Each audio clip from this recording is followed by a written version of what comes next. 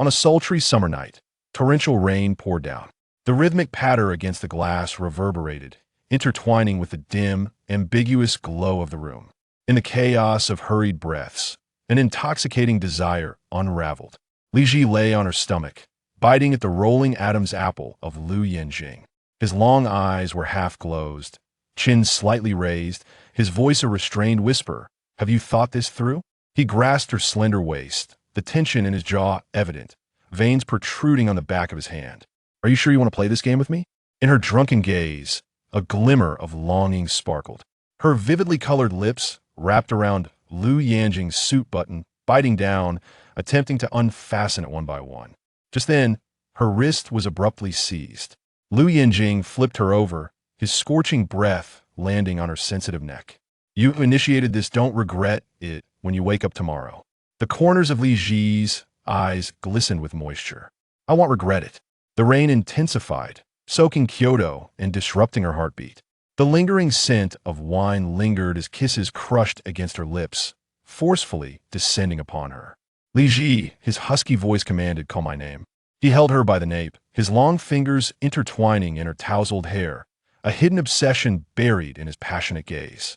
"At least tonight, you may only call me by my name." Li Zhi arched her elegant neck, surrendering her reason and plunging into the intoxicating desires birthed by her inebriation. After a while, she blinked her fluttering eyelashes, finally recognizing the face of the man before her. All right. Her breath was shallow. The sound of rain crashing against the glass wall shattered the moment, and she responded intermittently to his demand. "Lou, it's me. Lou Yanjing." Eventually, the downpour ceased. Blinding sunlight pierced through the clouds, streaming into the glass walls and scattering across the luxurious, soft silk bedding. Li Zhi felt utterly drained. Her stomach burned as if aflame, and her head throbbed intensely. Clutching the blanket, she attempted to rise, but as she opened her eyes, the harsh sunlight forced her to avert her face. Her vision flickered between dark and light, hazy and unclear. Yet, the trending topic she had seen before drowning her sorrows flashed vividly in her memory. Yanze sweetly announces his fiancée, a rising star Jiang Zhi You, is actually the true daughter of a wealthy family. Fake daughter. Li Zhi abandoned Yanze. "Of course, I choose the real one." Li Zhi lowered her gaze, a hint of mockery creeping in. She had grown up alongside Yanze, their bond innocent and untainted. Since her earliest memories, elders had praised them as a golden couple, teasing that they would marry when they grew older. Thus, she had taken Yanze as her ideal, unconditionally supporting and sincerely adoring him, becoming his devoted shadow for 20 years amidst the laughter of those around them. But recently, her identity had been upended. Li Zhi, once the cherished daughter, was suddenly revealed to be not the biological child of the Jiang family, while the true daughter, Jiang Zhi You, had been swiftly reclaimed. The Jiang family showed no mercy, forcing Li Zhi to change her name at the police station, expelling her from their family tree, and reclaiming the house they had bought for her in Kyoto. On that stormy night, Li Zhi found herself homeless. She had initially intended to seek refuge with Yanze, only to discover through trending news that he was about to announce his engagement to Jiang Zhi You at her welcome party. Li Zhi opened the live stream of the banquet, hearing reporters ask him to choose between the ordinary childhood friend and the real wealthy heiress. Yanze wrapped his arm around Jiang Zhi's waist with a gentle smile. "Am not foolish, of course. I choose the real one." Indeed, he was no fool who would be foolish enough to choose a fake heiress. Only she, who had naively believed that Yanze would offer her shelter out of nostalgia for their childhood bond. Li Zhi bit her lip in grievance, her eyes stinging, as she lamented her fall from a pampered pearl to a homeless figure. She wished she could escape reality and drown herself in liquor once more. Thus, she languidly reclined, her fair legs brushing against the silky sheets, clearly still inebriated and unaware of her precarious situation, even unconsciously clutching the blanket. Suddenly, she heard a sultry, tantalizing laugh that sent a jolt of awareness through her. Li Zhi quickly embraced the blanket and turned, only to collide with a pair of sharp, narrow eyes glimmering with mischief. "Finally awake, are we?" Lou Yanjing leaned casually against the wall, arms crossed, his eyes narrowing as he scrutinized her. "The charming Miss Zhi, who flirts without a care in the world." Li Zhi's eyes widened in alarm. Instantly, she became fully alert, clutching the blanket tightly around herself, her gaze sweeping the unfamiliar surroundings. The sunlight was blinding. The walls were made entirely of panoramic glass, revealing a vibrant landscape of lush greenery and flowers, resembling a fantastical forest from storybook. The ache in her body began to resurface, igniting her nerves with a sense of foreboding. She quickly pulled the blanket higher, only to realize she was no longer clad in the outfit from the previous night, but rather in a La Perla silk nightgown she had never seen before. Li Zhi's mind was a chaotic whirlwind as fragmented memories from the night before flickered through her thoughts. Her heart raced as she lifted her gaze. Lou Yanjing. He was her closest friend from high school. Their bond was unbreakable. They were so close that they exchanged love letters without suspicion of each other's intentions. But now could it be what she feared? In this strange setting, alone with a man, clothes scattered around along with the remnants of last night's drunkenness, breaths mingling amidst the rain's rhythm. A sense of dread enveloped Li Zhi. She stammered, How do we end up here?" A deep, lingering laugh met her ears, and Lou Yanjing raised an eyebrow. "How do we end up here?" He arrogantly stood upright, casually approaching her, his shoes clicking against the floor until he halted at the edge of the bed, leaning over with one arm propped against it. The distance between their lips was mere inches. Warm breath enveloped her, sending her heart into disarray. Lou Yanjing unbuttoned his suit jacket and began to loosen his shirt cuffs, revealing the scattered marks of kisses on his collarbone, with distinct bite marks on his throat. "What do you think?" His low voice resonated in her ear. Li Zhi instinctively recoiled. "I didn't," but before she could finish, her slender waist was secured in his grip, pulling her closer. Frustrated, she turned her face away. His heated breath naturally found its way to her most sensitive neck. "Last night, you praised my sweet words, indulged in them, and now that you've woken up, you don't want to take responsibility?" Li Zhi arched her neck. Her voice faltered. The strength faded from her words. Suddenly, Lou Yanjing's phone was thrust before her, and a recorded piece of evidence played unexpectedly. In the video, a tipsy Li Zhi, her eyes misty, swayed as she boldly pressed Lou Yanjing against a glass wall, her delicate arms entwining around his neck, her lips brushing against his throat. Lou Yanjing appeared to be the passive one, lifting his chin, eyes closed in restraint, his hand gently resting on her waist, even steadying her when she stumbled in her high heels. Yet, Li Zhi took it a step further, biting his throat and then leaping onto him, compelling him to cradle her. She lowered her gaze. She had actually kissed Lou Yanjing. The video, recorded through a car window and the glass wall, captured the moment without sound, yet the observer had zoomed in, allowing her to read her own lips forming the words, "Wanna?" And it was all behind a 270 transparent glass wall. "This is impossible. It can't be happening." Li Zhi felt her scalp tingle as she tousled her hair into a wild mess. "How could I have slept with you last night?" The proud Miss Zhi, unwilling to admit her drunken escapade with her close friend, found that Lou Yanjing, seemingly amused, gazed at her with intrigue. Li Zhi, he leaned in closer, his eyes deepening. "Back in high school, we agreed to be just friends, but I never expected you would want to pursue me." Chapter 2. It is difficult to conclude such matters without marriage. Li Zhi was filled with regret, nearly biting her lip in dismay. She never anticipated that she could behave so recklessly while intoxicated. The individual she had inadvertently violated seemed rather unwilling to let the matter fade into obscurity. He turned toward the sofa, nonchalantly crossing his legs as he settled into a relaxed yet regal posture, accentuated by the finely tailored black suit. As he reclined, the impeccably pressed trousers rose slightly, revealing a pair of polished derby shoes and black dress socks that elegantly encased his alluring ankles. Lou Yanjing observed her with a leisurely demeanor, tapping the screen with his fingertips. "This is the evidence." Li Zhi remained silent, her fingers fidgeting. Admittedly, Lou Yanjing's accusation bore truth, which only deepened her remorse for her own unruly actions. They were far too familiar with each other. High school classmates, no less. When Lou Yanjing transferred to Yicheng High, Li Zhi had no inkling that this rebellious youth was the sole heir of the prestigious Luo family in Kyoto. As she casually addressed him as a brother, she would scale walls, and he would be there to catch her. She would skip classes, and he would assist her with notes. She pursued her romantic interests, and he would provide strategies and support. The activities that Fu Yanze had once refused to partake in with her, motorcycling, billiards, escape rooms, curling, go-karting, were all enjoyed to the fullest in Lou Yanjing's company. The Luo family had intended to send him to Yicheng, a place where his identity was unknown, hoping to temper his proud and rebellious spirit. Little did they know, he became enveloped by Li Zhi, the belle of Yicheng. Together, they were the unrivaled duo of their high school. After graduation, Lou Yanjing was summoned back to Kyoto, and she later saw him in a financial magazine. Eventually, she learned he had gone abroad to study, transforming from a rebellious youth into a distinguished heir, a figure so elevated that even the Jiang family in Yicheng could not reach him. They lost all contact. Li Zhi could hardly recall how they encountered each other again. She only remembered the grand banquet hosted by the Jiang family in Kyoto to celebrate Jiang Zhi You's return and the announcement of the impending union between the Fu and Jiang families. Fueled by liquid courage, she attended.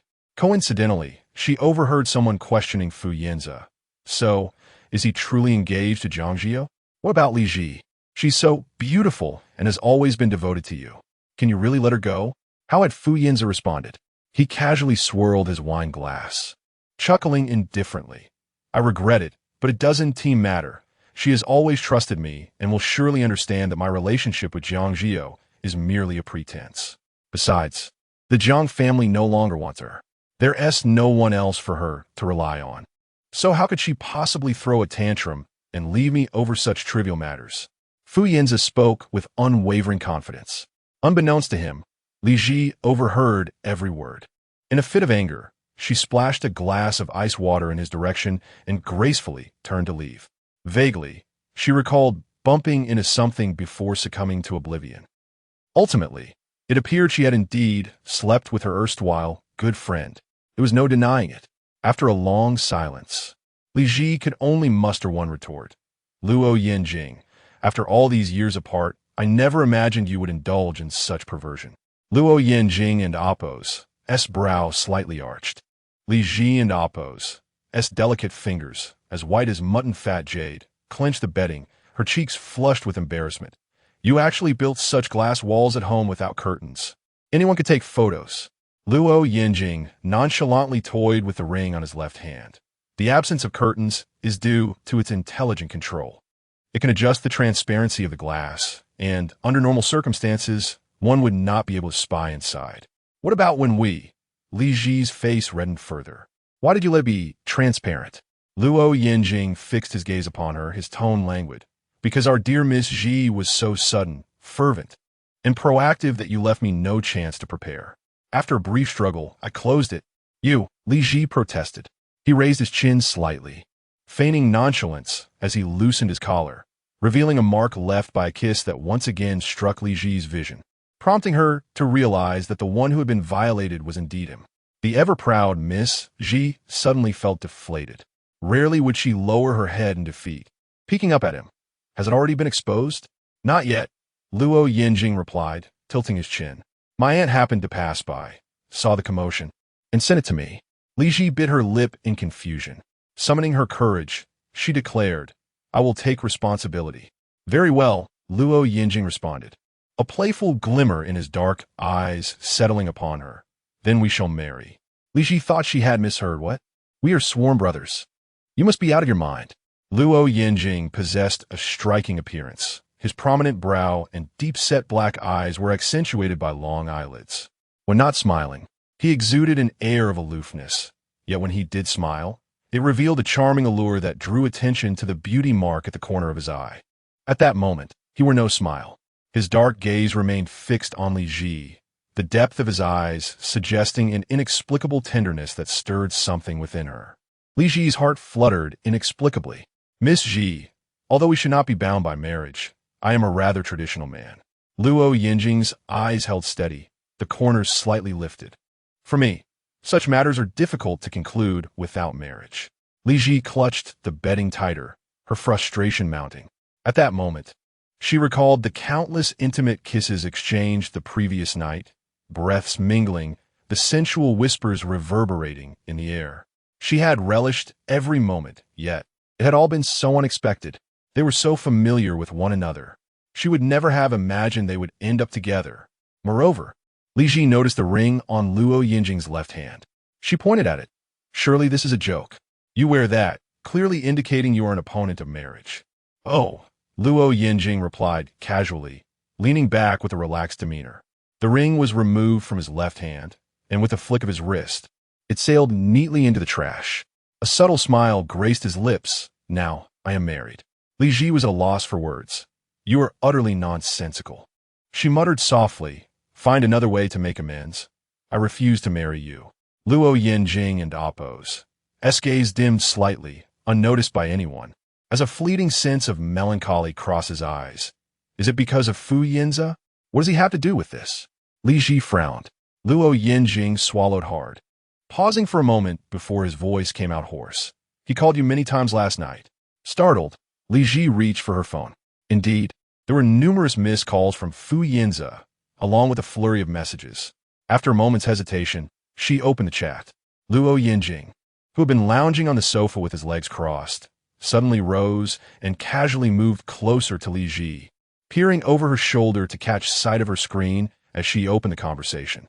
Zhi, let me explain. Lou Yanjing lightly clicked his tongue. As your good friend, I feel compelled to remind you that he is about to start his excuses. I had no idea you would come last night. Lou Yanjing lazily tilted his chin. What he means is, had he known you were coming, he certainly would not have been so brazen in his infidelity. He would have been more discreet. My relationship with Jiang Zhi You is merely a pretense. Lou Yanjing drawled. Well, I hope your past encounters with my good friend were not merely a pretense as well. Li Zhi, exasperated, switched off her phone. She looked up at Lou Yanjing. Are you reveling in my misery? Unjustly accused, Lou Yanjing raised his hands in mock surrender. I cannot stand by and watch my friend finally break free, only to see her pick up a scoundrel from the trash. Li Zhi. She tucked her hands beneath the bedding, gently massaging her alcohol-stung stomach as she murmured, I was never in a relationship with him. Lou Yanjing fell silent. He looked at Li Zhi with a mixture of surprise and astonishment, his dark pupils reflecting delight and shock. Just as he was about to smile, he noticed her subtle movements, prompting him to turn away. Then there and Appo's. No rush to decline my proposal of marriage, Lou Yanjing said, retrieving a thermos he had prepared earlier. First, have some hot congee, and then contemplate slowly. Li Zhi parted her lips slightly, momentarily taken aback. She gazed up at Lou Yanjing with astonishment, observing as he removed his suit jacket and casually rolled up the sleeves of his white shirt, bending over the small dining table to arrange the dishes for her. Had he noticed her discomfort? When had he bought the congee? Recalling the seriousness of his expression when he mentioned marriage and how he had tossed aside the ring, it seemed he was not jesting. Li Zhi lifted her gaze to him, her eyes blinking. Lou Yanjing. What is it? Lou Yanjing's gaze settled on her, his throat, marked by bite marks, moving as he spoke in a low, magnetic voice. Li Zhi tilted her head. What do you want? Seated at the table in her luxurious silk nightgown, she could already smell the sweet, appetizing aroma of the congee. Meanwhile, Lou Yanjing's movements momentarily paused. Last night, I was intoxicated, and I did not foresee that. In any case, I am truly sorry, and I shall do my utmost to make amends. Li Zhi lightly bit her lip, her beauty shimmering. But you must have seen the news. I am now a discarded false heiress, shunned by everyone. Even Fu Yanze wants nothing to do with me. That is merely his lack of discernment, Lou Yanjing replied, his tone suddenly cold. Li Zhi's eyelashes fluttered. Perhaps realizing his own lapse, Lou Yanjing pressed his lips together and averted his gaze. When it comes to marriage, I am indifferent to such matters.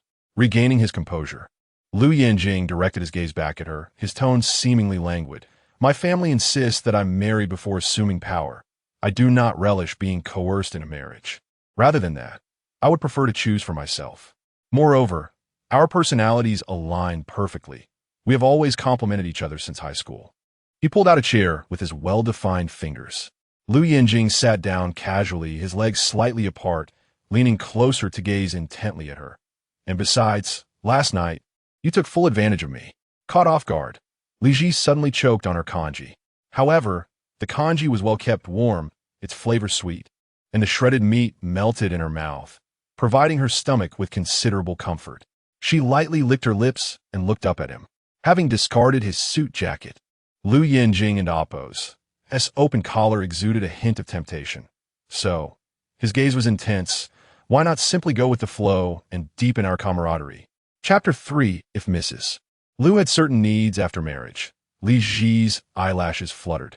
At this moment, her delicate face was bare, having been cleansed of makeup by Lou Yanjing the previous night.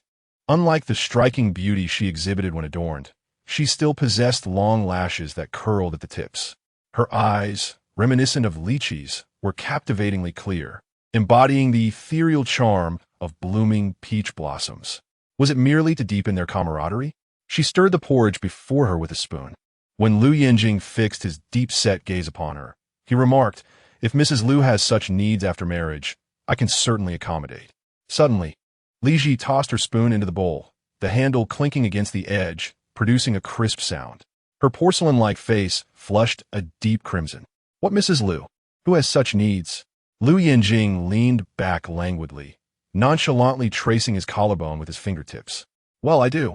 Upon noticing the mark left by a kiss, Li Zhi felt a momentary pang of guilt. Biting her lip, she chose to disregard it and focused on her porridge to divert her attention. "If it's merely a battle of camaraderie, I could consider it, but I'll need some time." "All right." Lou Yanjing's brows relaxed.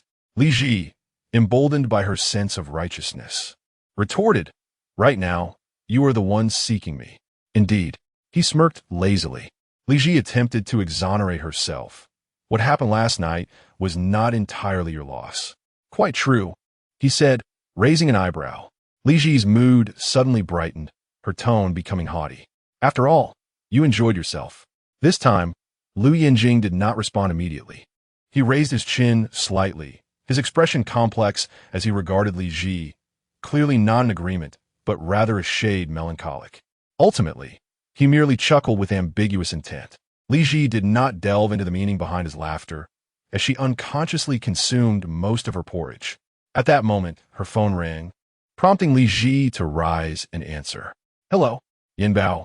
What's the matter?" Fu Yinxia, the young heiress of the Fu family in Yicheng, was Li Zhi's childhood companion and her closest roommate at the Central Dance Academy.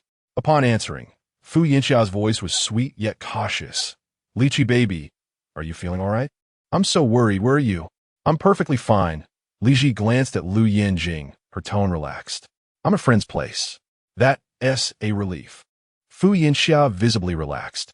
However, in the next breath, her temper flared. "I swear, I must scold that scoundrel Fu Yanze today." Li Zhi quickly moved the phone away from her ear. Yet, Fu Yinxia's furious tirade burst forth like a machine gun, filling the air regardless of whether it was on speaker. Life is a blend of joys and sorrows. Some people shine like gold, while he is just a shard of glass, reflecting light. Is it because he lacks maternal love that he deceives girls every day? Even if you were sent to Myanmar, someone would still treat you sincerely, but in front of you, he changes his face faster than a Sichuan opera performer. He thinks he is a lord just because he got a little fame. Pathetic. Li Zhi. She truly wished to shield Lou Yanjing from hearing such foul language and was about to move away. Yet Lou Yanjing sat there, legs crossed, listening intently to Fu Yinxia's remarks about Fu Yanze. He raised an eyebrow, clearly amused, and remarked, "Well said." Li Zhi's heart sank, and she turned her head, fearing that her best friend might catch wind of Lou Yanjing's presence, especially since Fu Yinxia had attended the same high school as them. Such news would undoubtedly be explosive for her. Fortunately, Fu Yinxia, consumed by her rage, remained oblivious. Seizing the moment, Li Zhi quickly redirected the conversation. "What's going on? Did something happen?" Fu Yinxia replied, "Haven't you seen the trending topics? Your mundane life has been sensationalized by those scandalous rumors." "Huh?" Li Zhi blinked. She had not been keeping up with the trending topics, as the shocking realization of having slept with an old friend had monopolized her thoughts. Only after Fu Yinxia's reminder did she check the trending searches. The heat of last night's topic had waned, replaced by several more eye-catching headlines. Jiang Zhi You Fu Yanze officially announced marriage. Jiang Zhi You's romance under attack. The other woman, Li Zhi vicious fake heiress, get out of the aristocracy to assert relationship rights. Jiang Zhi You may bring fiancé Fu Yanze to a love variety show. The photos depicted the moment Li Zhi had splashed ice water at the banquet. With the three of them in a standoff, Jiang Zhi You blocking the water, while Fu Yanze draped his coat over her protectively. Li Zhi appeared regal, head held high, as though she had intentionally sought out Jiang Zhi You. The comments were rife with vitriol. Wow, how shameless.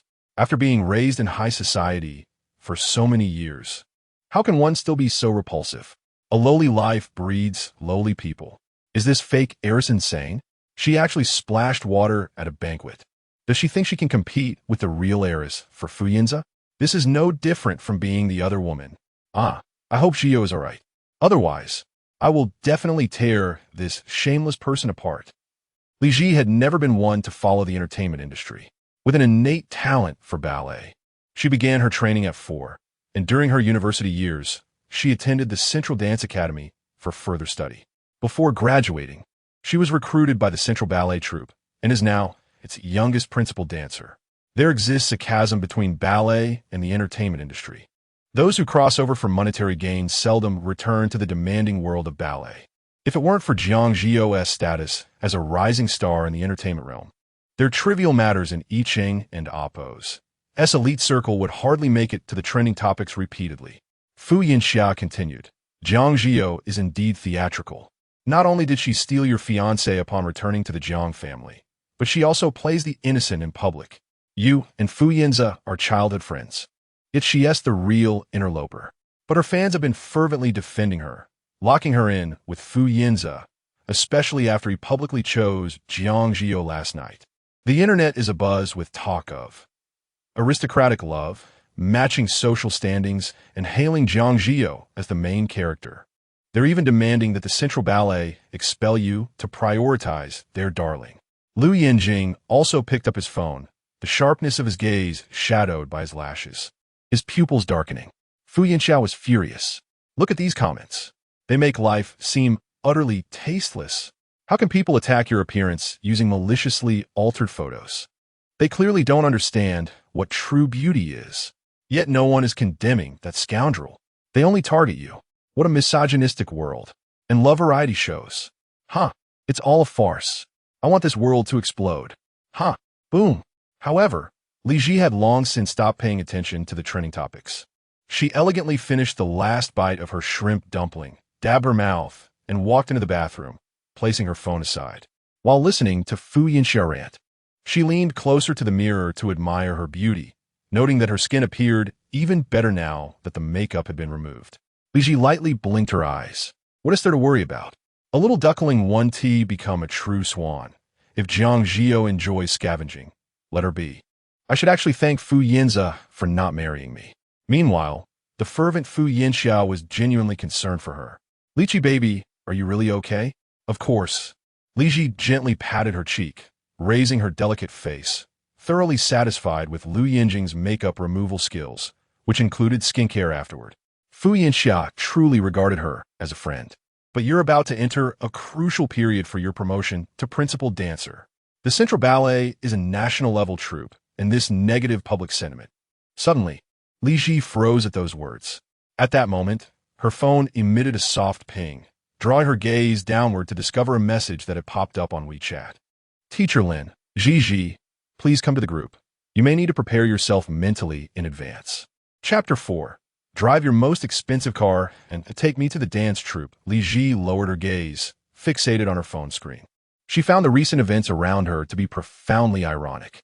Her family, who had cherished her since childhood, could dismiss her with a mere word. The surname she had borne for 24 years could be casually erased at the police station. Friends departed, her childhood companion betrayed her, and after being adored like a star, she was suddenly cast into a quagmire. Even strangers on the internet began to distort the truth. Initially, Li Zhi consoled herself, believing she was merely out of money and love. Yet she still saw herself as the proud swan princess in her field of expertise. But now, she bit her lip, glancing at the message from her teacher, almost predicting what was about to unfold. Li Zhi had been raised in comfort, sensitive to pain, yet enamored with beauty. The one pursuit she would never relinquish was ballet. Her stubbornness defied anyone's attempts to dissuade her. However, the opportunity she had cherished for nearly 20 years to be the principal dancer was now lost. Suddenly, she let out a laugh. Her eyes sparkled like lychees, clear and bright, the corners lifting as her long, beautiful lashes fluttered, yet no trace of joy could be found in their depths. Fu Yanxia was deeply concerned. Zhi, nothing in Oppo's. S wrong, Li Zhi replied, lifting her chin defiantly. If worst comes to worst, I can become a star in the entertainment industry. Fu Yanxia remained silent. Knowing ballet had been Li Zhi's childhood dream, despite being such a delicate girl, she would push through even a lumbar injury to complete a performance with a painkiller. Yet before that, Li Zhi's tone was proud and resolute. I will not give up easily. Exactly. Fu Yanxia chimed in. I believe there's still a chance. After all, those rumors are just that. Rumors. The netizens don't even know the truth. Perhaps it will all be cleared up soon. In any case, our princess Li Zhi is the best. They're just kicking against a steel plate by provoking you. Indeed, they regret it. However, just as Fu Yanxia ended the call, a message from Fu Yanze arrived, prompting Li Zhi to unhesitatingly reject the call. Yet another message quickly popped up. Zhi, why are you ignoring me? Don't hold a grudge, okay? Give me a chance to explain. Li Zhi picked up her phone and smoothly added Fu Yanze to her blacklist. Why should she explain anything? Trash belongs in the trash. She deleted all his contact information in one swift motion. Turning to the mirror, she began to gently press around her eyes, focusing on alleviating the post-binge puffiness.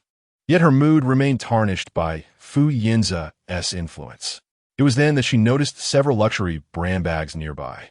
Curiously, she approached and opened one, revealing a dress she had desperately wanted to buy but could no longer afford.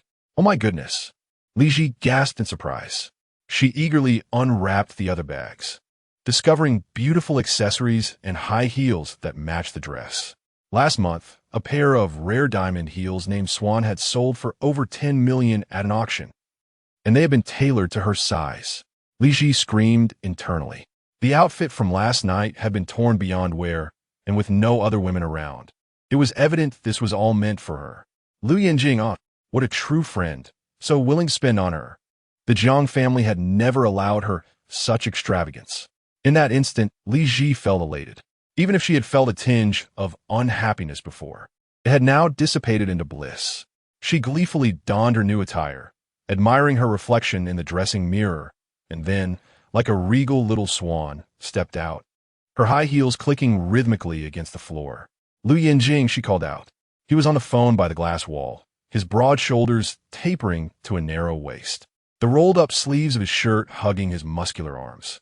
Sunlight illuminated his profile, highlighting his defined features and casting a warm glow upon his long lashes. Upon hearing her call, Lou Yanjing finished his conversation in a low voice and turned his attention to her. Li Zhi had already changed into the dress he had gifted her, playfully lifting the hem, accentuating her posture and presenting her carefully curated look. Do I look good? His gaze lingered on her, filled with intensity. Sunlight streamed through the glass, illuminating her eyes and enhancing her beauty. She was meant to shine, forever proud and radiant. You look beautiful, Lou Yanjing replied, his throat bobbing. Are you free now? Feeling flattered by his compliment, Li Zhi and Oppo's mood brightened further. I'll give you a small opportunity to deepen our friendship. Drive your most expensive car and take me to the dance troupe. Central Ballet Building, dancers in motion. Li Zhi, clad in a luxurious long gown from the spring collection, showcased her figure with an irregularly cut mermaid skirt. The iridescent fabric danced with every movement, making her skin appear even fairer. Today, she wore no makeup. Her natural beauty radiated a cool elegance. Her lashes distinct and her eyes as clear as morning dew at dawn. With her shoulders held high and her posture graceful, the sound of her heels echoed crisply around her, captivating the attention of those passing by, accompanied by murmurs of admiration. How beautiful! Truly a swan among mortals. If she was to be mistaken, it seemed to be her, the one criticized as a mistress on trending searches. If she successfully ascended, she would become the youngest principal dancer since the troupe's inception. With such talent, why would she need to be a mistress? Especially a mistress who not even wanted. I just saw her arriving in a Bugatti Chiron, one of a kind. And that dress is a limited edition. Those high heels must be worth 8 figures. What shoes could be more valuable than my life? Encrusted with diamonds. I saw it on trending searches. It was purchased by a mysterious bigwig. Her persistent suitor? Fu Yanze? Impossible. The Fu family is merely a local power. They don't belong in such auctions. The mistress rumors must be false. Li Zhi can wear such shoes. Why would she cling to a married man? Who knows? The internet seems to take it seriously. I can only say, flies don't buzz around an empty egg. Li Zhi paid no mind to the chatter. She stood with the pride of a rose blooming in a storm, knowing that even through adversity, she only adorned her vibrant petals with a few more beautiful droplets of rain. She steadied her shoulders and abdomen, poised before the troop leader's office, about to knock when raised voices erupted from within. Look for yourself. This is the student you trained. At such a critical juncture for her promotion, she engages in the disgusting act of meddling in someone else's relationship. The complaint box is overflowing. Qin, there must be a misunderstanding. Li Zhi is a good girl. She wouldn't do such a thing, pleaded Lin Zhi, her university mentor. Li Zhi had come from Yicheng to study in Kyoto and had been guided by Lin Zhi throughout her journey in the Central Ballet, making her the closest person in Kyoto to Li Zhi. Qin Shuang, furious, retorted, a misunderstanding? The evidence is irrefutable. The slander is rampant. The entire internet is accusing us of harboring a morally questionable person. Tell me, what misunderstanding could there possibly be? Lin Zhi, anxious and unsure of how to clarify, only knew Li Zhi's character well enough to believe she wouldn't commit such acts. Let her resign for the sake of dignity. Qin Shuang's tone grew icily distant. Although she would never have the opportunity to join the prestigious 5 major troops again, she still had the chance to perform on stage. Once the official reprimand arrived from above, her ballet career would be irrevocably shattered. Lin Zhi opened her mouth, intending to plead for leniency. However, at that moment, the office door was suddenly pushed open, and a clear, resonant voice declared, "I will not withdraw from the troop." Chapter 5.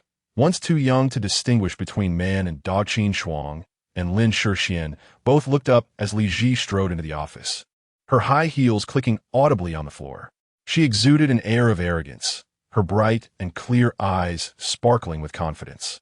She made no effort to close the door, inviting all to eavesdrop on the unfolding drama. "What did you say?" Qin Shuang and Appo's voice rose in indignation. The corridor was indeed packed with onlookers, drawn in by the spectacle. Li Zhi, with her slender waist and striking gaze, responded coolly, "I have committed no wrongdoing and refuse to accept unjust punishment." Qin Shuang and Appo's anger flared, her finger jabbing at the scattered accusations on the floor. No wrongdoing? Then how do you explain all this? Why don an amp? Appo's, you ask the scoundrel why he is so shallow, and why he casts his net everywhere. Li Zhi and Appo's voice, clear and teasing, cut through the tension. "My only mistake was being too young and unable to discern between man and dog." Seeing her spirited defiance, Lin Zhi could not help but smile with admiration. "Li Zhi," Qin Shuang exclaimed in frustration, "I never intended to be a mistress, nor do I have any desire to meddle in someone else's relationship. Therefore, I will not withdraw from the troop." Li Zhi asserted firmly, "I will find a way to clarify my position." Lin Zhi discreetly gave her a thumbs up from the side. Li Zhi playfully tilted her head, mischievously winking at Qin Shuang when she was not paying attention. Qin Shuang felt a headache coming on. "How do you plan to clarify? One is a superstar, the other a wealthy heir. The superstar has now replaced you as the belle of the ball. They wield power and influence over public opinion. And you, Li Zhi, the youngest principal dancer of the National Ballet, having risen swiftly to prominence. You represent not only our troupe's reputation, but also the country's dignity. Do you even comprehend how many people envy you? A mere whisper of negative publicity could ruin you." Moreover, they were about to participate in a wildly popular travel dating show, Sweet Travelers, which would draw even more attention to their relationship, resulting in a torrent of criticism directed at you. Who would be inclined to listen to your explanations? Qin Shuang was exasperated. After all, this was someone she had nurtured into prominence. It was hard to believe she would simply give up. Yet, the National Ballet was terrified of negative publicity. There could be multiple principals, but the troupe and Appo's reputation was a fragile thing. I understand, Li Zhi replied, her eyes bright with clarity. If I do not gain popularity, if I lack influence, then no one will heed my defense. Isn't that dating show open to ordinary individuals? I will participate. Qin Shuang and Lin Shixian were taken aback, evidently not having anticipated such a proposal. After all, the show was a full-time live broadcast, meaning it would subject participants to the scrutiny of viewers nationwide. It was indeed a clever idea, yet allowing an ordinary person to be surrounded by cameras for days on end presented a significant challenge. However, Li Zhi was resolute and candid. I am attractive enough. I have faced the live cameras of the Spring Festival Gala, and I have countless live performance experiences. I will not falter on a variety show. There will surely be those who can hear my voice. She refused to accept that the world operated this way. Just because Jiang Zhi You had fame, her fans could make baseless assumptions about ordinary individuals, dictating the narrative. The truth was not as they claimed. If the internet could not hear the voices of ordinary people, then she would shatter the barriers of the web, step into the spotlight, and make the masses listen. Qin Shuang felt her anger gradually subside. She could no longer find fault, only massaging her temples as she spoke softly. But that show is not something you can enter at will, and you'll need to find a male partner to accompany you. I will give it a try, Li Zhi replied, turning to Lin Shixian. Rest assured, I will not neglect my training. Lin Shixian's heart ached for her. She had only just learned of the troubles surrounding the Jiang family, and this child had never mentioned it before. She had never relied on her family to enter the troupe. Just on into Appo's. Let yourself be at a disadvantage. Li Zhi smiled brightly. Okay. With that, Li Zhi walked out of the office, her high heels clicking confidently against the floor. She faced the storm of her leader's wrath with her head held high, leaving with the same poise with which she had entered. Her colleagues were left in stunned silence, suddenly understanding the audacity behind her decision to leave the door ajar. How bold, one whispered. Only she would dare speak to Qin Shuang like that. This girl is impressive. I'm beginning to admire her. In such a situation, I wouldn't know what to do. So, the trending topic claiming she's a mistress is just a rumor? Absolutely. With such a resolute attitude, how could she possibly stoop to being a mistress? Someone like her would never deign to play such a role, and she is breathtakingly beautiful. Far more so than Jiang Zhi You. Rumors crumbled within the National Ballet Building. As Li Zhi walked through the halls with grace, her eyes cold and piercing, she resembled a regal swan. Yet, within her heart, she felt an exhilarating joy. The little imp inside was dancing with delight, eager to share the news. The first person who came to mind was her good friend Lou Yanjing, who had dazzled her with a Bugatti and bought her extravagant high heels, earning her the envy of her colleagues. However, just then, a figure clad in a suit approached swiftly. Zhi, 20 years of childhood friendship. Li Zhi was all too familiar with the voice of Yanze. As he drew near, the nauseating feeling that had not yet dissipated surged within her once more.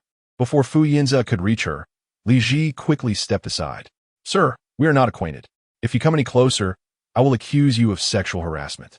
Yanze and Appo's hand grasped at air, a sense of emptiness filling him as he furrowed his brow. Zhi, don't be angry. Li Zhi turned her face away, as if ignoring him altogether. She gazed at the blooming locust trees lining the street, humming a tune as she turned her back, unwilling to engage. Yanze sighed, his lips pressed into a thin line. I can explain. Go ahead, Li Zhi replied, pivoting on her high heels, her delicate wrist raised, pointing towards the National Ballet Building. You should first go inside and explain the trending topic to my superior. Yanze fell silent, making no move. He merely sighed again. Zhi, I thought you were different from others. We have known each other for 20 years. You should understand me. I only need the Jiang family support, which is why I had to pretend to be with Jiang Zhi You. Ah, yes, how unfortunate for you, having to endure such humiliation while acting with a real heiress. Li Zhi laughed in anger. Yanze, tell me, who would understand the sincerity I have shown you for 20 years, only to be slandered as a mistress, nearly facing expulsion from the Central Ballet, jeopardizing my career? Yanze appeared taken aback, his expression reflecting confusion as he considered her words for the first time. Yanze, Not everyone exists to revolve around you. I have my own career, my own life. I can live without you. And I certainly do not crave the crumbs of affection you might begrudgingly offer. Li Zhi lifted her gaze, her eyes like lychees, imbued with the determination to draw the line. From the moment you chose Jiang Zhi You, I considered you dead to me. Besides, we never had any relationship to begin with. Fu Yanze's lips pressed into a thin line, his voice low. Zhi, I know you're just angry with me, but it's all right. Just trust me. Once I secure a partnership with the Jiang family, gaining their backing to attain the headship of the Fu family, I will clarify everything to the National Ballet and distance myself from Jiang Zhi You. I will return to marry you. Li Zhi. She could hardly believe the absurdity of his words, her eyes widening in disbelief. What did you just say? Fu Yanze mistakenly thought Li Zhi would understand him now. He was about to reiterate, I said, when suddenly a piercing voice interrupted their conversation. Wretched woman, how dare you cling to young Master Fu? A girl, carrying a bucket of water, charged directly at Li Zhi, exclaiming, "Die! You are the third party ruining our beloved Fu's engagement." Chapter 6. Will you follow him or me? Fu Yanze suddenly lifted his gaze. He witnessed an extreme fan raise a bucket and ruthlessly douse Li Zhi with water. Instinctively, he sidestepped, inadvertently blocking Li Zhi and Appo's escape. Caught off guard, she was drenched by an entire bucket of icy water. Li Zhi stood there, momentarily stunned, as the frigid water cascaded down from her hair, sending shivers through her body. The extreme fan cackled with delight. Huh? Take that for splashing ice water on our Zhi You. To this day, you still dare to cling to young Master Fu. This is your retribution. Ha ha ha. She laughed heartily, feeling as though she had performed a righteous deed. Fu Yanze opened his mouth, his eyes fixed on the soaked Li Zhi, strands of hair clinging to her pale cheeks, her dress, heavy with water, accentuating her figure. She remained beautiful, yet appeared more vulnerable and disheveled than ever. He stood beside her, impeccably dressed, exuding an elegance and nobility that rendered him an unattainable flower on a high mountain, starkly contrasting with Li Zhi's current state. After a while, Fu Yanze remembered to remove his suit jacket to drape it over her. However, Li Zhi, jolted back to reality from the piercing cold, stumbled backwards in her high heels. Zhi. Fu Yanze's voice was hoarse. Li Zhi evaded his jacket, retorting, "I'll say it again, don't touch me." The scorching summer sun of Kyoto beat down upon her, the damp fabric of her clothes clinging to her skin, rapidly drying in the heat. Yet her heart was colder than her body. Zhi. Fu Yanze's throat moved slightly. "Don't be willful. You'll catch a cold." Suddenly, Li Zhi smiled, her wet eyelashes trembling with her laughter, alongside her shoulders that were also dripping with water. She stood there fragile, as if she could be swept away by the wind at any moment, yet her back remained straight. A cold? So, young Master Fu still cares about whether I catch a cold? When you stepped aside, did you forget that even if we cannot be lovers, we have at least been friends for 20 years? Fu Yanze bit his lip, unable to find his voice. His heart tightened as he looked at Li Zhi, feeling as if something was being slowly pulled away. Yin was right. Even the scammers in northern Myanmar would bare their souls to me. Yet you, Fu Yanze, are nothing. Li Zhi's cold gaze fixed on him. Keep your distance. Go ahead and be with Miss Jiang Zhi You. I never want to have anything to do with you again. With that, she turned away, walking off. The blazing summer sun baked her skin, but the icy water still clung to her, refusing to dry. The wind she stirred up as she turned sent chills through her. As she shivered, an aggressive scent of cold perfume swept past her shoulder, unexpectedly invading her senses, accompanied by a wave of warmth. Her shoulders sank as an expensive suit jacket enveloped her slender frame, and this time, she did not shy away. Suddenly, a powerful fist sliced through the air beside her face. Li Zhi and Appo's eyes widened in shock as she witnessed the punch connect solidly with Fu Yanze and Appo's refined face, causing him to stagger backward, only to be yanked back by his collar. The sharp pain resonated in his skull. Fu Yanze glared, recognizing the piercing, cold eyes of Lou Yanjing, his high school nemesis. What is he doing here? Lou Yanjing's grip tightened on Fu Yanze's collar, veins bulging on his hand, his neck taut with fury. Fu Yanze, His voice, deep and penetrating, was laced with barely contained rage. Li Zhi has known you for 20 years. She treasures you, regards you as a role model. She would defend you fiercely against any insult. How dare you stand by when that bucket of ice water was thrown at her? The punch had been heavy enough for Fu Yanze to taste blood in his mouth. Being publicly struck and questioned by his archrival ignited a burning shame that turned his face crimson. He could not muster a single retort, his eyes glaring at Lou Yanjing instead. What happens between us is none of your business. Exactly. The extreme fan chimed in. It was I who threw the bucket.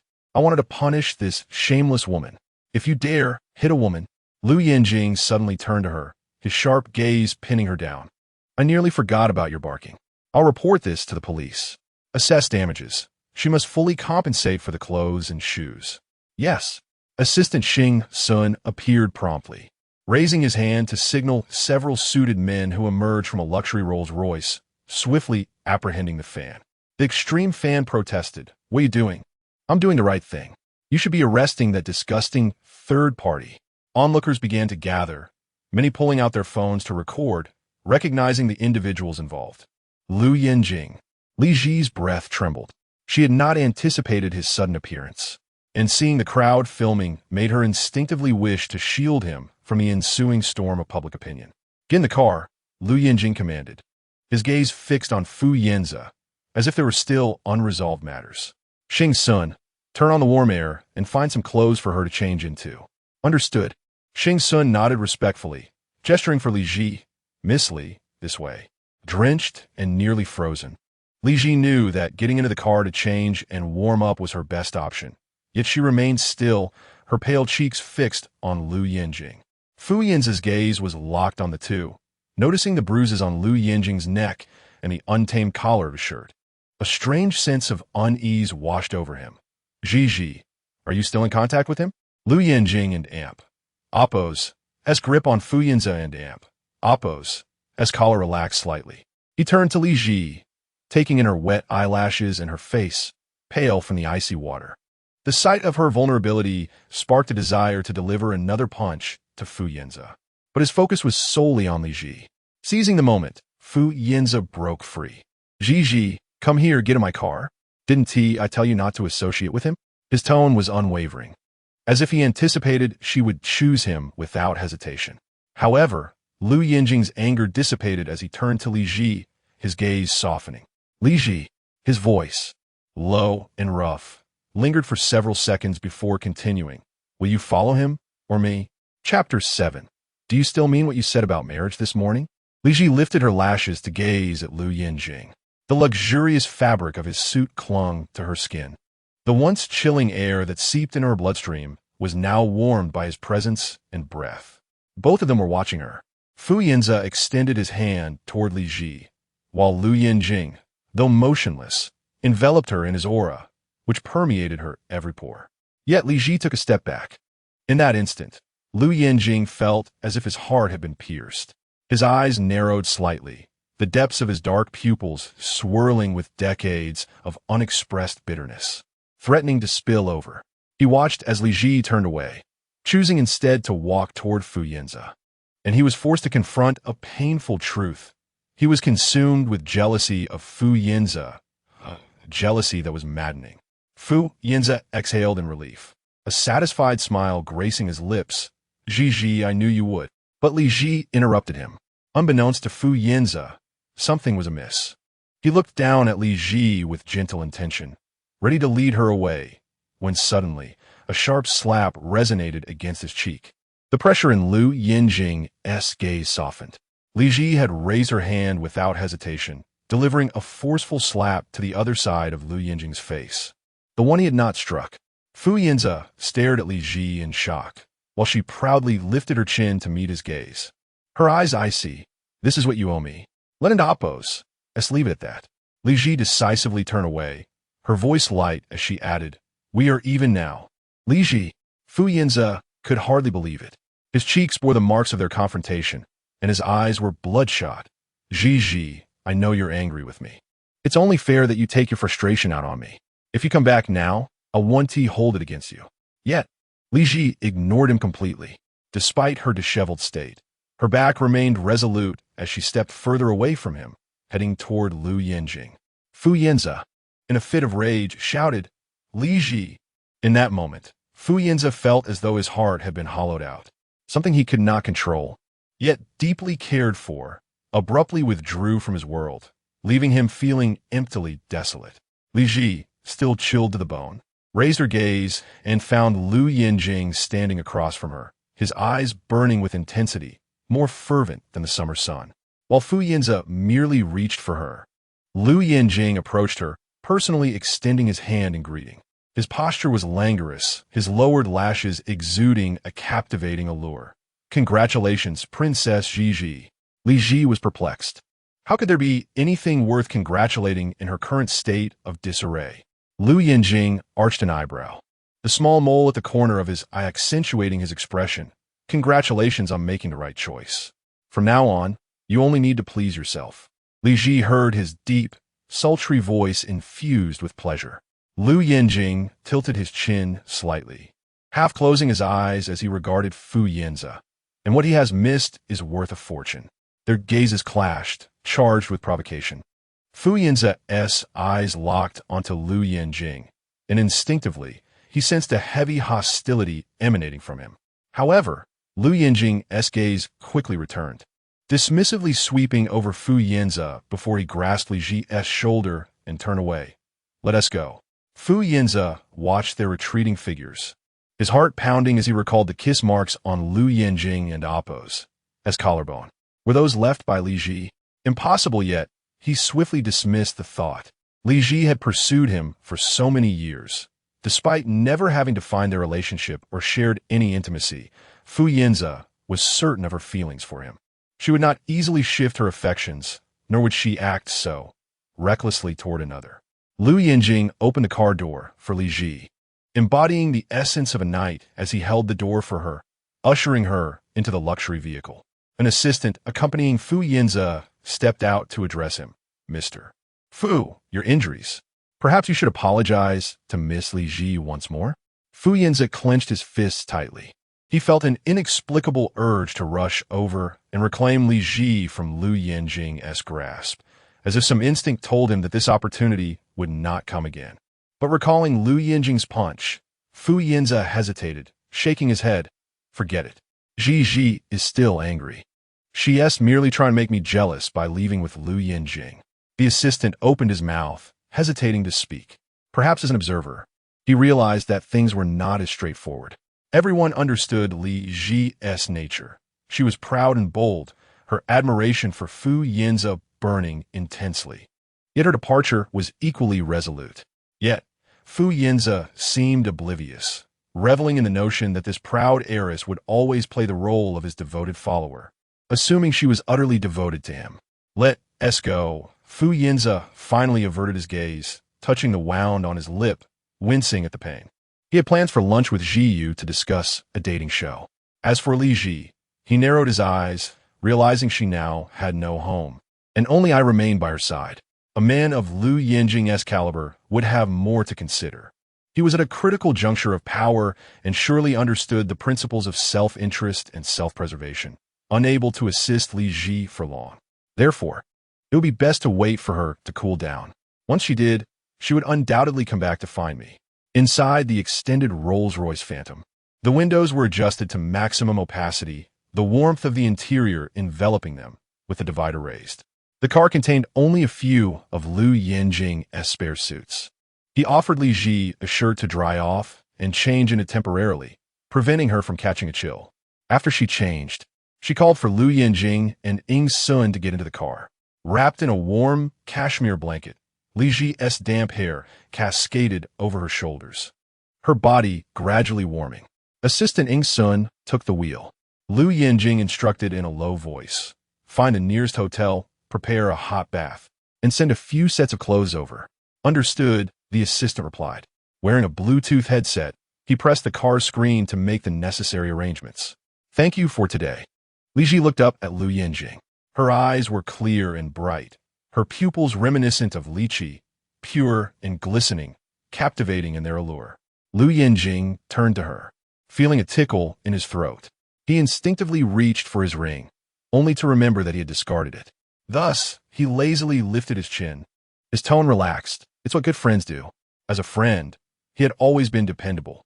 Yet, only that warning ring, which had signaled his boundaries, knew that he had never wished to remain merely her friend. Lou Yanjing, Li Zhi suddenly called his name. A bucket of cold water seemed to douse her, awakening her to a realization she had previously felt needed more contemplation. Lou Yanjing turned to her. Li Zhi tightened her grip on the cashmere blanket, her breath quivering with uncertainty as she looked into his eyes. Do you still mean what you said about marriage this morning? Sun nearly slammed on the brakes in shock. Chapter 8. When shall we obtain our marriage license? Today. Lou Yanjing's breath hitched for 2 seconds. His chest heaved, and his heart raced. Even his voice tightened. What did you say? Marriage, Li Zhi replied, gently biting her lip. You and I. In that fleeting moment, Lou Yanjing felt his blood surge with heat, his heart swelling as if it might burst from his chest. Li Zhi took a soft breath, her fingers gripping the cashmere blanket tighter, as if having truly made a decision. She gazed into Lou Yanjing's eyes. A marital bond would swiftly liberate me from the stigma of being a third party, and you happen to need someone to marry to appease your family. Sun's lips twitched unexpectedly. Who needs to appease their family? Who would dare demand anything from him at home? Yet, his superior responded promptly, it counts. Li Zhi twisted her fingers. But I have a condition. I agree. Lou Yanjing's breath trembled, almost stepping on the tail end of Li Zhi's statement. Li Zhi blinked her lashes. I haven't mentioned what it is yet. Anything is fine. Lou Yanjing interlaced his fingers, the bent joints turning pale as they gripped tightly. Li Zhi looked at him with some confusion. Was it her imagination, or did Lou Yanjing seem a bit impatient, as if fearing she might suddenly have a change of heart? Perhaps realizing he had lost his composure. Lou Yanjing swallowed hard and leaned back against the seat to appear more casual. After all, they had known each other for many years. He slightly raised his chin. Whatever you desire. Li Zhi nodded gently. That was true. Back in high school, Lou Yanjing had always indulged her. Perhaps their personalities simply matched. Matters that required weighing at Fu Yanze and Oppos. behests were never a concern for Lou Yanjing. It was akin to when she craved orange soda during her period. Fu Yanze would outright refuse and insist she drink more hot water, while Lou Yanjing would somehow conjure a glass of non-chilled soda, secretly handing it to her when Fu Yanze wasn't into Oppos, paying attention. Lou Yanjing always cared more about what she wanted than whether he could provide it. But now, Li Zhi was acutely aware that no one should forever indulge her. I believe we should clarify things first. You speak, Lou Yanjing said, his brow furrowed deeply, his dark eyes fixed on her, both profound and searing, making Li Zhi feel the temperature in the car rising. She loosened the cashmere blanket draped over her and negotiated with Lou Yanjing. I want to participate in the dating reality show called Sweet Travelers that Fu Yanze and Jiang Zhi You are recording. Lou Yanjing raised an eyebrow. Is that all? You must have a way to get me in, she said, raising her gaze, her eyes as clear and alluring as lychees, shimmering with a pleading light. But, she hesitated. She wasn't entirely sure if Lou Yanjing would relent. After all, she had heard that he wouldn't even make an appearance for an interview with a finance magazine, merely tossing a written statement as a substitute. Yet now, she was asking him to participate in a dating show, and it was a live broadcast all day. Who knew what strange segments they had set up? As Li Zhi pondered how to broach the subject delicately and gain Lou Yanjing's consent, he sat back with an air of leisure, propping one leg over the other, a nonchalant smile playing on his lips. He spoke first. Do you want me to accompany you? Li Zhi was taken aback, her beautiful eyes lighting up, but the fidgeting of her fingers betrayed her anxiety. This could be a way to deepen our camaraderie. Is that all right? She blinked at him. Her direct gaze was utterly captivating, and Lou Yanjing felt a tickle in his throat, utterly unable to entertain the thought of refusal. Moreover, he hadn't waited for her at the Central Ballet Building today precisely because he was addressing Li Zhi's public relations matters, taking the matter seriously enough to personally confer with the PR department. Thus, he was well acquainted with that dating show. To be precise, it was an observational variety show focused on intimate relationships, inviting couples Friends who were more than friends but not quite lovers, and married couples to travel together, observing their distinct interaction patterns. Hence, it indeed required participation in a partnered format.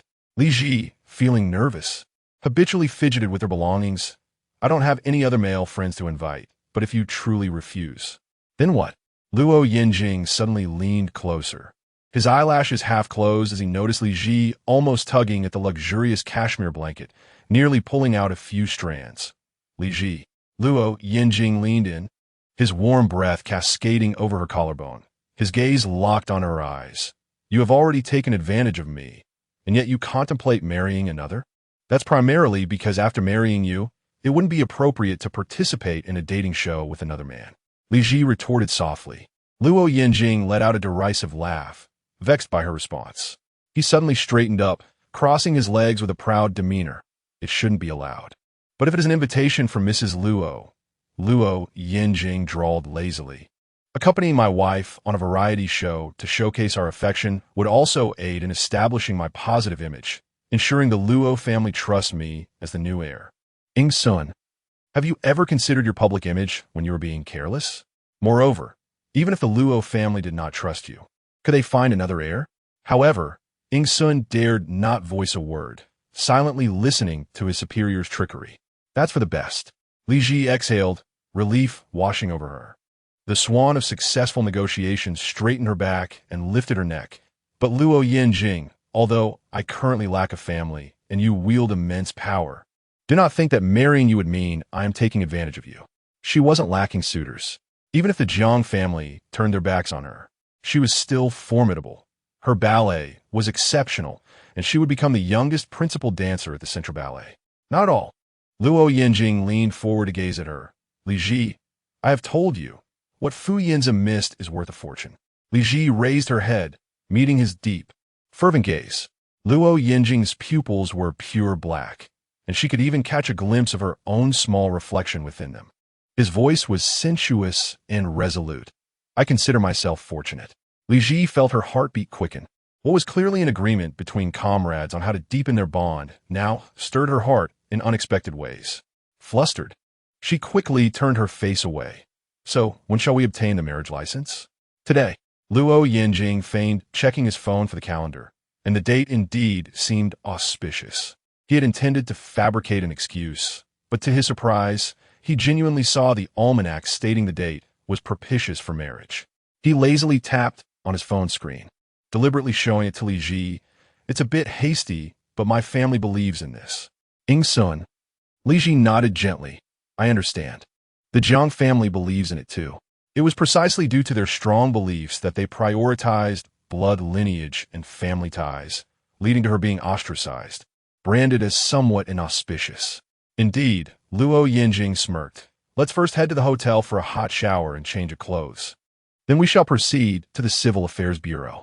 Li Zhi nodded in agreement. All right. Chapter 9. Obtaining the marriage certificate. The foul-mouthed Tycoon has been hooked. However, the public discourse on Weibo quickly escalated. Li Zhi met with Fu Yanze in front of the Central Ballet building, only to be doused with a bucket of cold water by fans of Jiang Zhi You. This incident rapidly attracted the attention of onlookers, propelling it to trending status. The online outcry was deafening, filled with outrage. What a disgusting mistress! How shameless can she be, relying on her anonymity? Even after being vilified, she still clings to Fu Yanze. She has been raised in a prestigious household for 24 years.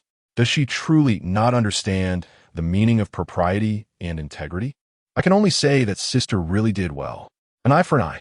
That bucket of cold water was well-deserved. I and Amp, Oppos, am utterly exasperated. Can she please stay away? My dear Gio has given her enough attention.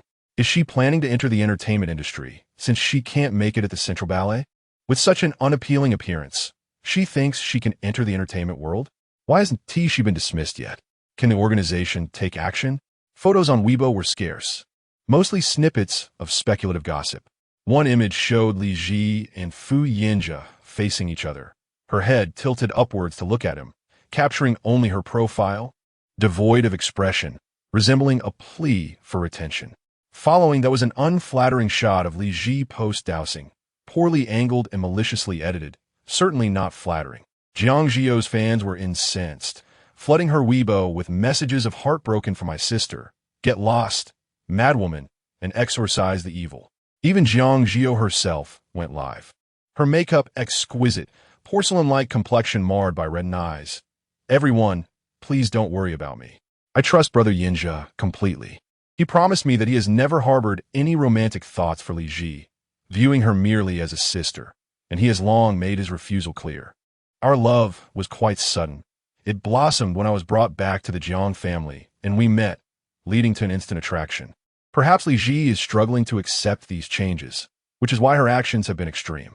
Although she hasn't won him over, she has known Brother Yanze for a longer time. Honestly, if it weren't for all these events, I would have loved to be good friends with her at this point. Jiang Zhi You's voice trembled slightly, her lips quivering as tears began to well in her eyes. Her fans, already sympathetic towards her troubled background, were now enraged at the malicious fake heiress attempting to steal her man, bombarding the Central Ballet with countless complaints, demanding Li Zhi's expulsion.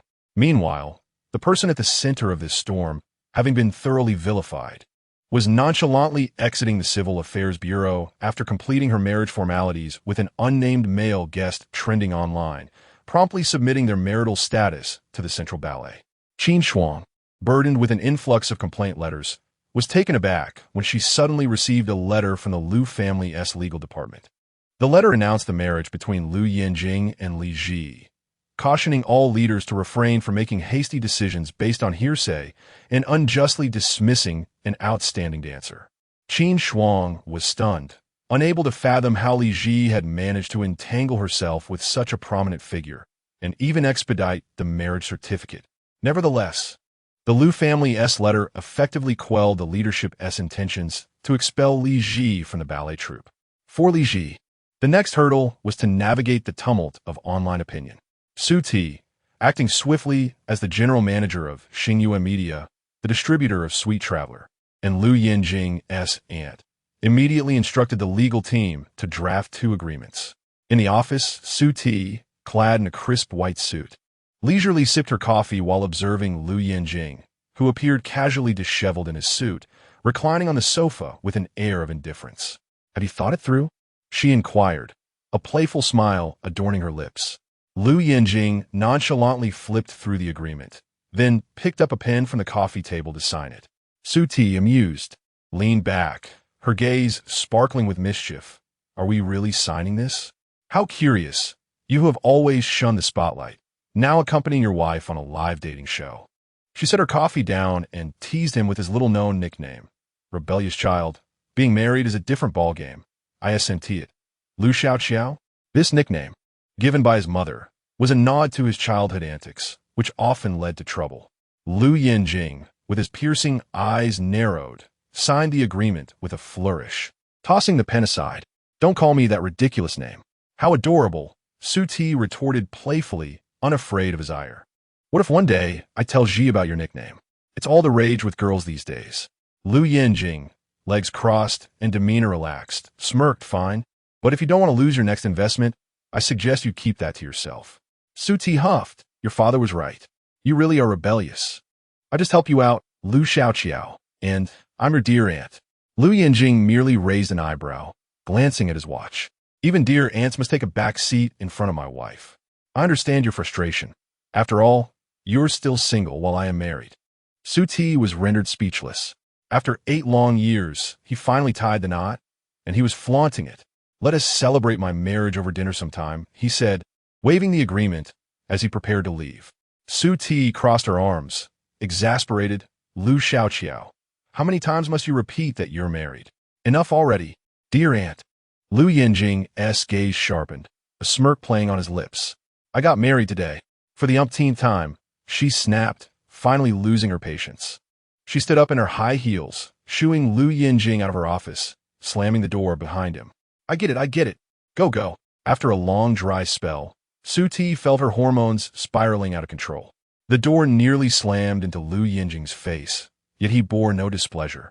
A smile curling at the corners of his mouth as he glanced at the dating show agreement and marriage certificate, chuckling softly. He then snapped a photo of the marriage certificate and posted it online, I just got married. Parents, friends, and relatives alike were left in shock. What? Chapter 10. Li Zhi's official announcement. Stay away. I am married. Li Zhi swiftly secured her participation in the dating reality show and promptly informed the Central Ballet Troupe, requesting a leave of absence in advance. With her spirits lifted, she immersed herself in her practice. In contrast, Fu Yanxiao was seething with frustration. Since returning home, she had been glued to Weibo, her anger flaring. The venomous insults she encountered left her with an overwhelming sense of helplessness, as if she could not reach through the screen to silence the keyboard warriors. Consequently, she could only vent her fury at home. I am so infuriated. My face is turning pale. I'm turning green with rage. I'm fuming. This group of fans is utterly ridiculous. Look at the way they mindlessly fawn over Jiang Zhi You, as if they were experts. How can anyone dare to call my little Li Zhi ugly? Are they saving their eyesight for inheritance? Before the floor-to-ceiling window, the curtains fluttered. The night view of Kyoto sparkled like stars, cascading softly onto her exquisite shoulders and back with the evening breeze. Li Zhi paid no mind to the vitriol on Weibo. Dressed in a beautiful ballet costume, she arched her feet, relaxed her shoulders, and extended her long legs into a graceful pose. As her fingertips reached toward the ceiling, her shoulder blades were gently pulled back, moving with the grace of butterfly wings. Maintaining her stretch, she took a deep breath, her eyes lightly closed. Her face lifted just enough for the starlight of countless homes to fall upon her features. Fu Yanxia turned to her, "Little Li Zhi, your situation seems even more dire than the bitter American coffee I usually drink without sugar. How can you not be worried at all? What use is worry?" Li Zhi replied lazily, turning her head to give a sidelong glance. Her elegant swan-like neck was long and straight, each moment breathtakingly beautiful. She smiled softly rather than fret. Why not let them enjoy their dance a little longer? After all, the more joy they derive from their insults now, the more painful their faces will be when the truth hits them later. She had specifically told Lou Yanjing not to control the narrative. The heat must be stoked first for a more satisfying revelation. Fu Yanxia's eyes brightened. You have a plan? Of course. Li Zhi gracefully retracted her legs, her spine arching beautifully. Fu Yanxia jumped in excitement. Tell me. You must share. Li Zhi turned with a charming smile, walking toward the sofa, retrieving a leather folder containing the dating show agreement and a marriage certificate that seemed oddly out of place. Fu Yanxia gasped. A marriage certificate? In disbelief, she widened her eyes, snatching the marriage certificate to examine the name inscribed. Lou Yanjing, our high school classmate, the one who used to sneak out of class with you, only to later discover he hails from a top-tier family in the capital? Fu Yanxia felt her mind racing. After a long pause, she looked at Li Zhi in shock. You two? Married? The discourse on Weibo had yet to settle. The Central Ballet Troupe remained silent, while Jiang Zhi You's fans repeatedly refreshed their feeds, waiting in vain for news of Li Zhi's removal from the list of principal dancers. Thus, the uproar persisted, with fans incessantly messaging the Central Ballet Troupe and Oppo's official account and tagging various art organizations, hoping to sway public opinion. Meanwhile, Jiang Zhi You and Fu Yanze officially announced the long-anticipated dating reality show, Sweet Traveler. Jiang Zhi You tweeted, "You are my sweet encounter, a long-awaited reunion, a romance of love at first sight, and I will be your one and only, won't I?" Fu Yanze replied, "On the banks of the river, my heart is ever true. You are my eternal singularity." Jiang Zhi You, their sweet declarations sent the internet into a frenzy. The world bore witness to their love, unwavering and exclusive, with no allowance for a third party. The comment sections erupted with exuberant fans. In no time, hashtags like Li Zhi Get Lost, Zhi for Marriage Official Dating Show, and When Will Zheng Get Back to Work surged to trending status. Fu Yanxia's mind struggled to process the unfolding events. Staring at the dating show agreement and the unexpected marriage certificate, she was left dumbfounded. Is this your solution? You're stepping into the grave of marriage with a wild man just to stay with the Central Ballet? Wild man, how dare you? Li Zhi retorted with a hint of pride. He is Lou Yanjing, the one you knew. She laid the dating show agreement beside the marriage certificate and snapped a photo. Besides, compared to being expelled from Zhongba, Marrying Lou Yanjing is hardly a grave situation. Li Zhi logged onto her long-dormant Weibo account and promptly posted the photo along with an official announcement. She then waved her phone at Fu Yinxia. Trust me, there is no tactic more effective than this. Fu Yinxia swiftly grabbed her phone to look. Suddenly, Li Zhi's long-silent Weibo account was verified as the principal dancer of the Central Ballet Troupe. The dating show agreement and marriage certificate were boldly displayed. Li Zhi tweeted, "I do not wish to stand out among chickens. I merely seek to distance myself from them. Stay away. I am married." Netizens reacted with shock. Li Zhi speaks out. Zhongba principal dancer verified. Li Zhi joins dating show. Li Zhi is married. Explosion. Comments flooded in. What an ultimate twist. For days, I berated Li Zhi, thinking she was the third party in someone else's relationship, only to find out she is married. As Li Zhi anticipated, Weibo's trending topics exploded that night. In the office of the Fu Corporation and Oppo's general manager, the atmosphere was as still as a stagnant pond, heavy with tension. Fu Yanze and Oppo's expression was as cold as concrete. His voice icy. "Have you found out who the man she married is?" The assistant held his breath, carefully observing Fu Yanze's demeanor, swallowing hard before shaking his head. No. The production team maintains strict confidentiality and refuses to disclose Miss Li Zhi's invitation details. None? Fu Yanze's gaze sharpened. If that were the case, then the marriage certificate must be a forgery. Or perhaps she had simply picked someone off the street to provoke me. The assistant trembled at the implication, but mustered the courage to remind him, "What if Miss Li Zhi genuinely intends to leave you?" Impossible. Fu Yanze swiftly denied. He had never considered the possibility of Li Zhi departing. He viewed her actions as mere childish temper tantrums, self-sabotage to make him jealous. However, Fu Yanze was still incensed.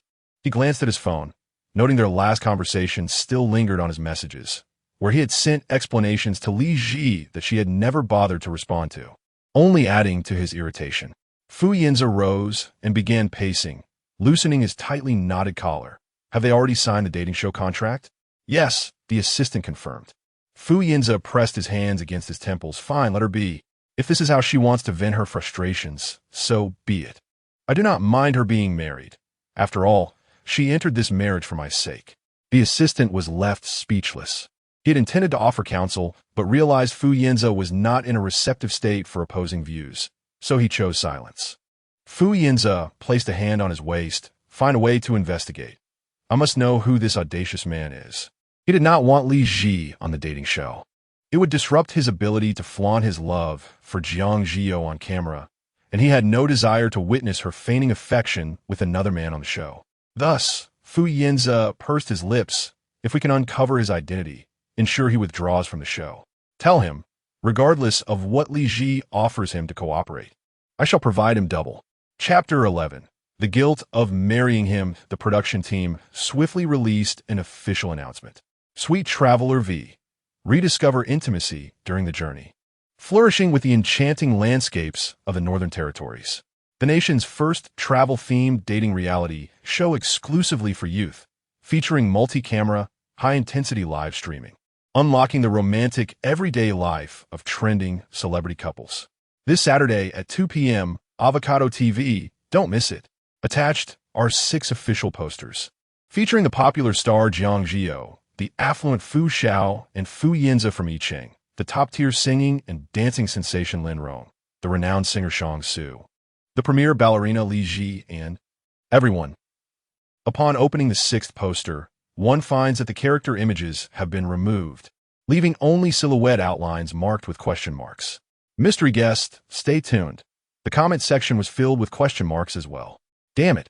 The production team has pulled this stunt on me. I'm dying to know who Li Zhi's husband is. Who on earth has taken this little vixen? They don't even dare show the wedding certificate or its inner pages. That certificate must be fake. I think so too.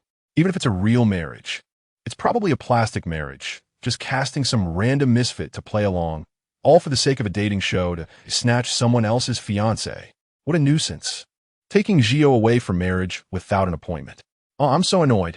I just want to see Zhi You as sweet romance. Can this stranger just leave? The controversy on Weibo was rampant, with insults echoing. Meanwhile, The two parties suspected of having a plastic marriage were peacefully seated at a high-end French restaurant. The evening breeze was pleasant, and candles flickered softly. Exquisitely plated dishes were served at their table. Lou Yanjing lazily loosened his collar, his long, cold fingers accentuated by the gleaming silver cutlery, exuding a sensuality that spoke of a mature man even more alluring than in his youth. Li Zhi languidly rested her chin on her fingertips, observing him intently, until a perfectly sliced Wellington was placed before them. Lou Yanjing gently tapped the table with his fingertip, his low, magnetic voice piercing her reverie. "Peeking at me?" Li Zhi momentarily lost her composure. Then, with a haughty lift of her chin, she unapologetically claimed the stake for herself. "Who was peeking? I was merely being forthright." Lou Yanjing responded with a deep, lingering chuckle. He raised an eyebrow, his tone nonchalant. What is Mrs. Liu pondering so deeply? This dinner was a celebration of their new marriage. Li Zhi fluttered her eyelashes, tilting her head coyly. "Oh, nothing much. It just feels rather extraordinary to be married to you. There's an inexplicable sense of guilt." "Guilt?" Lou Yanjing raised an eyebrow. Li Zhi blinked, playfully twirling the steak on her plate with her silver fork. "Yes, I initially thought my life script was already written, with the conclusion being marriage to Fu Yanze. I never expected to end up marrying you." Lou Yanjing snorted in amusement. "He is not worthy, is he?" "Indeed, he is not." Li Zhi smiled, her tone teasingly playful. "Lucky you." Seeing Li Zhi's radiant confidence, Lou Yanjing felt a stirring in his heart, his gaze momentarily fixed upon her, dark eyes glistening with intensity. "I've struck gold," he murmured softly. Li Zhi thought he would retort, but he simply agreed, leaving her puzzled as she met his profound gaze. Lou Yanjing's features were deeply defined, evoking an illusion of heartfelt affection with just a glance. Li Zhi suddenly felt uneasy, her eyes darting away. "What are you doing? Why are you looking at me like that?" Yet Lou Yanjing did not avert his gaze nor answer. Instead, he unexpectedly produced a box and pushed it towards her, a wedding gift. "Ah!" Li Zhi's bright eyes lit up. "We have such privileges for deepening our friendship." Lou Yanjing smirked. "This is to prevent you from taking too much advantage. Open it and see if you like it. No girl would refuse a gift." Li Zhi set down her cutlery, joyfully accepting the royal blue jewelry box, initially expecting a necklace. However, as she lifted the lid, the dazzling brilliance of diamonds flooded her vision. Li Zhi instantly recognized it as the highest-priced tiara sold at the luxury auction house in recent years.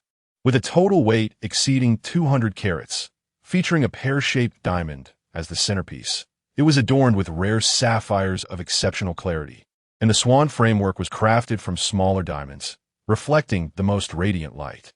"This is..." Li Zhi was momentarily taken aback. "Aren't we supposed to be battling scumbags on the dating show soon?" Lou Yanjing grinned. "With this diamond tiara, I congratulate Mrs. Liu on her liberation from confinement and our new marital bliss. The tiara of the ballet princess will not fall. Our dear Zhi will never bow her head." The day of the dating show premiere arrived as scheduled. This season of Sweet Traveler was set in the romantic and mysterious Northern Territories. Snow-capped mountains, solitary deserts, vast grasslands, and hidden lakes. Every step reveals a new scene, a different sky every 10 miles. It is the perfect destination for couples to embark on a road trip. The guests had already begun to arrive in succession. At 2 p.m. on Saturday, the livestream channel of Avocado opened on time, and the audience who had made prior reservations flocked in. "Here we go. Looking forward to Zhi You's marriage. I can't wait to see what mischief Li Zhi will get into. Rather than her antics, I'm more curious about what misfit she has found to play her husband. Laughing to death. How can she dare? Isn't a plastic marriage bound to be exposed in front of the live cameras? Bringing a fake husband to a dating show to snatch someone else's partner. She surely understands NTR. With such a storyline of infidelity and mistresses, it's audacious of the production team to air it. Hee. Regardless, Zhi You and Fu will be lovey-dovey, surely making Li Zhi green with envy. The viewers munched on snacks, eagerly anticipating the drama. Meanwhile, the live camera focused on the serene shores of Lake Salomu, hailed as the last tear of the Atlantic.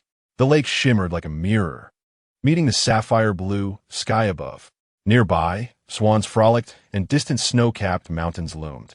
The vegetation was lush, and flowers bloomed vibrantly. Wow, Lin Rong is here. A gentle breeze swept through the garden of Monet-like blossoms, and a familiar sweet tune played as Lin Rong made her entrance. Clad in a playful pink crop top paired with a white shortcake skirt, performing her signature sweet jazz dance, her fluffy pigtails bouncing in front of the camera. All three female guests were skilled dancers, so the production team had prepared task cards for them, requiring everyone to make their entrance through a dance performance. Lin Rong took the lead, a phenomenal stage presence with her sweet appearance and upbeat song, combined with a spicy jazz dance, winking at the camera and instantly elevating the atmosphere of the live stream. Oh, the girl is so hot. Those flirtatious eyes hit right in the heart. Come back, girl. Mom, doesn't he allow you to date? Ha ha, date? Please. The girl and Jiang Zhi You are just a pair of playful adversaries, right? Just because she looks sweet doesn't mean she won toss Jiang Zhi You into the lake. Laughing to death. Honestly, they must be the program's arranged couple, the comedic relief, and I'm already looking forward to their playful bickering. As Lin Rong danced towards the camera, lifting her skirt, her voice sweetly chimed. Hello, everyone. I am Lin Rong. The live chat was filled with supporters. Yet she was not the most anticipated guest of this season of Sweet Traveler. The camera then shifted. Help! So beautiful! Zhi is here. Chapter 12. The Celestial Swan on the Other Side of the Sea of Flowers. Gentle and melancholic ancient melodies filled the air. Jiang Zhi You, clad in a flowing ankle-length gown of pure white, gracefully entered, performing her most adept classical dance. She rose on her toes, her arms elegantly unfurling. The swirling hem of her dress brushed through the floral expanse, and petals hidden within her sleeves dispersed like a rain of blossoms. Ah, absolutely stunning. My goodness, Zhi You knows how to surprise her fans. It's like a fairy scattering flowers. Who dares to claim she isn't celestial? Her dance is exquisite. Her ability to captivate the camera is remarkable. No wonder she is a noble daughter by birth. At this level, she could join a central dance troupe. Is there an official here to witness our Zhi You's brilliance? Isn't she far superior to those fake rich girls? Let us get her into the system. Fans erupted in ecstatic cheers. As Jiang Zhi You completed her performance, she gracefully lifted the hem of her gown, as if to take a bow. It's been so long since I danced, I'm getting a bit rusty. Hello, my darlings. It's wonderful to see you again. Ah, Zhi You. Zhi You is absolutely gorgeous today. So sweet. She must have a loving relationship with Fu Xiao. Let us make Li Zhi envious. Jiang Zhi You felt great satisfaction from her dance. Today, she had specially invited her favorite makeup artist to create a delicate look for her. However, just as she was about to greet Lin Rong, she noticed Lin Rong gazing into the distance with bright eyes. Oh my! Look, a swan. The camera abruptly shifted focus. A shimmering gown, reflecting the sun's rays, captured everyone's attention, adorned with flawless diamonds on the crown atop her head. The familiar waltz began to play. Viewers in a live stream couldn't help but focus, eagerly anticipating the moment Li Zhi would falter in comparison to Jiang Zhi You's stunning dance and beauty. Yet, as the camera zoomed in, it revealed an arm as white as mutton fat jade. With a delicate wrist gracefully spinning, a diamond bracelet glimmered in the sunlight, illuminating her fingertips. What the heck? A fairy's magic. The audience in the live stream suddenly fell silent. The camera pulled back. Li Zhi rose on her toes, stretching her shoulders and elegantly extending her long legs and arms in a breathtaking ballet pose, her noble and graceful demeanor filling the entire frame. Oh my! Lin Rong was utterly mesmerized, truly a professional dancer. The difference is immediately apparent. She was comparing herself to Li Zhi. However, Jiang Zhi You felt a pang of pride wounded, instinctively clenching her fists and raising her gaze. The lake shimmered with ripples, the flowers swayed. Even the white swan, which had not been present moments ago, had gracefully arrived to compliment Li Zhi. Dressed in a haute couture, ballet-inspired short skirt with a soft, flowing bow tied at her back and a dazzling diamond crown upon her head, she approached with the elegance of a swan in flight. As the lively melody played, she danced lightly on her toes. The gentle breeze caressed her face, her neck elongated gracefully, as she executed a whip-like leg extension. Her Her slender waist resembled a delicate doll from a music box, while she leaped among the flowers, her long, white legs seemed to strike the audience's heart with a thunderous beat. At that moment, the photographer suddenly zoomed in. Li Zhi, like a butterfly, showcased her exquisite shoulder blades and the perfect lines of her slender back, extending her arms and leaping toward the camera. In that instant, her sparkling eyes captivated the lens. What the heck? What a divine visage. Who the hell said Li Zhi was unattractive? Oh my, I was genuinely spellbound by her beauty. When she dances, it's as if she has little wings behind her. Did anyone see her fly? This is a professional ballet dancer. All right. What did Jiang Zhi You even perform that's worth your praise? Is this really Li Zhi? Is this truly Li Zhi? The same Li Zhi I've been criticizing for days? I'm starting to regret it. If I had known she looked like this with that face, I wouldn't have been able to criticize her at all. Even if she were a mistress, can we just ignore Fu Yanze? I'd divorce my husband right now for her, pleading for her to marry me immediately. The live stream on Avocado TV exploded. Even Jiang Zhi You's fans were taken aback. The plain girl they had derided for days had transformed into a celestial beauty with a divine face, and her professional dancing utterly overshadowed their idol. As this earthly swan concluded her performance, she gracefully withdrew her arms. Li Zhi's skin was as smooth as porcelain, her lychee-like eyes bright and alluring. She fluttered her long, thick eyelashes toward the camera, the beautiful little mole on her nose shimmering with youthful elegance. Hello, everyone. It's wonderful to finally meet you. She parted her red lips slightly, her eyes gleaming like red plums against snow. I am Li Zhi. Ah, sister. She's flirting with me. Help. My heart can't take this. Oh my. This sister is too beautiful. Why settle for any man when she could have anyone she desires? Claiming she outshines all female stars in the industry is no exaggeration. With looks, figure, and dance like this, those who don't understand are in for a shock. The live stream erupted into a frenzy, and newcomers hurried to social media to share their astonishment. Li Zhi Ballet, Li Zhi Divine Face, Li Earthly Swan, a unified beauty has arrived. Li Zhi outshines. All numerous related topics rapidly surged to trending status. Everyone. What is going on? Who outshines whom? How did Li Zhi, once labeled an unattractive girl, suddenly become a sensation? Can she truly overshadow the entire entertainment industry? Confused onlookers clicked to find out more, expecting to see Li Zhi purchasing her trending status. They were unexpectedly captivated within the first second by her elegant and noble dance, reminiscent of a swan taking flight. What the heck? Is this really Li Zhi? Are ordinary people now reaching this level of beauty? This can't be real. She looks like an AI-generated beauty. How can anyone criticize her for so long when she looks like this? Are netizens blind? Oh my. That ballet-style dress looks like it's from D's latest haute couture collection for spring-summer. That swan crown. I can't be mistaken, right? Isn't that a royal antique from a luxury auction, worth nearly 100 million? How could Li Zhi have that?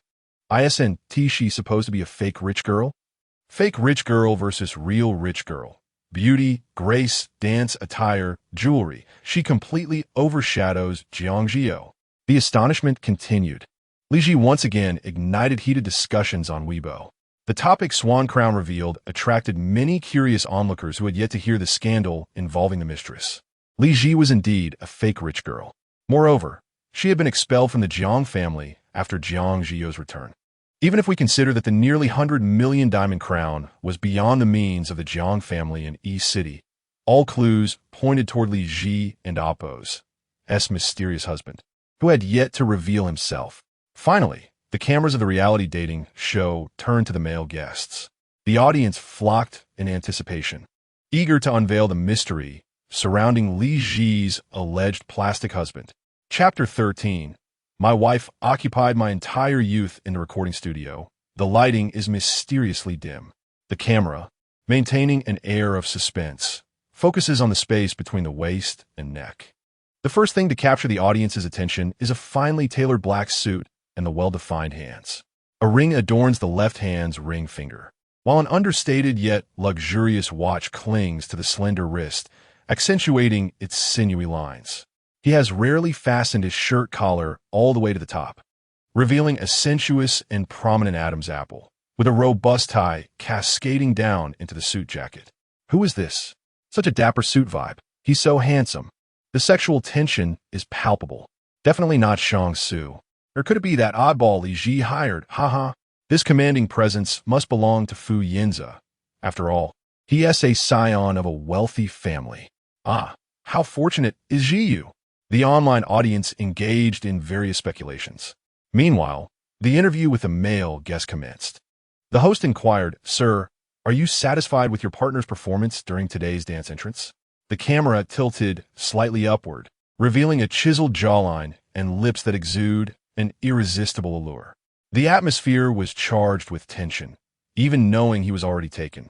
The viewers in the live stream felt their hearts racing, eagerly anticipating his response.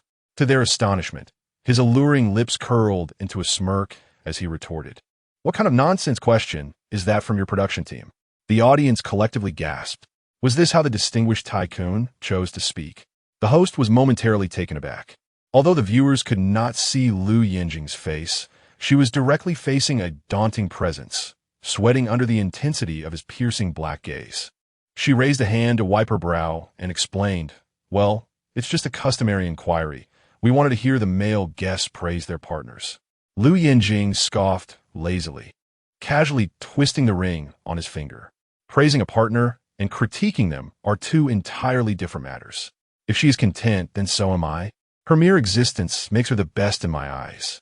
Oh my, how audacious.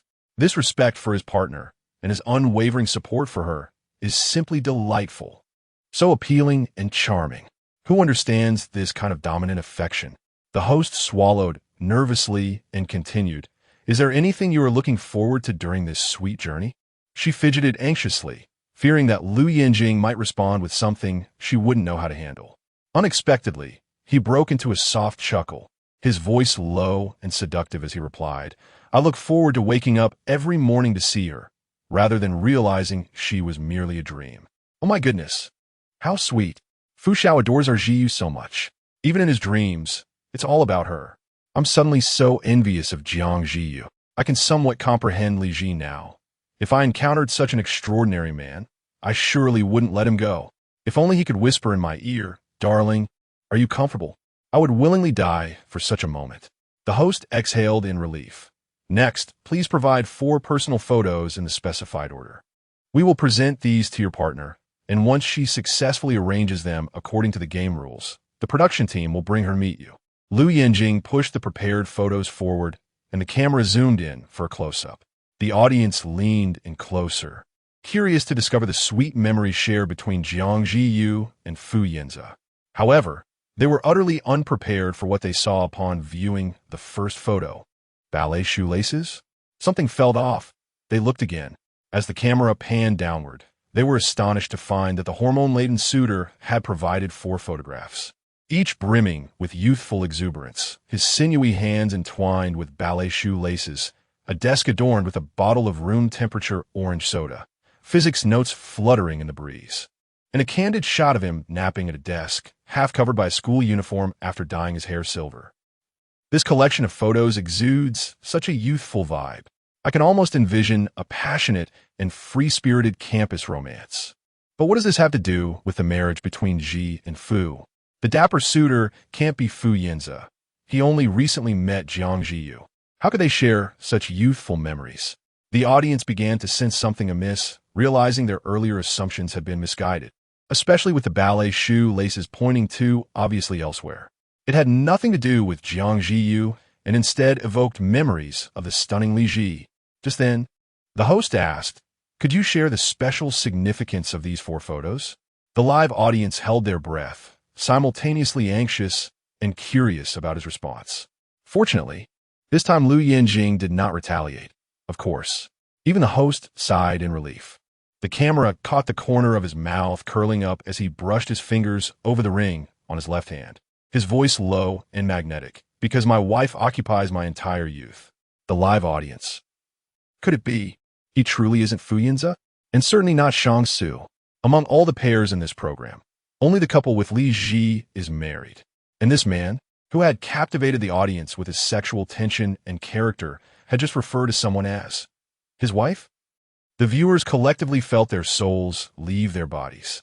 With a mix of confusion and astonishment, they returned to the female guest's live stream. Soon, the female guests received their respective sets of personal photos. Lin Rong read from the task card, "Dear female guests, welcome to the mysterious Northern Domain. Your partners have been taken by the production team. Please complete the rescue mission as soon as possible." Well, that escalated quickly, Lin Rong thought, realizing she had no desire to rescue them. Why would she? Wouldn't she rather enjoy her vacation? I'm dying of laughter. I told you Lin Rong wasn't here for romance. She'd much prefer Jiang Zhi You to keep his distance. However, Jiang Zhi You was still quite concerned about Fu Yanze. She picked up the task card and continued reading.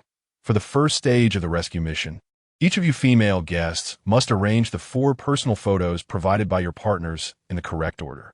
If arranged correctly, you may proceed to the rescue. If incorrect, you will face a penalty and must complete it before attempting to rearrange again until successful. Lin Rong was speechless as she examined the 4 personal photos Jiang Zhi You had given her, which were clearly arranged chronologically based on the music awards he had received. But she was at a loss. How on earth am I supposed to remember when he won which award? The live audience found the situation incredibly amusing, calling it ridiculous. Yet, they understood. Lin Rong and Jiang Zhi You were not in a romantic relationship, merely friends with potential. But Jiang Zhi You was in a different situation. This task should be a piece of cake for Zhi You. She'll surely come in first. That pretender in the phone marriage might not fare as well. I can't wait to see how she wraps this up. The audience eagerly awaited the unfolding drama. Yet, those who had just returned from a male guest live stream were suddenly hesitant to voice their thoughts. Sure enough, Jiang Zhi You hesitated with the 4 photos. While Li Zhi and Appo's, a slight voice suddenly chimed in, "I'm done arranging." Chapter 14. Li Zhi. Farewell. Off to find my husband. Confused viewers. The camera swiftly pivots towards the source of the voice. There stands Li Zhi, holding 4 photographs, deftly pinching them open, arranged from left to right in her predetermined order. Yet, disbelief permeates the live stream. What is this sister doing? Is she done already? Jiang Zhi You and Lin Rong haven't even begun, and she dares to boast she's finished? This has to be fake. What show off? Just wait until the production team tells her she arranged them incorrectly. Won't she feel embarrassed? Lin Rong is bewildered by her speed.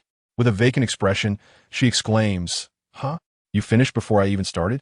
What kind of photos are these that they are so easily arranged? Curiosity piqued, Lin Rong leans in to take a closer look. And even Jiang Zhi You can't help but peek, expecting some special hint within the photographs, only to discover. What on earth are these? A strap, orange soda, physics notes, and white hair. Lin Rong ponders. Such disparate elements. More absurd than my time of winning awards. How on earth do they fit together? However, Li Zhi simply smiles, her lips curving gently. Her eyelashes flutter like butterfly wings, and the small mole on her nose glimmers enticingly. It occurs to her that she and Lou Yanjing have an exceptional rapport. These 4 photographs transport her memories back to high school, and she instantly correlates them with events. In her first year, to prevent her from injuring her Achilles tendon while practicing dance, a considerable effort was made, only to end up with a strap that wouldn't have mattered even if it wasn't tea-wrapped. In her second year, craving this particular beverage during her menstrual period, she found only chilled cans at the supermarket, but upon returning from lunch, she discovered a room-temperature orange soda on her desk. In her third year, struggling with physics, while Lou Yanjing consistently excelled in all subjects, securing the top rank in every exam, he personally crafted notes to help her catch up. And that silver hair. Back then, as the mock exam approached, everyone was anxiously preparing, yet he suddenly scaled the wall and dyed his hair white, attracting the admiration of all the girls in school. Li Zhi is confident. She has arranged them chronologically, and there is no room for error. The order is undoubtedly correct. Director Group. Are you certain? Li Zhi stands firm. I am certain. Jiang Zhi You gently reminds her. Zhi, we must not merely pursue speed. After all, if we make a mistake and have to face a penalty, it will only waste more time. Oh, Li Zhi replies haughtily. She lifts her chin slightly, turning her gaze towards Jiang Zhi You. So, Miss Jiang, Do you know how to arrange your set of photographs? I. Jiang Zhi You suddenly falters. To be honest, she genuinely has no idea. She has known Yanze for less than a month and is not well acquainted with his life trajectory. Li Zhi's lips curve upward. Do you need my assistance? Jiang Zhi You's expression shifts slightly. Her fists clench, fingers digging into her palms, and she remains silent. Let me give you a hint. Li Zhi tilts her head, delicately tapping the top photograph. This should be placed first. It's the first award he received in kindergarten. Jiang Zhi You feels a tinge of embarrassment. She was unaware that there would be a test of mutual understanding. Fearing her fans would realize she and Yanze are not particularly close. Thus, she diverts the conversation. Zhi, you and T still have feelings for brother Yanze? Would you? Not all. Li Zhi beams. She playfully raises her face, looking at Jiang Zhi You. However, if you truly have reservations about him, I could dig a pit for you. After all, it's only when buried in the grave that a man learns to be honest. With that, Li Zhi dismisses Jiang Zhi You with a glance, turning with a light-hearted tone. Director, I am ready to submit. The director's group reveals. Congratulations, your answer is correct. Live stream viewers. Holy cow, she actually got it right. Suddenly, I feel like Li Zhi and her husband really have something special. I was just thinking, with such rich youthful memories, how could they have only just met? While everyone was criticizing, I didn't dare to speak. I just crawled back from a male guest live stream. And Li Zhi's husband is incredibly handsome. Indeed, he is that handsome even without considering looks. Thanks for the reminder. I specifically climbed onto Weibo to review Li Zhi's husband's interview. After watching, all I can say is, wow, what more could one ask for with a husband like this? The implication being, why would she bother with someone like Yanze when she has a husband of his caliber? The rumors of a mistress must be fabricated. Who is so malicious as to spread such lies that nearly cost her career? Regardless, I'm now firmly shipping this youthful campus couple. Oh, they're so sweet. Public opinion suddenly begins to shift. Meanwhile, the little swan hidden in Li Zhi's heart begins to leap for joy. She exchanges her ballet shoes for high heels, stepping lightly towards the camera. Her stunning visage fills the frame. She winks playfully, elegantly waving her hand. Farewell. Off to find my husband. Her tone drips with pride, almost as if daring those who brand her a mistress. In summary, she lets slip that single line, then turns away like a proud little swan. Her posture is upright, her shoulder blades resembling a pair of delicate wings, and the diamond crown atop her head sparkles with the most radiant light under the sun. The viewers in the live stream are left in awe. Was she just flirting with me? Damn, when Li Zhi leaned in, I felt my heart skip a beat. One must admit, this woman is truly beautiful. Her tone is so adorable, so proud. She was just bragging to the audience that she is off to find her husband. What does this imply? She is provoking her detractors, openly declaring her disinterest in other men. Help! I'm about to switch from hating her to adoring her. Lin Rong feels her mind has gone blank. She stares at Li Zhi, feeling as though her soul has been ensnared. Frustrated, Lin Rong stomps her foot. Damn it. Just hypothetically, couldn't my partner be replaced with the beautiful Zhi? The comments in the live stream are filled with laughter. Yet, the director coldly reminds, please. The other two guests must hasten to complete the rescue task in the correct order, as it will determine your consumption level today. Lin Rong. She quickly grabs the 4 photographs, her mind racing to recall which awards correspond to which years. Jiang Zhi You watches Li Zhi's retreating figure, biting her lips. She hurriedly lowers her gaze, relying on instinct and her few encounters with Yanze, submitting an order. Director, sorry, only the first photograph is correct. Please, Jiang Zhi You, proceed to the spinning wheel for a random punishment. Viewers? Goodness, the first photo was the one Li Zhi hinted at, right? This dating show has become absurd. The genuine couple lacks chemistry, while the pair suspected of being a plastic couple, who haven't even formally met, are being fervently shipped online. Chapter 15, does it mean I should tear with my mouth? Li Zhi swiftly arrived at the next task point. A staff member approached her and blindfolded her eyes with an opaque silk cloth. Please randomly select 3 cards. The camera deliberately zoomed in on the contents of the cards, depicting various body parts, mouth, nose, ears, neck, collarbone, waist, and so forth. My goodness, what are we supposed to do with these? All of them seem like sensitive areas. I have a feeling something outrageous is about to happen. Hee hee. I want to see the waist of the suited gentleman. Ah, his Adam's apple is so sexy. How about we loosen his tie and take a peek at his collarbone? Many viewers eagerly anticipated the unfolding events. However, fans of Jiang Zhi You remained cynical. I don't understand what you all are so excited about. That man, just like when he was officially announced, is afraid to show his face. He must be incredibly ugly. How much water army did Li Zhi and Zhongba buy? The naysayers were ignored. The earnest audience merely wished to know what would happen next. At that moment, Li Zhi's vision was completely obstructed, her long eyelashes brushing against the silk cloth, leaving her somewhat perplexed. Aren't I here to rescue the male guest? Why are my eyes covered? What am I drawing lots for? Tools for the rescue? The staff offered no reply, which piqued the viewers and Oppo's curiosity. With no one to engage, Li Zhi tilted her head in confusion, the diamond crown atop her head shimmering with delicate, fragmented light. Nevertheless, she had to draw the cards. Li Zhi reached out, seeking direction in the darkness, and fortunately, the staff handed her the cards. The camera immediately focused on her selection. Her translucent fingertips landed in the center, grasping the card that the viewers anticipated most. Neck. It really is the neck. Curse the production team. Why can't they specify the Adam's apple? I want to see it bitten. How tantalizing. Li Zhi quickly drew 2 more cards, which turned out to be the mouth and ears. She presented the 3 cards to the staff, her voice bright, yet delicate. What do we do next? Can I remove the silk cloth? Where am I supposed to go to rescue him? Yet the staff remained silent. In the next moment, her wrist was suddenly grasped by someone, and she turned in surprise, her lips slightly parted. At that instant, the live stream screen abruptly went black. The audience was left bewildered. A sinister voice echoed. Hee, Miss Li Zhi, you've been tricked.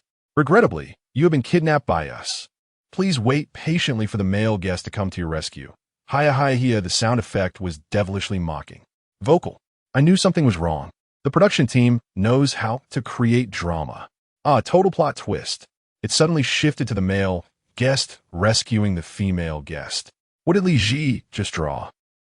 The audience was intensely curious, but the live stream remained dark, and when the signal finally returned, the atmosphere appeared hazy, the lighting dim.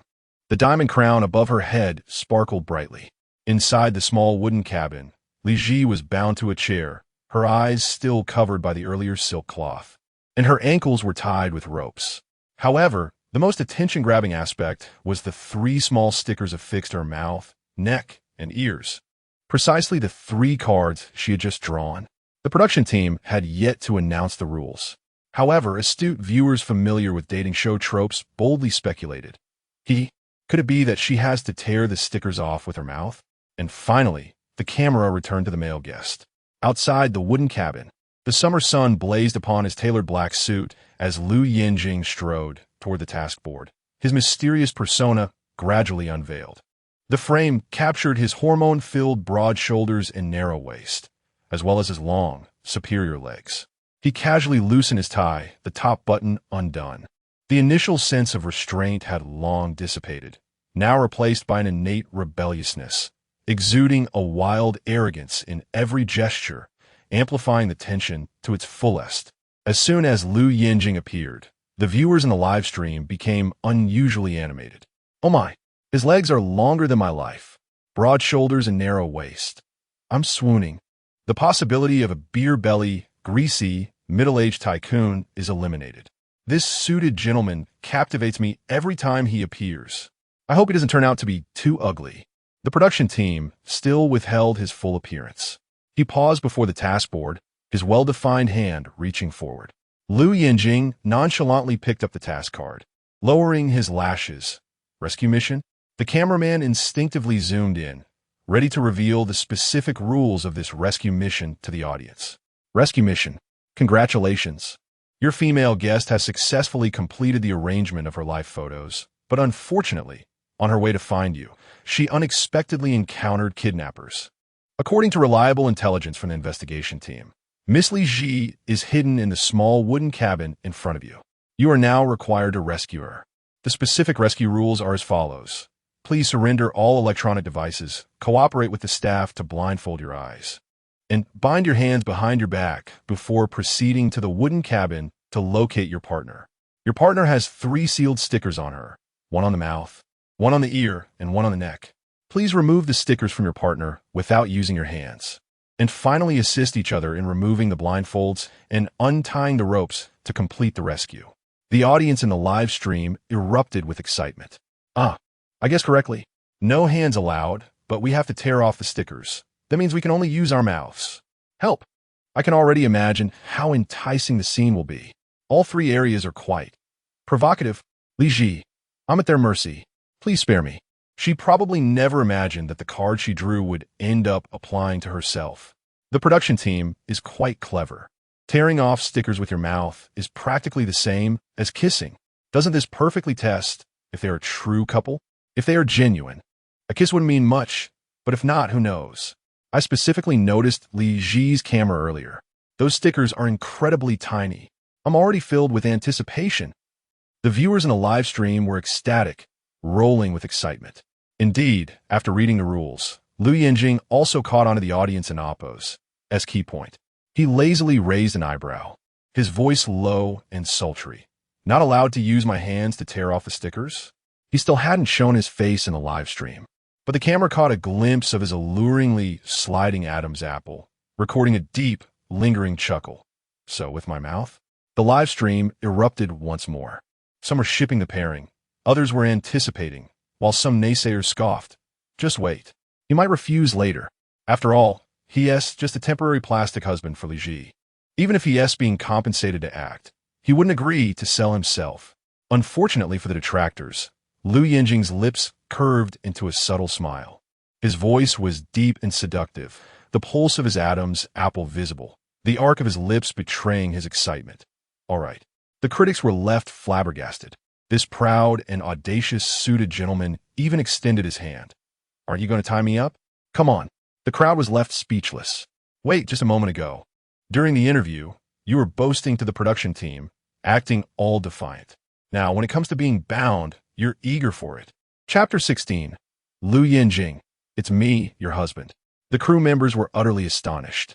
They had been apprehensive that such a formidable figure, radiating an aura of authority, would be reluctant to participate in the binding, and had been anxious for quite some time. To their surprise, he had proactively requested it. Fearing that the magnate might reconsider, the staff hurriedly rushed to complete the binding and blindfolded him with silk cloth. At that moment, the camera finally ascended along his bound hands, and amidst the clamoring anticipation, it focused on the face that the audience had eagerly awaited. With an exquisite bone structure and a clear, flowing jawline. Beneath the vibrant red silk blindfold were the previously glimpsed, irresistibly alluring lips. Lou Yanjing's lips boasted a striking hue, complemented by his cool white complexion. The proud and flamboyant brow and eyes were veiled by the red silk, astonishingly allowing this arrogant magnate to exhibit a hint of sensual allure in this guise. Wow, so handsome. Save me. How can a man interpret both restraint and desire so perfectly? Though his features are still partially concealed, the allure is palpable. That jawline is clearer than my life plan. Who dares to claim he is too ugly to show his face? He is clearly not afraid of being unattractive. He is merely wary of female admirers breaking through the screen to vie for his affection. The audience was captivated by Lou Yanjing's visage. Initially, they found his revealed details to be appealing, and now, with almost his entire face visible except for his eyes, he profoundly struck a chord with their aesthetic sensibilities. Indeed, he was even more handsome than they had imagined. Jiang Zhi You's fans gritted their teeth. I advise you not to celebrate too soon. Be wary that he might have beady eyes, rendering the rest of his features moot. After all, young Master Fu has already graciously revealed himself. Brother-in-law is undeniably handsome. Rational viewers were indifferent. Whether it was Lou Yanjing's commanding presence, his affection and protection towards Li Zhi, or the tacit understanding displayed during the photo arrangement segment, it all suggested a rather peculiar dynamic surrounding the trending scandal. They appeared to enjoy a blissful marriage, and her husband was certainly no slouch. From school uniforms to wedding gowns, why would she covet another's fiancé? Some even retorted, "Oh, That should allow Jiang Zhi You to answer the question correctly. Even Lin Rong managed to initiate. Yet your sister is still undergoing her fifth punishment, isn't she? Jiang Zhi You's fans instantly fell silent.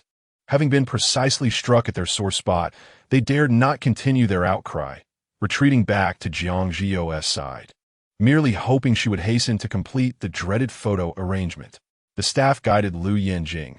Sir, the small cabin is directly ahead. Please complete the rescue task promptly, as the kidnappers may return at any moment. Lou Yanjing nodded with an air of nonchalance. Even with his eyes blindfolded and his vision obstructed, he did not appear to be hindered. He made no effort to feel his way and instead strode confidently towards the small cabin. Inside the small cabin, the lighting was dim and enchanting. The kidnapped Li Zhi sat in a chair, idly tapping her heels on the ground, waiting for Lou Yanjing to come to her rescue. The audacious production team had deceived her under the guise of assisting her partner, only to deliver a twist where she found herself bound to the chair.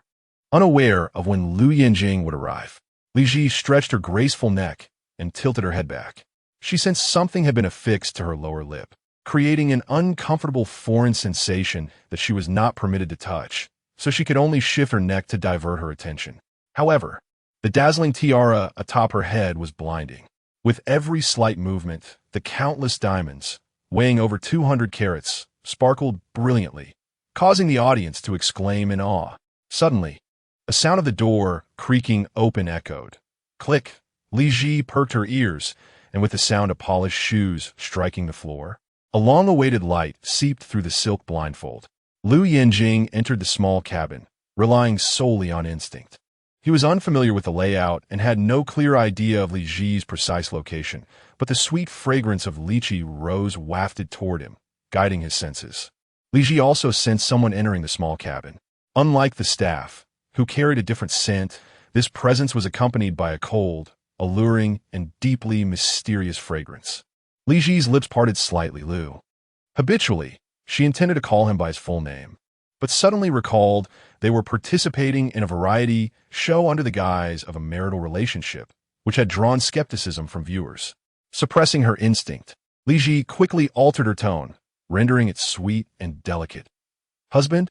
Lou Yanjing's footsteps abruptly halted.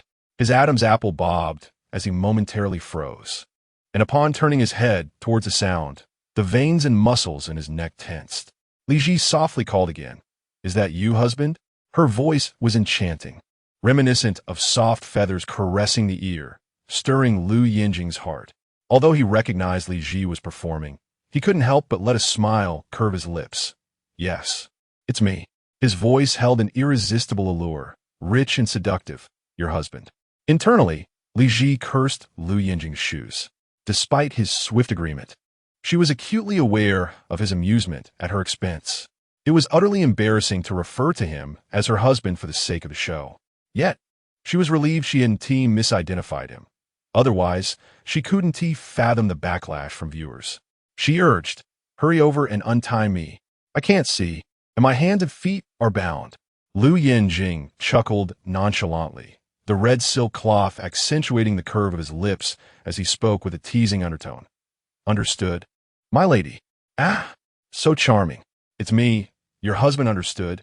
My lady, this interaction doesn't resemble that of a faux couple. However, at that moment, Li Zhi felt immensely embarrassed. After all, she had once confidently addressed him as a brother during their school days, vowing never to harbor any other thoughts. Now, she was addressing him as her husband on a live variety show. How could she face her former classmates?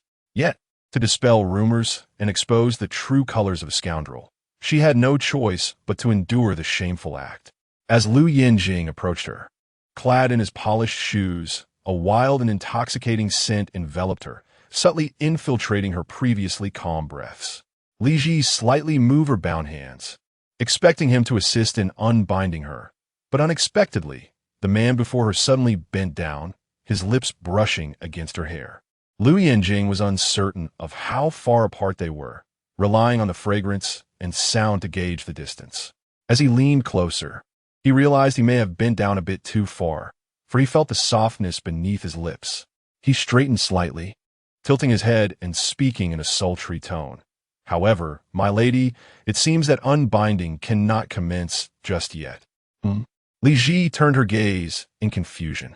Lou Yanjing chuckled softly. The rules disclosed by the production team state that I must first remove the ceiling stickers affixed to you before I can untie you. Upon hearing this, Li Zhi paused momentarily. She suddenly recalled that after being confined in the small dark room, the staff had indeed placed 3 items on her. Besides the obvious sensation of the foreign object on her lower lip, there were also stickers on her right ear and left neck. Those are the ceiling stickers? The purpose of the 3 cards drawn likely rested here. However, Li Zhi had yet to grasp the gravity of the situation. Her tone lighthearted, then hurry and tear them off. All right, Lou Yanjing raised an eyebrow slightly. But there is something I need to inform you of first, my lady. Li Zhi tilted her head in curiosity. What is it? Chapter 17. The willingness of the superior to serve as a wife unexpectedly. Lou Yanjing chuckled lightly. His breath cascading softly. My hands are also bound. Li Zhi was momentarily taken aback, a sense of foreboding rising within her. Soon, she heard Lou Yanjing's deep, alluring voice whispering into her ear. So, if I assist my lady with my mouth, she wouldn't mind, would she? I don't mind. Not at all. Such a genuine couple. But my life is at stake. Can you at least remember this is a live broadcast? What do you mean by helping with your mouth? What does that even mean? Why does it sound so inappropriate? Who understands the sexual tension of a well-dressed man bowing in love, willing to serve his wife? Sisters, this is neither a wasteland nor a forum. What on earth are you all talking about? The viewers in the live stream erupted into frenzied shouts. However, after grasping the rules, Li Zhi suddenly froze, a blush creeping from her neck to her ears. She bit her lip, her teeth grazing the ceiling sticker on her lower lip. The thought of Lou Yanjing using his mouth made her uncomfortable, her inner sense of taboo heightened. Not minding. Right? After all, I've already gone this far. After all, it was she who had taken advantage of Lou Yanjing while intoxicated before, and they had already shared a kiss, so what was one more? But Lou Yanjing was merely there to accompany her in this charade. He might not be too willing. Thus, she cautiously inquired, "Is it okay?" To her surprise, Lou Yanjing showed no signs of refusal. Instead, he inhaled deeply and leaned closer. Where? The ear, the neck. Or the lips. Left or right? My eyes are covered, so I need my lady to provide some hints. Li Zhi's heart raced uncontrollably, her breath becoming shallow. Right ear, the earlobe. His breath grew nearer, until his lips brushed against her ear, sending shivers down her spine. I can't see, so I might miss. It's not intentional to tease my lady. Li Zhi trembled at her breath. At this moment, the viewers in the live stream were in a frenzy. In the frame, Lou Yanjing, dressed impeccably, had a striking jawline. He leaned in closer, his hands bound behind him, accentuating the muscular definition of his wrists. The lighting was dim and alluring. Li Zhi was tied to a chair, tilting her head to the left, her neck muscles taut, revealing her right ear to Lou Yanjing. He tentatively brushed with the tip of his nose, his warm and ambiguous breath grazing her ear, trailing downwards. And then his chin lifted, his seductive lips suddenly enveloped her ear. Oh my God, he is really doing it. This tension is palpable. Look at the ballet dancer's ears turning so red. My goodness help. I never expected these two to be so perfectly in sync. The atmosphere is simply electric. The viewers in the live stream had transformed into a chorus of excitement. Yet Li Zhi was indeed extremely nervous, gripping her skirt into numerous folds, acutely aware of Lou Yanjing enveloping her earlobe in his warm mouth. His tongue was agile, sweeping across her earlobe. Upon locating the ceiling sticker, he attempted to suck it off, but it was stuck too firmly.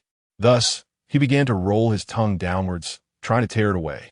Again and again, each movement accompanied by his deepening breaths, brushing against her sensitive areas, causing her legs to tingle. Lou Yanjing's Adam's apple bobbed. Suddenly, he whispered playfully, "It's coming off." Li Zhi felt every defensive barrier within her tighten, her heart racing rapidly, followed by a chilling sensation in her ear. Lou Yanjing rolled the sticker out of her ear. The wind blowing in from outside the small cabin brushed against her previously warm earlobe, sending shivers down her spine. Next, he removed the sticker from his mouth. Li Zhi felt her heart melting. She could never have imagined that one day she would engage in such intimate behavior with a close friend. The last time, she had been intoxicated, leaving no clear impression. But this time, she was entirely sober, able to hear his breath and feel his warmth. Moreover, his tongue was quite adept. It felt as though he knew how to kiss well. But wait, what did that have to do with her? They were merely acting in a reality show. Li Zhi bit her lip again, her fingers brushing against the sticker, mustering the courage to say, the left side of the neck. Lou Yanjing responded as he rose. He changed direction and leaned down again. The ceiling sticker designed by the production team was quite small, indeed a little difficult to locate. His lips traced along Li Zhi and Oppo's sensitive neck, moving from top to bottom until he discovered its position. This time he couldn't Oppo's just suck it off. Lou Yanjing used his lips to gently nudge the top edge of the sticker, as if kissing her repeatedly. The angle captured by the camera was impeccable. If one didn't know better, they would think Lou Yanjing had buried his head in her neck, planting strawberries. Li Zhi felt she was on the verge of insanity. She couldn't Oppo's help but adjust her sitting position, her knees pressed together, her legs tightly clasped beneath her skirt. For the final attempt, Lou Yanjing smirked. He slightly straightened up, moving from Li Zhi's neck to her face. The camera dutifully zoomed in, capturing him pressing his nose against hers. Their breaths mingled. Where is it? The lower lip. It's on the lower lip. They're going to kiss. Help. Oh my God, this is so enticing. Is this what a real couple looks like? I'm afraid the following scenes might not even air. Li Zhi was indeed fearful. She even hoped they would just end the live stream, making it invisible to others, thus sparing her from embarrassment, especially since her eyes were still covered. With her vision obscured, her other senses heightened. She could even distinctly hear Lou Yanjing's heartbeat and the next ceiling sticker. On the lips, Li Zhi closed her silk-clad eyes, tilting her head, whispering softly into Lou Yanjing's ear in a volume inaudible to the microphone. Lou Yanjing, are you really sure? This is practically kissing. Lou Yanjing's brow twitched slightly, his tone nonchalant. I've already given you my first kiss. What's one more peck? In our kind of relationship, one must go all out for a good friend. First kiss? Li Zhi's eyes suddenly flew open, her long, thick lashes brushing against the silk. A shiver coursed down her spine as her brain momentarily short-circuited. That night, after drinking, had she stolen his first kiss? Although it was her first kiss too, but someone like Lou Yanjing, who had graduated high school and never dated. Based on what Li Zhi knew of him, if he had ever dated, his first kiss would undoubtedly be long gone. Oh no. Her transgression seemed to weigh even heavier. Upper lip or lower lip? He suddenly pressed. Lou Yanjing's voice was once again captured by the microphone. Hurry. My lady, the kidnappers will be back soon. If you don't say, I might just kiss you directly. Oh my. Yes, urging her. I see through him. He just wants to kiss his wife. It's already so ambiguous. I wonder if any of the naysayers still dare to claim they are a plastic couple in a sham marriage. Kiss. Li Zhi, please kiss him already. Li Zhi closed her eyes once more, taking a deep breath, as if marching to her doom. Lower lip.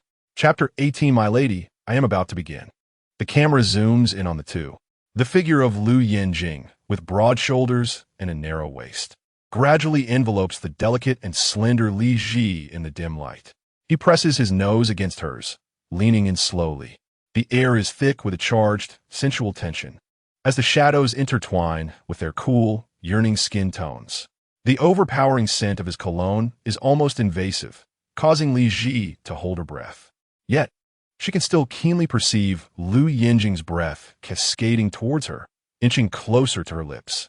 No one can discern the frantic beating of Lou Yanjing's heart. No one knows that with each inch he draws near to Li Zhi, his heart races faster, threatening to burst from his chest.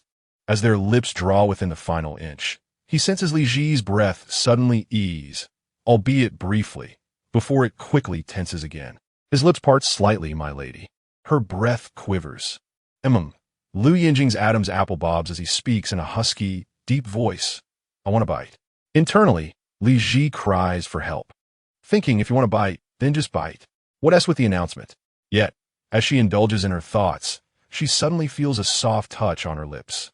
The camera captures the moment in close-up as their lips finally meet without a gap amidst the audience and Oppo's ecstatic screams.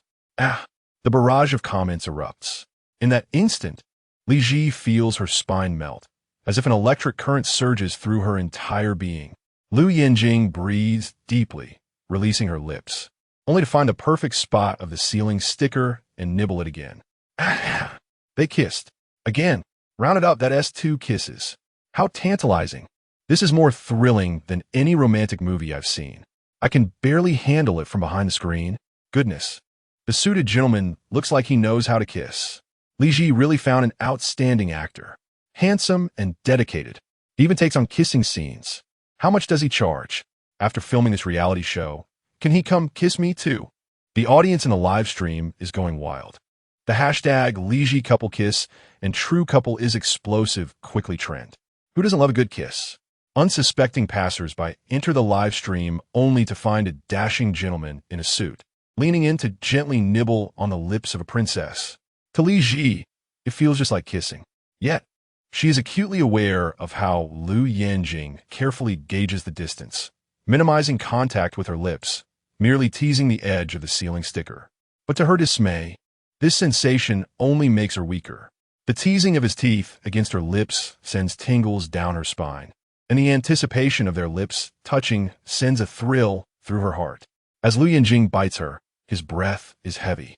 Finally, as he removes the ceiling sticker, Li Zhi has held her breath for far too long.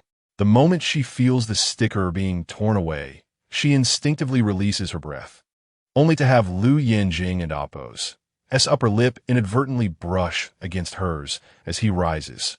Li Zhi, she can't help but let out a delicate sound. The audience erupts. What was that just now? Do they even remember this as a live stream? This is way better than any adult film. Huh? Aren't they supposed to be in a fake marriage? You mean to tell me they can create such an atmosphere? Even a bad actor can't look this good. Verified. They are definitely a real couple. At least I can see that the suited gentleman is head over heels. Unbelievable. Just came back from the live stream of Zhi Fu and Oppo's wedding. Jiang Zhi You finally answered a question correctly, thanks to process of elimination. But I don't know why it felt so awkward between her and Fu Yanze. Even Lin Rong and Shang Su, while bickering, have more chemistry than those two. Fans of Li Zhi and Lou Yanjing begin to emerge, yet they still do not know the man's name, unable to even come up with a couple name. Meanwhile, Lou Yanjing, having completed the task of tearing off the ceiling sticker, hears Li Zhi's melodious, sultry gasp, causing his spine to stiffen and his throat to tighten. He bites his lip and chuckles softly. It's over. But it seems he is still not done. Lou Yanjing turns around, stepping in his exquisite patent leather shoes, and bends down to bite off the silk cloth tied over her eyes, loosening it. Suddenly, a long-awaited light floods her vision. Li Zhi turns her head, intending to help him loosen the blindfold as well. To her surprise, when she turns, she finds Lou Yanjing, draped in red silk, kneeling behind her in his tailored suit. His hands are still bound. His already broad shoulders seem more pronounced due to the restraints. At that moment, he resembles a debonair rogue, kneeling submissively before Li Zhi, hands behind his back, bent over, biting the rope that binds her hands to the chair. With a swift motion, he flicks his head, freeing the rope. Wow, that move is so cool. The rogue vibe is so strong. He actually knelt down. Oh my goodness, this formal kneeling has me weak. If it weren't for his commanding aura, I wouldn't be losing my mind. To rescue his princess, he willingly enters the fray, accepting restraint. And now he is kneeling to untie her. I don't care. Anyone who says Li Zhi is trying to steal Fu Yanze from Jiang Zhi You, I'll charge at them and give them a piece of my mind. Li Zhi and her husband are the real deal. Li Zhi is now completely untied. As the ropes fall away from her hands, she plans to help Lou Yanjing next. But to her surprise, he rises with an arrogant demeanor, saying boldly, "Untie yourself first." Li Zhi bends down to free her ankles before immediately helping Lou Yanjing, unexpectedly pulling away the red silk blindfold covering his eyes. The audience gasps. The camera instinctively zooms in. The vivid red silk swiftly brushes over Lou Yanjing's sharp brow, and as his long-awaited eyes adjust to the light, they suddenly reveal themselves. A perfectly handsome visage bursts into the viewer's sight. Not the green-eyed look the naysayers anticipated, nor the cold, detached demeanor of Fu Yanze next door. Instead, his eyes are a striking match to his bold voice and confident stance, defiant and sharp. With elongated eyes and deep, wide double eyelids, his gaze, now focused closely on the camera, is dark and profound, exuding a fierce allure. But in an instant, as he turns to glance at Li Zhi, the corners of his eyes arch playfully, revealing a charming beauty mark that adds an enchanting allure. Is it my turn to introduce myself? Lou Yanjing raises his chin defiantly. One hand in his pocket, his collar still loose, casting a lazy yet audacious look at the camera. I am Li Zhi's legal husband. My surname is Lou. My name is Lou Yanjing. Chapter 19. Her Highness the Princess's mission is to be happy every day. The entire live broadcast room erupted almost instantaneously. Wait, who did he say he is? Lou Yanjing? Is he from that illustrious Liu family in Kyoto? Lou Yanjing sounds so familiar.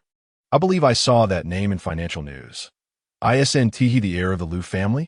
Indeed. I just checked and it really is. Am I imagining things? Did he just say his name is Lou Yanjing? Rumor has it that this individual has previously refused to appear on CCTV's financial interviews. Yet now he makes his first public appearance alongside his wife on a dating show. The audience was in a frenzy. Even Jiang Zhi You's fans were momentarily stunned, struggling to comprehend the situation. Lou Yanjing, who is he? Hadn't they previously been saying that Li Zhi hired a ridiculously handsome male model to play her husband? Why did everyone go silent at the mention of Lou Yanjing? A kind fan took it upon themselves to explain. The Liu family is the pinnacle of aristocracy in Kyoto, wielding influence across military, political, and business circles, with a wealth that dates back to the era of great landlords in the last century. The current head of the family, Liu Xiao, and his wife, Su Sang, have only one son, Lou Yanjing, a top-tier aristocrat. The only son? Does that mean all that immense wealth belongs to him alone? So Li Zhi suddenly becomes the sole daughter-in-law of a noble family? The future matriarch. No wonder Li Zhi, despite being a false heiress, can don a crown worth nearly 100 million. Surely it must have been a gift from Lou Yanjing. Meanwhile, Lou Yanjing suddenly smirked. In the future, any fans of my wife can exchange a ticket stub from her dance performance for a complimentary meal at any restaurant under the Liu conglomerate. The crowd gasped. Any restaurant under the Liu conglomerate? Wouldn't that mean an average meal would cost over 1,000? Even Jiang Zhi You's fans were tempted, contemplating that although they didn't like Li Zhi, it wouldn't hurt to get a free meal in exchange for a ticket. But Lou Yanjing quickly doused their thoughts. Of course, I will arrange for the restaurant manager to conduct a thorough investigation of each individual's fan status and online remarks before the complimentary meal. Negative fans? Excluded Jiang Zhi You's fans. Jiang fans. Excluded Fu Yanze's fans. Fu fans. Excluded CP fans of Jiang Zhi You and Fu Yanze. CP fans? Anyone who has spoken ill of my wife is excluded. All negative fans.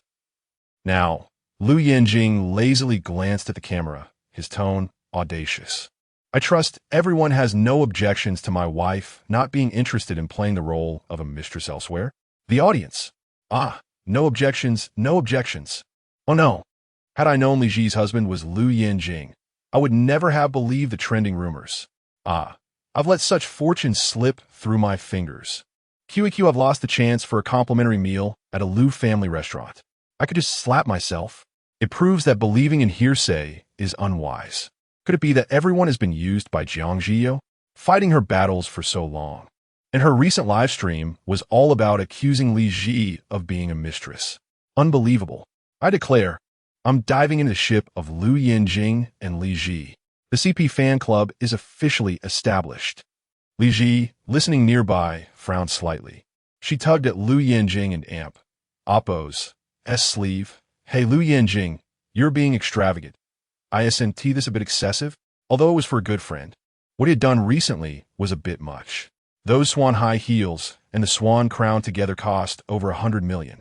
And now he was starting to give away money. But Lou Yanjing merely smiled at her. As long as Mrs. Liu's fans are happy, Mrs. Liu is happy. What's wrong with spending a little to make Mrs. Liu smile? Moreover, he slightly bowed his head, his dark pupils deepening. My wife has already saved enough.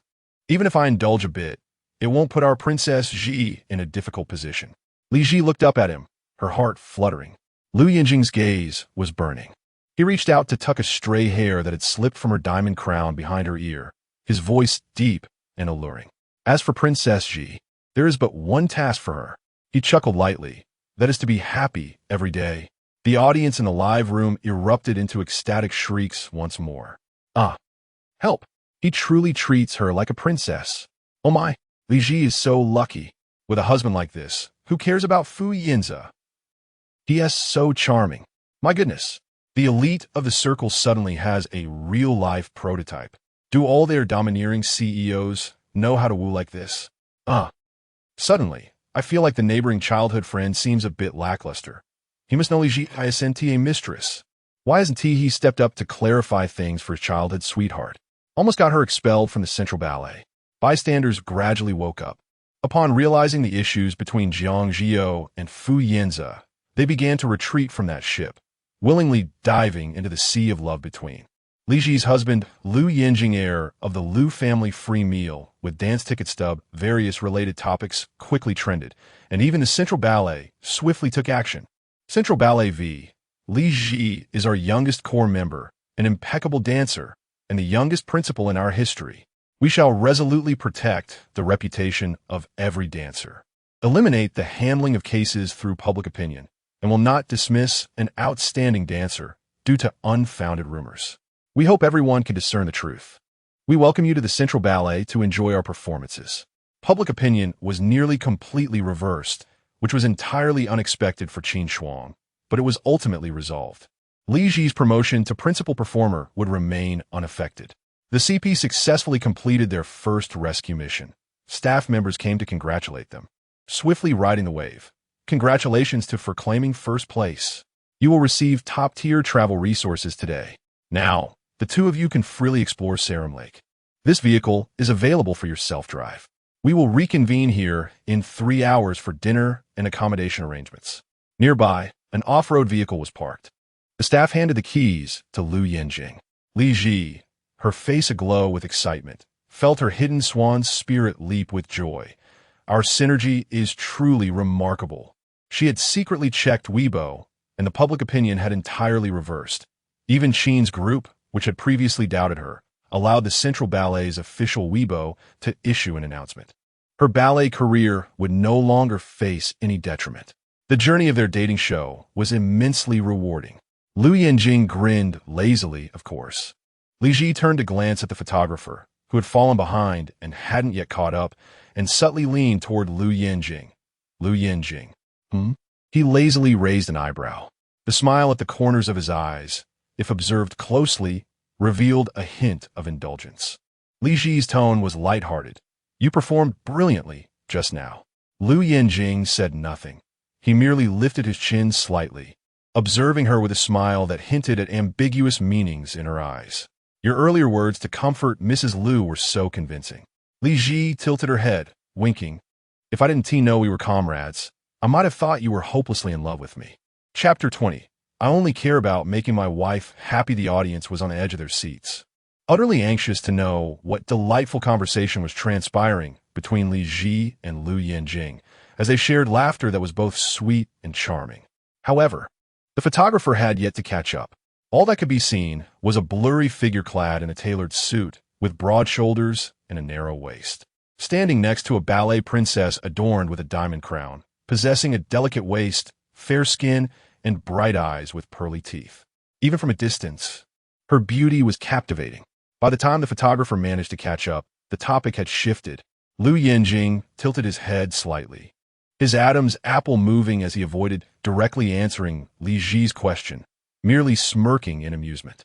Then, as if he had forgotten about the keys to the off-road vehicle just handed to him by the production team, he brazenly raised his chin and lazily gestured with his gaze towards Li Zhi, asking, "Motorcycle, are we riding?"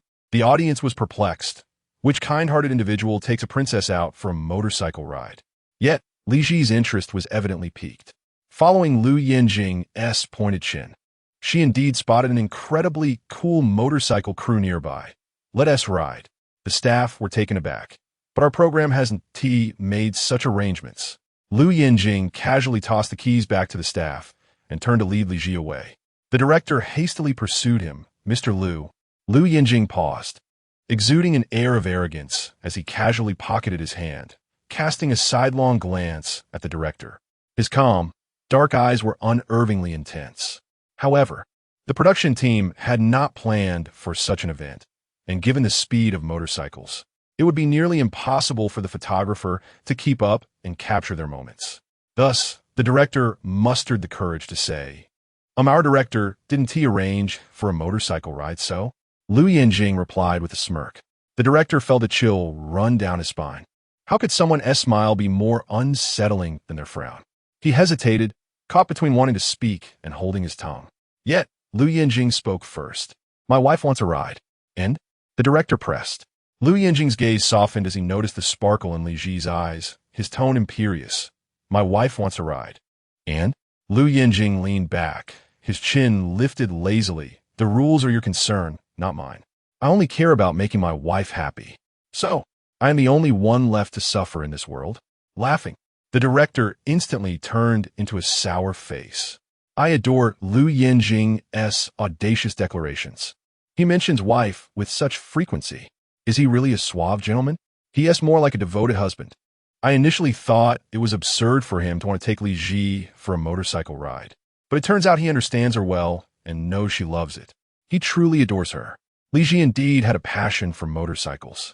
Despite her delicate appearance, resembling a fairy tale princess, her interests were quite diverse and adventurous. Her love for motorcycles had ignited during high school, when she had begged Yanze to join her. He had frowned, questioning, what does a girl need with motorcycles? He disapproved of such dangerous pursuits, believing they were hobbies only unrefined individuals might enjoy. He thought of their relationship as one where she should engage in piano, calligraphy, ballet, while he focused on managing the company. Li Zhi had felt disheartened for a while. However, one day after school, she had noticed a commotion at the school gate and approached to see a brand new, dazzling black and pink Kawasaki motorcycle parked at the curb. A tall youth was perched atop the bike and tossed a pink helmet her way. Caught off guard, she managed to catch it just in time. The boy removed his helmet, revealing a pair of striking, rebellious eyes, and with a cheeky grin, he beckoned her. Want a ride? In truth, Li Zhi had never learned to ride. She simply had a strong desire for it, adept at being the passenger. Only Lou Yanjing was aware of this. He indulged her, never believing a girl should only embody grace. Unfortunately, after high school, they lost touch, and no one else took Li Zhi out for rides. In that moment, her excitement was palpable, her eyes sparkling with joy and anticipation. The director, still trying to reason, added, but Miss Li is not dressed for riding, and she is wearing high heels. Li Zhi's lips parted slightly, and her eyes dimmed as she realized that her dress and heels might not be suitable for a motorcycle ride, causing her to frown in disappointment. But then, a lazy voice interrupted. You needn't worry. I brought her gear. Really? Li Zhi turned, her surprise evident. You brought me motorcycle gear? And shoes too? Oh my goodness. You truly are the best. Lou Yanjing smiled, a relaxed demeanor gracing his features, his eyes glimmering with affectionate indulgence as he glanced at her. Could I not anticipate that you want to ride? He had specifically researched self-driving routes in the northern regions prior to their trip and had seen many people opting for motorcycle rides, which led him to believe Li Zhi would certainly yearn for a ride. At that moment, Li Zhi's heart soared with excitement. Let us go, let us go. She tugged at Lou Yanjing's arm, eager to change into her riding attire. The director was left utterly stunned as he watched Li Zhi enthusiastically push Lou Yanjing towards the motorcycle crew. One was brimming with eagerness, while the other ambled along with a playful smile, willingly allowing himself to be led. He even nonchalantly waved his hand, as if to signal the production team to stay out of the way and not interfere with his plans to ride and entertain his wife. The director, rendered speechless, could only communicate through the intercom, Director, Mr. Liu is taking Li Zhi for a motorcycle ride. The director, having already seen the events unfold on the monitor, was quite nonchalant about it. Let them ride, find a rider to bring the photographer along, and keep up with them for shots. The photographer was taken aback. What? Being in prison has its benefits, but now you want my life at stake. However, Lou Yanjing was unconcerned about the photographer's safety, even indifferent to his own. Li Zhi quickly donned her motorcycle gear. The elegant princess had transformed into a sultry biker babe, clad in a leather crop top that exposed a hint of her waist, paired with shorts and knee-high glossy boots. Oh my gosh, she looks stunning. Li Zhi's legs are longer than my life. Wait, girl with looks like that. Are you trying to make us men wear body-hugging skirts? I don't know if she'll attract men, but she certainly attracts me. Oh no, I'm about to become a fan of Li Zhi. The live chat was filled with ecstatic comments. The director never anticipated that this dating show would yield such an outcome, leaving only the photographer in a state of despair. Lou Yanjing had also changed into his riding attire, accentuating his broad shoulders and narrow waist with a striking black outfit designed for adventure. He stepped out in short boots, bending his neck to bite the Velcro of his gloves, slipping them on with ease, then smoothly mounted the motorcycle, tapping the rear seat lightly. Hop on. Li Zhi's ascent onto the bike was impressively graceful. She donned her helmet, her ballet-trained flexibility allowing her to execute a high kick as she effortlessly settled onto the seat. Meanwhile, the photographer was still struggling to climb onto the bike's rear, when suddenly the engine roared to life. Looking up, he saw Lou Yanjing and Li Zhi speeding away like a bolt of lightning, cutting through the winds of Lake Salamo. Chapter 21. A love triangle unfolds. The news of Lou Yanjing and Li Zhi riding together on a motorcycle has gone viral, captivating many with their perfectly matched attire, striking contrasts, and the bold affection he displays towards his beloved. Their stunning looks have drawn a throng of admirers eager to witness their blossoming romance. In the luxurious Lou residence in Kyoto, Su Sang has activated every viewing device in the villa to catch every moment of her son's dating show livestream. Upon learning that Lou Yanjing had obtained his marriage certificate, she summoned the housekeeper to hang a celebratory banner outside, adorning the premises with festive decorations such as lanterns and auspicious symbols, which remain untouched to this day. The elite of Kyoto are now aware of Lou Yanjing's marriage, despite having heard no prior whispers. Today, the dating show has unveiled the mystery surrounding the only heir of the Lou family, and guests from every household are flocking in to deliver congratulatory gifts. Only the Jiang family from Yicheng stands bewildered. At this moment, Su Sang is delighting in the live stream, watching her son charmingly woo his wife amidst an atmosphere thick with romantic tension. Unable to contain her excitement, she flopped in a Lu Xiao and Appo's lap, exclaiming, "Ah, how sweet." Watching others fall in love is simply delightful. Lu Xiao gives a discontented click of his tongue, his gaze fixed on Su Sang, who is reclining on his legs, a frown gracing his features as he queries, "What? Am I not sweet enough?" Su Sang rolls her eyes at him, rising from his lap to retort, "Just look at that sour face of yours. It pales in comparison to my daughter-in-law's sweetness." Lu Xiao scoffs, defiantly crossing his legs. Is it really that girl whom Lu Xiaoqiao has harbored feelings for over the past 8 years? Despite her sweetness, he still lacks the courage to pursue her, wallowing in darkness and despair. What a disgrace to our family. Su Sang reflects on the fact that at least he has finally mustered the courage to act and has managed to marry her. Lu Xiao turns a page in his book, muttering that otherwise he wouldn't want to be known as his son. "Your worldview is utterly skewed," Su Sang shoots back. "I take my cues from you," Lu Xiao counters. If that boy had any sense, he would have learned from his father to be bold and cunning in love, to take what he desires and win her heart. Su Sang blushes at the absurdity of his words. Thank goodness he wasn't raised by you. Such nonsense would make anyone's cheeks burn. Disregarding Lu Xiao's comments, she insists that Li Zhi is different, and their circumstances are not the same. If Lu Xiaoqiao were to behave in such a manner, they would not even remain friends. Lu Xiao never contradicts his wife and Appo's words, even if he may not fully agree. Meanwhile, the cameraman has lost track of Lou Yanjing and Li Zhi, with the camera shaking as if at a wild party, the motorcycle speeding along. Yet their figures remain elusive. With this, Su Sang decides the dating show is no longer worth watching. She pulls her legs up onto the sofa and ponders. What should we prepare as a dowry for Li Zhi? Simply offering money would lack sincerity. And what about the wedding? Should it be traditional or Western? Perhaps we should have both. They need wedding photos too, right? A trip to Europe might be in order, Li Zhi, being a ballet dancer, would surely appreciate the scenery there. We could have a photo shoot in every country. Lu Xiao, finally unable to remain silent, takes a deep breath. Are you certain the swans have escaped from Swan Castle, rather than your son fearing that someone might take them away? Who cares? Su Sang smiles. Li Zhi dances ballet. She is a perfect match for the swans at Swan Castle. Lu Xiao raises an eyebrow. Don't get too ahead of yourself. I suspect that welcoming Li Zhi into our home won't be as simple as it seems. They've already obtained their marriage certificate.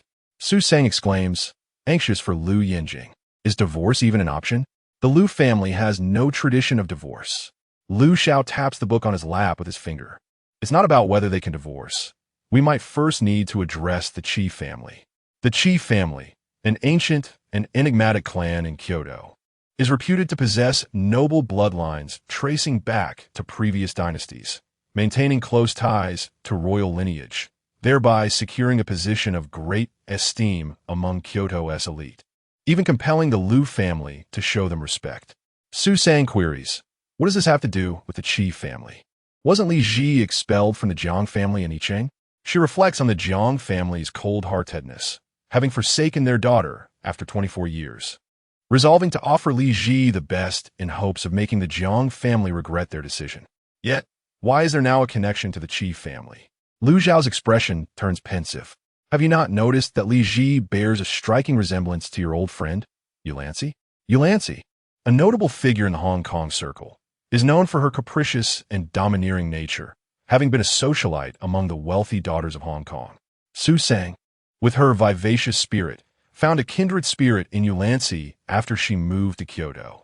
The two would often be seen together, sharing drinks and lamenting their respective marriages, one criticizing a dull, puritanical husband, while the other bemoaned the struggles of her own tumultuous relationship.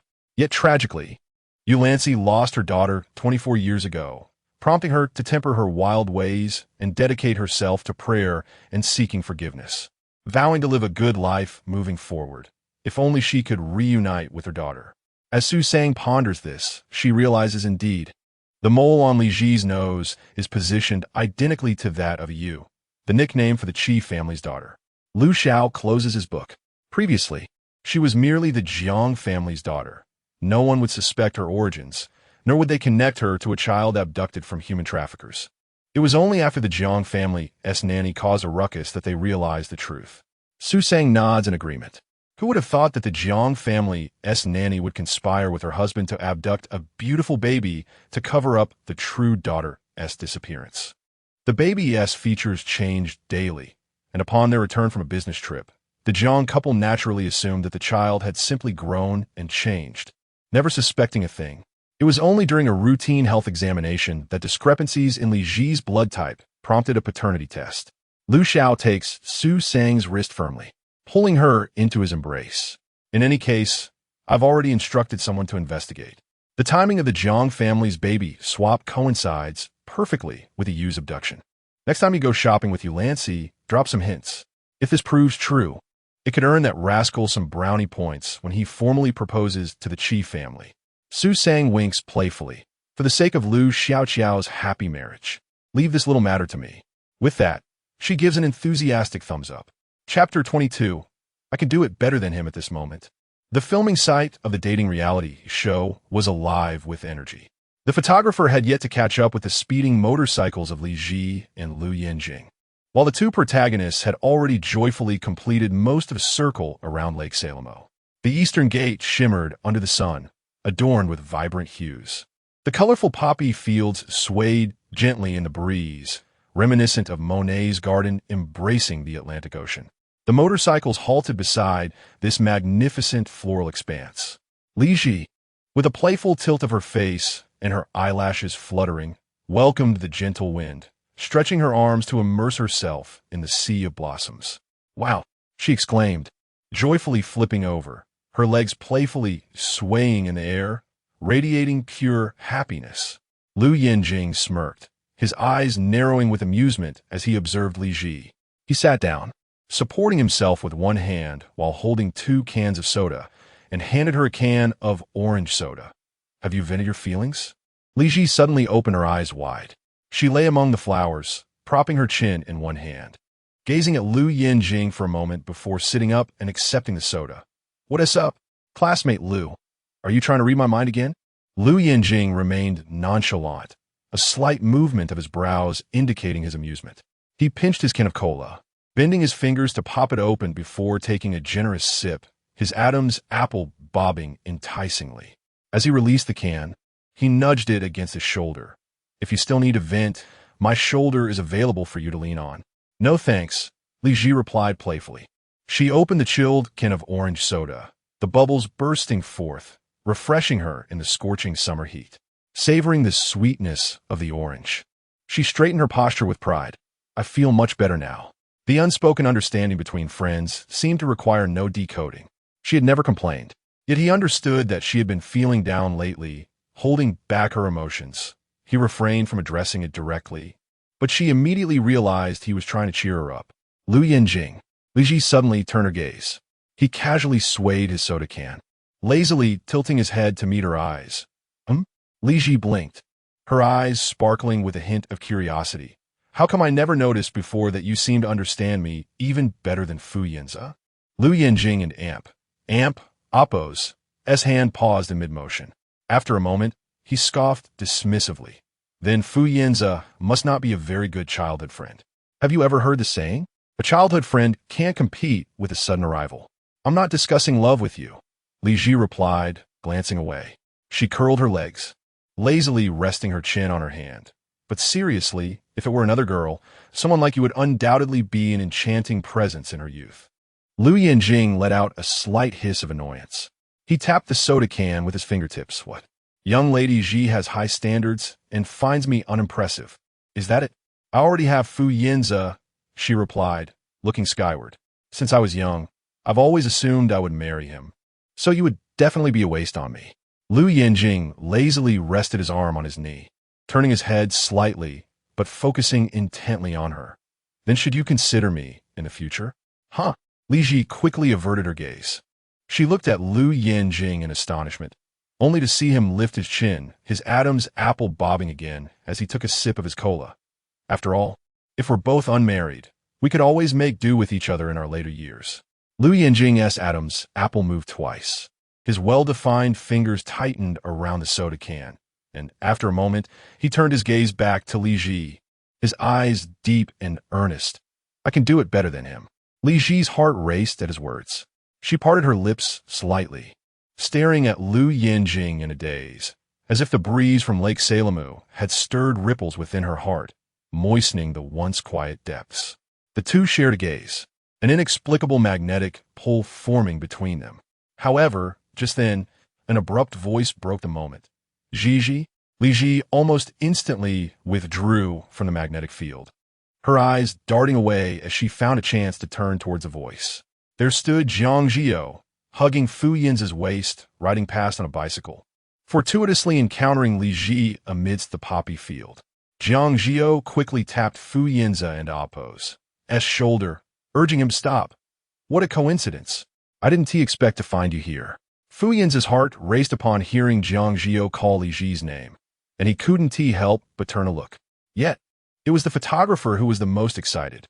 Finally catching up with the elusive Li Zhi and Lou Yanjing, the photographer rushed over with enthusiasm. "Oh my goodness. You too." The camera shook as the photographer's voice boomed. "Finally caught you." The live stream erupted with excitement. "Ha ha ha." I can feel the photographer's excitement through the screen. "Oh my. Finally seeing Jing and Zhi back in the frame. What are they doing? A floral battlefield? What? A battlefield? No wonder they didn't want to be filmed. Lou, be careful. Our beauty Zhi is delicate. Don't hurt her." "Ah, how annoying." Jiang and Fu and Amp, Oppo's sudden appearance clearly interrupted them. Am I the only one concerned? The four of them meeting feels like a battlefield. The atmosphere was indeed peculiar, especially as Jiang Zhi You approached Li Zhi, leaning in to peek at the man hidden behind her, smiling gently. "Zhi, aren't you going to introduce us?" Fu Yanze squinted, also looking over. Remembering Li Zhi's recent post about her marriage certificate, a surge of inexplicable anger welled up within him. They shared a bond of childhood camaraderie, and he had taken the time to explain that his connection with Jiang Zhi You was merely superficial, that his heart still belonged to her. Why did she have to be so willful, running off to marry some random man, deliberately bringing him into the dating show to provoke him? Suppressing his anger, Fu Yanze took a deep breath, wanting to see what kind of man could elicit such a response from him. Jiang Zhi You was equally curious. Having thoroughly understood the past of this faux heiress, knowing all too well how she had always followed Fu Yanze with no other man in her orbit. Yet the man in the spotlight seemed unfazed. He merely turned slightly, his face obscured by Li Zhi, his well-defined fingers still holding the unfinished cola, casually swaying it. "Are you that curious?" Fu Yanze's pupils narrowed, recognizing the voice as somewhat familiar.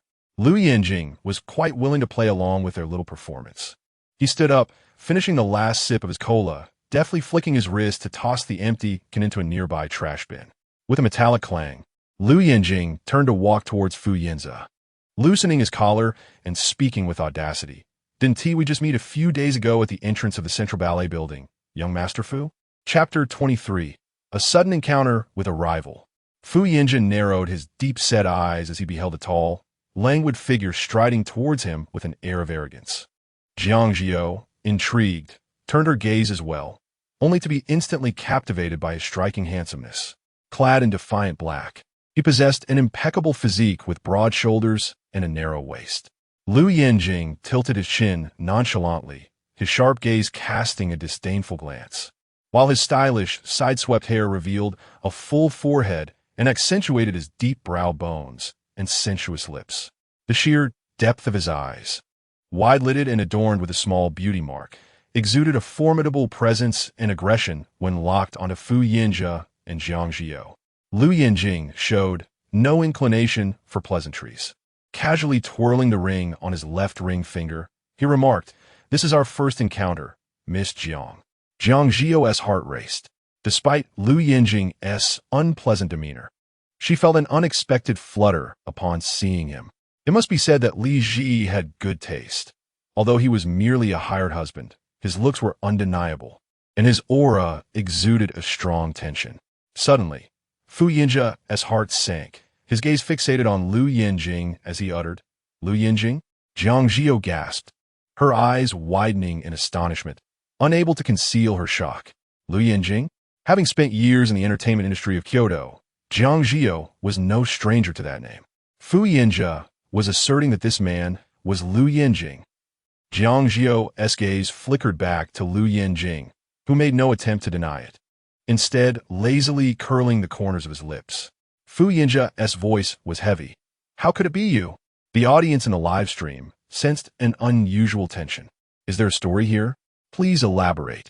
Lou Yanjing and Fu Yanze seemed to know each other, and judging by the atmosphere, it appears they are not on friendly terms. Wouldn't it be strange if they didn't know each other? After all, Fu Yanze has known Li Zhi for many years. How could he not know her husband? Yet, their demeanor suggests a level of surprise at each other's presence. Oh wow, this is getting interesting. The online detectives sharpened their focus. Meanwhile, Lou Yanjing raised an arrogant eyebrow, his dark eyes cold as they lingered on Fu Yanze's face. Before lightly clicking his tongue, Fu Xiao's injury seems to have healed quite swiftly. Fu Yanze's expression stiffened. The audience in the live stream was bewildered. What injury? Lou Yanjing straightened casually, tilting his head to smirk at Li Zhi. "It seems we were too lenient that day. We certainly should have shown no mercy." Li Zhi huffed lightly. Such a scoundrel should be hung on the wall. After all, the audience was perplexed. Fu Yanze got beaten? Li Zhi even called him a scoundrel? While they were left in the dark, their instincts told them that something exciting was unfolding. Jiang Zhi You was aware of Fu Yanze's injury, a punch and a slap mark. After all, they had met that day to discuss their participation in a dating show, and she had inquired about it, but Fu Yanze had been vague. Now, it seemed that Lou Yanjing and Li Zhi were involved in the altercation. Fu Yanze remained silent, his face dark. Jiang Zhi You looked at him and softly asked, "Brother Yanze, do you know President Lou?" Fu Yanze replied, "I do." Lou Yanjing interjected, not particularly eager to be acquainted. Fu Yanze's expression darkened further. Yet he suppressed his temper and explained to Jiang Zhi You in a gentle tone, "We were high school classmates." Wow, High school classmates? Li Zhi and Fu Yanze were also high school classmates, right? So she and Lou Yanjing are high school classmates. No wonder the life photos are so full of youthful elements. It turns out their love story started back then. I suddenly understand where Lou Yanjing's hostility towards Fu Yanze comes from. Isn't this a classic case of a rival? I'm more curious about how Fu Yanze got beaten. It feels like a sensational scoop. However, Jiang Zhi You had yet to grasp the severity of the situation. She smiled gently. So that is how it is. No wonder the 4 life photos Li Zhi received are so infused with a youthful ambience. It's a love story from school uniform to wedding gown. Love? Fu Yanze glared at Lou Yanjing with hostility, anger boiling within him as he nearly ground his molars to dust. How could it be him? It was actually him, Lou Yanjing. What right did he have to accompany Li Zhi on a dating show? Was that marriage certificate genuine or a mere facade? What love could exist between the two of them? Fu Yanze's voice grew cold. When did President Lou marry my neighbor's younger sister? How is that any of your concern? Lou Yanjing raised an eyebrow, echoing his previous words back to him. He then lazily turned to Jiang Zhi You. However, I must intervene in your affairs as a couple, Miss Jiang. His low, magnetic voice lingered on her name. Jiang Zhi You's heart raced as she looked up. Lou Yanjing smirked. I must remind you that your fiancé seems to be rather untrustworthy. At his words, Jiang Zhi You was momentarily taken aback. She turned to Fu Yanze with confusion, while his pupils seemed to constrict suddenly. Lou Yanjing lifted his chin slightly, observing Fu Yanze with a composed demeanor, relishing the shift in his tension and emotions. Mr. Fu, just after your engagement, you arrived at Zhongba to harass my wife the very next morning, claiming that your relationship was merely a fling and attempting to persuade my wife to become your mistress. The audience in the live stream gasped. Lou Yanjing smiled lazily, yet every word was as sharp as a blade. Unfortunately, I happened to witness this. I cannot abide such a scoundrel betraying you while entangling my wife, so I taught him a lesson with a punch, both for you and for my wife. Holy cow! A fling? A mistress? Is that how Fu Yanze got beaten? I remember that day. It seems to have trended on social media, right? It was about Li Zhi shamelessly pursuing Fu Yanze, only to be splashed with water by Jiang Zhi You's fans. But according to Lou Yanjing, it was Fu Yanze who pursued Li Zhi. Whoa, what's really going on? Whose version of events is true? If Lou Yanjing's account is accurate, then the rumors of Li Zhi being a mistress would be an unexpected calamity. Fu Yanze's sordid thoughts, which he had tried to conceal, were laid bare. His expression turned furious. Lou Yanjing, don't think you can fabricate rumors and insult me just because of your influence. Fabricate? Rumors? Insult? Li Zhi chuckled. She tilted her head with interest, gazing at Fu Yanze. Then, Mr. Fu, why not share your version with everyone? I'm quite curious to hear how you recount that day as encounter in front of the Zhongba building. Was it me pursuing you, or you pursuing me? If I was the one who initiated the pursuit, then why did you appear at the Zhongba building that day? Surely you weren't there to learn ballet? Chapter 24. It is not too late to abandon him now. Fu Yanze and Oppo's expression was far from pleasant. He frowned slightly, casting a displeased glance at Li Zhi, seemingly unable to comprehend why she had chosen to conspire with Lou Yanjing against him. The cameras were still rolling, and he felt compelled to provide an answer today. Thus, Fu Yanze pressed his lips together tightly. So what if I sought out Li Zhi first? I merely regarded her as a sister, expressing genuine concern. Who would have expected to be inexplicably struck by you? Genuine concern? Lou Yanjing's eyes narrowed, recalling the incident when Li Zhi was doused with cold water. The veins on his forehead throbbed. If it was merely concern, why was your first reaction to dodge when that bucket of icy water was hurled at her? Fu Yanze and Oppo's expression froze momentarily. Yet, the barrage of comments in the live stream exploded. Wow, is it really like this? So there was never any entanglement from Li Zhi.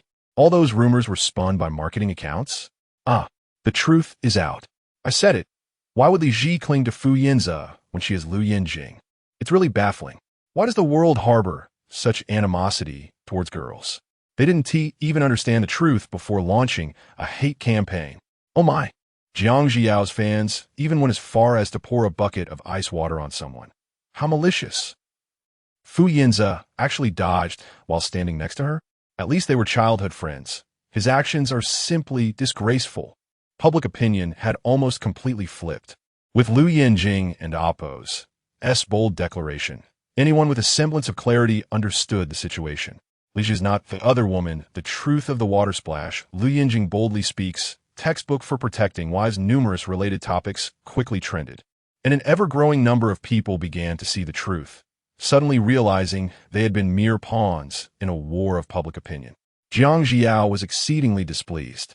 She had not anticipated such a swift shift in sentiment, nor that Fu Yanze had actually sought out Li Zhi that day. Logically, since Li Zhi had no interest in Fu Yanze, she should have lowered her guard. Yet upon seeing her married to Lou Yanjing, jealousy ignited within her like a raging fire. Clearly, she was the genuine heiress. Why was Fu Yanze so fixated on that impostor? Even Lou Yanjing showered her with enough affection. What had Li Zhi done to deserve this? The free time soon came to an end. The production team assisted Lou Yanjing in returning the motorcycle, allowing him and Li Zhi to switch back to their previous casual attire. Lin Rong and Shang Su also returned promptly to the meeting point. As the second team to arrive, they were assigned to the tourist shuttle. The two playful rivals bickered throughout the journey, exchanging light-hearted jabs as they disembarked for restroom breaks and took photos at the scenic spots. Upon reuniting with Li Zhi, Lin Rong excitedly rushed over. Beauty truly uplifts the spirit. Shang Su regarded Lin Rong's short legs with a smirk before turning to greet the guests with polite nods. Lin Rong's friendly nature made her easy to approach, and the comments in the live stream dubbed her bravely bold. Li Zhi was not slow to warm up either. They found a delightful rapport. Curious, Lin Rong leaned towards Lou Yanjing, having initially pictured him as a trendy white-haired youth, only to be met with the sight of a dapper gentleman in a suit, broad shoulders and a narrow waist. His long legs exuded an air of confidence. When his dark eyes glanced over, devoid of hostility, yet inadvertently showcasing the maturity and arrogance of someone in a position of power, Lin Rong whispered, "Zhi, your husband is incredibly handsome. He could easily rival 18 male models." Certainly, he was far superior to Fu Yanze. The rumors were absurd. With such a husband, why would she still pursue someone else? Li Zhi blinked. Is that so? Previously, she had merely regarded Lou Yanjing as a sworn brother, never considering his looks. She had never been bothered by the girls who admired him. However, hearing Lin Rong's opinions sparked her curiosity, and she turned her gaze towards him. Just then, Shang Su was engaging Lou Yanjing in conversation, the atmosphere appearing quite pleasant. Lou Yanjing and Oppo's lips curled up as Adam and Oppo's apple bobbing as he chuckled softly, radiating an alluring charm. Li Zhi recalled how tall he was in school, and now he had grown to an impressive height of nearly 6 feet 3 inches. His slim waist was concealed beneath a well-fitted suit, and his long, elegant fingers were adorned with a silver ring, which he toyed with casually. Suddenly, Shang Su tilted his chin towards Lou Yanjing. Lou Yanjing turned his head lazily, following the direction indicated, his gaze lifting to meet hers. A hint of a smile playing on his lips as he straightened slightly to look at her. In that moment, Li Zhi found herself unexpectedly locking eyes with Lou Yanjing. She was caught off guard, entranced by the depth of his dark eyes, feeling an inexplicable thrill from his smile. As her heart raced uncontrollably, she finally realized Lin Rong's words were not without merit. Although she didn't know how Lou Yanjing compared to 18 male models, he was undeniably striking in a way that felt almost unfair.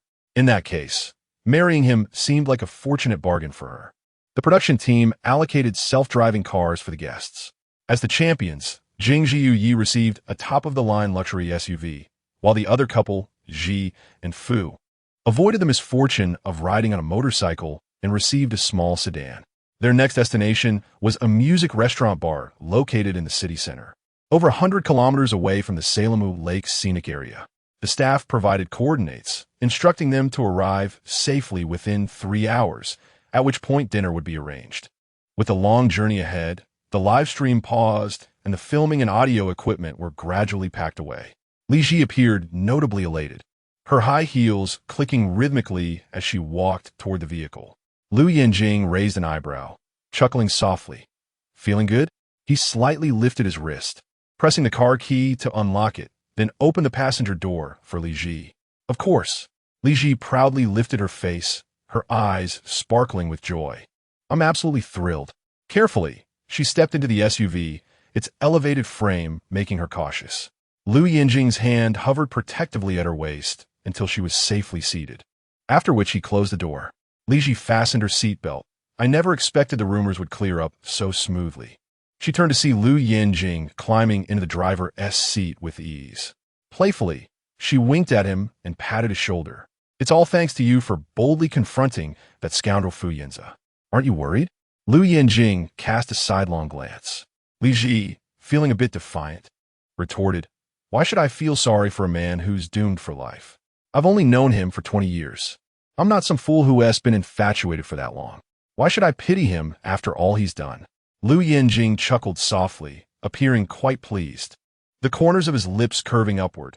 All right, our esteemed Miss Zhi knows when to turn back. Abandoning him now isn't too late.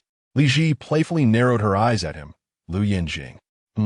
Lou Yanjing casually twirled the steering wheel as the SUV began to roll down the road. Li Zhi straightened her posture. You're not actually planning to just settle for life with me, are you? Lou Yanjing's hand tightened around the steering wheel, his long fingers gripping it steadily. Is that a problem? He raised his gaze to meet hers in the rearview mirror. Li Zhi tilted her head thoughtfully, seemingly unaware of his ulterior motives, her eyes slightly narrowing. Are you so sure you want to encounter someone you want to marry in the future? Lou Yanjing slowed the car. This time, he turned to look at her, his gaze intense, his dark eyes burning. I want to. Li Zhi was taken aback by the conviction in his expression. She felt a bit lost, but didn't dwell on it, continuing to speak to herself. Regardless, I certainly want to be interested in any man again. One Fu Yanze is enough. Lou Yanjing swallowed hard, his throat tightening slightly. He spoke, his voice low. Fu Yanze never deserved you. He certainly does not represent other men. Indeed, Li Zhi's tone was light and cheerful, in stark contrast to you. You are far more reliable than Fu Yanze. Lou Yanjing felt a tumult within, his heart racing. Therefore, Li Zhi turned her gaze towards him. If you truly never encounter someone you adore again, your earlier suggestion, perhaps, is not entirely unfeasible. Chapter 25. A review of the exquisite and sweet sticker peeling cut. The music restaurant was brimming with atmosphere. Under the night sky, an exotic outdoor garden adorned with magnificent lanterns and mysterious, vintage brick-red hues created a sumptuous feast reminiscent of the Silk Road, all delicately enclosed by white, gauzy drapes. The rhythm of the music was vibrant and inviting. As Li Zhi and Lou Yanjing entered the restaurant, they were greeted by the melodious and elegant strumming of a deuter. Beauty! Over here! Lin Rong waved enthusiastically at Li Zhi, who lifted her gaze to discover that the other two groups of guests had already arrived. She was curious about what had transpired before her arrival. Lin Rong's excitement radiated from her blushing face, while a piercing gaze, akin to an ice pick, was fixed upon Li Zhi. Instinctively, she turned to see Fu Yanze, his fists clenched and eyes a fiery red, casting a hostile glance at Lou Yanjing, as if he wished to devour him whole.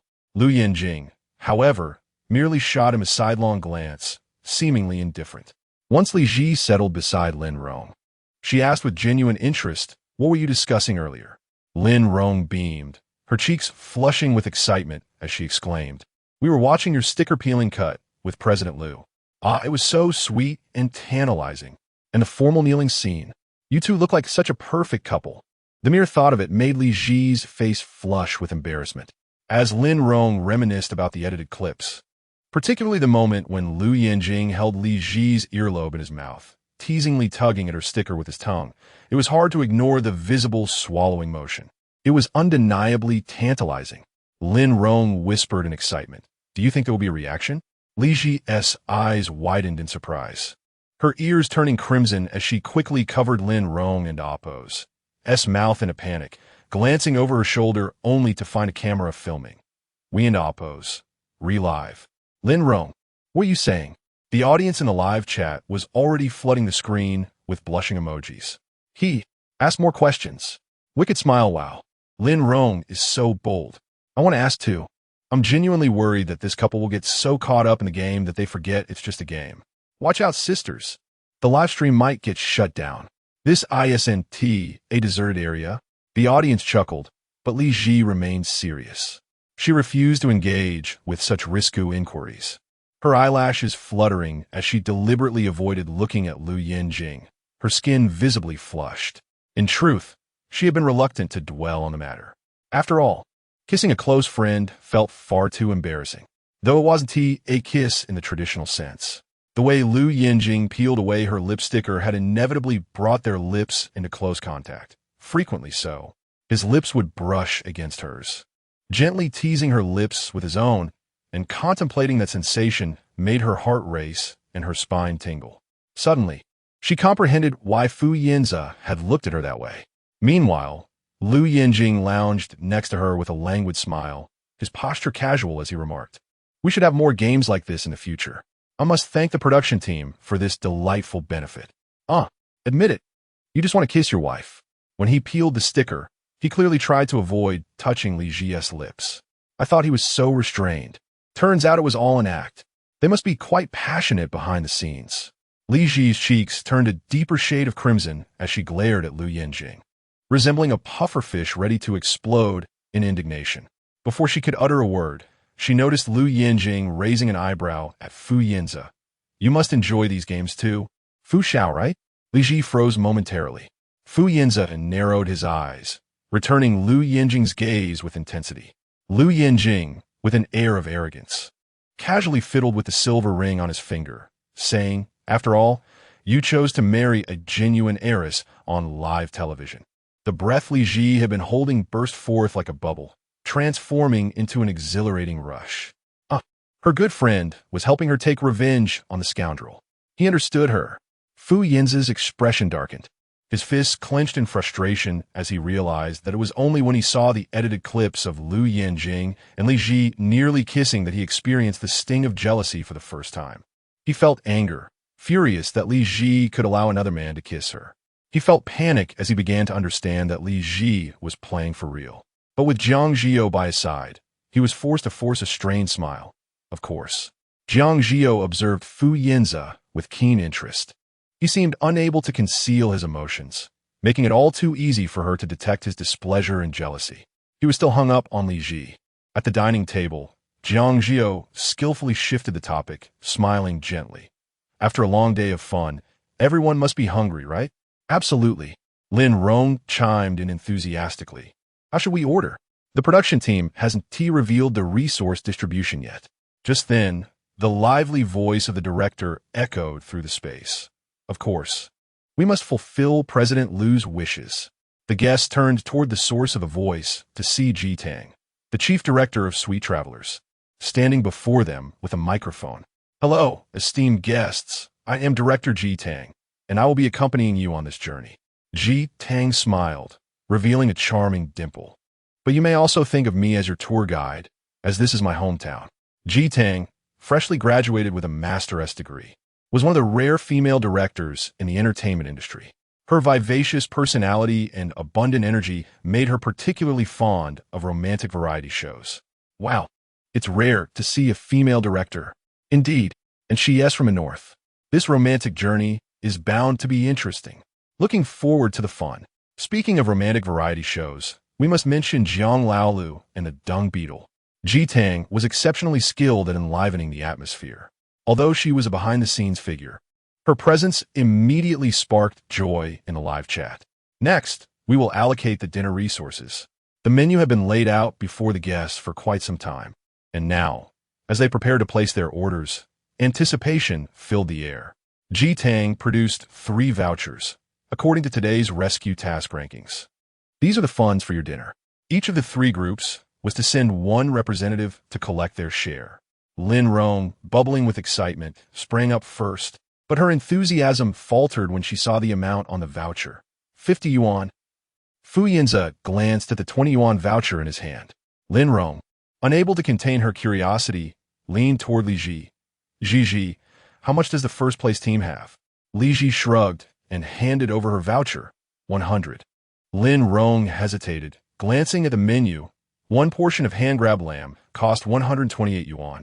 Even the top team, Jiang Zhi You, couldn't afford it, leaving them with only enough to order 10 skewers of roasted meat. Chapter 26. The Ambiguous Pocky Kiss Challenge. Jitang and Amp, Oppo's intention to stir up some fun was evident.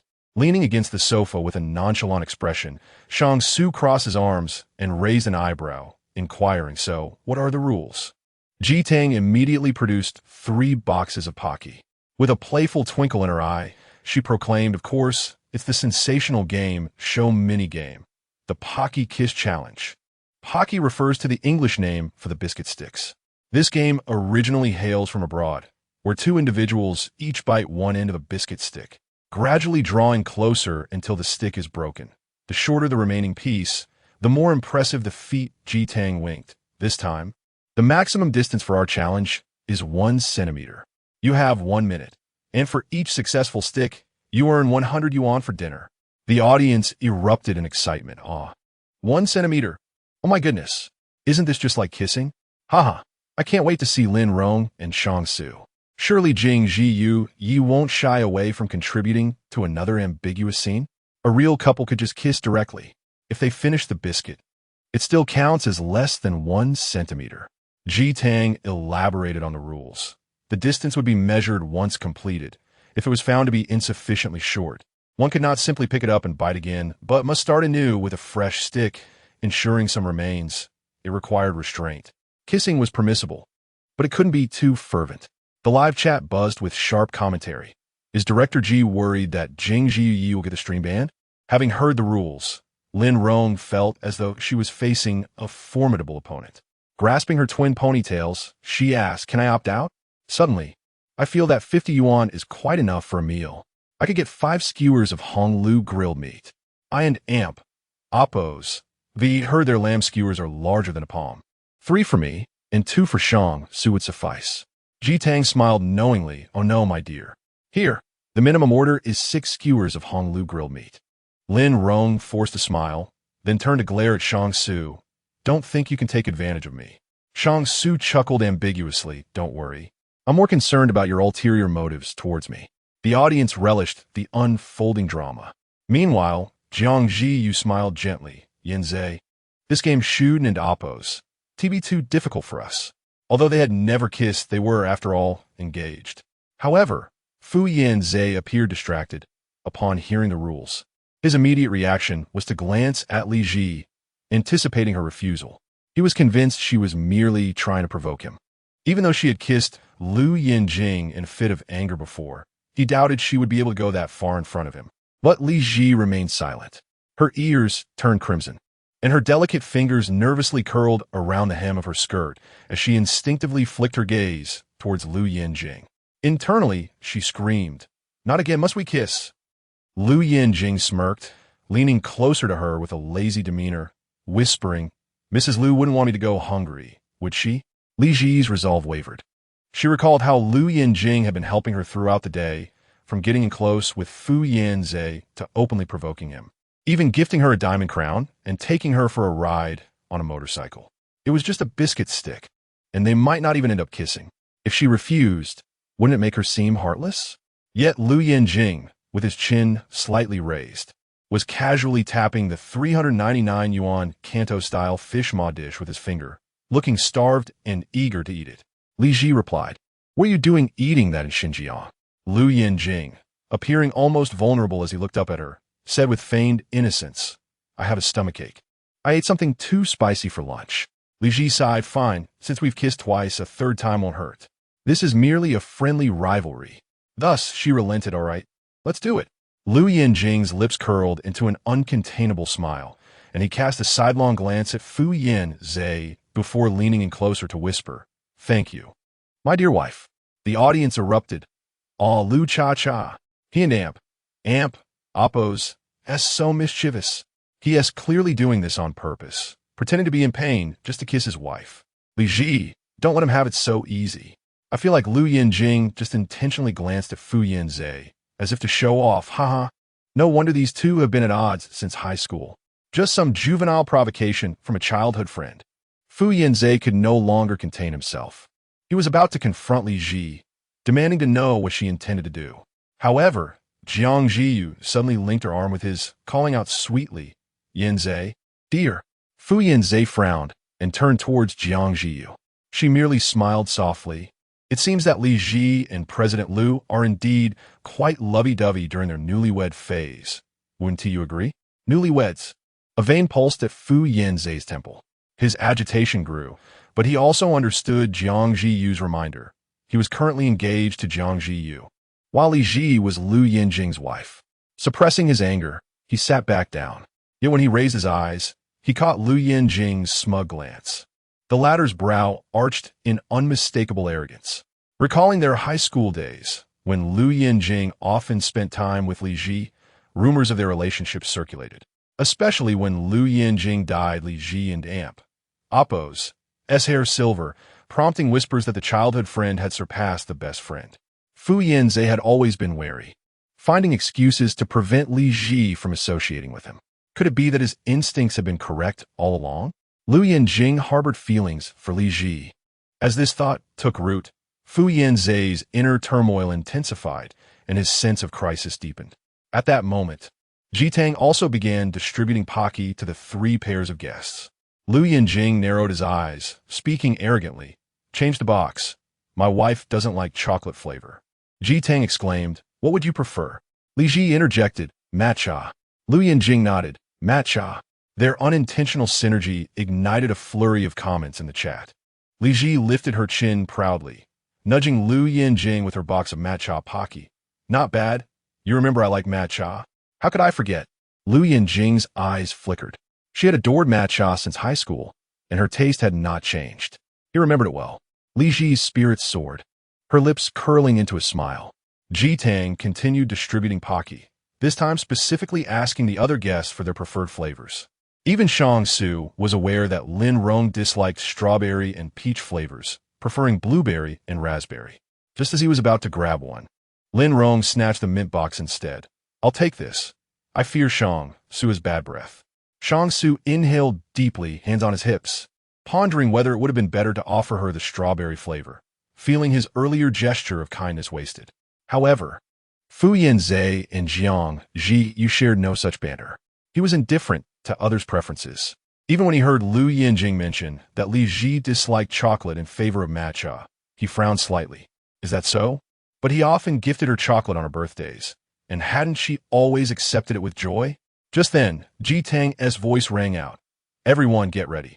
We will soon begin the countdown." Chapter 27. Zhi, open your mouth, let's do it again. The audience in the live broadcast room awaited with bated breath. The camera zoomed in swiftly, multiple angles poised to capture the impending moment of intimacy. Li Zhi's emotions stirred beneath the surface. She lowered her lashes, observing Lou Yanjing and Amp. Oppo's well-proportioned fingers casually peeling open a box of biscuits, extracting a stick and deftly twirling it between his fingers. Perhaps sensing her gaze, Lou Yanjing leaned closer, his voice a low, sultry murmur. "Nervous?" Li Zhi and Amp. Oppo's breath quickened noticeably, yet she feigned bravado, responding, "What is there to be nervous about between an old married couple?" But little did she know, inside her heart, she was screaming. The little swan hidden within her was bent low, flapping her wings, desperate to retreat to the depths of the lake. "Help! What old married couple?" Repeated kisses with Lou Yanjing, who was almost like a sworn brother, felt utterly mortifying. What if the footage of him biting into the biscuit stick was edited into some suggestive cut for everyone to replay? Wouldn't she be mortified at future class reunions? Yet, appearing on a dating show had been her choice, and Lou Yanjing had been her invitation. Regardless of her embarrassment, tension, or awkwardness, she had to muster the courage to face it.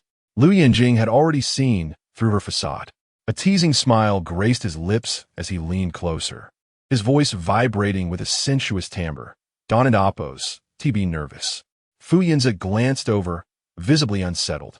He watched as Lou Yanjing lifted his hand, his fingertips brushing against Li Zhi's cheek, tucking a stray hair behind her ear, before gently cupping her chin to raise her delicate face. "Just bite it, Zhi." He leaned down closer, his fingertip lightly caressing her lips, chuckling softly. "Leave the rest to me. Trust me." Lou Yanjing bent lower, gripping the microphone and positioning it near her ear, intentionally avoiding any contact. Li Zhi made no move to retreat. However, the heat of his breath sent shivers down her spine, leaving her feeling weak and vulnerable. Tears welled up in her heart. Indeed, her good buddy was reliable. He maintained his boundaries. But Fu Yanze's gaze turned red with jealousy. His fists clenched tightly, his eyes fixed on Li Zhi, while Jiang Zhi You tugged at his sleeve, calling out to him several times before he snapped back to reality.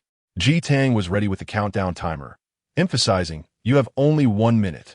The richness of tonight and amp. Oppo's. S dinner depends on this stick. We're in amp. Oppo's. S the stick? The top dozen in amp. Oppo's. T matter, but please don't in amp. Oppo's. T let it be the bottom. Mr.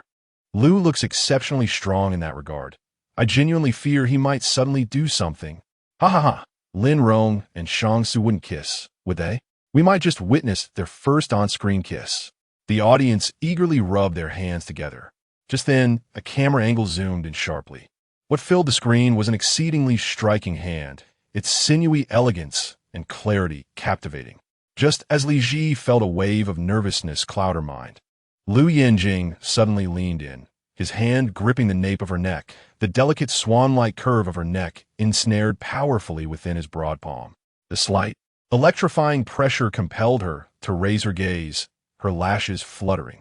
She locked eyes with Lou Yanjing's deep, steady gaze, which felt heavy and sincere, evoking an inexplicable sense of intimacy. "Prepare yourself." Ji Tang's voice soon chimed, "Begin."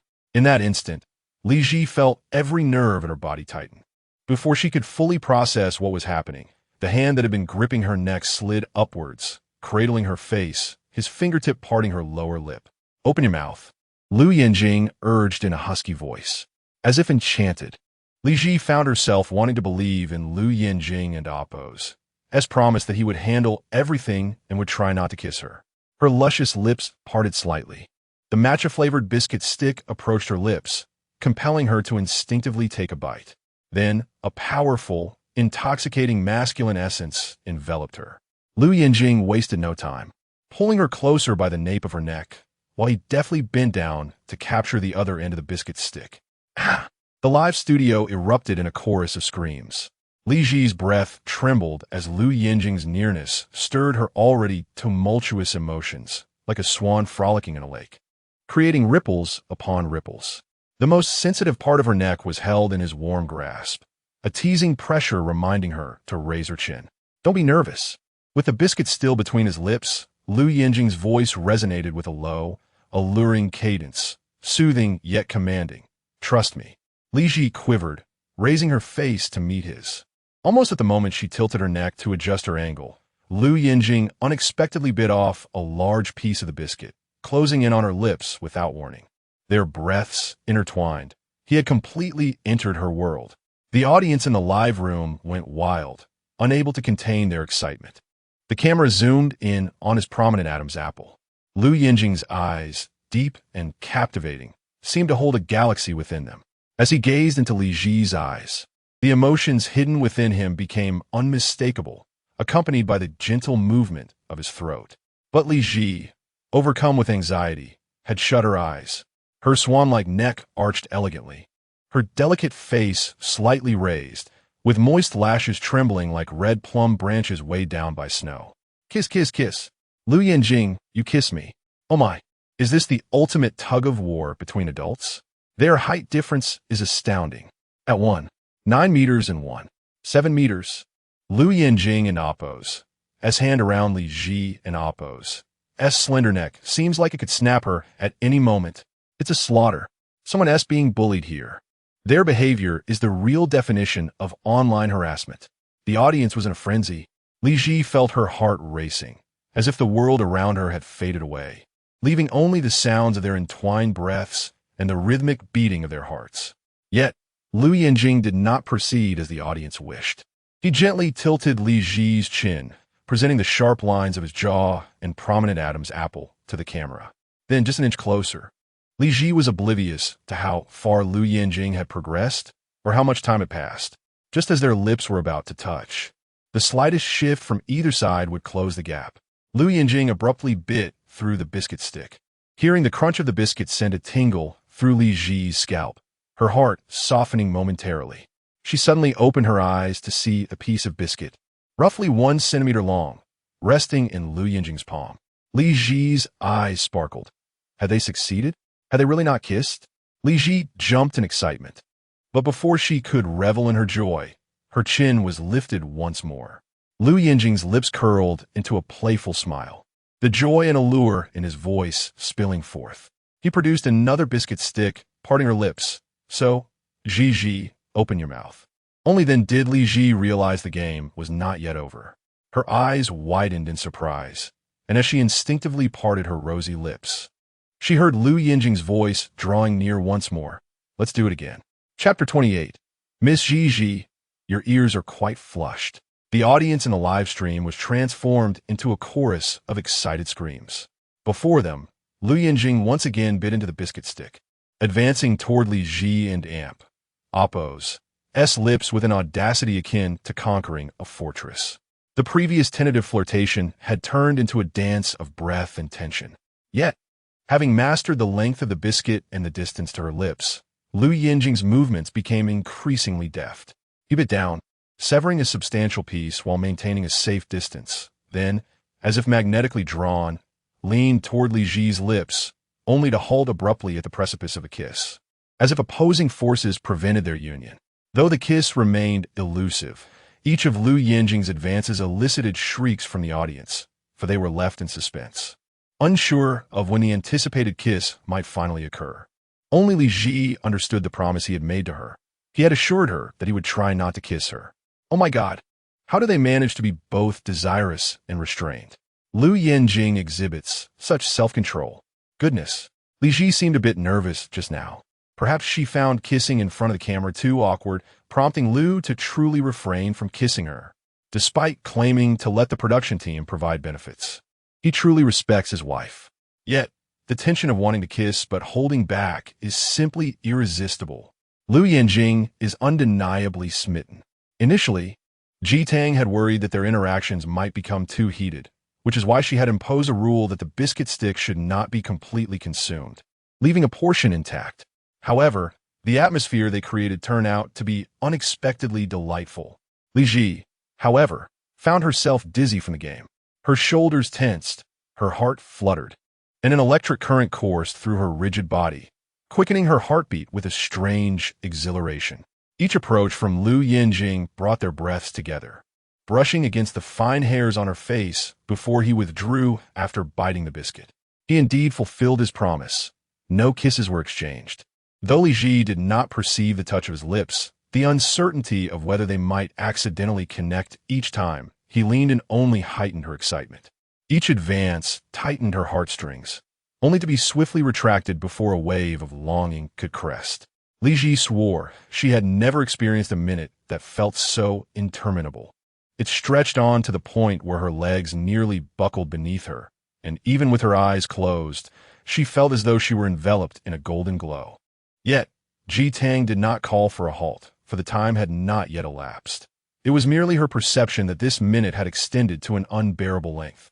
Even Lou Yanjing noticed her weakening legs. He bit into the biscuit with a deep chuckle, then shifted his hand from the nape of her neck to her lower back. Steadying her, and with a powerful grip, he lifted her slightly. Oh my God! I am utterly enamored with Lou Yanjing's palpable desire restrained by his composure. I merely stumbled across the trending topic on Weibo, curious to see how the elite of the Capital Court love, and unexpectedly found myself captivated by this minute-long pocky kiss. Has that little brat had enough? Let me experience half a minute. Li Zhi's ears are so red and flustered. It seems her legs have turned to jelly. The camera magnified every reaction, yet none recognized that this was not a genuine couple, but rather good friends engaging in forced flirtation.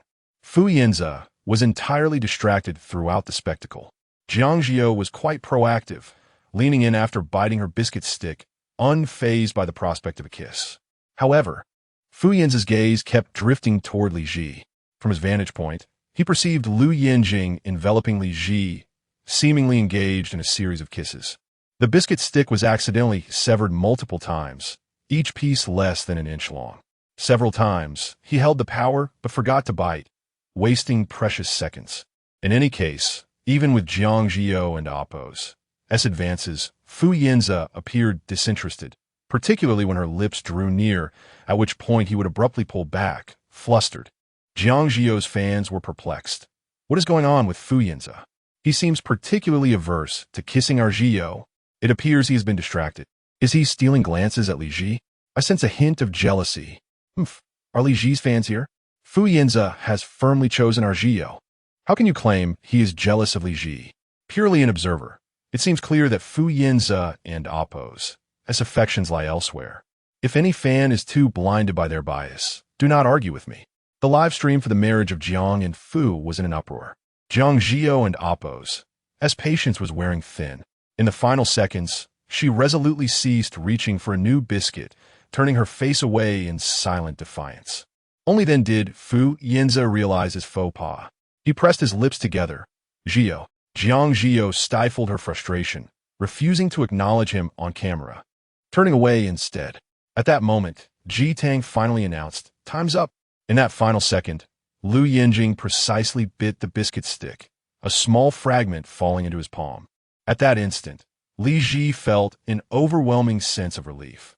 Lou Yanjing licked his lips, his smile shimmering with mischief, and then placed his fingertip on Li Zhi's lips, brushing off a trace of matcha that clung to her glistening, red mouth. His voice, deep and husky, declared it's over.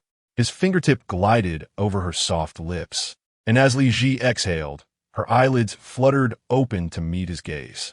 Lou Yanjing remained relaxed, his eyes sparkling with amusement, tilting his head as his gaze fell upon her cherry-like ears. "Miss Zhi, your ears are quite flushed." Chapter 29, What to Do? She is utterly adorable. In that fleeting moment, a wave of embarrassment surged almost instantly. Li Zhi's eyes widened, glistening with moisture, her rosy lips slightly parted as she gazed helplessly at Lou Yanjing. She nearly bit her tongue. "It's so hot. My ears are flushed." "Yes." Flustered, Li Zhi quickly turned her back, avoiding Lou Yanjing's gaze, and nervously fanned her face with her hand. The summer heat here is indeed more intense than in Kyoto. "Help me," Li Zhi screamed in embarrassment within her mind. Yet, Lou Yanjing saw right through her little thoughts, observing her earlobes resembling cherries, and the small crimson mole on her nose casting a delightful glow upon her fair skin. He couldn't help but chuckle softly. What to do? She is so charming. He somewhat regretted not kissing her earlier. However, Li Zhi was caught in a phase of bashful pride, feeling a mix of discomfort and awkwardness, her gaze evasive and unwilling to meet his. Thus, Lou Yanjing refrained from teasing her further. Fortunately, Ji Tang soon verified the results of the three groups. She announced, Lou Yanjing and Li Zhi consumed 12 sticks, with 9 being qualified. Lin Rong and Shang Su had 5, with 3 qualified. Jiang Zhi You and Fu Yanze managed 15, but only 2 were qualified. Frog fun. Is President Liu this formidable? An average of 5 seconds per stick. Moreover, the success rate is exceptionally high. Ha, this is hilarious. Just a while ago, the popular couple, Zhi and Fu, managed an average of 4 seconds per stick, yet only succeeded with 2. The non-couple pairs are more reliable than them. Fu Yanze must not have been in the right state of mind. Every failed attempt was his fault. New meal vouchers were distributed to the guests. Ji Tang also joined in the excitement. Now, please indulge in this vibrant summer night. The music of Duder soon filled the air. A band and dancers, embodying the essence of Xinjiang, quickly ignited the atmosphere of the outdoor dining area. Woohoo! Lin Rong was the first to get excited. She disregarded all financial considerations and ordered 6 pitchers of beer for everyone, then began energetically rallying the crowd. Cheers! Everyone lifted their glasses to fulfill their collective social obligation. The chill beer flowed smoothly down their throats. Li Zhi cradled her glass with both hands, finally feeling the heat that had previously surged within her subdued considerably. When she heard Ji Tang announce the results, she found it hard to believe. After all, during that minute, her mind had been in a fog, The entire game had been dominated by Lou Yanjing while she merely focused on biting down on the biscuit sticks. She hadn't anticipated consuming so many, and with such a high success rate. Most importantly, Lou Yanjing truly honored his promise from before the game. He exhibited a perfect sense of propriety and showed her ample respect. Li Zhi and Appo's heart fluttered. The small swan she wished to hide beneath the lake slowly emerged, lifting its neck and peeking at Lou Yanjing with its wings. She never intended to be caught stealing a glance.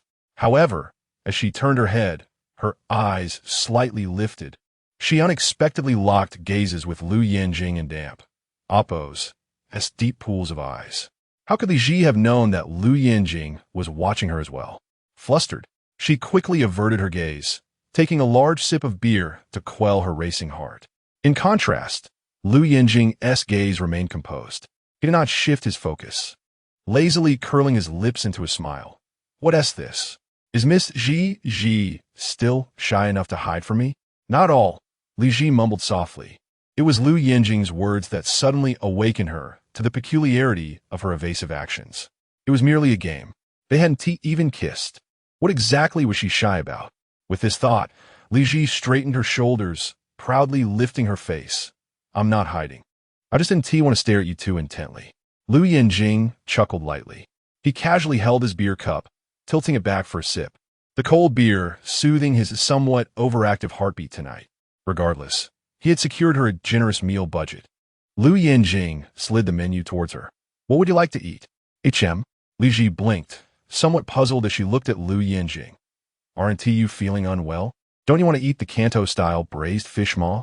It was indeed peculiar to order such a dish at a barbecue restaurant.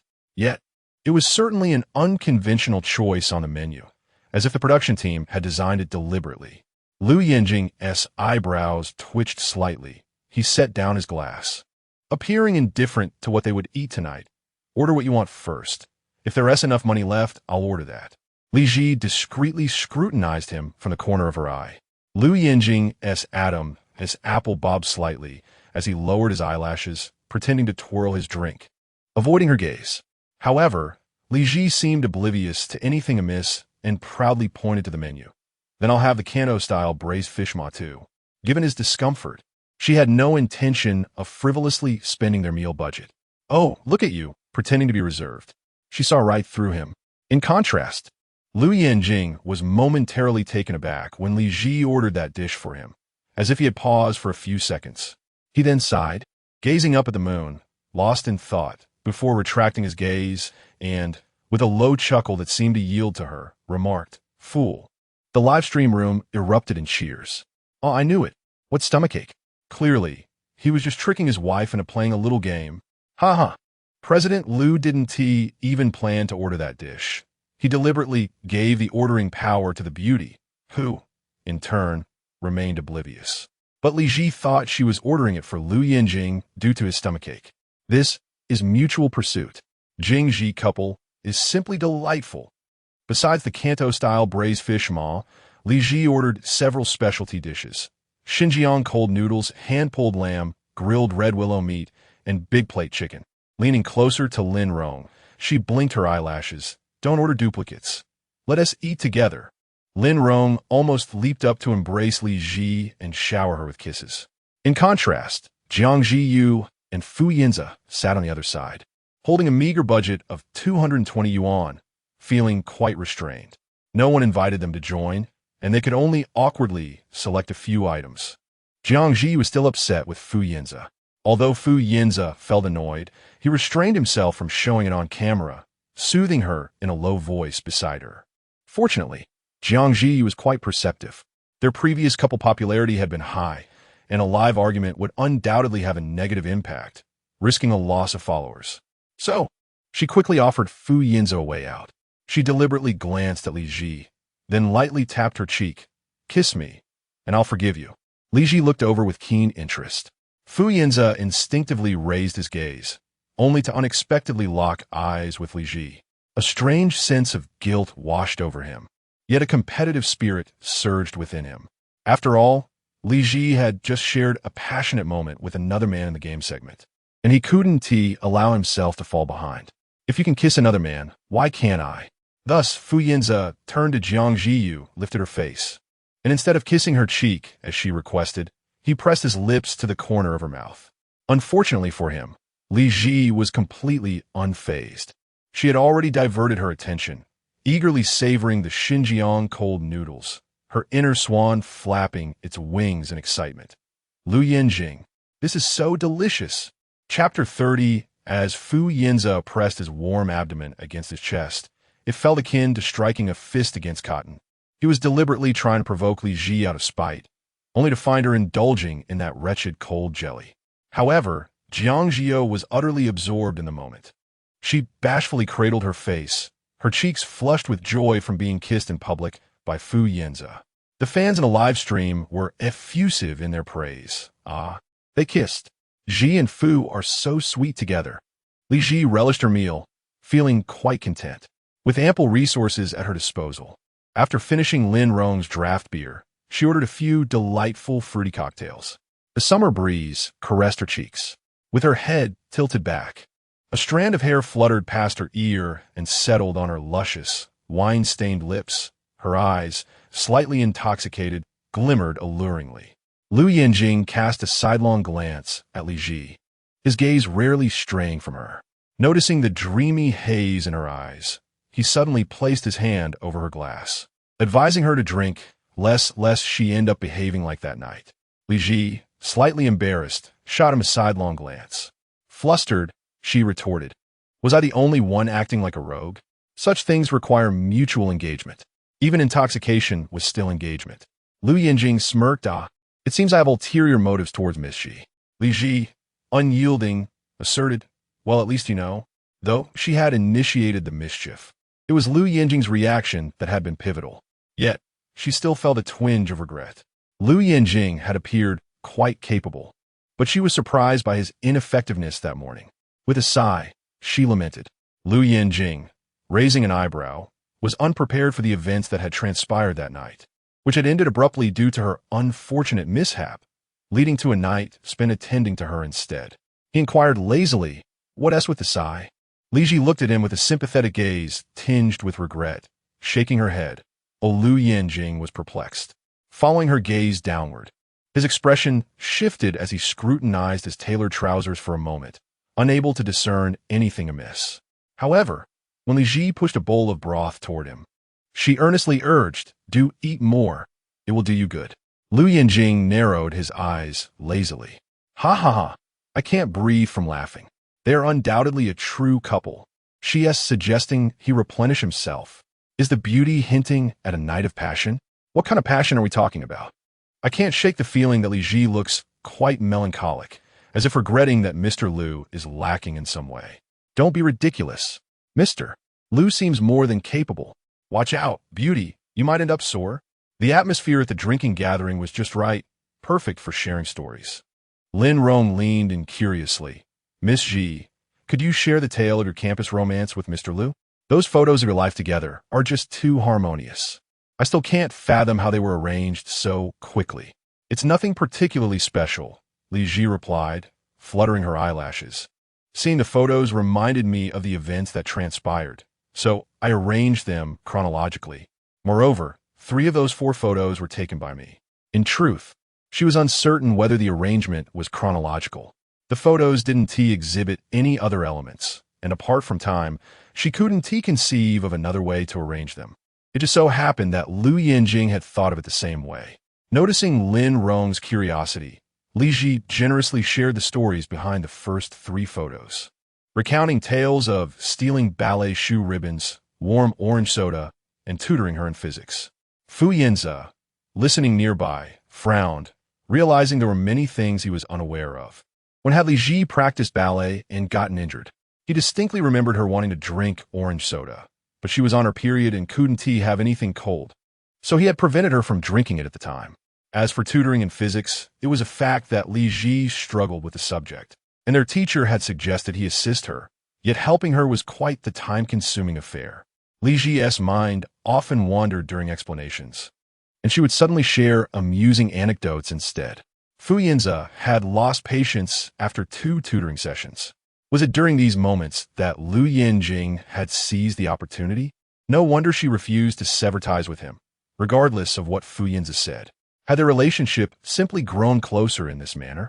Lou Yanjing couldn't help but smirk, glancing at Li Zhi. Wow, you remember it all so clearly? Of course, Li Zhi replied proudly, lifting her chin. But I still don't know where that can of orange soda came from, since you never left campus. Lou Yanjing raised an eyebrow lazily, swirling his wine glass nonchalantly. If I wanted it, I could get it. Physics just made things warmer. He had been so cold that night, he returned home with a fever. However, such youthful indiscretions would never be confessed in front of the live camera. Lin Rong inquired curiously, what about the white hair? What is the story behind Mr. Lou dyeing his hair white? Keep asking. I'm curious too. It's shocking enough that the suited rogue has such good grades. But that white hair is an even greater contrast. I can't imagine what prompted him to dye his hair white. Could it be that Li Zhi convinced him, and he obediently complied? Li Zhi appeared utterly bewildered. She had no idea why Lou Yanjing had chosen to dye his hair silver, so she nudged him with her elbow. Oh, come on, tell us, what made you suddenly decide to dye your hair that attention-grabbing color? Didn't you always think dyeing hair was tacky? Tacky? Lou Yanjing chuckled in disbelief. Turning to Li Zhi, he tapped the table lightly with his fingertips. Was it you who expressed curiosity about what a handsome white-haired man would look like in reality? That's why I went ahead and dyed it. I used the highest quality dye available, and it left me feeling quite self-conscious. Lou Yanjing tilted his head, and now you call it tacky? Dyeing white hair for love. I knew it. With Mr. Lou's personality, that white hair couldn't have been his idea. It's definitely related to Li Zhi. Help! He dyed his hair white just because of a casual remark she barely remembers. I told you, Lou Yanjing truly adores her. Chapter 31. The Adam's Apple Rolling. The Little Liar. Li Zhi blinked her long eyelashes. The casual remark made by Lou Yanjing, which led him to dye his hair, undoubtedly sent tremors through her heart, like waves surging within. She cradled her wine glass, her gaze lowered in contemplation. A vague recollection stirred, as if there was indeed such an occurrence. In the early spring, with the warbling of orioles, the tender branches outside the window, and the butterflies she had lured to the windowsill while tending to her flowers, her heart was set ablaze with restlessness. The early morning self-study session was particularly loud, with classmates fervently competing for every second. Yet, Li Zhi, having already obtained the qualification certificate for the Central Academy of Drama, remained at ease. She detested rote memorization with a passion. Early morning classes were her least favorite. Thus, taking advantage of the teacher and Oppo's absence, she pulled out a comic book she had purchased the previous night from a bookstore nearby. The male protagonist, with silver hair and red eyes, seductively licking his fangs, was so handsome that it made Li Zhi and Oppo's cheeks flush with excitement. Her deskmate, Fu Yinxia, curiously leaned over. Little Li, what good stuff are you sneaking a peek at? Just then, the bell rang, and the classroom erupted into a cacophony of chatter. A boy by the door stood up, waving and calling out, Jingu, let us go to the restroom. Lou Yanjing was sprawled across the back row desk, asleep. Upon hearing the call, he lazily lifted his eyelids, his expression still tinged with the irritation of having just awakened. He seemed on the verge of a retort, but when his drowsy gaze swept towards Li Zhi, he suppressed his annoyance, languidly rising, coming. Li Zhi was sharing the comic with Fu Yinxia when Lou Yanjing passed by, overhearing the two girls gushing excitedly. Li Zhi cupped her face with both hands. He is really so handsome. Boys with white hair are just too striking. If I were the female lead, I would definitely fall for him at first sight. I wonder what it would be like if there were handsome guys in the real world with silver hair. It seemed that day was significant. Lou Yanjing went to the restroom and never returned. During evening study, he suddenly pushed open the classroom door, sporting the shocking white hair that astonished the entire class. So that was how it came to be. Yet at that moment, Li Zhi had not connected the dots, merely thinking how coincidental it was, as if fantasy had seeped into reality, and it was realized on the very same day. Now, as Li Zhi languidly propped her chin in her hand, glancing at the more mature and sharper Lou Yanjing, it was hard to imagine what he would look like now with white hair. She couldn't help but chuckle. Lou Yanjing shot her a sidelong glance. a hint of melancholy reflected in his deep black eyes. "What are you laughing at?" Li Zhi lightly tapped her cheek with her fingertip. "I didn't expect little Lou to be so innocent in high school. Did I just speak casually? Don't you understand the excitement among girls?" Lou Yanjing nonchalantly chuckled. He leaned back with an air of arrogance, raising his wine glass to gaze at the moon. His Adam and Appos, S apple prominently visible. "I don't understand." Yet, he clearly recalled the very words that compelled him to dye his hair silver. "If I were the female lead, I would definitely fall for him at first sight." Lou Yanjing tilted his head back, taking a sip of wine, savoring it for a long moment before swallowing. His Adam's apple rolling as he lightly licked his lips and murmured, "Little liar." She had clearly stolen glances at him countless times, yet she hadn't fallen for him. Of course, Li Zhi was oblivious to Lou Yanjing and Appos, his underlying motive for dyeing his hair, finding it amusing upon reflection. Meanwhile, Lin Rong had already succumbed to the excitement. She raised her wine glass enthusiastically to the beautiful campus love story of Jiang Zhi. Cheers! The notion of a perfect campus romance sent chills down Li Zhi's spine. However, Lou Yanjing languidly raised his wine glass, turning to Li Zhi, his eyes sparkling with mischief, gently clinking his glass against hers. Li Zhi remembered her mission for coming to the dating show.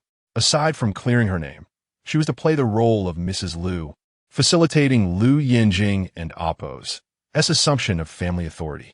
Thus, she too lifted her glass, clinking it first with Lin Rong and Shang Su, before meeting Lou Yanjing's glass. The crisp sound of their glasses resonated in the warm summer breeze. Lou Yanjing lifted the corners of his eyes, a smile playing at the edges. "Drink less. I'll finish it for you." Li Zhi took a small sip of the lychee-flavored wine. Raising her lashes, she saw Lou Yanjing tilting his head back, finishing his drink. A drop of wine trickling down into his collar as a sharp adamant Appos, as apple bobbed. He tilted his chin slightly, the glass turned upside down, leaving not a drop remaining. Noticing this, Li Zhi also attempted to finish her lychee wine, but suddenly her glass was snatched away, and she looked up in surprise. There stood Lou Yanjing, turning her glass around, bringing it to the untouched side of her lips, helping her down the remaining half of the drink. Lin Rong cheered excitedly from the side. Lou Yanjing lowered his neck, a strand of hair falling over his brow. "If you drink any more, you'll get drunk." His voice, husky from the wine, was irresistibly seductive.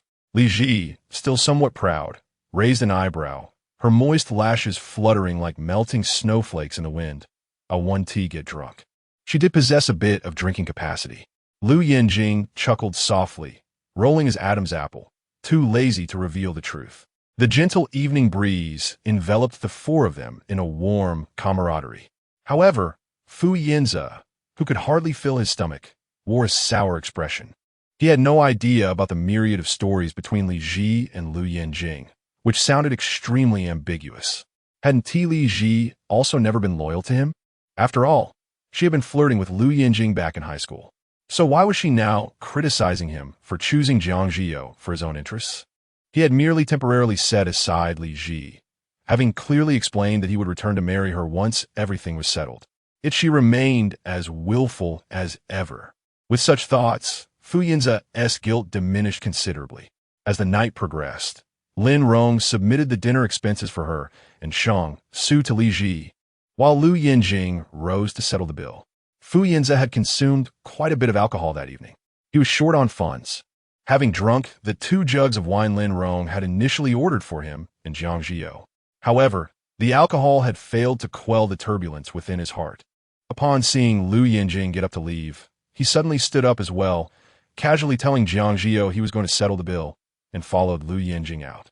The camera crew had not kept up with them, assuming there was nothing noteworthy to capture regarding the bill settlement. Lou Yanjing utilized the funds provided by the production team to cover the tab for all 4 of them, even directly settling the dining and drinking expenses for the crew with the restaurant manager. He turned to return to their table.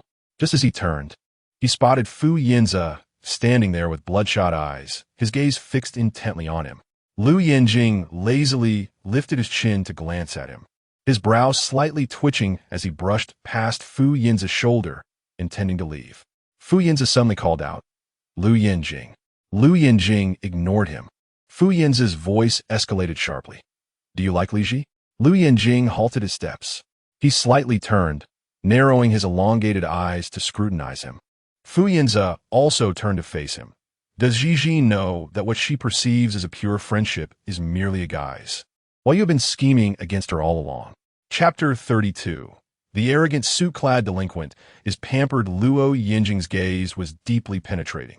He fixed his eyes on Fu Yanze, lifting his chin with an air of disdain, his eyelids half closed as he scrutinized him. Fu Yanze, do you think the last punch you received was not enough? Am I right? Fu Yanze replied, his tone unwavering. He surveyed his surroundings with heightened vigilance, ensuring no cameras were recording, and continued, I should have anticipated this long ago. Back in high school, I should have been more assertive and kept Li Zhi away from you. Lou Yanjing raised an eyebrow in a languid manner. So, the pent-up fury within Fu Yanze found an outlet at last. Lou Yanjing, do you have no morals? You are fully aware that Li Zhi and I have had a verbal engagement since childhood, yet you still shamelessly covet her, relying on the Luo family name. Can you truly discard all semblance of dignity? A cold snort escaped Lou Yanjing's throat. He narrowed his eyes slightly. Do you remember your verbal engagement with her when you abandoned her at her most vulnerable, when you chose Jiang Zhi You in front of the cameras, and when you merely watched as she was splashed with cold water? The manager of the restaurant had long since picked up on the tension and discreetly left. There was no one around. The dim corridor lights cast shadows on Lou Yanjing's sharp features, accentuating his pale skin and vivid lips, revealing a wild, untamed maturity. Fu Yanze, I regret not being even more unscrupulous. Otherwise, I should have taken her from you back in high school. You. Fu Yanze's throat tightened. He gritted his teeth. Do you think this will make Li Zhi fall in love with you? The person she has always wanted to marry is me. Is that so? Lou Yanjing retorted with a languid scoff. He glanced at Fu Yanze with feigned indifference, then lazily raised his hand to unfasten his suit jacket, producing a marriage certificate from his inner pocket. With a slight lift of his brow, Lou Yanjing said, Let me remind you, the person she is marrying now is me. Fu Yanze's pupils constricted suddenly. Until that moment, he had been deluding himself, believing Li Zhi's relationship with Lou Yanjing was merely a fade, that the marriage certificate shared on Weibo was nothing but sham. But now, in the dim light, that glaring marriage certificate pierced his vision, making his eyes burn with rage. He instinctively reached out to snatch it. Lou Yanjing, with an air of arrogance, raised his hand, the cuff of his jacket catching his wrist. There's no need to snatch. As classmates, I don't mind showing you our marriage certificate. Fu Yanze's fist clenched tightly. He watched as Lou Yanjing's well-defined fingers slightly bent, flipping the certificate to reveal the cover. The bright red background and the smiling photo on the marriage certificate struck Fu Yanze and Appo's vision. His gaze fell to the date, June 24th, 2024. It was the very next day after he publicly announced his engagement to Jiang Zhi You, the day he encountered Lou Yanjing while searching for Li Zhi at the ballet school. It was that very day. The person you took for granted is now cherished by another, Lou Yanjing declared, proudly tucking the marriage certificate away. His tone was haughty. Since you cannot provide what she desires, do the sensible thing and step aside, allowing me to fulfill that role. Lou Yanjing. Fu Yanze and Appo's eyes widened in fury. For the first time, he clearly felt the pangs of regret. He never imagined that by simply letting go once, Li Zhi would actually turn around and marry someone else. Fu Yanze's voice rose in a furious roar. Lou Yanjing, just wait. Li Zhi is only pretending to marry you on a reality show to make me jealous. In the end, she will still choose me. Yet, the anger and jealousy he felt were solely his own. He would never comprehend that one act of letting go would result in a lifetime of impotent rage. And certainly not in Li Zhi and Appo's return. Lou Yanjing paid him no mind, his demeanor as flamboyant as ever, and he turned away, his long legs striding off without a backward glance. The production team could never have imagined that. While they neglected to record the billing at the front desk, a thrilling drama unfolded instead. Li Zhi blinked her lashes. Why did you take so long? Did we exceed the spending limit? No, Lou Yanjing replied nonchalantly, a smile creeping onto his lips as he glanced at the returning Fu Yanze. He leaned back lazily, crossing his legs, and chatted with his old classmate. Li Zhi turned her gaze back to Fu Yanze. Noticing his ashen complexion, she guessed that Lou Yanjing had once again dealt with the scoundrel on her behalf. "Thanks," she said, nudging him playfully with her elbow. Lou Yanjing looked at her with a complex expression, raising an eyebrow ambiguously. "Thanks for what? Why help him count the money after he sold you out?" However, Li Zhi remained oblivious to the fact that Lou Yanjing chatting with Fu Yanze was a display of dominance, flaunting the marriage certificate. She merely cradled her face in her hands, her smile radiant. "Anyway, thank you." A chuckle escaped Lou Yanjing and Appo's throat. He couldn't and amp. Appo's stand away Li Zhi and amp. Appo's laughter seemed to beckon him, so he turned his face away, feeling a warmth creep from his ears down to his neck. His voice was low and husky as he muttered, "You fool." Ah! The live broadcast erupted into a chorus of shrieks. Vocal. Lou Yanjing's ears are turning red. The arrogant suit-clad delinquent actually has such a pure side? He turned into a blushing sweetheart just because of Li Zhi. I still don't understand what they're thanking each other for. But Li Zhi's eyes are truly captivating.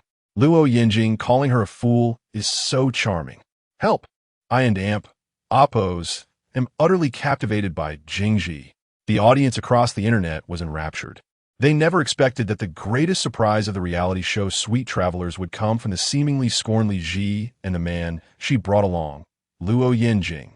Meanwhile, Jiang Zhi You and Fu Yanze appeared lackluster, with passers-by questioning the authenticity of their relationship. The entertainment industry was in an uproar. In the luxurious Donghai private room of the Sihai Baha Bar, located by Shikahai, a sharp exclamation pierced the air. What the hell? One of Lou Yanjing's childhood friends, Peiji, was scrolling through trending topics on Weibo out of boredom when he stumbled upon a post about Lou Yanjing showing affection to a girl. Nearly falling off the couch in shock, Sheng Jin and Appo's, and kicked him playfully. "What are you doing? The drink's Haven and Appo's. Tea even started yet, and you and Appo's, reacting crazy." No. Peiji replied, his expression dazed. "I can and Appo's. Be seeing this wrong, can I? Brother Jing is trending." He stared wide-eyed, then hastily sat back on the couch, pulling out his phone in a panic. "Where in Appo's? Shuga. Is he coming tonight? I need to share this explosive news with him." "You mean Chi Jiashu?" Sheng Jin and Appo's, and scoffed. "Good luck with that. He is probably busy with one of his 4 usual activities: racing, breaking up with Sang Ying, getting back together with her, or finding his sister. Who knows what he's up to tonight? Then I'll message him. This is a once-in-a-lifetime event that the whole world needs to witness." Peiji exclaimed, feverishly tapping on his phone. No, Shang Jin interjected. "What is so strange about Brother Jing trending? Given his status, it's not surprising. What's wrong? Let me see." He leaned in closer. "Is Brother Jing descending to Earth? Let me see which media outlet or TV station he has accepted an interview from. What the hell?" In the blink of an eye, Shang Jin and Appo's, demeanor shifted from playful to stunned. His pupils widened in shock. "I don't and Appo's, know if you and Appo's, blind. But I feel like I'm hallucinating. You're telling me the man who looks like a lovesick fool, constantly doting on some girl and blushing like a schoolboy, is the same Lou Yanjing we know?" He felt like his world had collapsed entirely. Suddenly, he understood Peiji's earlier reaction. He went on a dating show? Chapter 33. Congratulations to Princess Li Zhi on her first victory. Lou Yanjing's mobile phone buzzed incessantly, as if it harbored some strange vibrating toy, nestled within the pocket of his suit jacket. Who could it be? Li Zhi pondered, glancing at Lou Yanjing with curiosity. If it an amp, Appo's, as something important, you might as well take a look. Not necessary, Lou Yanjing replied, his eyelids gently lowering. A cursory glance at the phone, a few swift gestures, and he nonchalantly returned it to his pocket.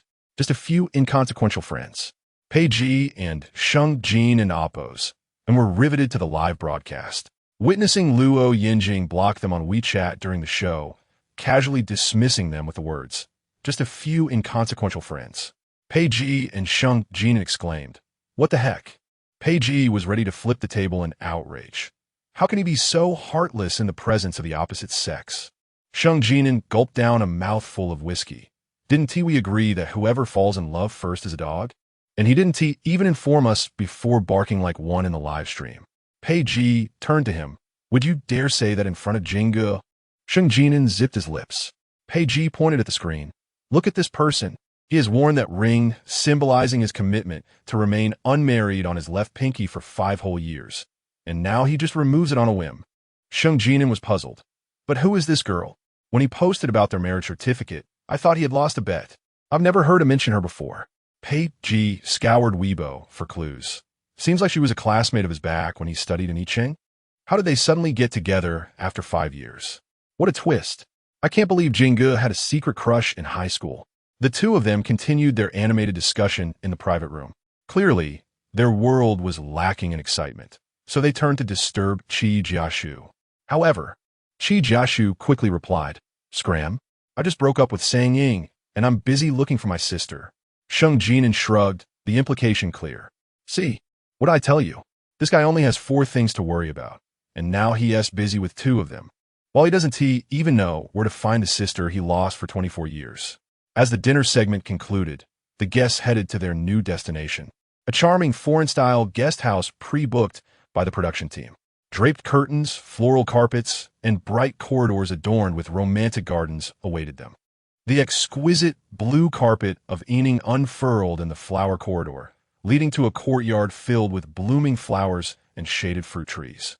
Based on the rankings of the initial game, the top team, Jiang Zhi You, was assigned to the luxurious suite, while Lin Rong and Shang Su occupied separate cozy rooms, and Ji Fu, due to her marital status, ended up in a quaint little cabin in the courtyard. Ji Tang announced, Everyone, rest well tonight. Tomorrow we embark on a city tour. However, the itinerary will be decided by you, and we'll play a small game in the morning to determine which group will have the guiding rights. See you at 10 tomorrow. Sweet dreams. The day's journey had finally come to an end, and the photographers began to pack up their equipment. As a dancer by profession, Li Zhi had cultivated a closer relationship with the behind-the-scenes crew compared to actors in the entertainment industry. Thus, even though she was accustomed to being a princess from a young age, she would still greet the staff with a bright smile. Thank you for your hard work. Get some rest. The staff seemed quite taken aback, for although Jiang Zhi You was indeed a genuine heiress, everyone knew that Li Zhi was the one who had grown up with a silver spoon in her mouth. It was normal for her to be spoiled and a bit proud, yet ironically, her demeanor was much more amiable. Despite resembling a proud little swan, her haughtiness was rather endearing. In contrast, Jiang Zhi You showed no signs of appreciation. Observing the exceedingly simple little cabin, her expression soured, and when a staff member wished her good night, she coldly ignored them. Jiang Zhi You felt utterly wronged. She had never stayed in such an environment while merely being a celebrity, and now, as the true heiress of a wealthy family, she found herself facing a downgrade in living conditions, all because of her well-meaning fiancé. Fu Yanze coaxed gently, Don't be upset. Next time we'll strive for first place. Tomorrow, no matter what game it is, I'll help you win, all right? Yet this was not merely a single occurrence. Jiang Zhi You was still preoccupied with Lou Yanjing's words and had observed Fu Yanze's demeanor throughout the night, clearly aware that he harbored feelings for Li Zhi. In a fit of anger, she retorted, Next time we can secure first place, huh? Fu Yanze, if you were playing the game with Li Zhi today, with your childhood bond, you would have cleared it long ago. Fu Yanze was reluctant to mention Li Zhi, let alone relive the day's games. Otherwise, he would be unable to suppress the vivid images of Lou Yanjing kissing Li Zhi and flaunting the marriage certificate before him. He was not one to easily lower his pride. A few soothing words to Jiang Zhi You was sufficient. He would not allow her to push her luck. So what? You want me to team up with her so that the Jiang family can take her back and have me engage with her? Would that satisfy you? Jiang Zhi You was taken aback. She merely intended to throw a little tantrum and hear a few comforting words from Fu Yanze. But unexpectedly, he exploded in anger. Jiang Zhi You was at a loss for words. No, Yanze, that's not what I meant. The sound of a suitcase rolling and scraping against the stones abruptly pierced through their argument. Jiang Zhi You bit her lip. I'm not doubting you. I just care too much. You shared a childhood bond with another girl, so of course I'm jealous. The scraping grew louder and closer. Jiang Zhi You grasped Fu Yin's end amp. Oppos. S-arm. Yanze, I understand my mistake, please don't. But the noise only intensified. Who is it? So annoying. Jiang Zhi Yu's temper flared as she turned her gaze towards the source of the sound. Fu Yanze was equally irritable at that moment. He turned to see Lou Yanjing pulling along Li Zhi's suitcase, casually passing by them. Upon seeing Li Zhi, Fu Yanze instinctively attempted to withdraw his hand. However, just as he moved to do so, he noticed a delicate hand intertwined with Lou Yanjing's arm. Li Zhi leaned in curiously. Oh, are you two arguing?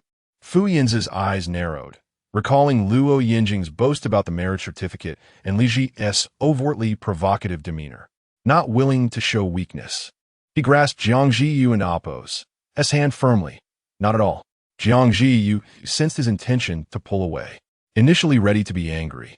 She was taken aback when she felt the warmth of his hand covering hers, realizing he was not trying to leave, but rather to hold her hand in front of Li Zhi. Her spirits lifted. You're overthinking it. We're just teasing each other, she asserted. Oh. Li Zhi appeared unconcerned. Then please continue. Jiang Zhi You felt her desire to flaunt her affection thwarted, leaving her feeling as though she had punched a pillow. To make matters worse, Li Zhi added, however, while you two may argue, please don't drag me into it. I have no interest in partnering with someone else's fiancé, nor do I wish to commit the crime of bigamy. After all, I am now a married woman, with a stamp from the Civil Affairs Bureau to prove it. And to that certain someone who has spared me from marriage, I can only express my gratitude with 4 words. Thank heaven and earth. Li Zhi gazed at Fu Yanze with a serene expression. Fu Yanze's eyes narrowed dangerously as he met her gaze, sensing no hint of regret or ulterior motive in her demeanor. It was as if she had truly severed ties, declaring her independence with a mere word. How dare she? How could she?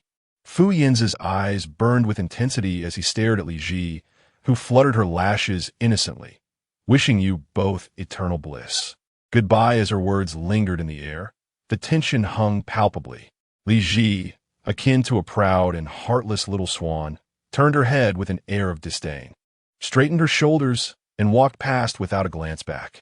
Jiang Zhi You was beside herself with rage, unable to comprehend why Li Zhi, a mere fake heiress, had the audacity to be so arrogant in her presence. Fu Yanze felt an intense sense of unwillingness in his heart. Yet, the combative little swan seized the opportunity to unleash her charm, humming a cheerful tune. The wheels of her suitcase clicked rhythmically, while the sound of her high heels echoed softly against the pavement. Li Zhi tiptoed lightly, gracefully bouncing forward on the cobblestones. Lou Yanjing, with a low and languid chuckle, turned his gaze towards Li Zhi, raising an eyebrow slightly. Congratulations, Princess Li Zhi, on your victorious debut. Chapter 34. Lou Yanjing. As you wish, my queen. Li Zhi turned around with a graceful and light motion. Her skin was as white as snow, her eyes were bright, and her lips were moist. The corners of her eyes were tinged with a clear and enchanting red due to the alcohol. As her slender waist twisted, the ballet-style skirt swayed along. Classmate, Lou has made a great contribution. Li Zhi leaned towards Lou Yanjing with a charming smile. But just as the sweet scent of lychee and rose entered his breath, she suddenly bounced back and turned away. Lou Yanjing raised his eyebrows slightly. I told you long ago, our tacit understanding is a match made in heaven. Li Zhi was genuinely happy today. This was the happiest day she had spent since learning that she was not the true heiress of the Jiang family. The crisis of being expelled from the National Ballet of China was completely resolved, and the negative public opinion was reversed. Fu Yanze and Jiang Zhi You were clearly furious, but the angrier they were, the happier Li Zhi felt. So Li Zhi tilted her head. I even feel that my mission has been accomplished. And in Oppos, it's okay to withdraw from the dating show now. She had already carefully put away the diamond crown. There were no decorations on her hairstyle now, and the soft, high bun made her look even more delicate with this movement. Oh, Lou Yanjing glanced at her lazily. Is Miss Zhi preparing to abandon the millstone after it has done its work? Li Zhi's eyes twinkled. Are you a donkey? Lou Yanjing. He chuckled ambiguously. Who knows? Maybe in Miss Zhi's eyes, I'm still a white-haired one. A white-haired donkey, to be thrown away after use. Li Zhi couldn't help but laugh. The pleasant and relaxed laughter blending into the evening breeze, like a crisp and pure wind chime. Lou Yanjing appeared nonchalant and proud. But seeing Li Zhi finally release all the emotions she had been suppressing, seeing her dancing in the evening breeze with joy, smiling as brightly as she did in that summer after high school graduation, Lou Yanjing finally felt relieved. He smiled softly and lazily, the corners of his lips curving up. That won't happen. Li Zhi raised her face with pride. Lou Yanjing subtly pursed his lips, casually lowering his head to look at her shining eyes. Li Zhi said, "After all, we agreed when we signed up for the dating show that we couldn't and oppose. T quit halfway. I remember that clause was originally used to restrain you, because this young master is used to doing whatever he wants. Su T is at least a project leader, and she can't allow him to come and go as he pleases. Since she recommended him, she can't let Lou Yanjing cause her trouble with this quitting matter. Moreover," Li Zhi blinked her eyelashes lightly, "I remember, I still have to cooperate with you to play the role of Mrs. Liu dutifully." Lou Yanjing and Oppos, S. Adam and Oppos, S. Apple moved. He smiled languidly. "All right, princess, I'm deeply grateful. If there's no other way, I'll have to repay you with my body." Li Zhi didn't take this sentence seriously at all, just as the lights in front lit up. She looked up and pointed at the flower window that cascaded like a waterfall. "Is it here?"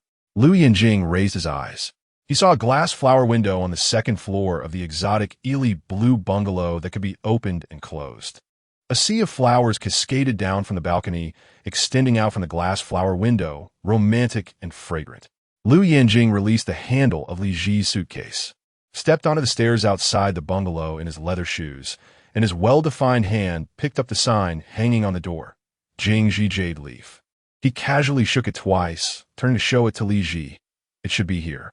Li Zhi stepped closer in her high heels to take a look. Lou Yanjing turned back to pick up her suitcase, listening to Li Zhi murmur, "The production team is quite good at this. Putting a little red heart there. It sounds like our love nest." Li Zhi was vaguely worried. "After we go in, will we find that the production team has only prepared one bed for us? After all, we signed up as a couple. If they're an amp, Oppos, that's really only one bed." But Lou Yanjing said, "That one an amp, Oppos, T happen." He carried Li Zhi's suitcase up the small steps, took the key to the bungalow from the nearby key box, pushed the door open for the two of them, and lightly patted the wall of the entrance hall, the lights shining brightly. Li Zhi was still curious as to why Lou Yanjing was so sure. She saw him leaning back lazily, raising his eyebrows slightly. "Would I casually take advantage of my good buddy? Although I really want to." After all, he had been waiting for this day for 8 years. But it was precisely because he cared about Li Zhi that he knew he couldn't force any of this. He had always put Li Zhi first. Otherwise, he really should have snatched her from Fu Yinjia in high school, just like he said tonight. But he didn't in Oppos. He restrained himself and corrected his position. He stayed by Li Zhi and Oppos' side as a friend for 3 years in high school and after graduation. He wore the abstinence ring that reminded him not to overstep the boundaries for 5 years. Everyone said he was a rogue, but he could never be one in front of Li Zhi. "Don't worry." Lou Yanjing's lips curved slightly. "I asked my aunt to tell the production team to prepare 2 beds. Li Zhi blinked her eyelashes. Her lychee-like eyes were watery. "Won't that make others suspect that our relationship is not good?" "It won't," Lou Yanjing said arrogantly. He suddenly leaned closer to Li Zhi, his dark eyes fixed on her deeply, like a cluster of blazing fire. And when the corners of his eyes turned up, the small mole was also brought with them, shimmering, because Lou Yanjing and Oppos' breath fell, and the clear, pleasant scent of cologne gradually permeated Li Zhi and Oppos' senses. His voice was low and magnetic. "I told the production team that my wife and I need dry and wet separation."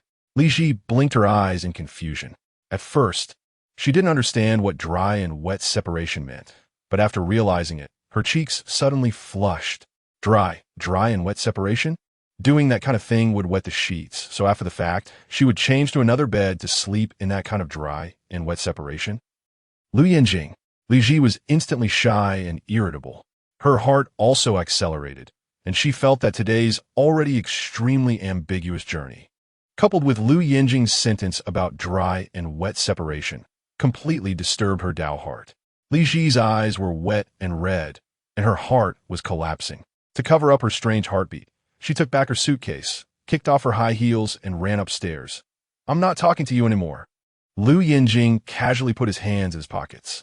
He smiled and lowered his head, his sexy and magnetic laughter, along with the movement of his atom and oppos, as apple, overflowed from his vocal cords in a three-dimensional surround sound. Silly, he bent down to pick up the slippers. Don and oppos. T walk barefoot. You and oppos. LL easily catch a cold, princess. Put on some shoes. The redness on Li Zhi's cheeks hadn't faded yet. The little bit of alcohol that had been blown away by the evening breeze also rose up because of Lou Yanjing's sentence about dry and wet separation. She didn't want to see him again. So she quickly ran into the room on the second floor, and her voice came from inside. "Just leave my slippers at the door." And the suitcase, she added. Yes. Li Zhi had thrown her suitcase halfway when she ran away in anger just now. After all, it was too heavy. It wasn't for nothing that a girl's suitcase for traveling seemed to hide the universe. All right, Lou Yanjing smiled lazily. When he was carrying her slippers upstairs just now, he saw the suitcase abandoned at the entrance of the stairs. Lou Yanjing brought the suitcase and slippers up together. His expression was lazy, his posture was arrogant, but his tone was full of indulgence and pampering, and he even upgraded Li Zhi's status. "As you wish, my queen." Chapter 35. Lou Yanjing is absolutely in love with you. Li Zhi's heart raced uncontrollably, as if an unfamiliar wave surged within her chest. The rhythm of her heartbeat resonating like a drum, causing her already buzzing eardrums to reverberate. How embarrassing! How could Lou Yanjing be so bold? She threw herself onto her cloud-like soft bed, pulling the pillow over her flushed face. Overwhelmed by the events of the day, flashing through her mind like a slideshow, peeling stickers, riding a motorcycle, eating cookie sticks, and that awkward comment from earlier. She couldn't help but recall that night, wondering if something had transpired that prompted Lou Yanjing to say such things. Logically, it should not have happened, especially if he wasn't that adept in certain areas. It certainly wouldn't lead her to, oh dear. Li Zhi sighed in frustration, kicking her legs in exasperation. She lifted her disheveled head and gazed at the ceiling, muttering to herself, "Li Zhi, what on earth are you thinking?" At that moment, her phone rang, a welcome distraction arriving just in time. She hurriedly picked it up, only to find it was a WeChat video call from Fu Yanxia. The moment the video connected, Fu Yanxia, with a black mud mask on her face, popped into view like a bandit. "Wah, little Lychee, you actually went live with Lou Yanjing." Li Zhi. This was precisely what she wanted to avoid discussing. "Fu Yanxia, what nonsense are you spouting?" Fu Yanxia and Amp. Oppos. S eyes widened comically behind the mud mask. "I saw it all. The trending topics on Weibo are filled with your ambiguous moments. The fan club for Jiang Zhi You has tens of thousands of members." "What?" Li Zhi sat up abruptly. Tens of thousands. The extent of her social embarrassment had spiraled to such a magnitude. Fu Yanxia grinned mischievously. Hee, honestly, I think you two are quite sweet together. That was all an act." Li Zhi shrieked softly. Fu Yanxia tilted her head in confusion. "Really? But it seems to me that Lou Yanjing's gaze towards you is anything but innocent." "You must be mistaken." Li Zhi's face flushed, realizing that perhaps Lou Yanjing was just exceptionally convincing. She cooed and oppos. T-bear to hear such remarks now. After all, following Lou Yanjing and oppos' earlier teasing, her mind was now filled with embarrassment. Yet Fu Yanxia continued to press her about the clarity of their relationship. Fu Yanxia chuckled. "If you and oppos were mistaken, then why are you blushing?" Li Zhi mumbled softly. "It's just the alcohol showing on my face. Didn't you notice how much I drank during the live stream?" Of course, Fu Yanxia had seen it. She happened to have no performances that night, so she nestled on the couch with watermelon, enjoying the dating show live stream. While the idea of the alcohol causing her flush seemed plausible, having known Li Zhi for years, Fu Yanxia could easily discern the difference between drunkenness and shyness. She lazily leaned back on the sofa, one hand smoothing the mud mask on her face, the other holding her phone as the video call continued. "So, tell me, how did you two end up together? Last time, your sudden declaration of marriage caught me off guard. You were too busy clarifying rumors online for me to ask in detail." Li Zhi tossed her phone onto the bed, resting her chin on one hand, her eyes downcast as she traced circles on the bedspread, recalling the unexpected encounter that night. She deliberately skipped over the more risque parts of the story, summarizing instead, "I urgently needed a marital relationship to help me cope with being expelled from the Central Ballet. And I promised Chin Tuan that I would turn the negative public opinion around on the dating show. Coincidentally, he needed to marry in order to claim the inheritance from the Liu family." Fu Yinxia. Upon first hearing, it sounded reasonable, but upon further reflection, the questions multiplied. He, Lou Yanjing, needed to marry to gain the Liu family's inheritance? Fu Yinxia attempted to remain calm. She took a deep breath and raised her hand. "Li Zhi, baby, you can't possibly think you've been deceived by Lou Yanjing?" Li Zhi felt a pang of confusion. She narrowed her eyes at the phone screen. "What do I have that could possibly deceive him?" Fu Yinxia sat up, staring intently at the screen. She observed Li Zhi's almost confrontational angle, her complexion still clear and flawless, those lychee-like eyes glistening, her fluttering eyelashes captivating. Fu Yinxia chuckled. "You're infatuated." "Li Zhi." Fu Yinxia languidly scrutinized her. "You claim Lou Yanjing married you for power. Yet even Fu Yanze understands the principle of avoiding harm and refuses to step forward to clarify the rumors, opting instead for a genuine daughter of wealth. How could Lou Yanjing marry you, who was still associated with a scandal at the time, and expect the Liu family to accept it? How could that possibly benefit him as a potential leader? And have you ever seen a leader participate in a dating show?" Although Li Zhi was entangled in her own confusion, Fu Yinxia had already seen through it all. Initially puzzled by why Lou Yanjing suddenly sought to marry Li Zhi, she finally understood while watching the dating show that evening. This was Lou Yanjing, after all, known for his rebellious and unruly behavior in high school. He would resort to violence at the slightest provocation. Yet on the dating show, he displayed an unexpected willingness to comply. Not only did he actively extend his hand for the production team to bind, but he even engaged in flirtatious games, such as helping Li Zhi peel stickers and sharing a cookie stick. Fu Yinxia declared confidently, "He is undoubtedly in love with you, and likely has been since high school." Li Zhi's beautiful eyes widened in disbelief. Her voice rose an octave. "How is that even possible?" But she quickly realized her excitement was excessive. Her voice might be loud enough for Lou Yanjing next door to hear. She lowered her tone again. "Back in high school, the gifts I gave to Fu Yanze were all chosen by him."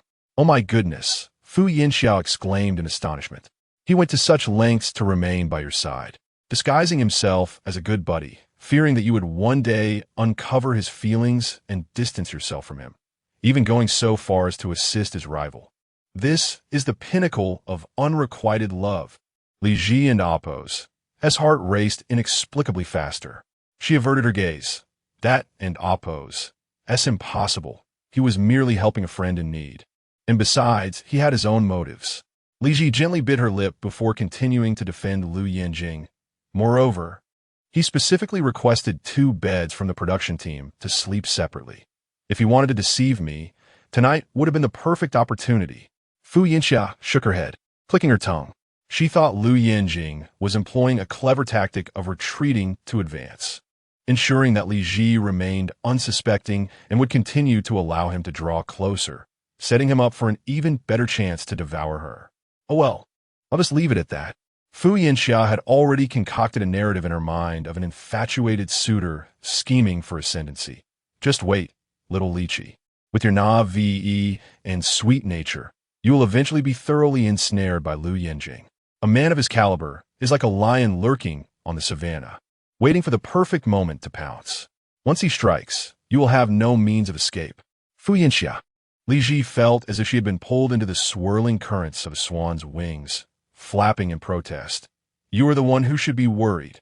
The 2 sisters playfully bantered across the screen until Fu Yinxia's black mud mask cracked from laughter, prompting her to call a night and end the call. What was intended to be a distraction inadvertently ignited an even more intense flame within Li Zhi and Appo's heart, akin to a bonfire blazing on a summer night. She hurriedly rose and retreated to the bathroom, attempting to quell the unusual ripples and palpitations of the evening. Yet, in a state of mental blankness while showering, her thoughts spiraled uncontrollably. Lou Yanjing had harbored feelings for her since high school. How could that be? The shower water dampened her eyelashes, and her lips, still tinged from Lou Yanjing's earlier touch, soaked her heart. Thus, that night, as she drifted into slumber, she found herself dreaming once more of that rainy night when she reunited with Lou Yanjing. The torrential rain, the cool night, his defined fingers gliding along her delicate waist, and the tattered remnants of clothing strewn chaotically across the floor. Lou Yanjing knelt gracefully, his breath shallow as he grasped Li Zhi's waist, inclining his head to tenderly nuzzle her forehead, beads of sweat trickling down in his restraint. Zhi, relax. Li Zhi and Appo's body remained taut with tension. She tilted her head back, lips parted, her gaze dreamy, while her arms encircled Lou Yanjing and Appo's neck, her nails instinctively grazing his broad back, leaving behind a trail of ambiguous marks. In response, Lou Yanjing gently pressed his lips against hers, his voice a sultry whisper against her ear. Do not fear. It may hurt a little, but I shall be gentle. Li Zhi offered no resistance. Everything seemed to concede to Lou Yanjing's lead. His dark eyes brimmed with unspoken emotions as he pleaded in a husky, fervent tone. From now on, do not love only him. I beg you, look back at me someday. Chapter 36. The open-collared black shirt. Desires on the verge of explosion, Li Zhi was suddenly jolted awake from her slumber. A dream, steeped in warmth and ambiguity, was washed away by the torrential rain of that night. As she gently exhaled, her eyes fluttered open. The stunning beauty bore a faint blush, akin to the delicate petals of a peach blossom. With her gaze lowered, her damp eyelashes sparkled with glistening droplets, resembling red plums weighed down by snow. Even the corners of her eyes were tinged with a soft crimson hue, exuding an overwhelming allure. Goodness, how could I have dreamt such a thing? Li Zhi, oh Li Zhi, how could you indulge in such fantasies about your good friend? How scandalous! The sticky sensation enveloping her was unbearable. Li Zhi rose to take a refreshing shower, but afterward, sleep eluded her. Thus, she decided to practice in the living room. The sheer curtains swayed gently, allowing sunlight to stream in. In front of the exotic stained glass window, amidst the interplay of light and shadow, a graceful and proud swan stretched its wings. Kicking its long legs back, the shoulder blades elegantly accentuated. Although there were no performances scheduled recently, the fundamentals of ballet must never be neglected. She executed back kicks, grand jettes, and pirouettes. As the sunlight grew more radiant, Li Zhi and Appo's feather-light arms and beautifully arched legs left ephemeral traces of beauty in the luminous play. After a while, she began to feel fatigued. Coupled with her insufficient sleep, she decided to lay down on her yoga mat for a brief respite, preparing to practice a few more grand jettes before heading upstairs for a bath and makeup. The filming crew was due to arrive at 8:30. Originally, they planned to sneak a peek at the couple's morning routine. However, upon stealthily entering the living room, they were met with the sight of a lavender figure, sprawled on the yoga mat in an impressive split. Filming crew, live stream audience. Attention, this does not appear to be a still image. The filming crew is clearly peeking, but what is that doll-like figure on the floor? Please don't tell me that's Li Zhi. It seems President Liu didn't put in enough effort last night, allowing Li Zhi to rise early in practice. Wow, her back is straight, and those shoulder blades are stunning. Her splits are remarkable. How could she possibly sleep in that position? The filming crew was equally bewildered. They had intended to capture something sensational, only to find themselves thwarted mid-sneak. Li Zhi had indeed fallen asleep. She had been counting seconds in her mind, only to lull herself into a peaceful slumber. The crew, now more stealthily, crouched down and zoomed in. They beheld Li Zhi peacefully resting her head on her hand. Her eyelashes gently brushed her eyelids like delicate brushes, and her rosy lips formed a slight pout.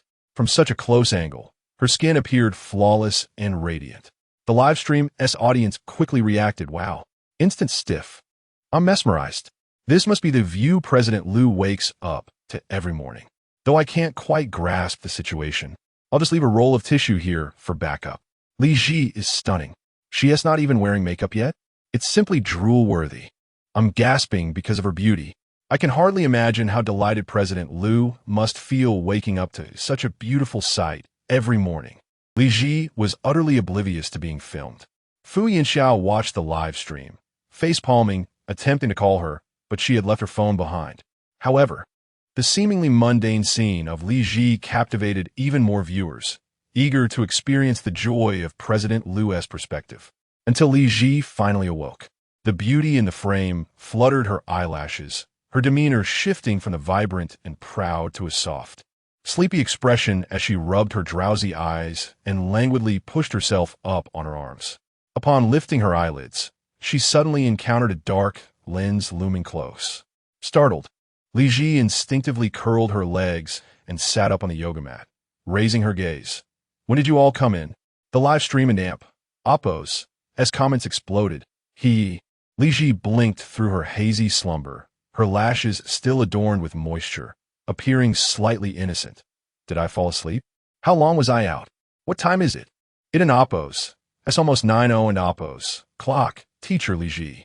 The staff chuckled, assuring her that there was still time to prepare for makeup. Li Zhi hurriedly scrambled off the yoga mat, unsure if she had shown any embarrassing moments on a live stream. Flapping her arms like a little swan, she dashed upstairs. Coincidentally, Lou Yanjing was just about to descend. He lazily buttoned his black shirt, leaving the top few buttons undone, revealing a tantalizing V-neck when he noticed a lavender figure rushing past him. Lou Yanjing raised an eyebrow, leaning casually against the staircase, his chin lifted, gazing at the fleeting silhouette. At least say good morning, Miss Zhi. Oh my loopy. With hands raised, Zhi missed look at President Lou, acting so nonchalant. Wife on the run. Jing is so cute. President Lou looks incredibly handsome in that black shirt. P.S. even deliberately leaving his buttons undone in front of his wife. The audience in the live stream was in a frenzy. Yet, Li Zhi paid no attention to him. She only heard the sound of a door closing, likely retreating to the shower, especially given her ballet attire, indicating she had indeed risen early to practice. Lou Yanjing turned back, initially intending to leave his collar open, but upon spotting the filming crew gathered below, his dark eyes sharpened. Oh! Lou Yanjing raised an eyebrow mischievously, glancing at the cameras in their hands. He buttoned up a couple more buttons, his tone languid. So it was you all who scare my wife away. Ha ha ha ha. The camera crew scared off the president and Oppos, as wife. Prepare to face his wrath. Filming crew. I am just doing my job. I can't stop laughing. But Li Zhi was so adorable just now. It felt like she got caught slacking during practice. Yet her bare face is absolutely stunning.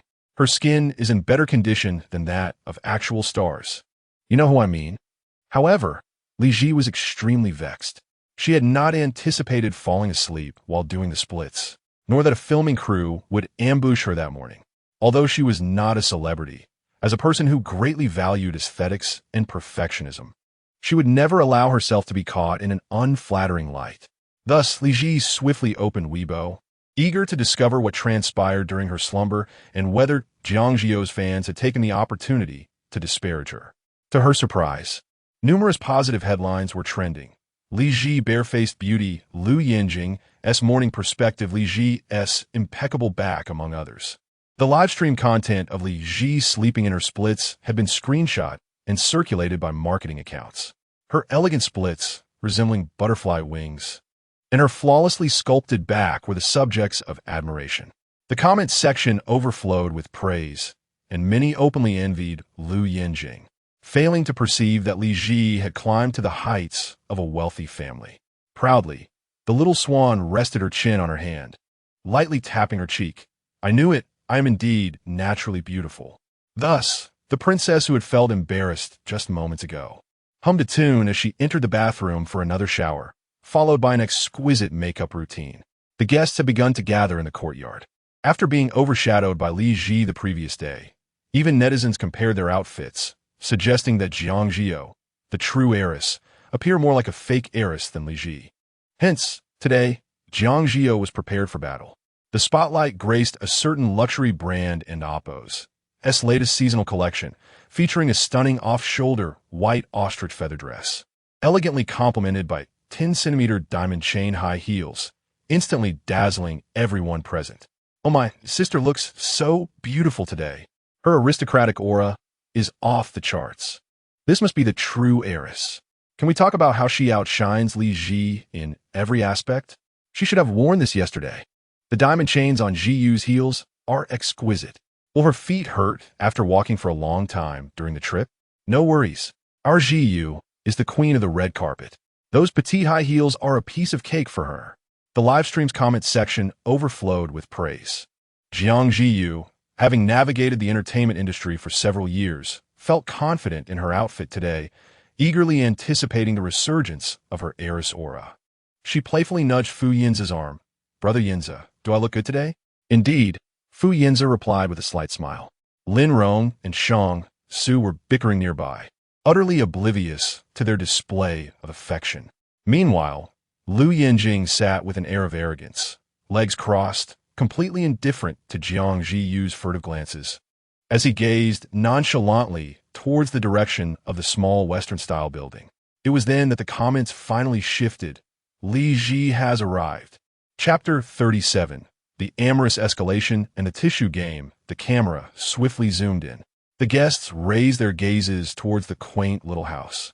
A striking figure in a vivid red dress appeared, adorned with a sparkling silver chain design on her back, her feet clad in black high-heeled leather boots, and her face hidden behind dark sunglasses as she confidently approached the sunlight. Li Zhi's slender waist and snow-white skin radiated elegance. The exquisite red dress accentuated her already fair complexion, while the shimmering chain on her back highlighted her delicate butterfly bones as if they were poised to take flight. Noticing that everyone had gathered, Li Zhi removed her sunglasses, her stunningly vibrant visage instantly captured by the camera. The audience in the live stream was momentarily stunned. Oh my god, my wife. Help! Li Zhi's camera presence is almost on my face. Who can withstand this? This face is truly extraordinary. My nosebleed is your trophy. Can the live stream invent a function for remote conception? I want to steal her beauty right off of Lu Zong's face, but I'm afraid of his furious roar. Who was just praising Jiang Zhi You?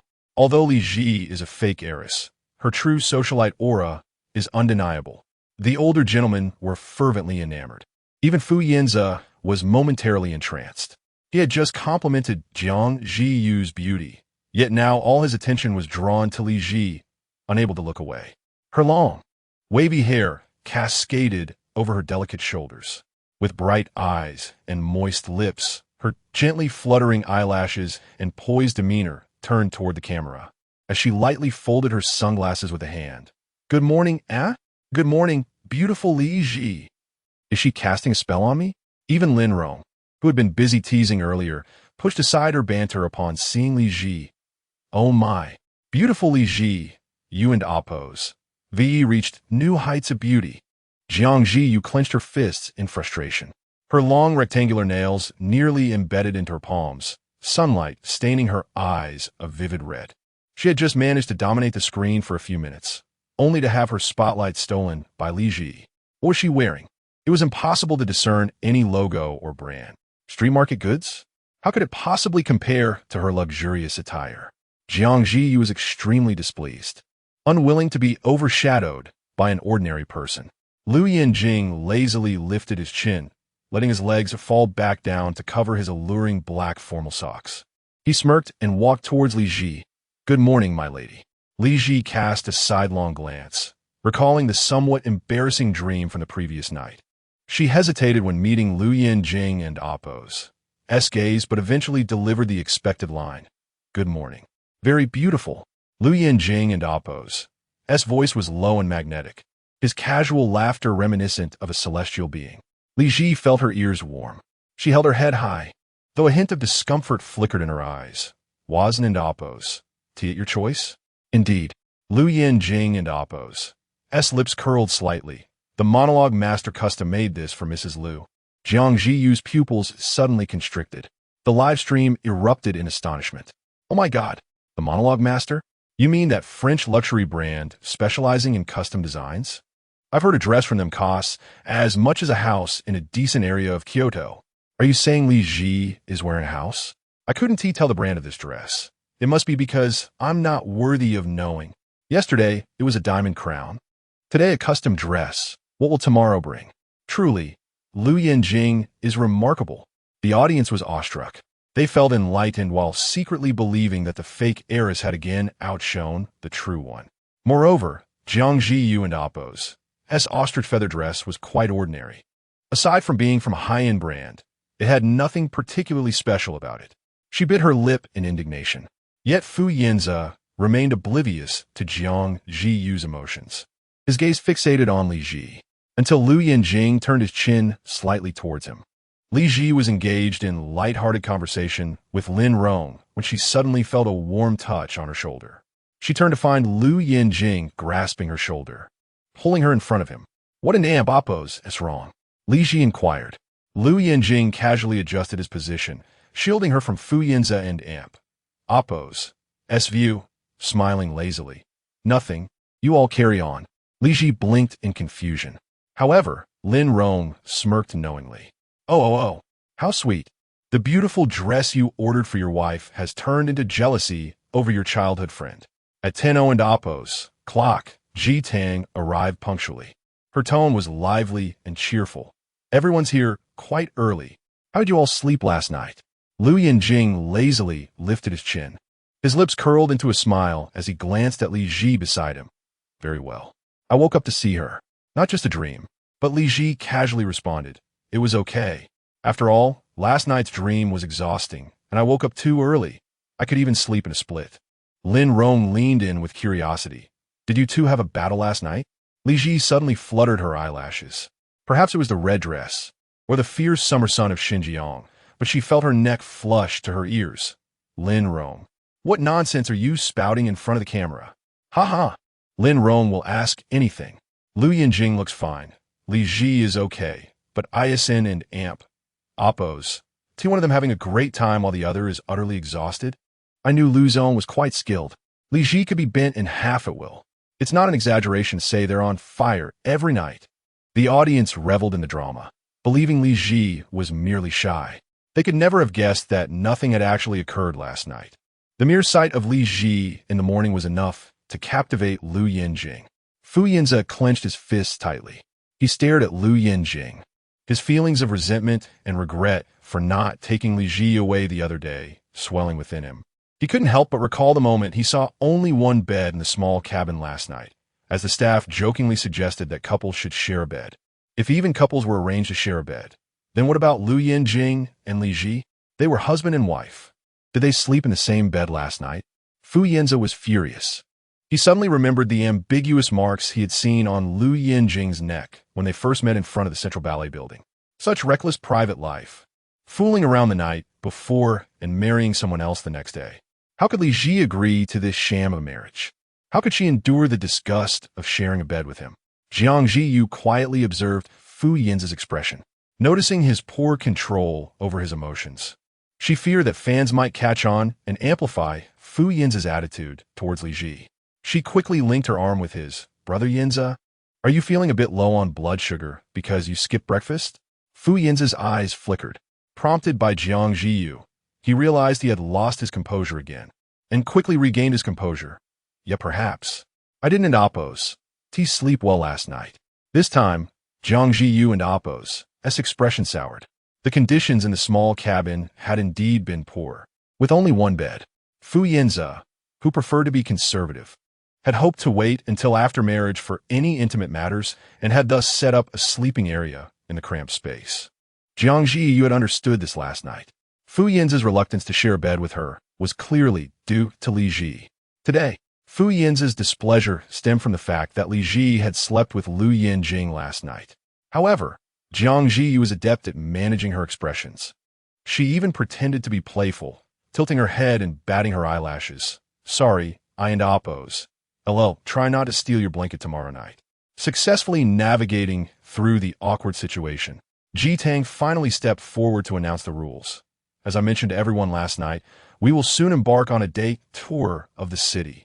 This charming little town boasts numerous attractions perfect for couples and Oppo's city walks, such as the exotic Lu Xing Street, Kazanki, and the delectable Han people in Oppo's Street. You may also choose to dine at a Russian restaurant or seek out a photography studio on the street to immerse yourselves in Uyghur culture. However, the specifics of today's itinerary will be determined by your tour guide. As for who the guide will be, that will be decided through a game. Naturally, our romantic variety show will not involve just any ordinary game. Lin Rong had already seen through the routine. With a feigned smile, she remarked, "So what are we up to today? It can end oppos. Tea possibly involve eating spicy strips again, right? Yesterday, it was biting cookies, and today it and oppos, s spicy strips. It and oppos, s all about repetitive pecking." Although she would never consider kissing Shang Su, no. Ji Tang waved her finger, declaring, "Today, we will play an intriguing game of escalating flirtation involving tearing tissue paper." Chapter 38. What makes us incompatible? A kiss? Ji Tang picked up 3 tissues. Introducing the rules. Mouth-to-mouth tearing of the tissue. One person bites one end of the tissue while the other uses their mouth to tear it apart, alternating turns, with each participant limited to 3 attempts. The pair left with the smallest piece of tissue will be declared the winners and appointed as today and oppos as guides. The live chat instantly erupted with excitement. How thrilling. The spicy thrill of mustard. It sounds even more ambiguous than the Pocky kiss. At least that only requires a centimeter of distance, but tearing this tissue feels like it's demanding intimacy. I crave the thrill. I want the thrill. I can't wait to see Li Zhi take the initiative to tear it. It's been the boss leading the way in the previous rounds. The audience eagerly rubbed their hands together in anticipation. However, Lin Rong felt a sense of dread. Help. Not again. Couldn't they skip the game and just let her comfortably secure the last place? Ji Tang laughed cheerfully. Don't struggle, Rong Bao, just go for it. At worst, you can admit defeat early. Lin Rong despaired, gazing up at the heavens. She then withdrew her gaze, shooting a disgruntled, sidelong glance at Shang Su. Heaven knows how torturous it is to be with him. This variety show is truly a chilling experience. Shang Su scoffed lightly, raising an eyebrow. He cast a sidelong, inscrutable glance at Lin Rong. So you have that side to you? You'd think anything less than 3 centimeters is a stretch. I'm the one left frustrated, unable to release my tension. Lin Rong rolled her eyes in exasperation, wishing she could leap up and retaliate against his smugness. Their banter was indeed entertaining, eliciting continuous laughter from the audience. Ji Tang granted them some time to strategize, allowing them to temporarily mute their microphones and escape the camera and amp. Oppos, gaze. Under the floral arch in the corridor, Lou Yanjing leaned casually against the interplay of light and shadow, exuding an air of refined nonchalance. His collar was loose, and 2 buttons of his black shirt were undone. Sunlight occasionally cascaded onto his straight collarbone, cold and white as jade, radiating an alluring warmth. Just as Ji Tang announced free time, Li Zhi flitted down the corridor, claiming to swing in the garden and swaying leisurely. Lou Yanjing glanced at her with feigned indifference. So, what is the game plan for today? Care to discuss? Li Zhi tilted her head back, grasping the swing's ropes, resembling a swan as she gazed at him. Honestly, since the stakes are low today, and there are only a few spots to explore downtown, it doesn't really matter if we win or lose. Ji Tang had suggested strategizing, unaware that Li Zhi and Lou Yanjing shared a unique bond, leading them to converse freely. Lou Yanjing raised an eyebrow slightly. Is our esteemed Miss Zhi lacking in competitive spirit today? Competition has its time. Li Zhi fluttered her eyelashes. After all, it's just not appropriate for us. In what sense? Lou Yanjing drawled lazily. Li Zhi straightened, releasing the swing's ropes, gently touching her thumbs together. Oh, Lou Yanjing feigned realization.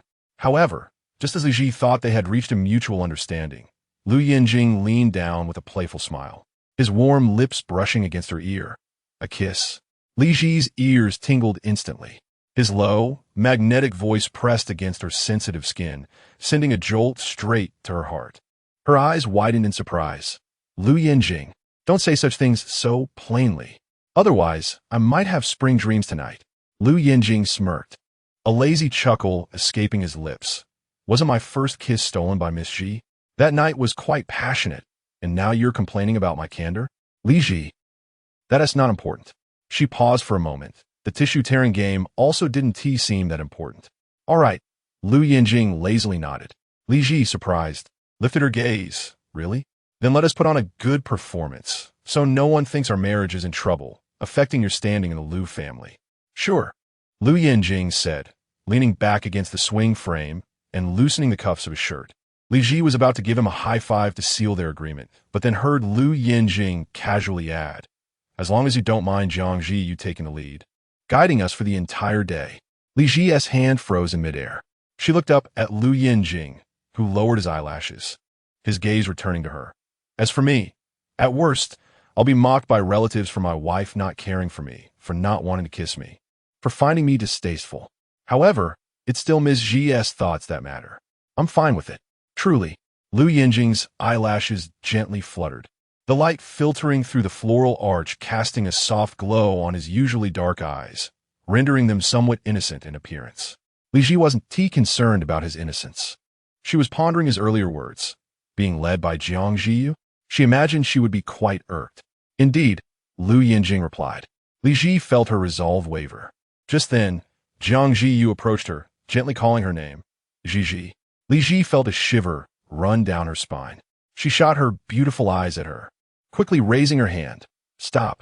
Jiang Zhi You feigned confusion, halting in her tracks, about to put on a pitiful expression. Li Zhi coldly said, Please keep your distance.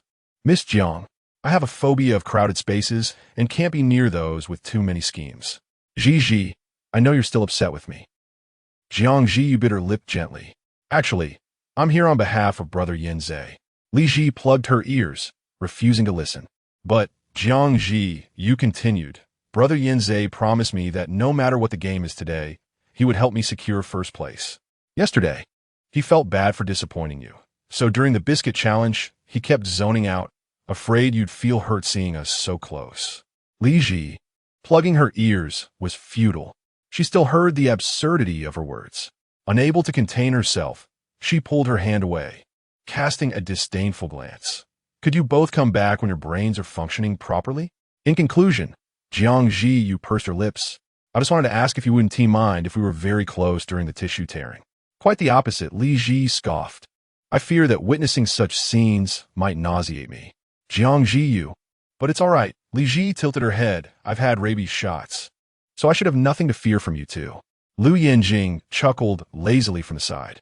Jiang Zhi Yu's expression soured. She hadn't anticipated that Li Zhi would so blatantly disregard any pretense, taking advantage of the absence of microphones and cameras to hurl insults at her. How could Lou Yanjing possibly have feelings for her? That's fine. Jiang Zhi You pretended not to understand. She simply smiled and said, If Zhi doesn't mind, then Brother Yanze can freely get close to me. We must secure first place today. Li Zhi nodded perfunctorily, hastily waving goodbye, as if she were allergic to her. Thus, Jiang Zhi You swayed the ostrich feathers on her shoulder and turned to find Fu Yanze. Li Zhi was speechless. She turned to Lou Yanjing. Even tofu has a brain. Why doesn't Jiang Zhi You? What does she want from me? Why does she think I would care about Fu Yanze getting close to her? I'd prefer if they locked themselves away and never troubled anyone again. Perhaps. Lou Yanjing's tone was lazily smug. She considers you her veterinarian. Li Zhi, that actually makes a certain degree of sense. Little Lou. Li Zhi had an epiphany. I realize that you indeed possess a remarkable foresight. How so? He asked lazily, casting a sidelong glance. Li Zhi, with a haughty lift of her chin, declared, This competition has nothing to do with the tour guide's authority. What matters more is that we cannot allow the rabid patient and her half-witted fiancé to claim the first prize. Lou Yanjing smirked, his lips curling in amusement. Your Majesty, you are indeed wise. Thus, the previous plan was promptly scrapped. The combative little swan suddenly regained her vigor. Li Zhi reignited her fighting spirit during the competition. Please do not hold back. Let's go all out. I have already secured this first place. A glimmer of mirth sparkled in Lou Yanjing and Appo's eyes. With a teasing lift at the corners of his eyes and a voice that was both sultry and low, he replied, Very well, I shall heed my wife's wishes. Chapter 39. A 3mm gap. Dare to gamble? Li Zhi's heart raced with fervor. Even after the discussions concluded, She could still hear Lou Yanjing's sultry whisper lingering in her ears. Wife, what on earth was Lou Yanjing up to? There had to even been cameras rolling. What kind of innocent camaraderie involved calling each other husband and wife? The implications of their conversation were enough to inspire dreams of spring. Li Zhi fanned her flushed cheeks with her hand, struggling to dispel the warmth radiating from within. Yet, Lin Rong remained oblivious to the cause of her distress. Noticing something amiss with Li Zhi, she leaned in with concern. Zhi. Li Zhi blinked, turning her gaze toward Lin Rong. Lin Rong touched her cheek. Your face is so hot and red. You aren't suffering from sunstroke, are you? Li Zhi hesitated for a moment, her lips slightly parting. I shouldn't be, but it is quite hot in Xinjiang. Lin Rong nodded, reassured. However, the viewers in the live stream were astute, calling out, "Oh, is it really just the heat?" Surely they didn't exchange any risk of banter while the mic was off. With the paper towels about to be torn, this little couple must be discussing the best ways to kiss Li Zhi. Feeling guilty for her fib, averted her gaze, her fingers tracing the sun-kiss on her nose, attempting to feign interest in the beauty of the courtyard. Ji Tang distributed 3 paper towels. Everyone should have strategized by now. Is that even necessary? Shang Su glanced at Lin Rong, who had already declared their intention to surrender. Lin Rong nodded earnestly beside her. Jiang Zhi You smiled gently. Brother Yanze assured me last night that we must strive for first place this time. Fu Yanze's gaze drifted to Li Zhi, who merely nodded in a lackluster fashion, clapping her hands. Love is unbreakable. Let us secure it tightly. Fu Yanze's expression darkened instantly. He replied sharply, "Of course, I will do my utmost to help you secure the tour guide rights." He was determined that Li Zhi wouldn't remain composed for long. But at that moment, a languid, teasing voice interrupted. "I'm afraid that one go as you wish." Fu Yanze turned sharply. Lou Yanjing raised an eyebrow, arrogantly tilting his chin and narrowing his eyes. "Because my wife has declared that she must obtain first place today." The familiar protective rhetoric of Lou Yanjing. Indeed, this man is the epitome of a doting husband. Every word he utters is pure gold. Whatever the wife says is law. I'm dying from his sweetness. And it's mutual. Just now, when Li Zhi faced Fu Yanze, she might as well have had "stay away" written on her face. Ji Tang readied herself for some sugar-coated moments. She cheerfully declared, "So, if everyone is prepared, we can commence at any time." The camera zoomed in on the 3 pairs of guests. Ironically, the group most eager to surrender was suddenly the most proactive. As Ji Tang announced the start, Lin Rong promptly clutched the paper towel and tiptoed. "Quick, tear it." Shang Su observed her struggling little legs and chuckled lightly. He then placed a hand on Lin Rong's shoulder. "Take a breather. My back isn't broken. I can bend." With that, Lin Rong's feet returned to the ground, and Shang Su bent to reach for the paper towel she held, swiftly tearing off a strip. They then exchanged parts of the torn towel. Lin Rong playfully tore off a small section and threw her hands up in mock surrender. "We did it. Haha, they're so hasty." As expected of the friends but not lovers archetype, they've mastered the balance perfectly. Could it be that they're allergic to romance? Lin Rong switched to spectator mode. She had little interest in Jiang Zhi You and Fu Yanze, so she leaned her head to peer toward Li Zhi's side. At that moment, Li Zhi and Lou Yanjing had yet to rush into action. Under the lush shade, dappled light danced around them. Concerned for Li Zhi's delicate skin, Lou Yanjing had sought shelter from the sun for the game. Without requiring her to tiptoe, his tall, languid figure bent toward her. "Shall we begin, Miss Zhi?" "Absolutely." Li Zhi responded eagerly. She was currently in an enthusiastic battle mode, and taking the first turn felt like a breeze. She swiftly tore off a piece without any burden. Next, the torn strip remained with Li Zhi, and Lou Yanjing took his turn to tear off an even smaller segment. True couples are delightful to watch. Lin Rong's eyes sparkled as she gazed at the couple beneath the tree. Shang Su crossed his arms. "What is this? Are you envious?" "Who would envy such a sweet romance?"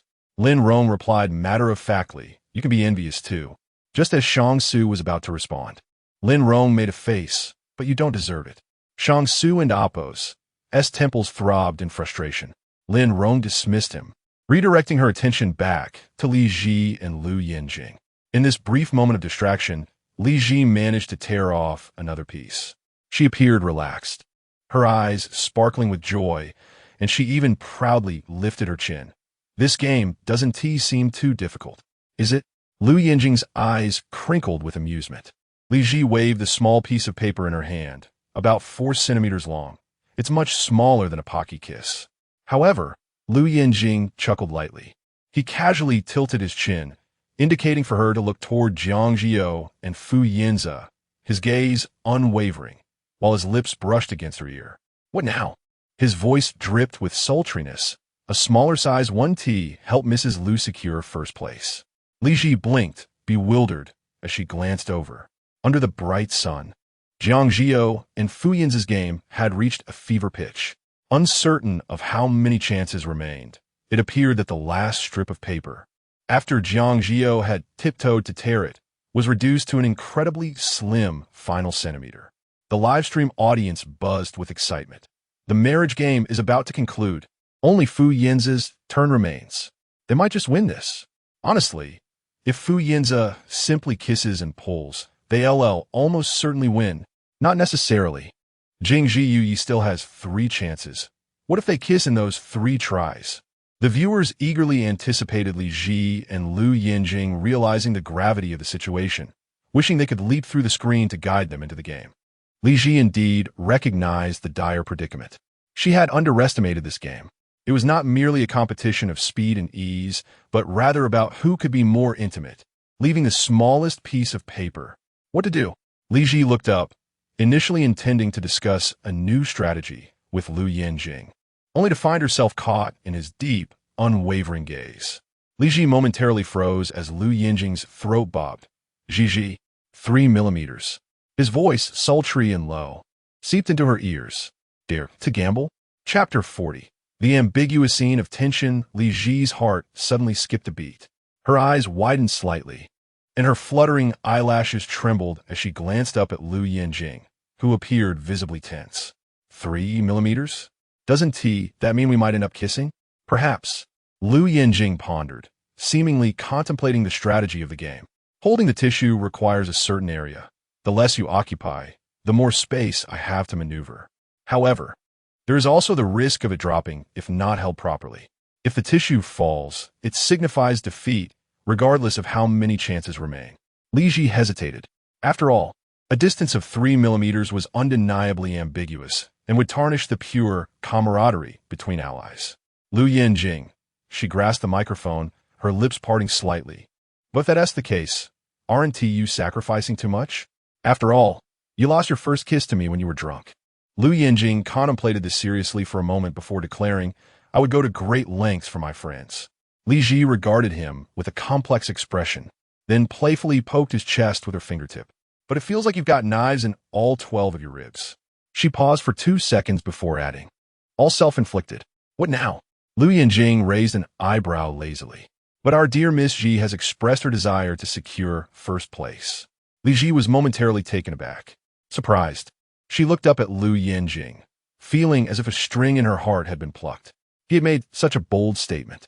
Lou Yanjing lifted his hand to caress Li Zhi's flushed earlobe. If we lose, it would leave our dear Miss Zhi at the mercy of others for an entire day. I cannot bear that thought.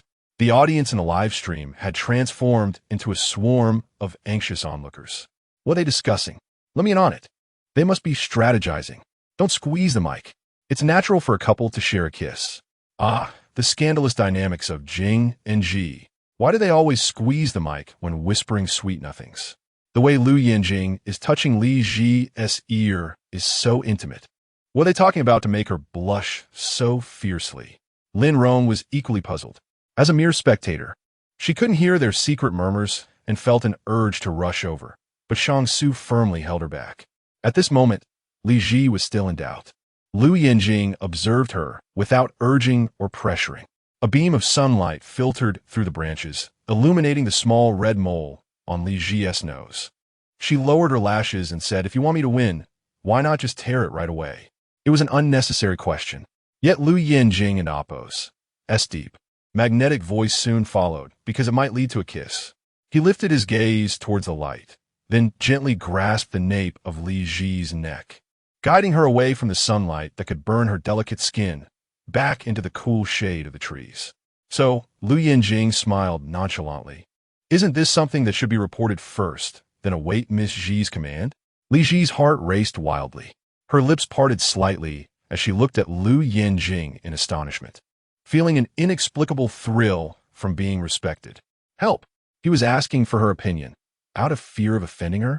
He didn't see this as losing his innocence, but rather as a potential offense if he accidentally kissed her. Oh my, what a divine ally! In that moment, an impulsive exhilaration surged within her.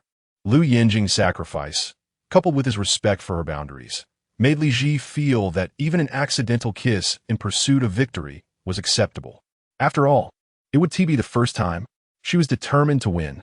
Thus, after 5 minutes of the audience frantically tapping their screens in vain, they finally witnessed Li Zhi release the microphone, followed by her uttering, "Let us do this." What do you mean? Where to? Did Li Zhi just invite Lou Yanjing to kiss her? Ha ha ha. No way. But why does she look like she and Oppos? Has ready to make a sacrifice? I and Oppos. I'm about to burst. I want to know the backstory. What secrets do this couple share? Can we please not squeeze the mic next time? The audience was frustrated, but the long-awaited ambiguous scene was about to unfold as the camera zoomed in. Li Zhi held the small tissue, measuring the 3 millimeters Lou Yanjing had mentioned, striving to occupy the smallest area possible, pinching it between her lips. The audience was still processing what was happening when Lou Yanjing leaned down. Suddenly, like a lion hunting on the grasslands, he raised his hand to firmly grasp Li Zhi and Amp Oppo's slender neck, lifting her slightly before bending down to bite the tissue. Ah! What the heck? After 5 minutes of silence, we're suddenly treated to an explosive moment of tension. My goodness, the sexual tension in that grip on her neck. Lou Yanjing's veins, Li Zhi's neck muscles. Is this even something I can watch? The live stream erupted in chaos. Even Lin Rong, witnessing the scene beside Jiang Zhi You, clapped her hands over her mouth to stifle her impending scream. Li Zhi had not anticipated such a sudden turn of events. She felt as if her heart had skipped a beat, her breath invaded by the intoxicating scent of his cologne, leaving her breathless. For centimeters felt unreasonably close. Yet, in that moment, Li Zhi uncontrollably closed her eyes, holding her breath in tension. Lou Yanjing observed her, tilting his head as he bit the tissue, noting the trembling of her eyelashes with a lazy chuckle. The camera zoomed in closely, revealing the sharp contours of Lou Yanjing's jawline, his chest resonating with laughter, and the sensual movement of his Adam and Oppo's apple beneath his fitted black shirt as he slowly inched closer, almost magnetically drawn to the corner of Li Zhi and Oppo's lips. The entire live stream transformed into a frenzy. Lin Rong jumped up and down beside Jiang Zhi You, stifling her excitement to avoid startling the pair, gripping his arm and exclaiming, "So sweet. Oh my gosh, so sweet." However, Lou Yanjing did not press his lips against hers. He left a final millimeter of space, gently nibbling the edge of the tissue as if devouring his prey, inch by inch, claiming it as his own. Li Zhi's heart raced uncontrollably. Her lips ached from the pressure, her spine tingled, and even normal breathing felt perilous. She could distinctly sense how close Lou Yanjing was to her. This proximity was not akin to a playful peck, where one could maneuver away while nibbling on a treat, nor was it the mere act of tearing a label, where contact was inevitable. In this moment, Li Zhi had nowhere to retreat. She was unsure when Lou Yanjing might accidentally kiss her, and she feared that if she loosened her grip on the tissue, it might slip away and their lips would meet. Meanwhile, Yanze had finally steeled himself to use his last chance to tear the tissue. He instinctively glanced at Li Zhi, only to see Lou Yanjing possessively leaning over her, enveloping her small frame within his. From a distance, it appeared as though he had already captured her lips. Yanze's eyes widened in fury. This was not the first time he had witnessed Li Zhi and Lou Yanjing share a kiss in such ambiguous games. As the saying goes, once is chance, twice is coincidence, but thrice is a pattern. Even if Li Zhi was trying to provoke jealousy, Yanze could not tolerate the escalating tension. Thus, in a fit of revenge, he shoved the tissue into Jiang Zhi You's mouth, gripping her chin as he leaned in to kiss her forcefully. The fans of the Zhi and Fu couple erupted into wild cheers. Jiang Zhi You was taken aback and pleasantly surprised, never expecting Fu Yanze to be so proactive in kissing her. For a moment, she forgot that she was still holding onto a piece of tissue, opening her mouth to respond. Just then, Ji Tang's voice rang out. The tissue from your wedding proposal has fallen to the ground. Your game is over, you too. Fu Yanze hurriedly pushed Jiang Zhi You away. Upon seeing the tissue that had dropped, Jiang Zhi You was at a loss as to whether to feel angry or elated. However, Ji Tang's announcement about the fallen tissue not only disrupted the kiss between Jiang Zhi You and Fu Yanze, but also heightened the tension for Li Zhi, who had been nervously clutching a small piece of tissue, fearful that it might accidentally fall and ruin her efforts with Lou Yanjing. Hearing that such an incident had indeed occurred with another group, Li Zhi's sense of vigilance and anxiety surged, prompting her to instinctively cling tighter to the tissue. Her lips trembled slightly, unexpectedly. Chapter 41. The Ambiguous Magnetic Field. Instinctive attraction unexpectedly. Lou Yanjing was already teetering on the brink of danger. His heart raced, breaths trembled, and he restrained himself to the point where his fingers curled tightly, veins clearly defined. Each sinking breath concealed the desires he struggled to suppress. And then, Li Zhi and Apos. S sudden tremor felt like the magnetic pull of opposing forces, rejecting the self-control he had maintained for so long, abruptly severing the red line he had desperately held on to. In that fleeting moment, he felt his lips touch a soft warmth. His taut spine suddenly stiffened, and a tingling sensation surged through his entire being. The camera zoomed in, capturing Li Zhi and Apos, S lips moving slightly as she pressed them firmly against Lou Yanjing and Apos, S in perfect alignment. The live chat erupted with screams. Ah, they kissed. Vocal help. This tension of wanting to kiss, but not quite, and then unexpectedly kissing is too tantalizing. After such a hard day's work, it's about time to indulge in such delightful moments. I examined closely, and it was Li Zhi who moved first. She initiated the kiss with Lou Yanjing. Oh my goodness, I can't contain my excitement. My smile is reaching the cosmos. Aren't you worried about getting a bellyache from all this excitement?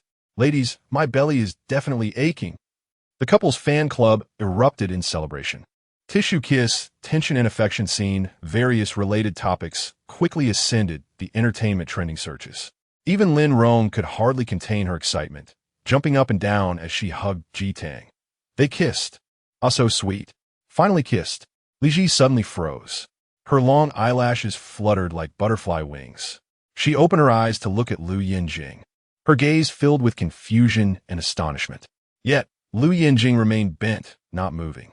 His lips still pressed against Li Zhi's, not retreating, not advancing, as if time itself had come to a standstill.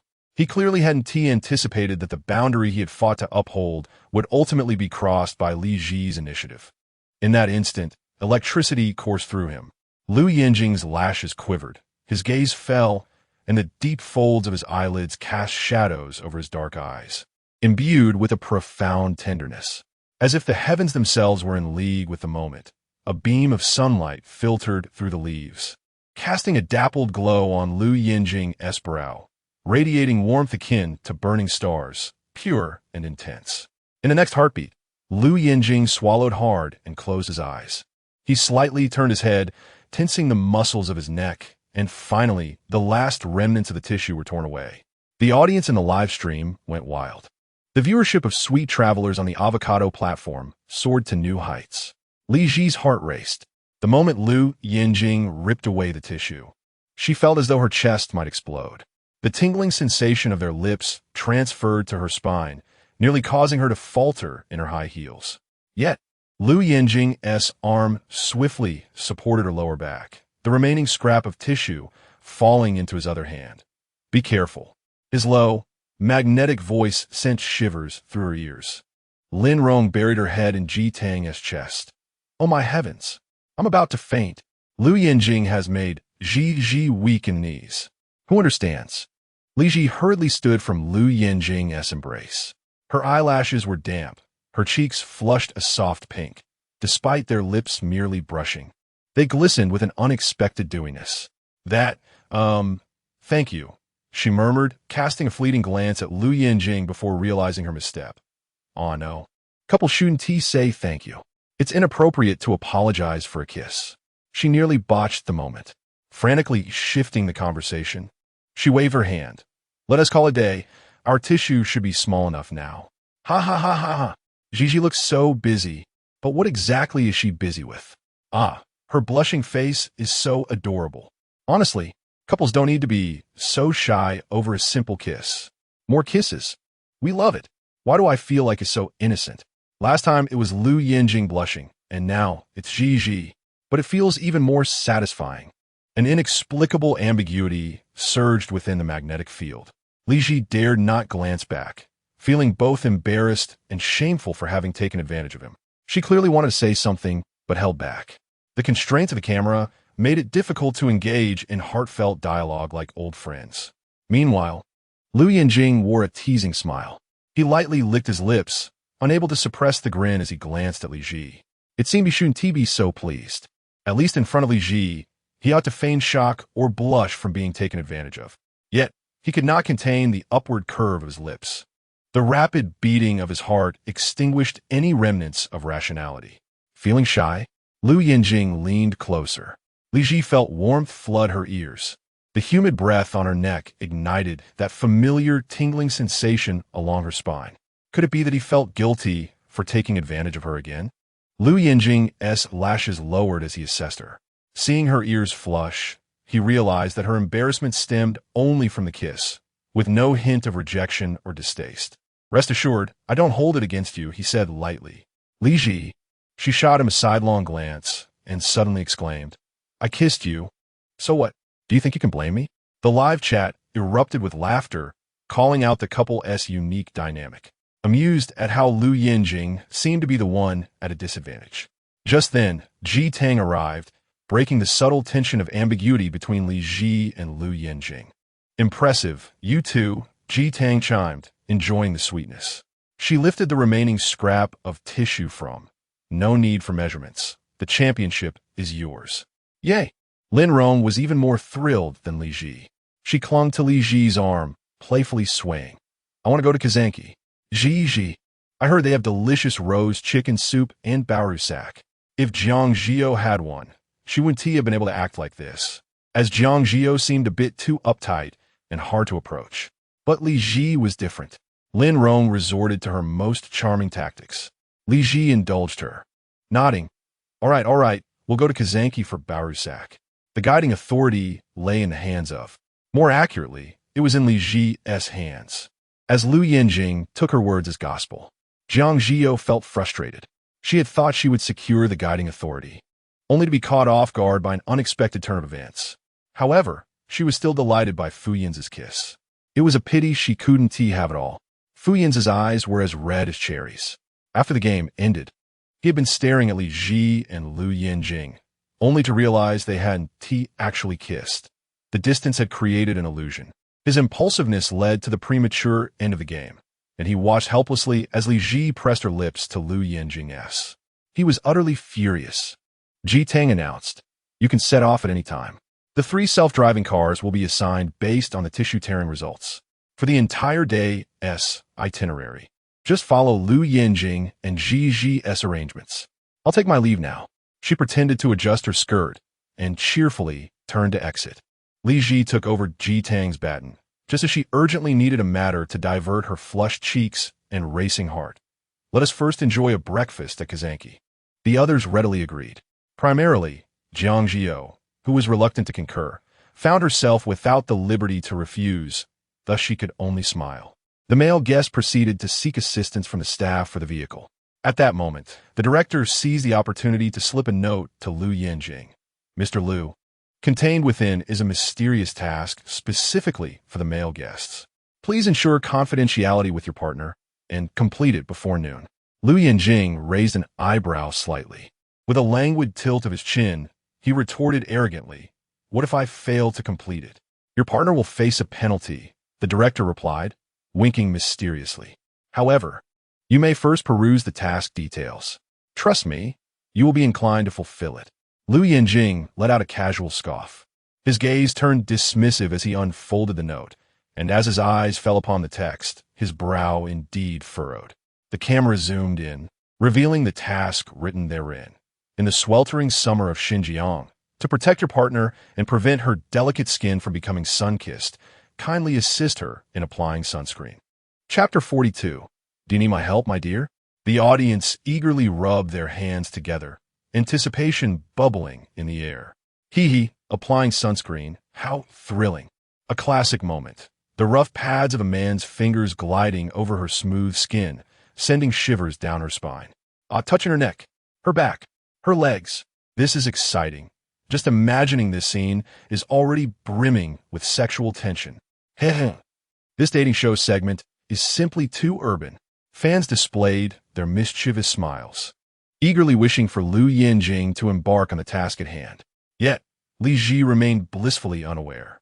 She was still enveloped in the lingering sweetness of her kiss with Lou Yanjing, her heart racing uncontrollably, the sensation both strange and disconcerting. Knocking. It was perfectly normal for adults to share a kiss, but the fact that it was with Lou Yanjing made her heart race even more, and such thoughts felt rather scandalous. Li Zhi felt as if her heart was ensnared by Lou Yanjing. Thus, even once they were in the car, she avoided his gaze, and after fastening her seatbelt, she lowered the sun visor, pretending to be busy as she touched up her makeup in the mirror. Lou Yanjing was focused on driving. He caught a glimpse of Li Zhi's flurry of activity, her busy demeanor akin to a little swan splashing on the water, and he found it amusing. Still shy? Not at all. Li Zhi subtly raised her delicate face. She pouted her lips closer to the mirror, gently rubbing her lipstick with her ring finger, creating a soft gradient of color. What was there to be shy about after accidentally kissing my husband? Before the camera, Li Zhi was quite defiant. She blinked her eyelashes, turning her head with a touch of pride, seemingly joyfully admiring her shimmery eyeshadow while contemplating what else might need a touch-up. Unfortunately, her makeup skills were so impeccable that, despite the time spent outside and the pressure from her sunglasses, her appearance remained flawless, leaving her unsure of what else to occupy herself with to mask her slight apprehension. Was it? Lou Yanjing's lips curled slightly. He clearly relished the way she called him husband, his lazy voice tinged with mirth. But my dear, your adorably flushed ears seemed to suggest otherwise. Li Zhi was taken aback. She hurriedly leaned closer to the mirror, casting a sidelong glance at herself, the glimmering diamond earrings reflecting the light against her swan-like neck. Only upon noticing that her ears were indeed not red did Li Zhi realize she had been teased. Lou Yanjing. She exploded in indignation, flapping her arms like a little swan on the lake, splashing water all around her. Lou Yanjing chuckled softly, the sound rolling from his throat, resonating in a deep, sultry timbre that caressed Li Zhi's ears. Not bothering to engage, Li Zhi proudly turned her face away. She found another excuse to divert her gaze, resolutely determined not to let Lou Yanjing see her peculiar state. The audience in the live stream was thoroughly entertained, finding the couple's interactions delightful, despite being a married pair. They exhibited an innocent charm, with Lou Yanjing clearly indulging her whims. Are we heading directly to the Kazanki parking lot? Lou Yanjing asked, raising his eyes to glance at her through the rearview mirror. Li Zhi slightly turned her body, granting him a sliver of her attention. Don't go to the parking lot. I've already mentioned to them that we should park on the other side and enter from there. After pondering for a moment, she realized she had failed to adequately describe the location. She decided to pull out her phone, open the navigation app, and commandeer Lou Yanjing's phone, setting the route with determination. The guest house was not far from Kazanki. As they approached a red light, Lou Yanjing tapped on the screen with his long, well-defined fingers, lazily raising an eyebrow after glancing at the map. Not taking the main entrance? Li Zhi hesitated, glancing at the camera, then casting a conflicted look at Lou Yanjing. After a moment's silence, she ultimately decided to spare Lou Yanjing some dignity. After all, it would be quite embarrassing for a grown man to fear birds.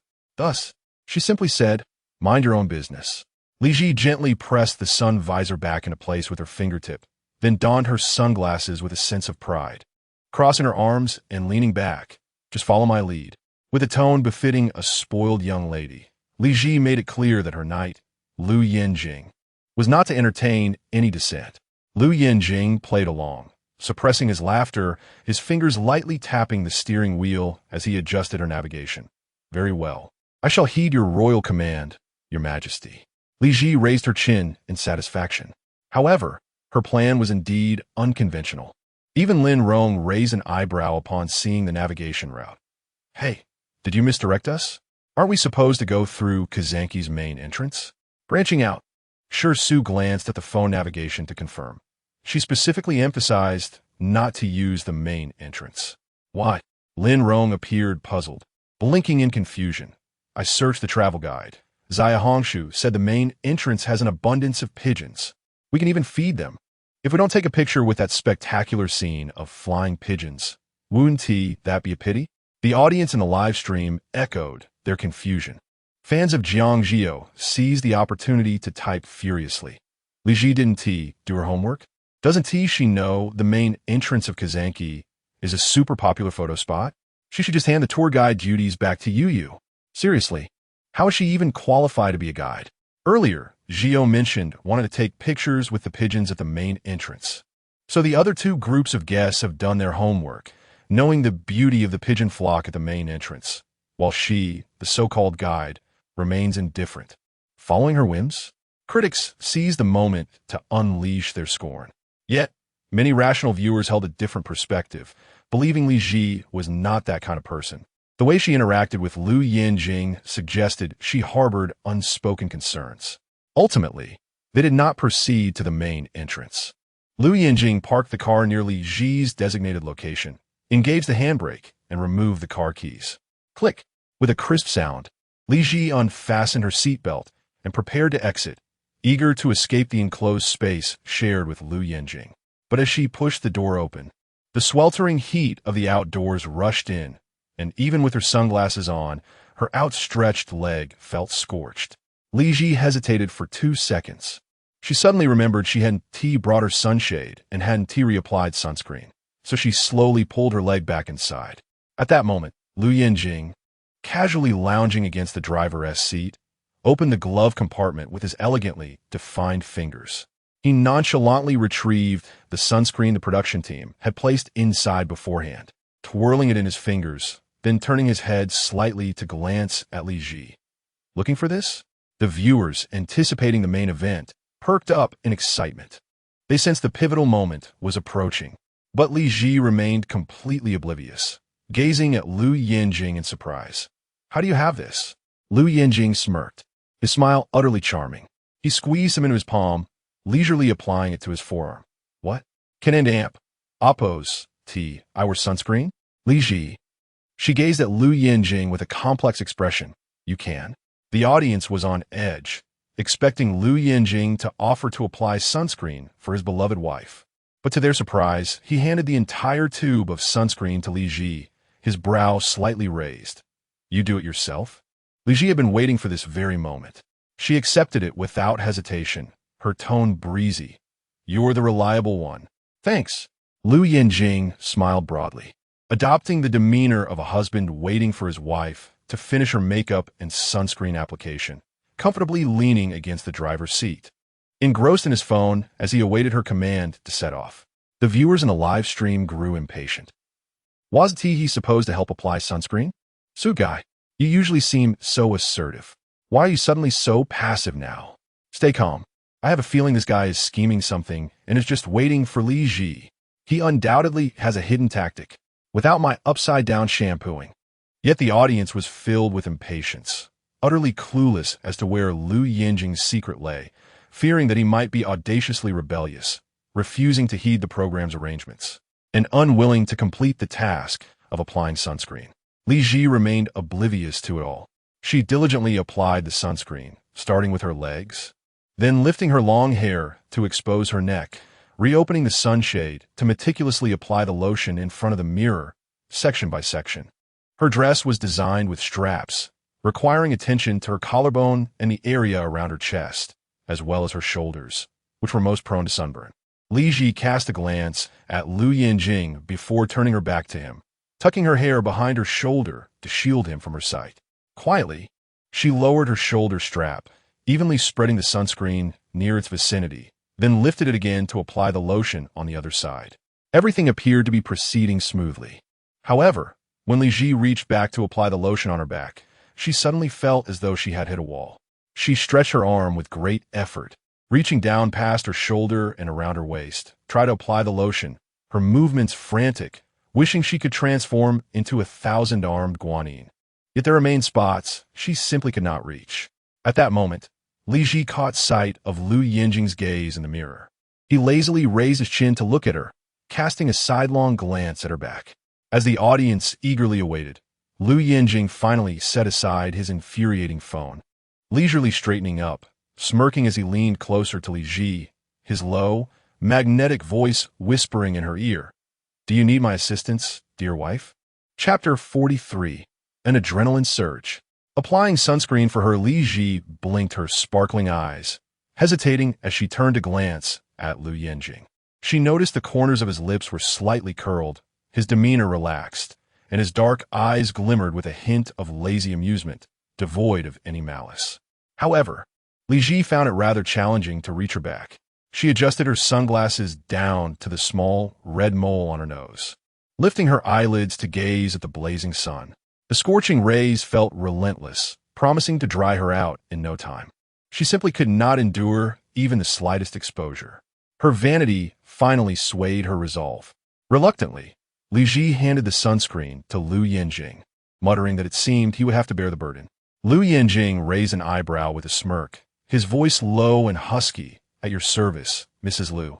The live stream chat erupted with comments. He succeeded. He really succeeded. Look at that foolish grin on his face. Oh no, Zhi, you've been tricked.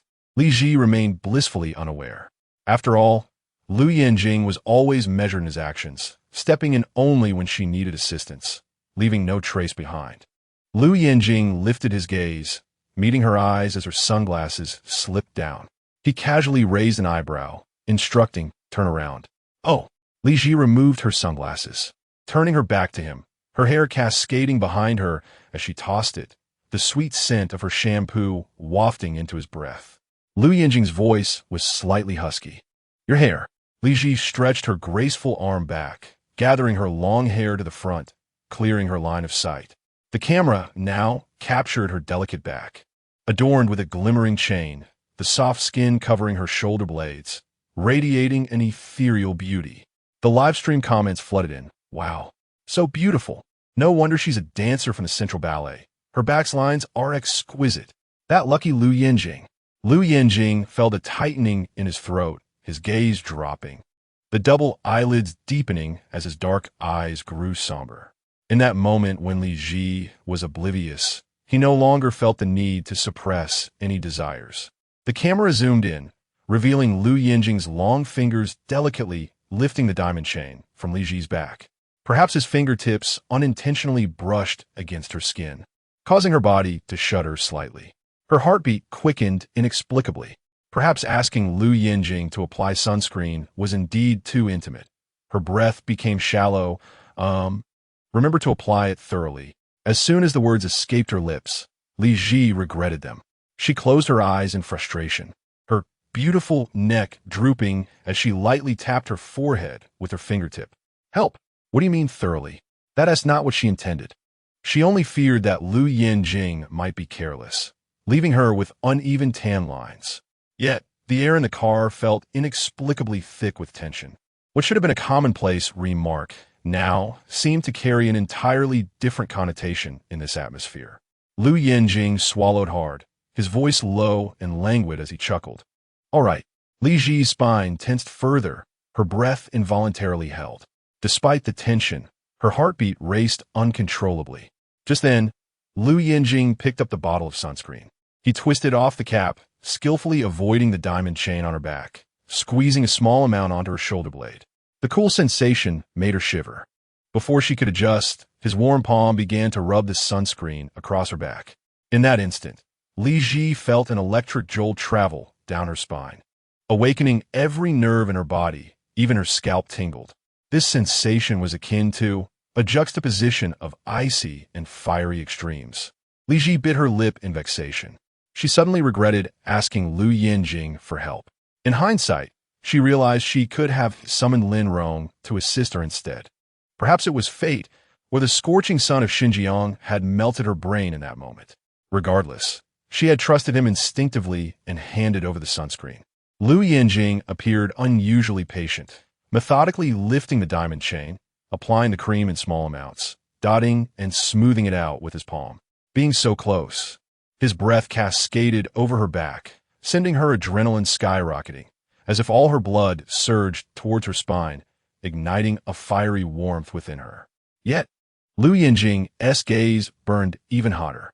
This fleeting moment of intimacy felt like a perilous indulgence, yet he willingly succumbed to it.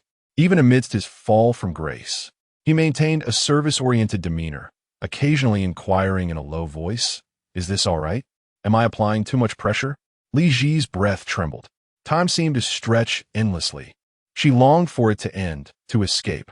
Yet, some things, once begun, cannot simply be dismissed. Thus, she steeled herself, responding, that's fine. The pressure is okay."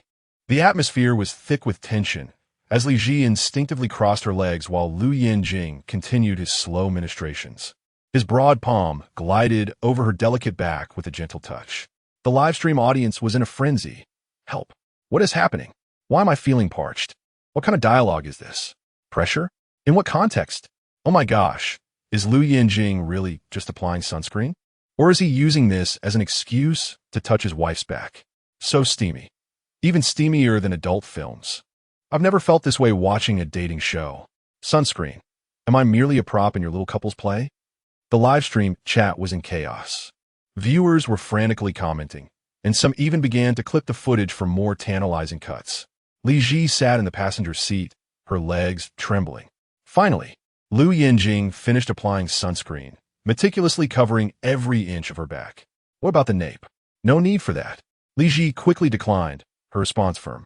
She hurriedly tossed her hair behind her shoulder, her fingertips trembling as she grabbed her sunglasses, putting them on to mask her embarrassment and fluster. Lou Yanjing lazily acknowledged her. His voice sounded strained, the desires in his dark eyes momentarily suppressed as he turned his face away.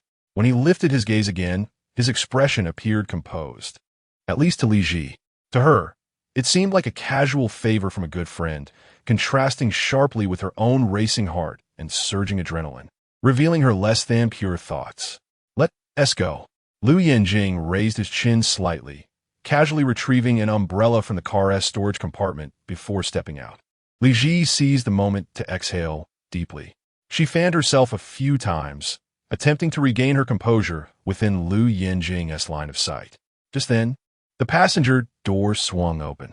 Li Zhi turned, preparing to step out and face the sun's heat, but as she lifted her leg to exit, a sudden shade enveloped her head. She looked up in surprise to find Lou Yanjing holding the umbrella over her, his other hand reaching out lazily to assist her. With a nonchalant tilt of his chin and a slight curve of his lips, he said, "After you, my queen." The live stream audience went wild once again. Oh my gosh, he is so smooth. Vocal. Lou Yanjing is truly a remarkable man. Even helping his wife with an umbrella. He called her an Apos, my queen and Apos. Who understands the significance of that phrase? I'm drowning in their ocean of love. Li Zhi felt her heart flutter as she witnessed Lou Yanjing extending his hand to help her out of the car while holding the umbrella. Something within her chest began to swell. This sensation is utterly unfamiliar. Even when she faced Fu Yanze in the past, she had never experienced such a fluttering feeling, as if her heart were being gently tickled by a feather, both intoxicating and electrifying. Be cautious of your footing, Lou Yanjing softly advised. Given the elevated chassis of the off-road vehicle and the uneven terrain, coupled with Li Zhi's high-heeled shoes, she placed her hand in Lou Yanjing's palm. After ensuring her heels were stable, she safely alighted from the vehicle. The two neighboring teams of guests were tasked with similar duties. The wedding between Zhi and Fu was progressing smoothly, especially since Fu Yanze had volunteered to apply sunscreen for two, leaving Jiang Zhi with no reason to decline, albeit she only applied it to one hand. However, Lin Rong and Shang Su faced a setback in their task. They were still arguing when they gathered. Shang Su exclaimed, "Lin Rong, are you even a woman? Other girls know to apply sunscreen when going out in summer. Lin Rong retorted, Shang-Su, are you out of your mind? Even if I need sunscreen, I can apply it myself. What does it have to do with you? Back off, back off. The audience in the live stream erupted in laughter. Li Zhi, arriving late, was oblivious to this exchange and thus unaware that applying sunscreen was merely a task. She suggested, in oppos, as getting late. Lin oppos, let's have breakfast first, and then we can discuss where to go next. Lin Rong finally found a new topic. Clenching her fist, she declared ball sack. Charge. Chapter 44. Are you tired of living by provoking my wife? The restaurant courtyard exudes a captivating charm, surrounded by the vibrant hues of Ely blue. Kazanki resembles a mystical and romantic fairy tale realm.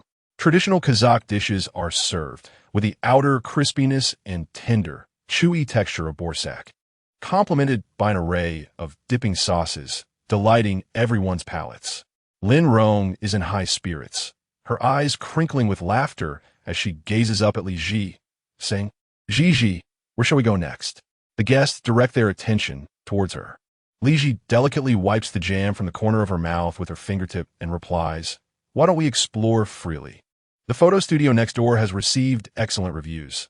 The girls might enjoy an experience there. Lin Rong has no objections. Although she had mentioned to Shang-Su her desire to feed the pigeons at the main entrance, the guiding authority rests with Zhi, and she trusts her choices implicitly. Even if she were dissatisfied, it would be her own fault for not winning the game. However, Jiang Zhi You clearly holds a different opinion. After a moment of hesitation, she finally speaks up. Zhi, you haven't prepared an itinerary, have you? Li Zhi glances at her with a raised brow. Jiang Zhi You smiles slightly. Kazanki has so many wonderful shops and delectable foods worth trying, along with beautiful spots for taking photos. Aren't you going to take us to experience them? Why are we just left to wander freely? The live stream erupts with comments. Exactly. If you don't have a plan, don't rush to be the guide. Step aside for you. This is so annoying. When will she leave? Even I, who have never been to Ely, know from social media that the pigeon flock at the entrance is stunning. How can this fake heiress be so oblivious? Yet, there are rational viewers, fans of Li Zhi and the couple pairing of Jiang Zhi You, who roll their eyes at the barrage of comments and quickly come to her defense. Isn't it the case that Jiang Zhi Yu's fans are delusional? Didn't your sister lose the game? The rules state that the winner gets to be the guide. Right? It's just a photo op with pigeons. If Zhi has said to enjoy some free time, why not go enjoy your well-prepared itinerary on your own? Who are these people who adore Jiang Zhi You, blindly supporting this white lotus? Even Lin Rong furrows her brow at these remarks. She looks at Jiang Zhi You and asks, didn't Zhi say we could explore freely? If you want to visit those shops, taste the food, and take those photos, why not do it yourself? Jiang Zhi Yu's expression stiffens slightly. Yet, she persists.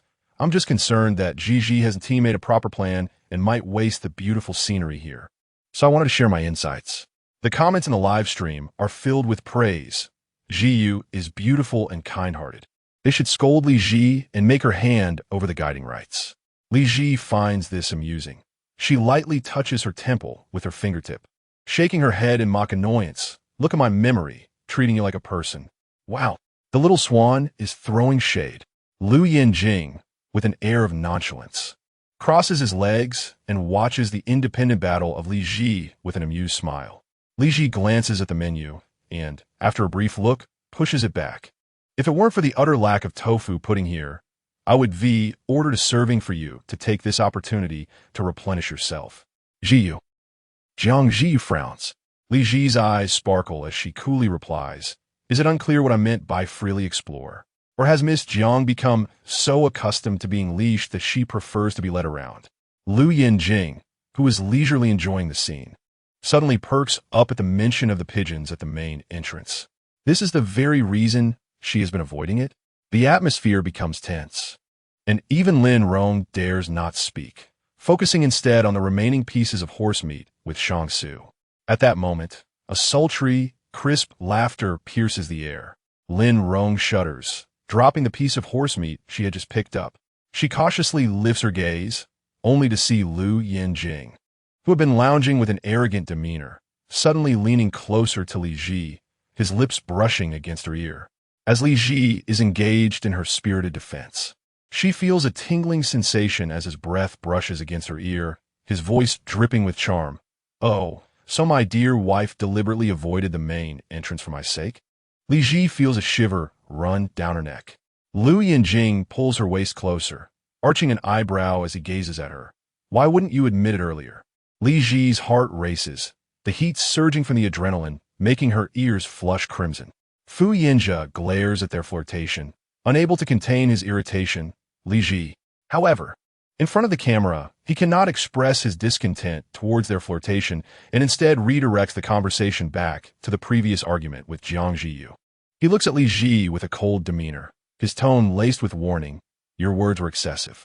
Lou Yanjing suddenly turns to Fu Yanze, the amusement in his eyes vanishing, replaced by arrogance as he retorts. So you're scolding my wife? Aren't you tired of living? Wow, a showdown between childhood friends. But Li Zhi was a bit excessive, right? Why did she have to insult our Zhi You? Wasn't she just asking for it?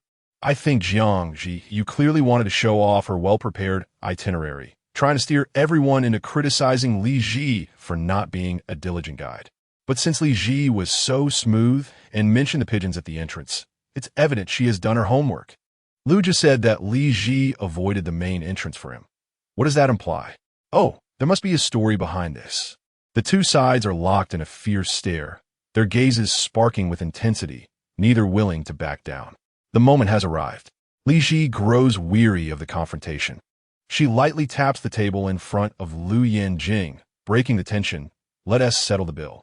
Lou Yanjing narrows his eyes, retracting his gaze. Li Zhi lifts her chin slightly, addressing Jiang Zhi You and Fu Yanze, excluding them. We're not buying dog food. Lou Yanjing leisurely relaxes, his expression softening as he leans back to look at Li Zhi. I will listen to my wife. The live stream comments flood in. Wow, look at his expression.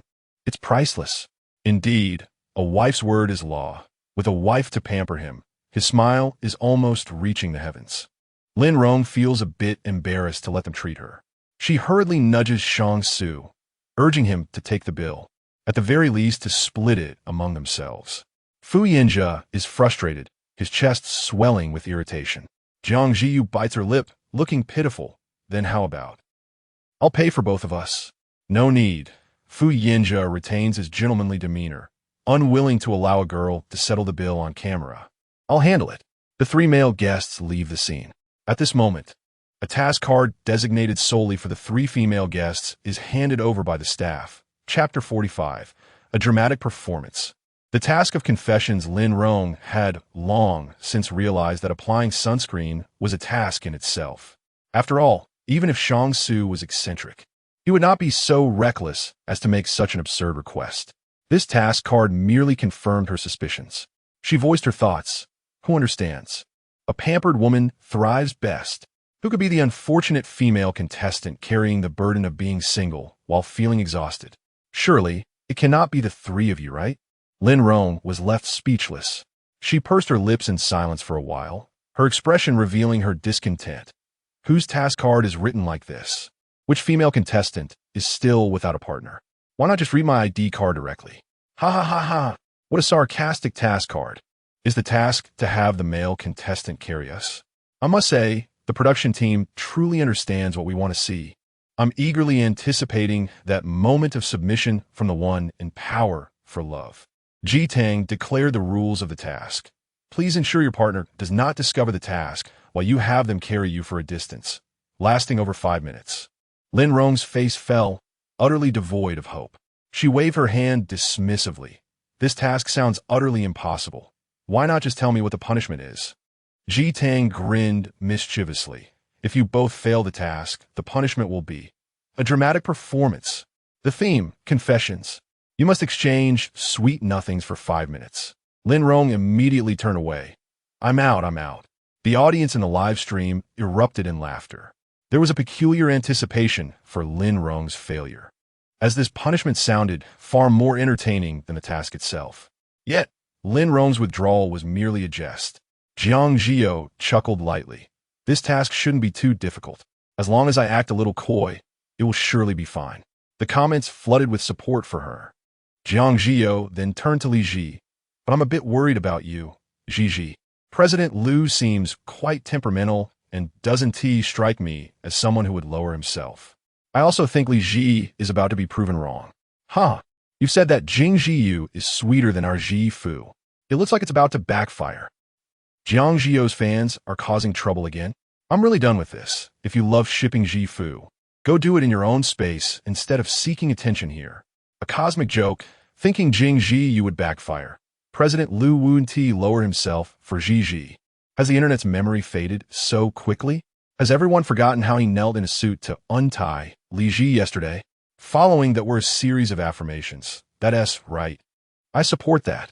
Most of the supporters of Jiang Zhi You are newcomers, frustrated with the current fan culture that elevated some while belittling others. Li Zhi, with her eyelashes delicately fluttering, lightly huffed. Then I suggest you worry about yourself. Jiang Zhi You looked at her, in confusion. Li Zhi donned her sunglasses. You might want to find a place to hide quickly. I fear the trash collectors will be arriving shortly. Upon hearing this, Jiang Zhi You's expression changed dramatically. Just then, a voice blared through the streets from a loudspeaker. Recycling, televisions, refrigerators, washing machines, garbage collection, disposal of old furniture. Lin Rong mechanically turned her head to look. A man pedaling a tricycle clattered past the crowd. The comments in a live stream were filled with laughter. Ha ha ha ha ha. The old man is brilliant. The drama is at its peak. Jiang Zhi You's face darkened further. She trembled with anger, but could not lose her temper on camera. The three male contestants returned from settling the bill, which was ultimately paid by Lou Yanjing. Lin Rong pinched Shang Tsu's arm, inquiring about the situation. Shang Tsu lowered his head, his fingers resting on his forehead. If I keep arguing with him, I fear he will buy the entire street. Lin Rong, that does sound like his style.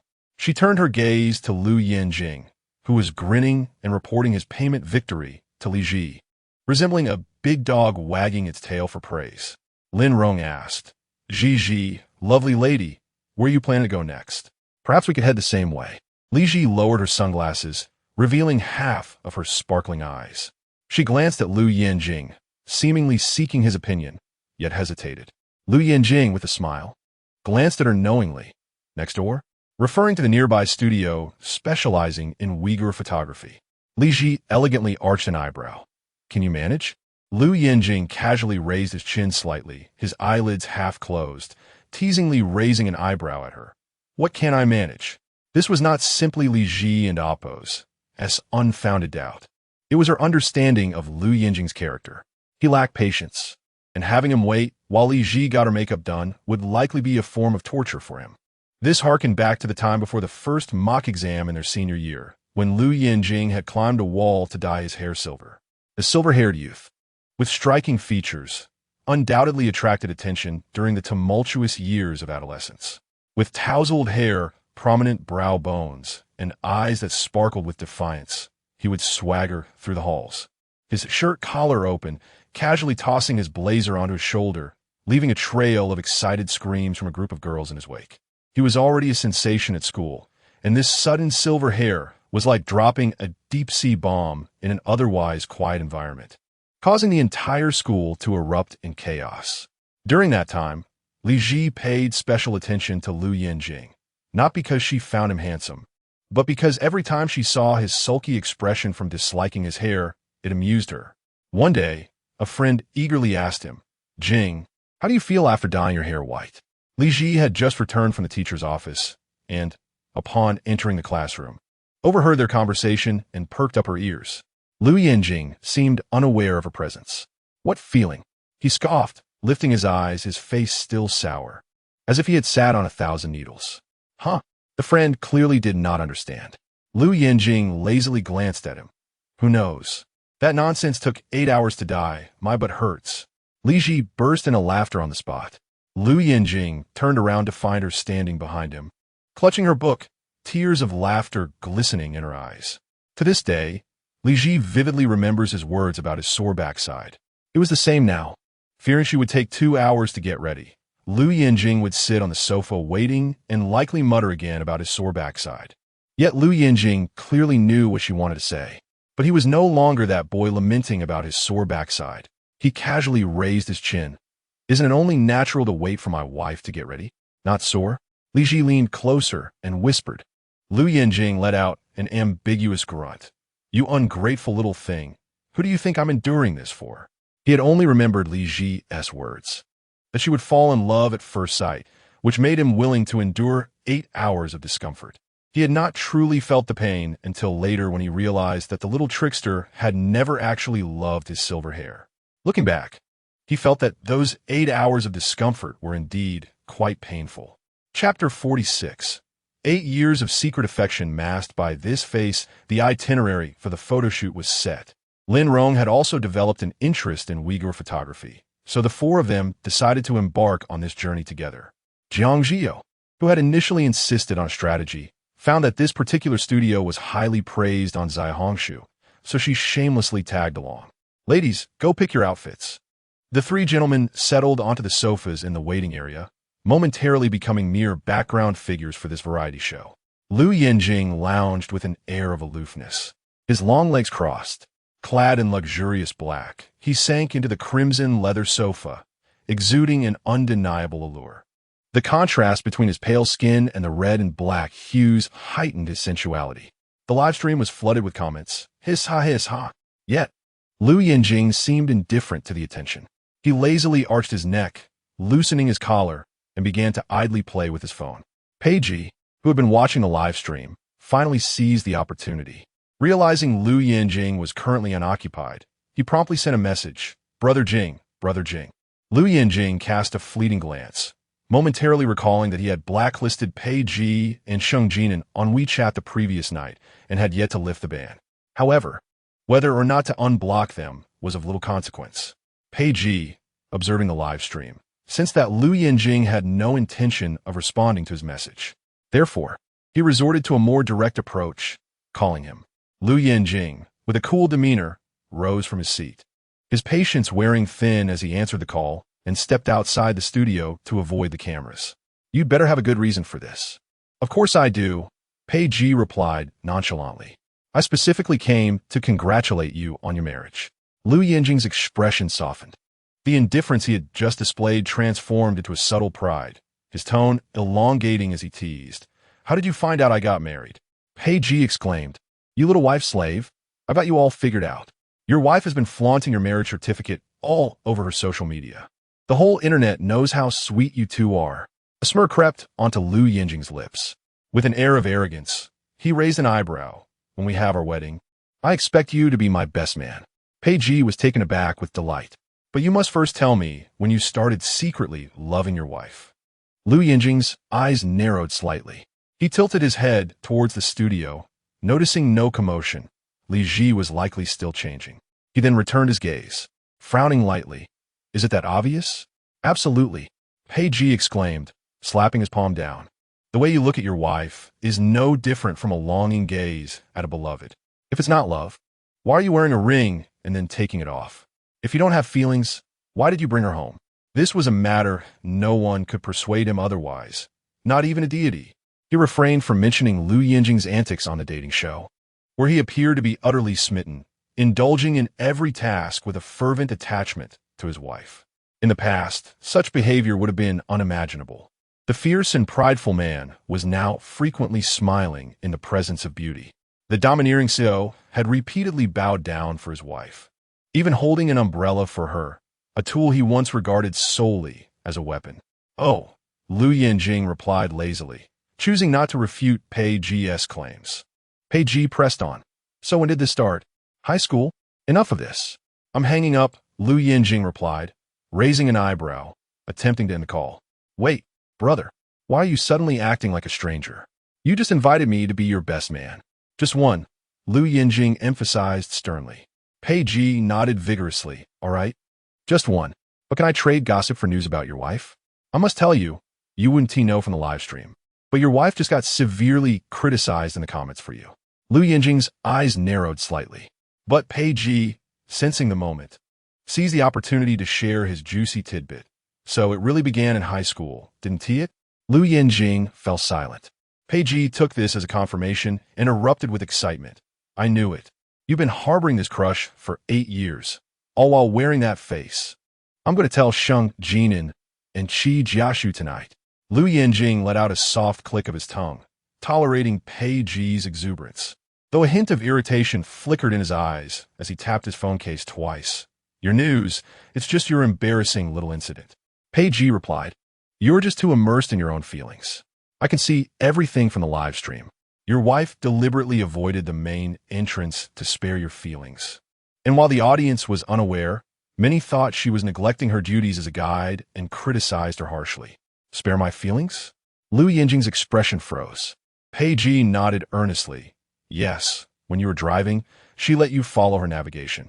She was worried that mentioning you in front of the camera would embarrass you, and she even took the blame for it. Lou Yanjing contemplated this revelation. He recalled the moment she had questioned Li Zhi about why they weren't using the main entrance, and how she had hesitated, ultimately dismissing it, instructing him to follow her lead.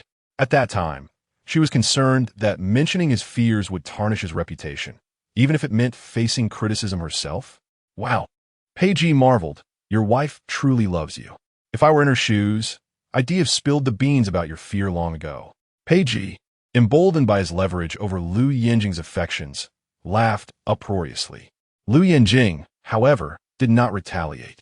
Instead, he coldly remarked thanks. Pei Ji was taken aback, his laughter freezing mid-chortle. Wait, you're thanking me? Lou Yanjing, unperturbed, abruptly ended the call. Pei Ji stood there in stunned silence, his heart racing. As Lou Yanjing pocketed his phone, he turned to re-enter the studio, contemplating the incident where Li Zhi had been criticized on his behalf. When the sweet scent of lychee rose intertwined with roses wafted through the air. Chapter 47. Their gaze, a kiss without desire. Lou Yanjing's gaze suddenly halted. What met his eyes was a charming and elegant white lace gown with cake sleeves, complemented by a rich yet gentle shade of blue. Li Zhi had transformed from her earlier haughty demeanor, donning a traditional Uyghur dress adorned with sapphire accents, a blue veil, and her long, cascading curls styled into a fluffy fishtail braid, twirling gracefully as she approached. The live stream erupted with excitement. Wow, a fairy has descended. The Uyghur princess is here, everyone. Vocal. Li Zhi is so versatile. She looks stunning in everything she wears. Ah, I'm so envious of Lou Yanjing. Damn, it seems one must be both rich and handsome to marry a woman who exists only in dreams. At that moment, the woman who seemed to belong only to dreams smiled charmingly, fluttering her lashes as she leaned closer to Lou Yanjing, asking, "Do I look good?" Lou Yanjing's throat bobbed slightly. The hue of his eyes darkened, and as he gazed at Li Zhi, his look was as intense as a fire igniting. Even his voice turned husky as he replied, "Beautiful." The audience gasped, remarking on the depth of his gaze, as if he had epitomized the saying that eye contact is a kiss devoid of desire. Li Zhi felt a rush of warmth from his stare, turning her face away in confusion. "Why are you looking at me like that?" Lou Yanjing remained silent. Meanwhile, Fu Yanze felt a tumult of emotions within him. He frowned, observing Li Zhi as she interacted with Lou Yanjing, momentarily lost in the thought that he should have been the one in this scene. In the past, whenever Li Zhi acquired a new beautiful dress, she would eagerly rush to show it to him first. At this moment, Lin Rong emerged from the changing room, exclaiming, "Wow, Zhi, you have such great taste. That blue looks stunning." The camera panned to her, revealing Lin Rong in a lavender Uyghur dress, garnering praise from the live audience. Despite harboring a tiny devil within, her sweet appearance suited the color exquisitely, with soft feathers adorning her hat. "You look so sweet," Li Zhi exclaimed, cupping Lin Rong's face and planting a playful kiss on her cheek. Luo has turned sour. Luo seems jealous. It appears Luo Yanjing wishes he could be Lin Rong. Lin Rong's cheeks flushed crimson from Li Zhi's teasing, and she stammered, nearly tripping over her words, "I could change my orientation for you." Shang Su. He stood with his arms crossed, shaking his head in disbelief. Luo Yanjing, however, grasped Li Zhi and Amp Oppo's wrist, pulling her back behind him with a playful arch of his brow. "Did I agree to that?" Laughter erupted in the live stream. Lin Rong shrank back, having just boldly professed her affection to Li Zhi, now wishing to hide like a frightened quail. The photo studio was filled with merriment, so much so that no one noticed Jiang Zhi You emerging from the changing room after changing her outfit. Even Fu Yanze seemed to be in a daze. It wasn't until the photographer captured a shot of her that her fans saw her attire. The vibrant red, adorned with intricate veils and crowns, stood in stark contrast to the elegant white dress she wore that morning. This outfit was indeed beautiful. The Uyghur pomegranate skirt was breathtaking, with exquisite embroidery and a dazzling ethnic crown. Yet, while her fans praised her, other viewers frowned. Honestly, it's a bit much. Jiang Zhi You simply cannot pull off this look. Why does it feel like she's trying too hard? This outfit would look stunning on Li Zhi, but Jiang Zhi You's innocent beauty can't quite carry it. The discussions about the genuine and false heiresses trended, revealing a stark contrast in beauty and grace. However, Jiang Zhi You remained oblivious, playfully twirling before Fu Yanze, lifting her skirt. Brother Yanze, don't I look good like this?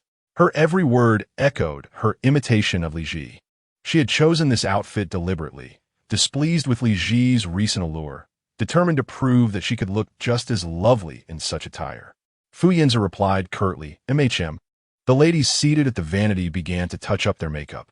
Although they had left home already made up, the Uyghur photo shoot required some adjustments, including adding sparkles to their eye makeup and refining their hairstyles. Thus, the gentlemen continued to wait on the sofa, thankful that it was not a full makeup session.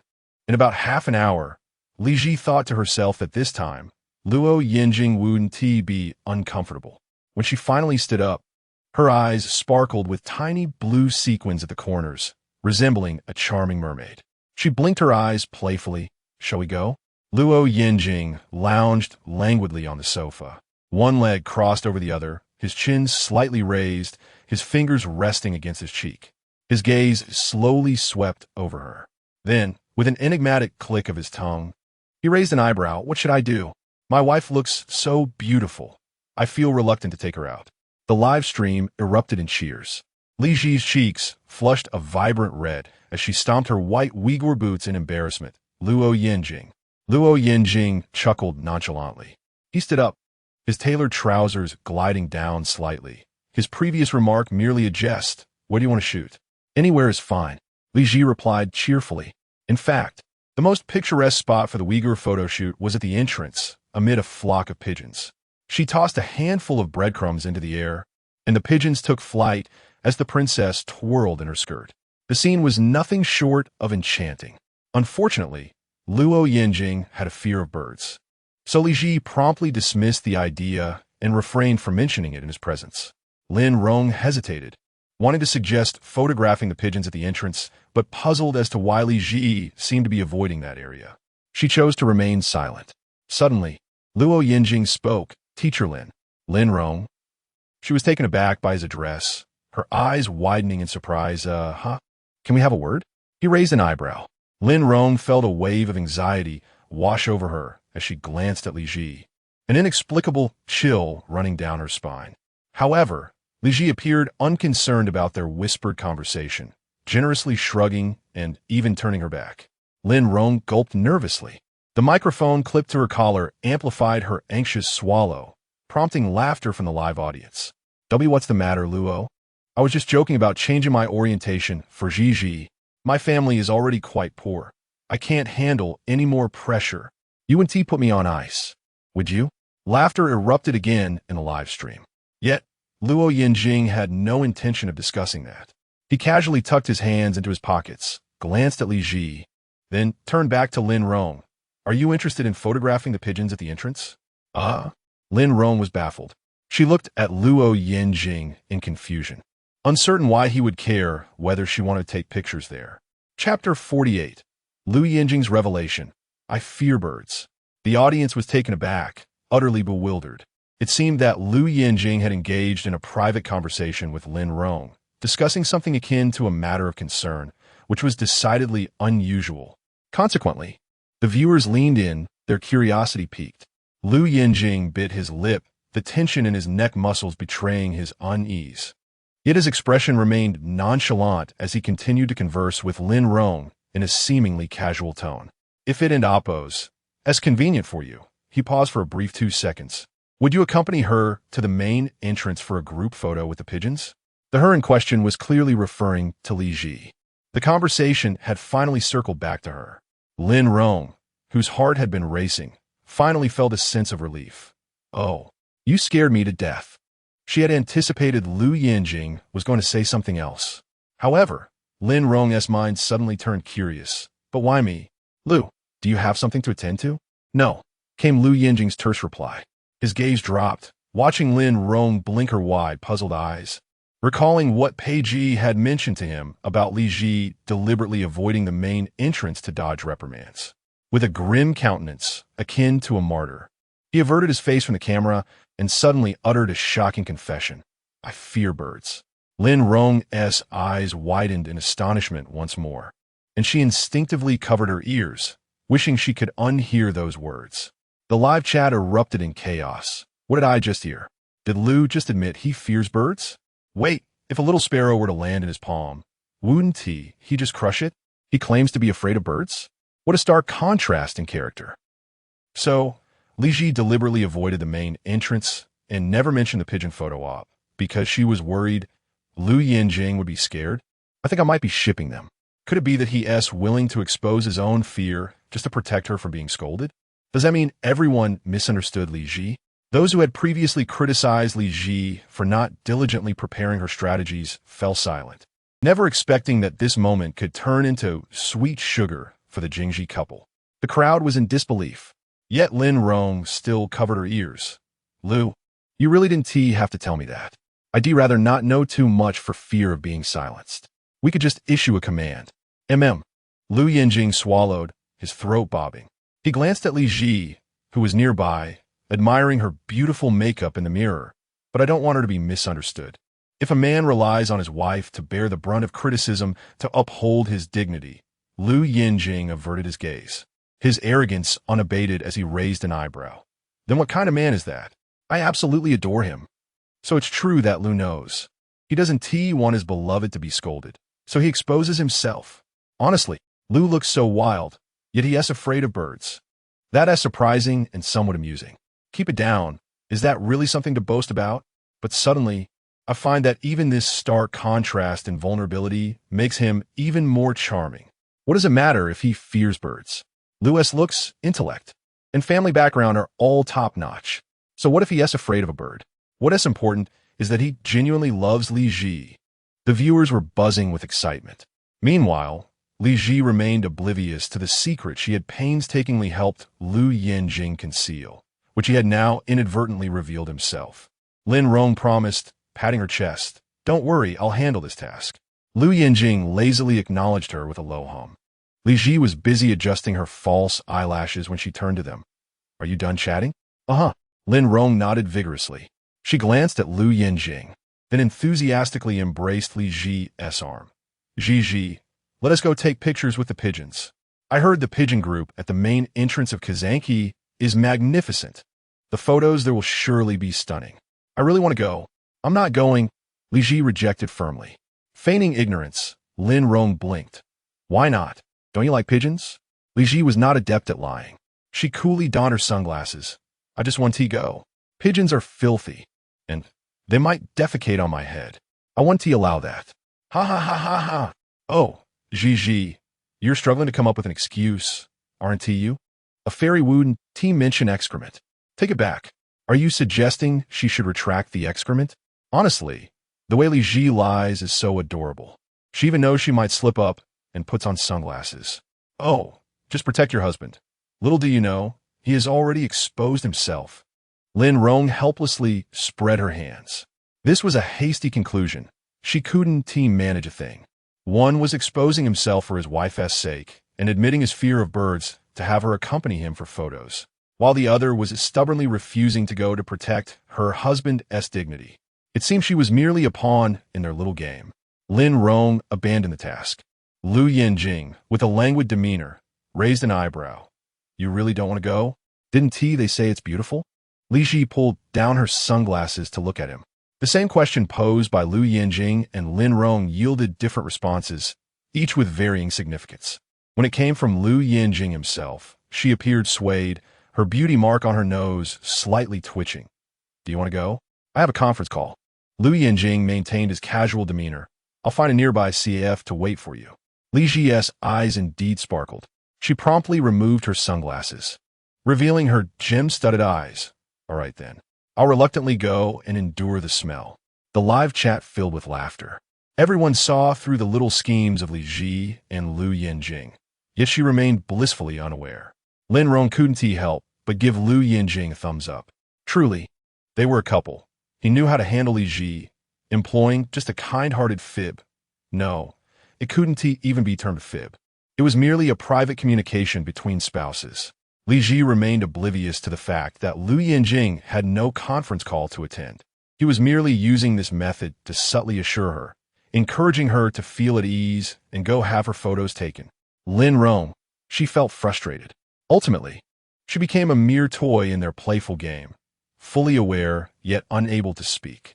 Thus, the four of them set off in a carriage towards the main entrance, with Lou Yanjing alighting midway to find a CAF where he could tend to work. At Kazanki's main entrance, nearly 2,000 pigeons soared dramatically into the sky, swirling around due to the feed scattered by Li Zhi. Meanwhile, the Li Zhi who had just complained about the smell was now joyfully immersed in the flock of pigeons. She proudly lifted her face, arms wide open, spinning towards the birds with a radiant smile, the sunlight glinting off her blue and gold adornment, casting a dazzling brilliance around her.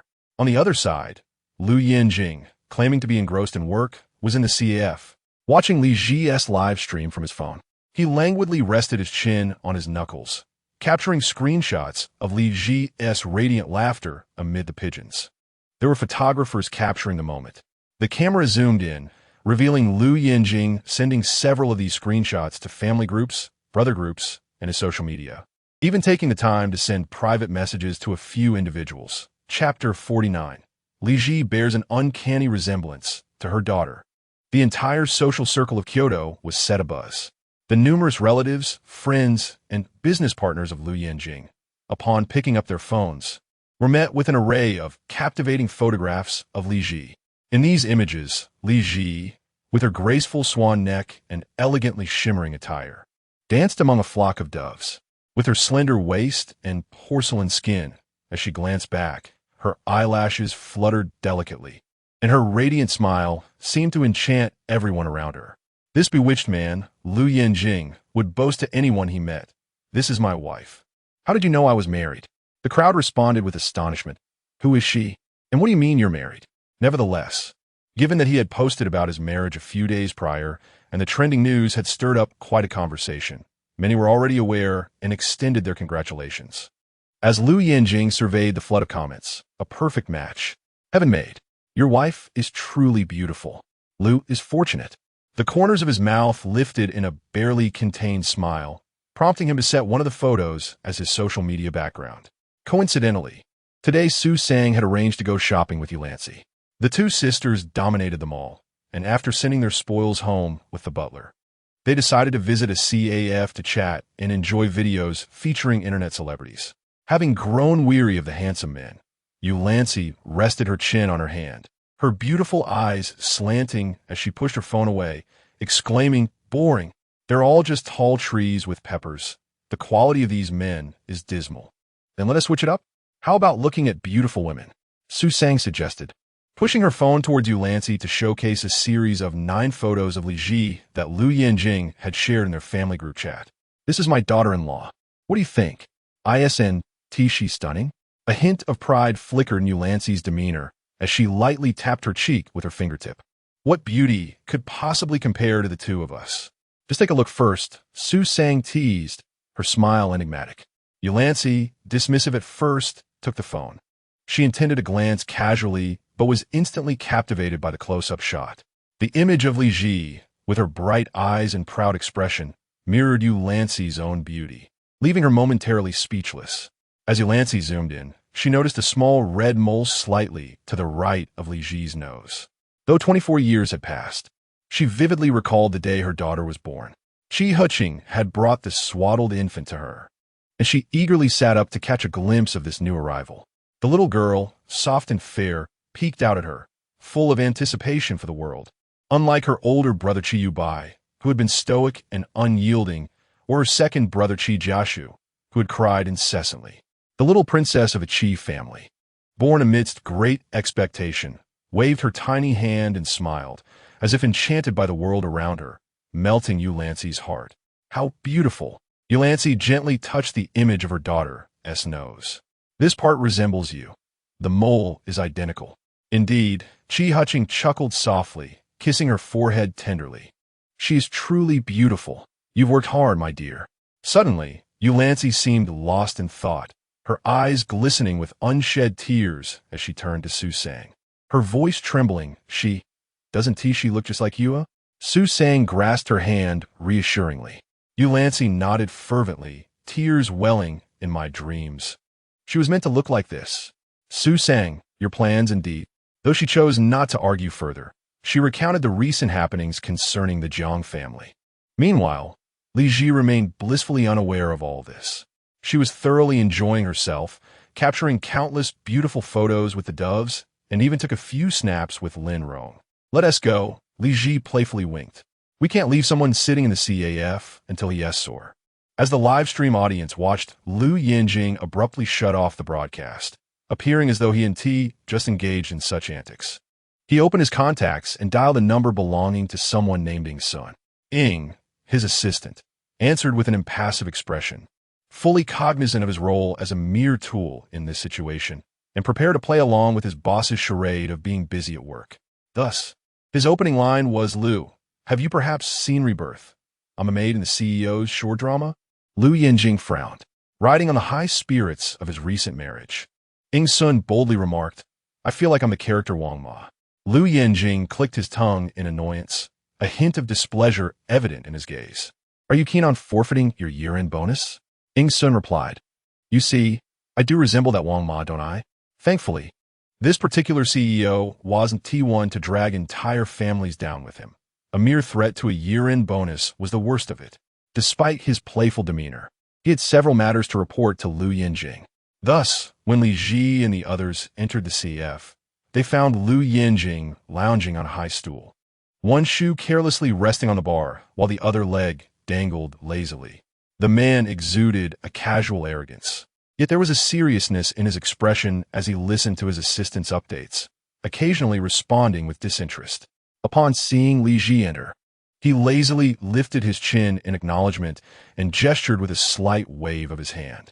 As Li Zhi approached, he instructed Ing Sun, proceed with the contract for Ding Sheng, as I previously mentioned, and send the other project proposals and financial statements to my email.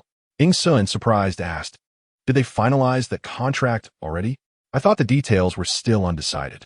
Is this a case of the Emperor and Amp? Oppos? New clothes? Understood, Ing Sun replied calmly. After Lou Yanjing hung up, he turned his head, his shoes sliding off the bar, raising an eyebrow. Finished with your shoot? Yes, Li Zhi nodded. Are you done with work? Lou Yanjing stretched. I've been busy for a bit, but nothing crucial. We can discuss it later tonight. Just a trivial matter. I see. In your eyes, is only your wife important? Indeed, I was busy for a while, but really just a moment. The rest of the time, I was sneakily watching my wife's live stream. Lou Yanjing, you better give all those red envelopes you just received to Li Zhi. If you keep it for yourself, you're no man. Just then, Li Zhi's phone chimed with a notification. Alipay transfer received, 5,200,000. Everyone. Li Zhi's eyes widened in shock as she quickly pulled out her phone to confirm the transfer from Lou Yanjing, exclaiming in a hushed tone, Lou Yanjing, what are you doing? I just took the opportunity to share our wedding news with friends and relatives. Lou Yanjing replied with a playful lift of his brow, leaning closer to her, his lips curling into a teasing smile. This is their gift money. They willingly contributed. Chapter 50. Her lips slightly parted. Holding onto the straw, Li Zhi found herself momentarily stunned, her mind adrift. Although she had enjoyed a comfortable life in the Jiang family, no one had ever casually handed her 52 million. Li Zhi screamed internally. Yet, considering that Lou Yanjing might require her to play along with some affectionate persona, she ultimately remained silent. Lou Yanjing's eyes sparkled with mischief. The corners of his lips curled in satisfaction, as if he relished the act of paying. He languidly turned his head toward Li Zhi. The travel funds are ready. Where would you like to go? Come, I shall accompany you. Li Zhi no longer exhibited any signs of embarrassment. Donning her sunglasses, as if accustomed to her husband's financial contributions, She lifted her chin slightly. Let us wander around and take some photos. As you wish, Lou Yanjing replied with a playful smile, once again shielding her from the sun with an umbrella. Your Majesty. Lin Rong and Shang Su fell silent, the umbrella forming an invisible barrier. The scene felt almost surreal, as if they were in two separate realms. The glaring sun emphasizing their presence. Lin Rong quickly sought an excuse, leading Shang Su in another direction, hastily parting ways from the young couple. Kazanchi was indeed breathtaking. The vibrant blue of the Ely Charm Street, the Eden-like swing set, and the long corridors enchanted Li Zhi as she dashed through the streets. Lou Yanjing temporarily set aside the umbrella, proudly resting the long handle on his shoulder while capturing her essence in photographs. Yet, Li Zhi dreaded the sun. After each photo, she would retreat beneath the umbrella he held. At some point, he had procured a cup of watermelon juice, naturally offering it to her. Parched, she instinctively leaned forward to sip from the straw, only to notice the clarity of Lou Yanjing's fingers gripping the cup, realizing the intimacy of the gesture. Her eyelashes fluttered delicately. Lou Yanjing and Appo's gaze remained fixed on her. Noticing her release of the straw, he raised an eyebrow. What's wrong? Is the watermelon juice not to your liking? He scrutinized the juice for a moment before playfully taking a sip from the very straw she had just used. Li Zhi's cheeks flushed. She exclaimed, Lou Yanjing, I've used that. Oh, he replied nonchalantly, releasing the straw. I forgot. The phrase indirect kiss floated through Li Zhi's mind, causing her blood to surge in the sweltering summer heat. Lou Yanjing, however, smirked, the watermelon juice enhancing the color of his lips, which shimmered with a hint of moisture. Isn't it sweet? The livestream audience chimed in with playful banter. Is the watermelon juice sweet, or is it your wife that's sweet? An indirect kiss counts as a kiss, right? I think he is doing it on purpose. He forgot.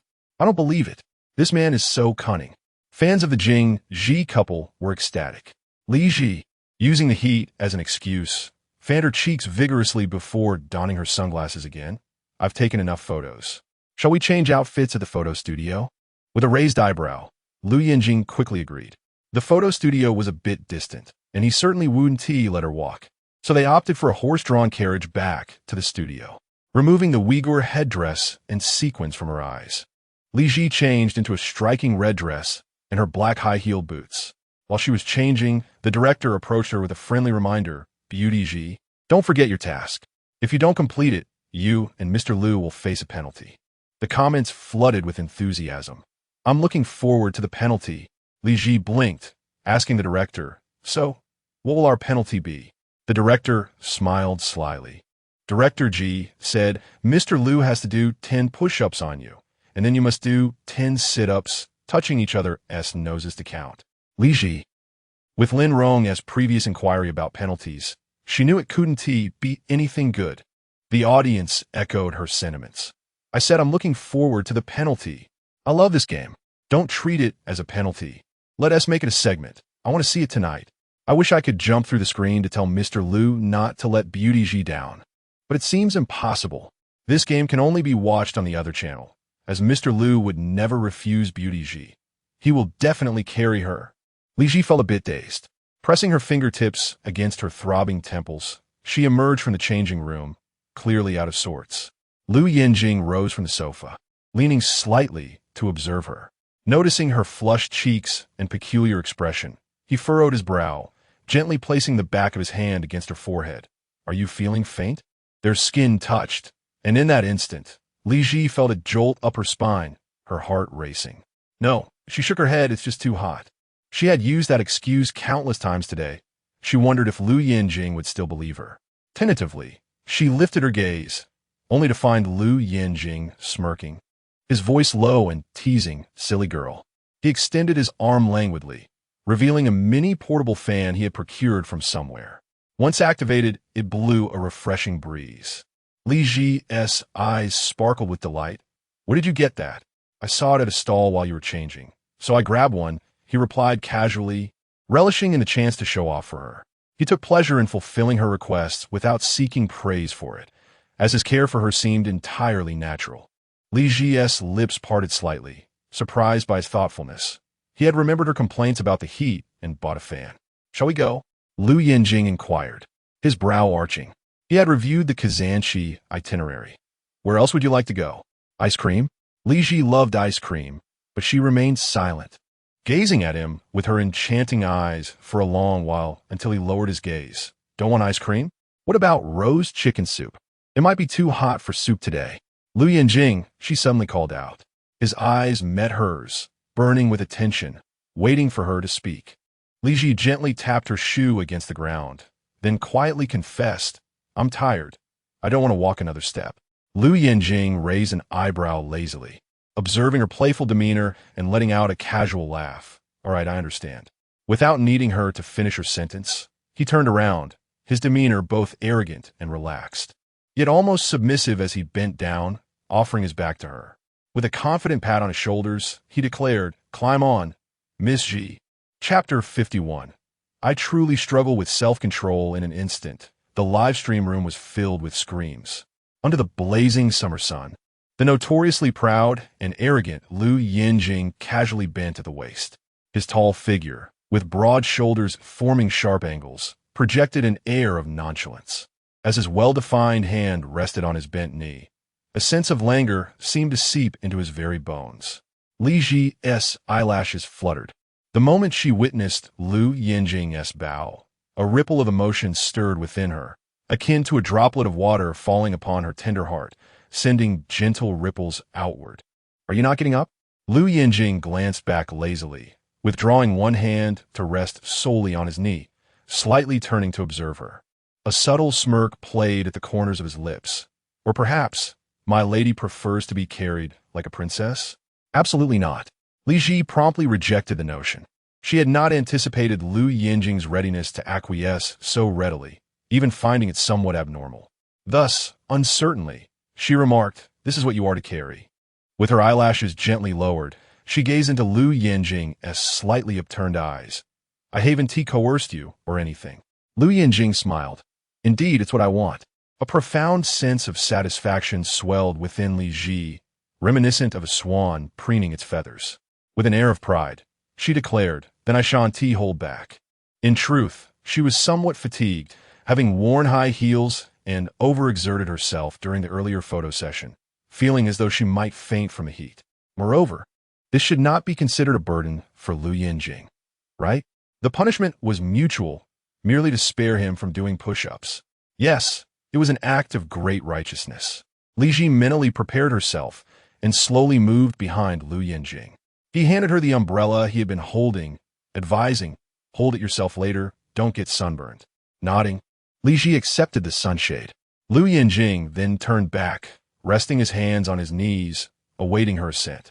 Suddenly enveloped by the sweet fragrance of lychee roses, she felt her back pressed against something soft. Li Zhi caught her breath, clutching the yet-to-be-opened umbrella, wrapping her arms around Lou Yanjing's neck as she leaned onto his back. In that fleeting moment, Lou Yanjing felt a brief tension along his spine.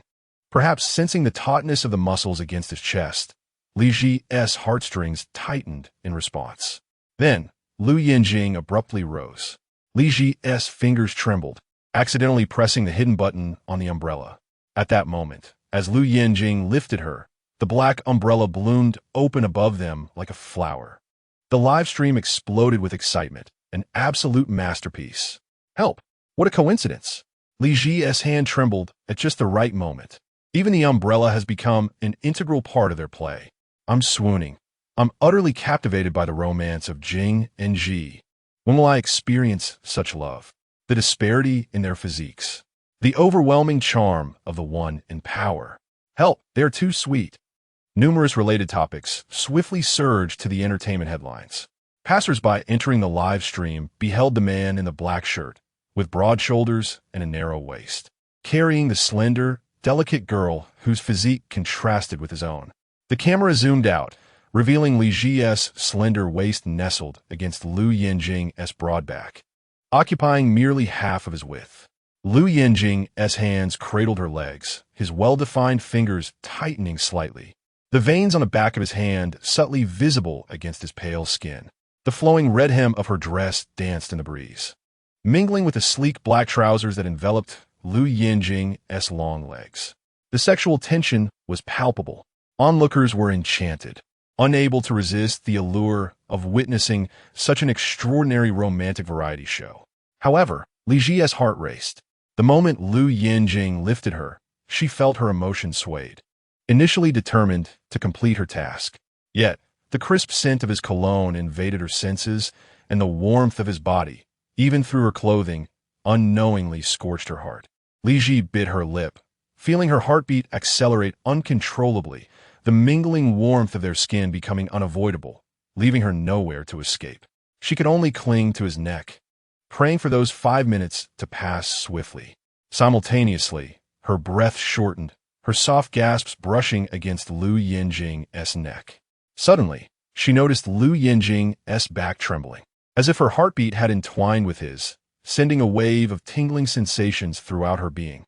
Lou Yanjing's voice, low and husky, resonated against her back. Miss Zhi. Li Zhi's heartstrings tightened inexplicably. She glanced down at Lou Yanjing's slightly turned face, feeling an uncharacteristic vulnerability. He sighed, his voice hoarse. It's a bit ticklish. Li Zhi paused, momentarily bewildered, her eyelashes fluttering in confusion as she tried to comprehend his words. Lou Yanjing abruptly halted, tilting his head slightly as if stifling something, his throat tightening. After a prolonged silence, he finally uttered, in this situation, his voice strained, I truly struggle with self-control. The audience in the live stream. As soon as Lou Yanjing's words escaped his lips, the viewers erupted once more. Oh, he mentioned self-control. Help! It's Li Zhi's breath against his neck. Let us set up a scene for Lou. Vocal. Is this something I can hear? I wish they'd bring to bed right now. Immediately. I swear. You better not eat bananas during this time. My friend just turned into a monkey after eating one. What an extraordinary scene. Is this how well romance variety shows are being produced nowadays? Li Zhi's face flushed crimson. Her fingers curled slightly, her breath caught in her throat. Realizing that her breath had nearly elicited a physiological response from Lou Yanjing, she dared not exhale. Yet, a rare, gentle breeze caressed her hair, causing a strand to fall forward, brushing against Lou Yanjing's neck, igniting a fresh wave of tingles throughout her body. Lou Yanjing swallowed hard, letting out a muted sigh. Li Zhi, however, in frustration, closed her eyes, burying her face into his relatively less sensitive shoulder, her voice muffled. I truly didn't mean to. Yet, Lou Yanjing's voice remained hoarse, though he managed to restrain himself, avoiding any inappropriate displays in front of the camera, instead lamenting to himself, I am utterly defenseless before Miss Zhi. Chapter 52. It seems she has developed affections for Lou Yanjing. Li Zhi felt a surge of emotions welling within her, almost to the point of tears. She hastily tucked her hair behind her, refraining from wrapping her arms around Lou Yanjing's neck, instead resting her clenched fists on his shoulder, holding her breath with utmost caution. Meanwhile, Lou Yanjing continued to carry her forward effortlessly. The gentle swaying and the contact between their chests and backs made her heart race with increasing intensity.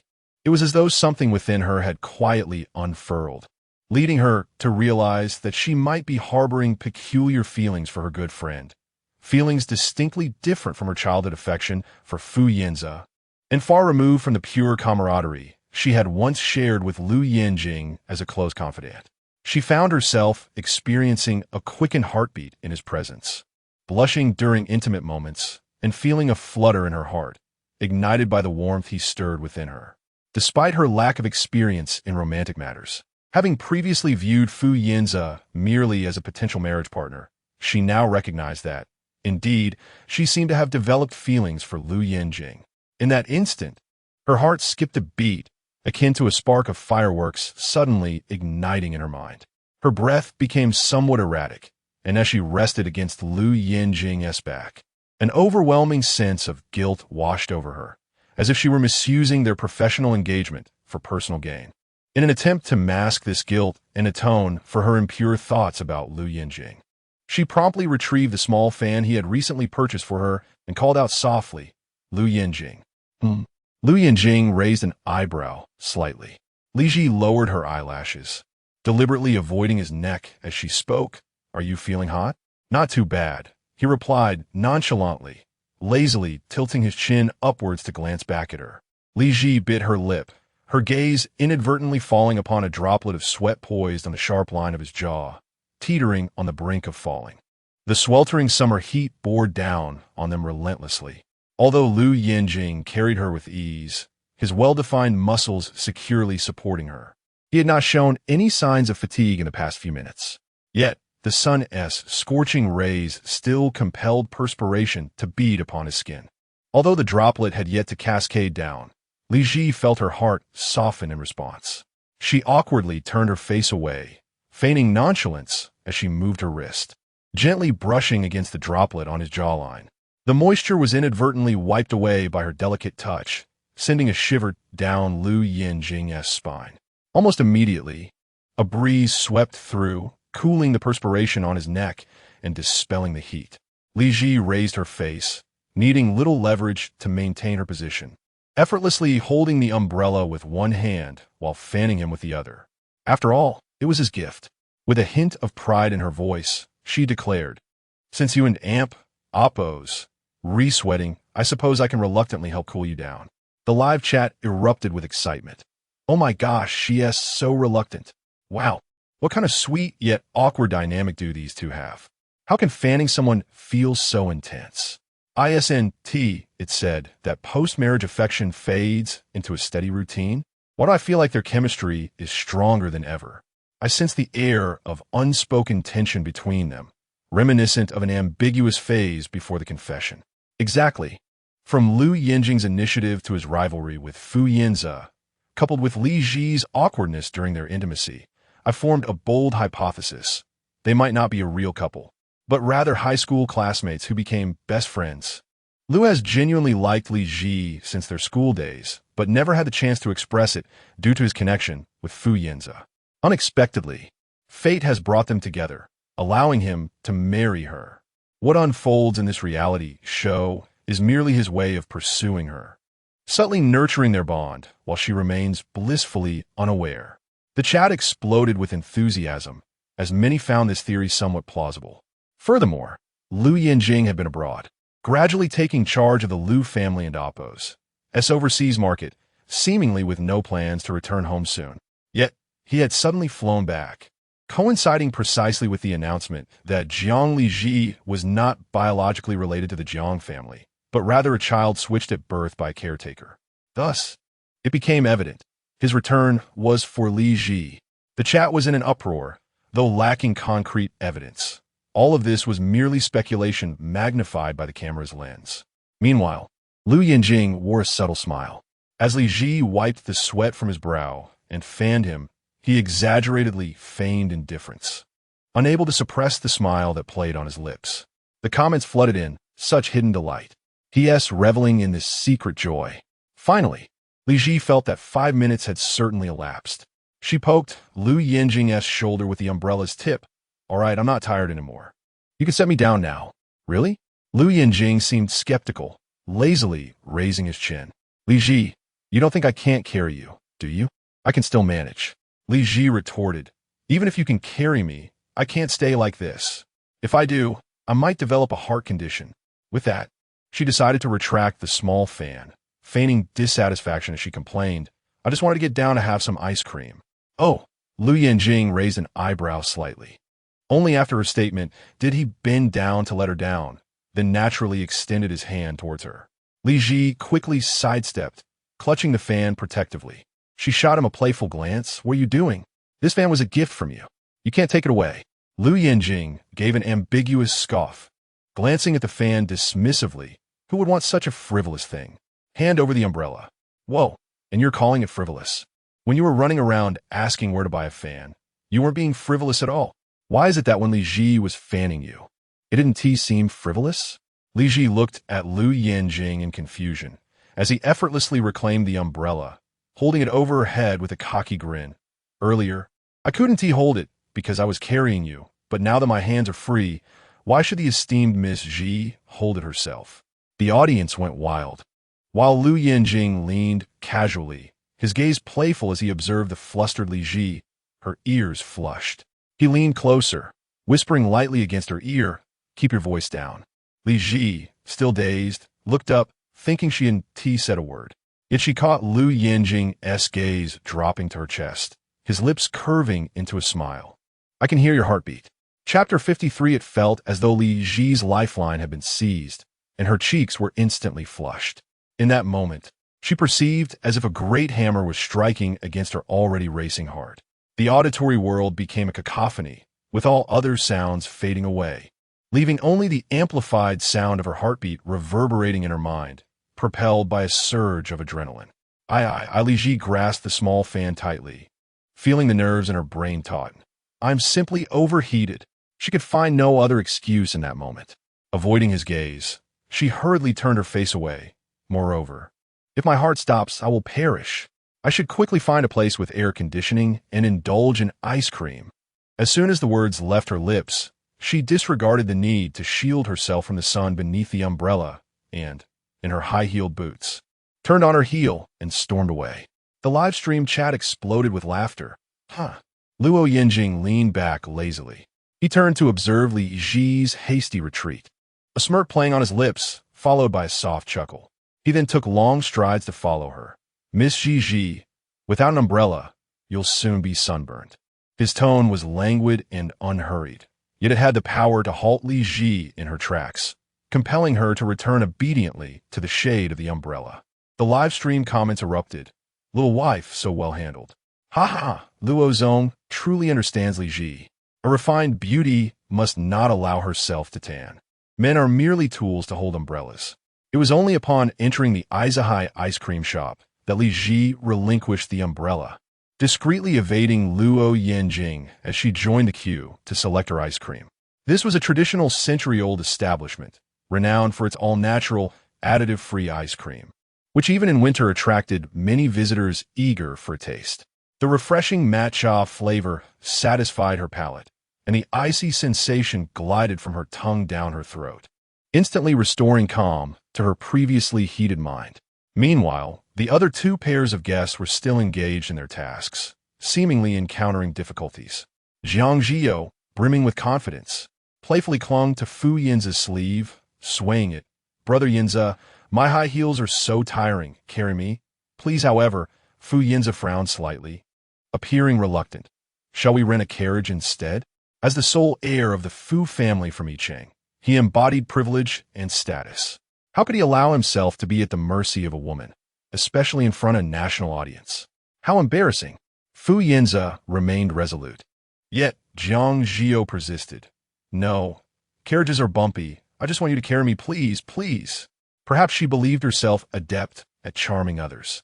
Or perhaps her experiences in the entertainment industry had led her to rely on such tactics, thinking they would surely work. Yet Fu Yanze found himself inexplicably vexed. Suddenly, he recalled Li Zhi's amiable nature.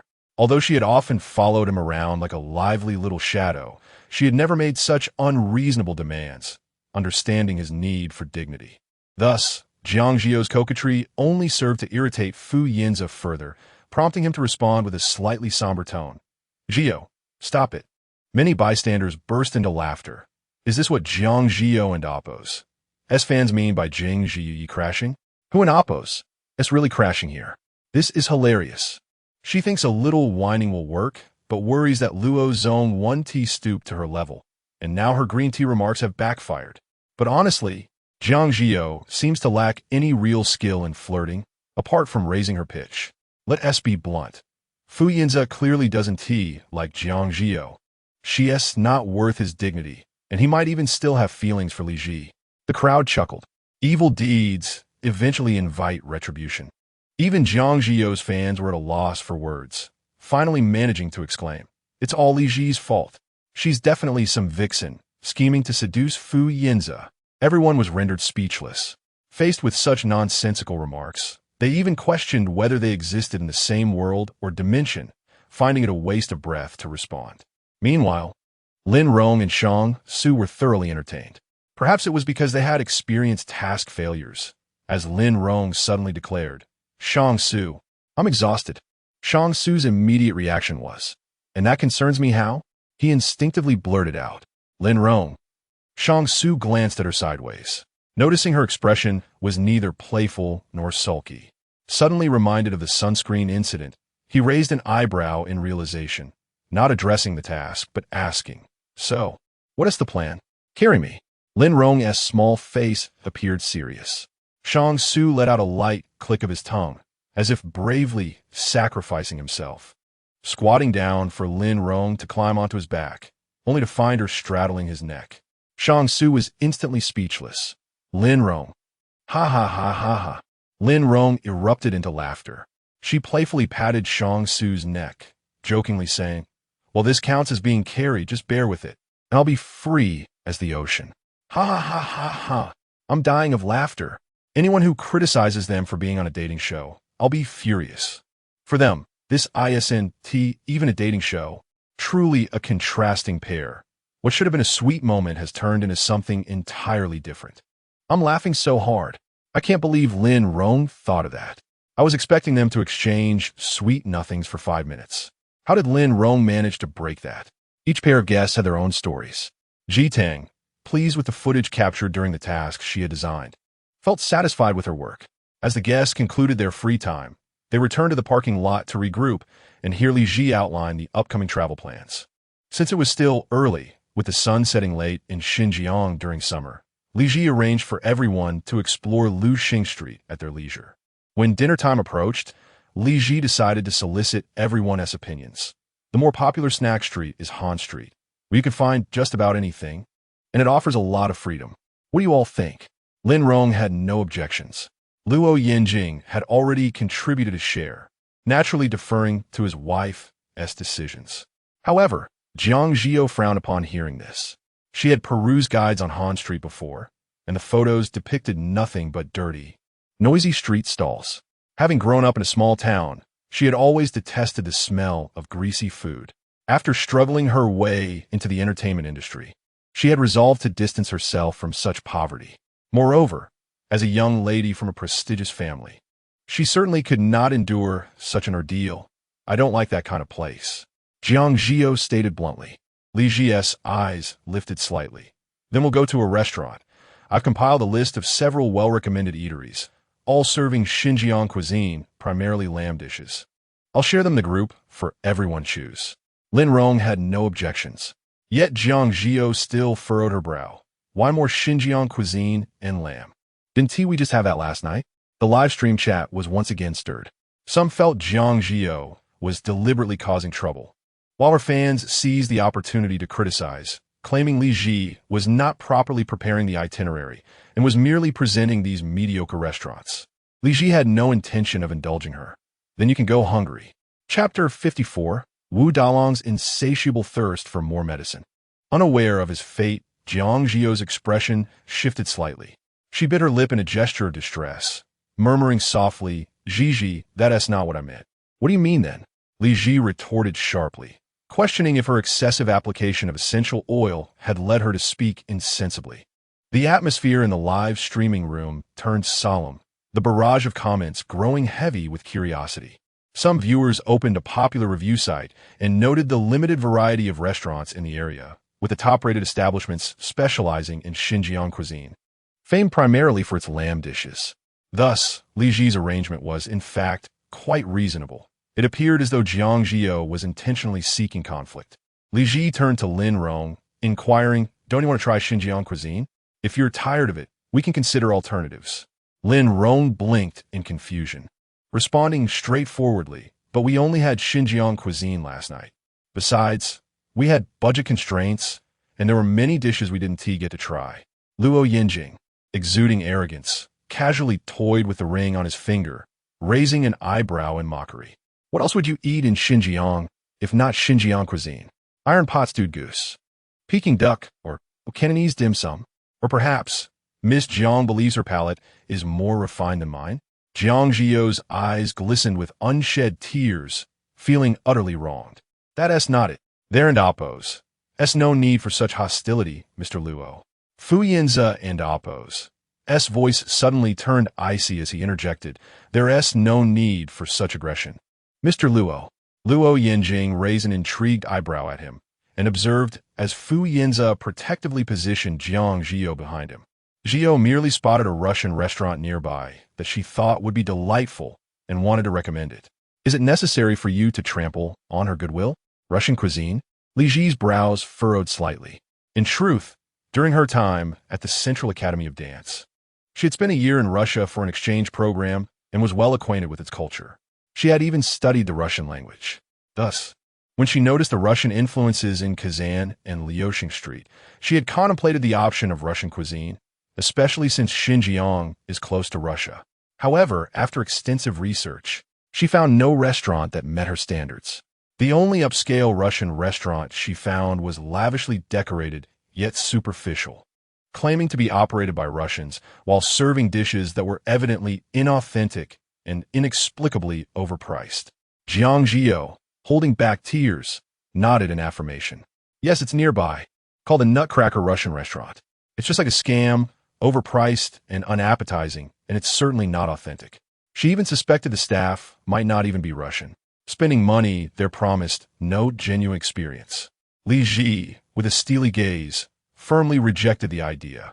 If you think there are better Russian restaurants to recommend, I might consider it, but this one is out of the question. Why not? Jiang Zhi You, her eyes glistening, questioned, is it because this restaurant is too expensive? She had researched the prices, knowing it would cost over 1,000 yuan per person. She mistakenly believed that Li Zhi, as a faux heiress, was reluctant to visit such an expensive establishment, unaware that Lou Yanjing had just given her 52 million yuan. It's all right, I'll treat everyone, as long as everyone enjoys the meal. Oh, Zhi You, you're so considerate. How kind of you. Even after Li Zhi acted that way, you still want to treat her. Clearly, the faux heiress has a narrow mindset. Even after Mr. Luo gave her such a substantial amount, she still insists on dining at a greasy lamb restaurant. Honestly, I think you Zhi You fans are a bit unhinged. Just because she is pretending to be a true heiress doesn't mean she has to flaunt her wealth like a nouveau riche. Even if Li Zhi is a faux heiress, she just received 52 million yuan from Lou Yanjing. It's obvious she wouldn't avoid a restaurant for being too expensive. I specifically searched and found that Li Zhi has experience studying in Russia, so I believe she has her reasons. Just wait for Jiang Zhi You to get her comeuppance.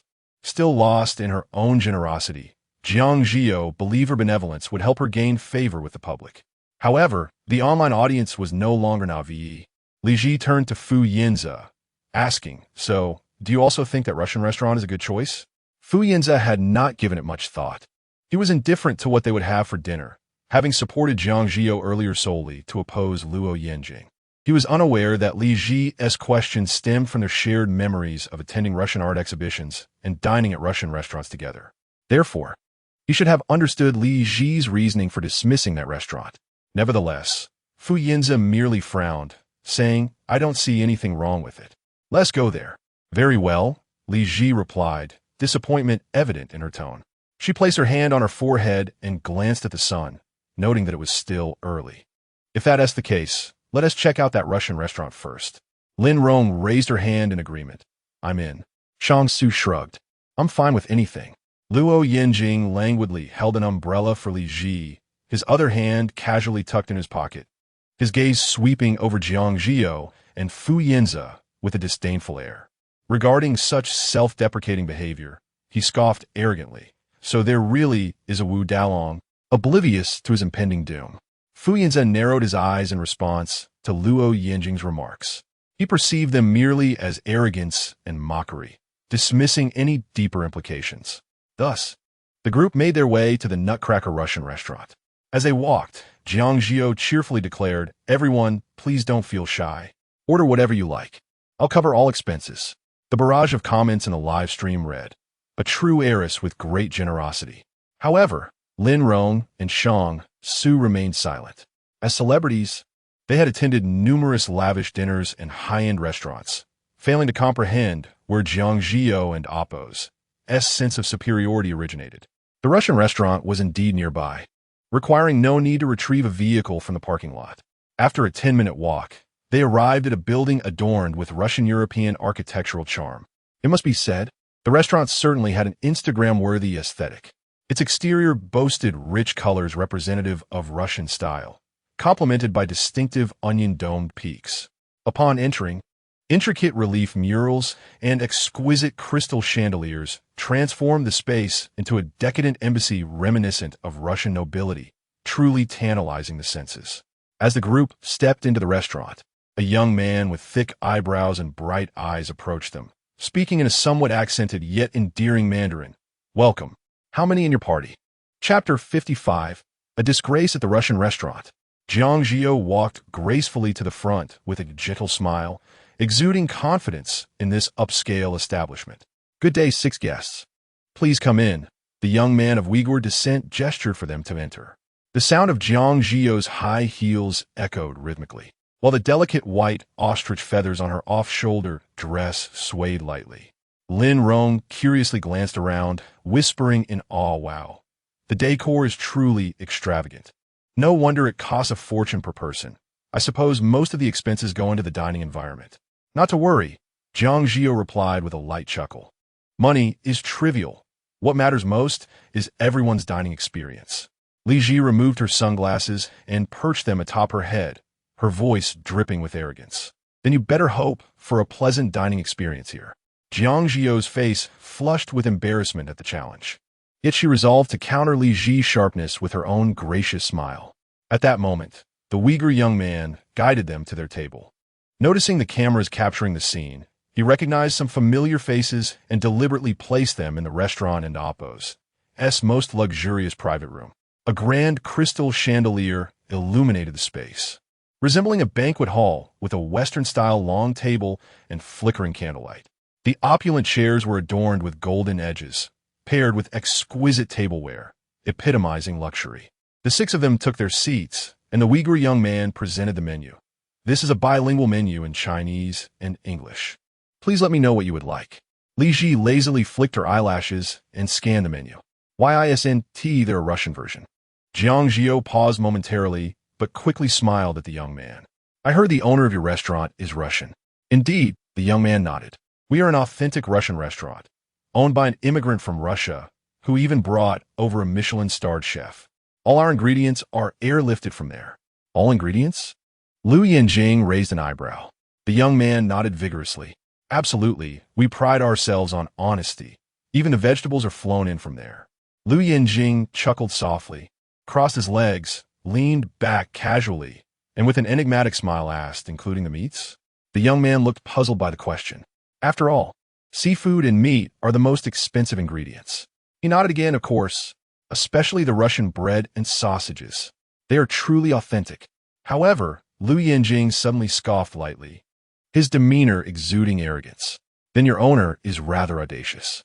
The Uyghur young man, struggling with the nuances of Chinese, failed to grasp the implication. He chuckled innocently. "That's right. Our owner is impressive. We are the largest Russian restaurant in Xinjiang." Yet, Lou Yanjing and Oppo's eyes sharpened slightly as he raised an eyebrow. "The shelf life of authentic Russian bread is only 3 days, and crossing customs takes far longer than that. Moreover, our country prohibits the import of Russian meat products." Lou Yanjing leaned forward, propping his elbow on the dining table. "How does your owner manage to import them authentically?" The live stream chat was flooded with questions. "What the heck? This knowledge is so obscure. I just checked and it's true. Our country prohibits the import of Russian meat for epidemic prevention. So, is this waiter actually misleading us? Isn't this fraud?" The young man appeared visibly flustered. He was merely a worker, following the instructions given by his manager. He had thought this was a great promotional opportunity for the restaurant, hence his emphasis on authenticity and imports. But now, observing the gentleman and Oppo's expression, had he said something wrong? Stuttering, he replied, "I don't know about any of this." Jiang Zhi You blinked in confusion, glancing at Fu Yanze with an innocent demeanor. "Brother Yanze, is what Lou said true?" Fu Yanze's expression had noticeably darkened. He seemed to suddenly comprehend why Li Zhi had hesitated to come to this restaurant, as she had even asked him about it beforehand. Yet in his emotional haze, he had only focused on opposing Lou Yanjing and had not realized that Li Zhi had intended to offer them an escape.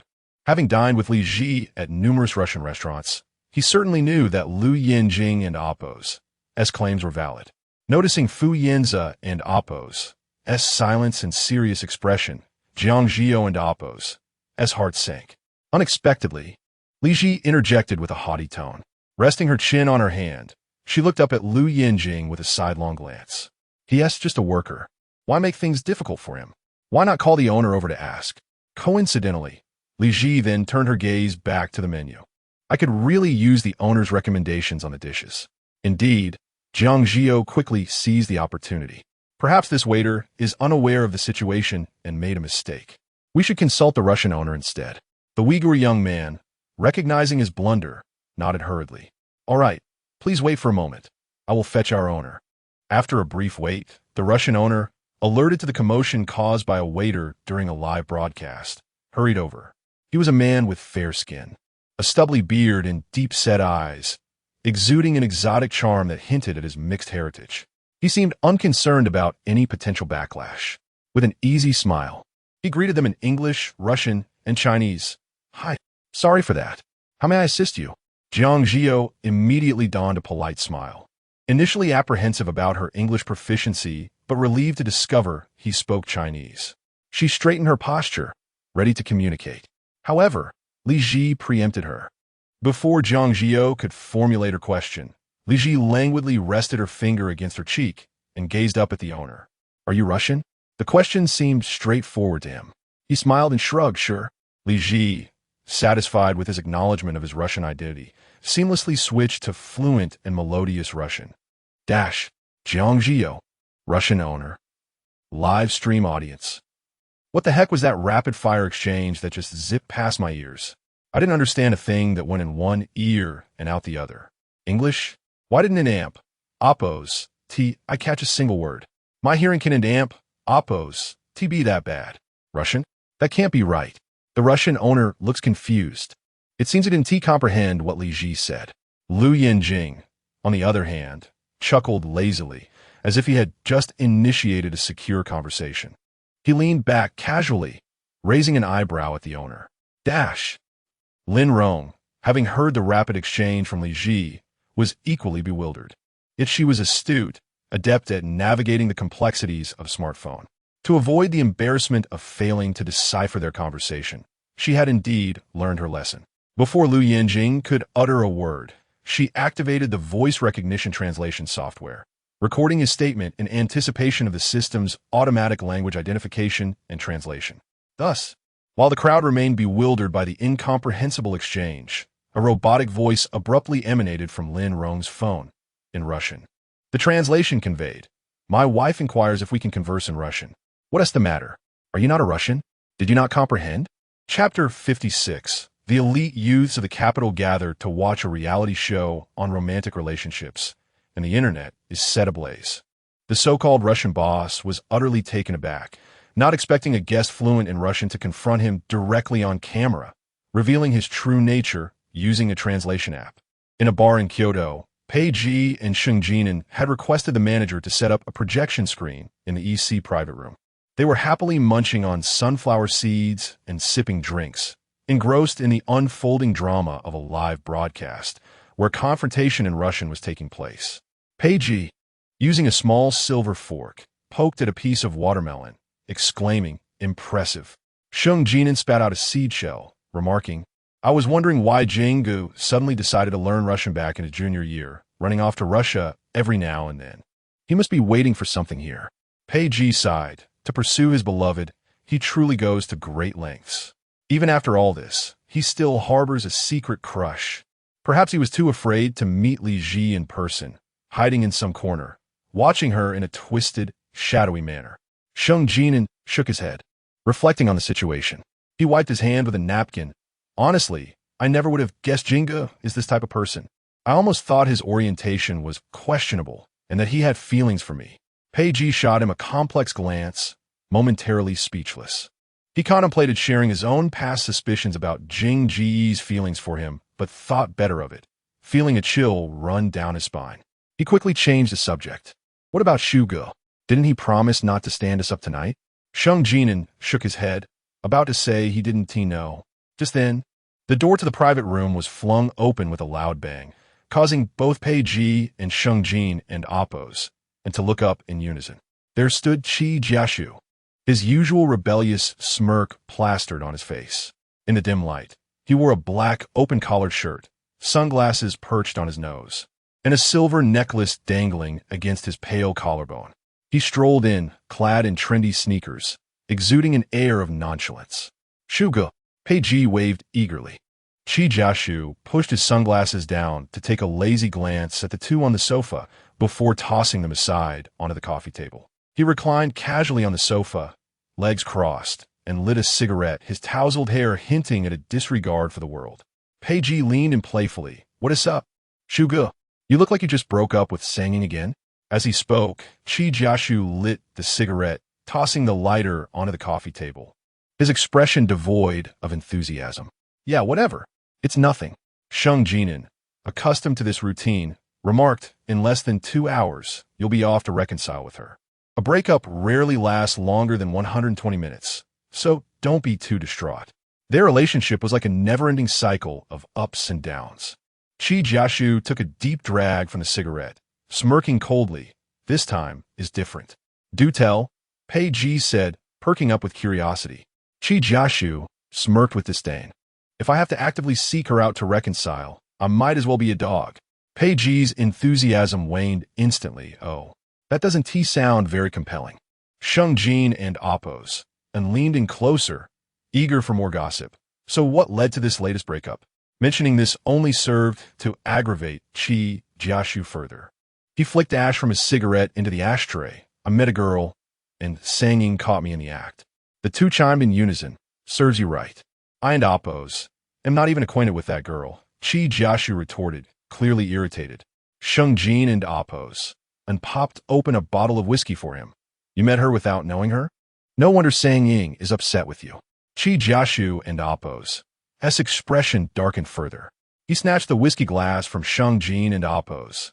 "And she reached out to me on Douyin, claiming she felt like my long-lost sister and even sent a photo."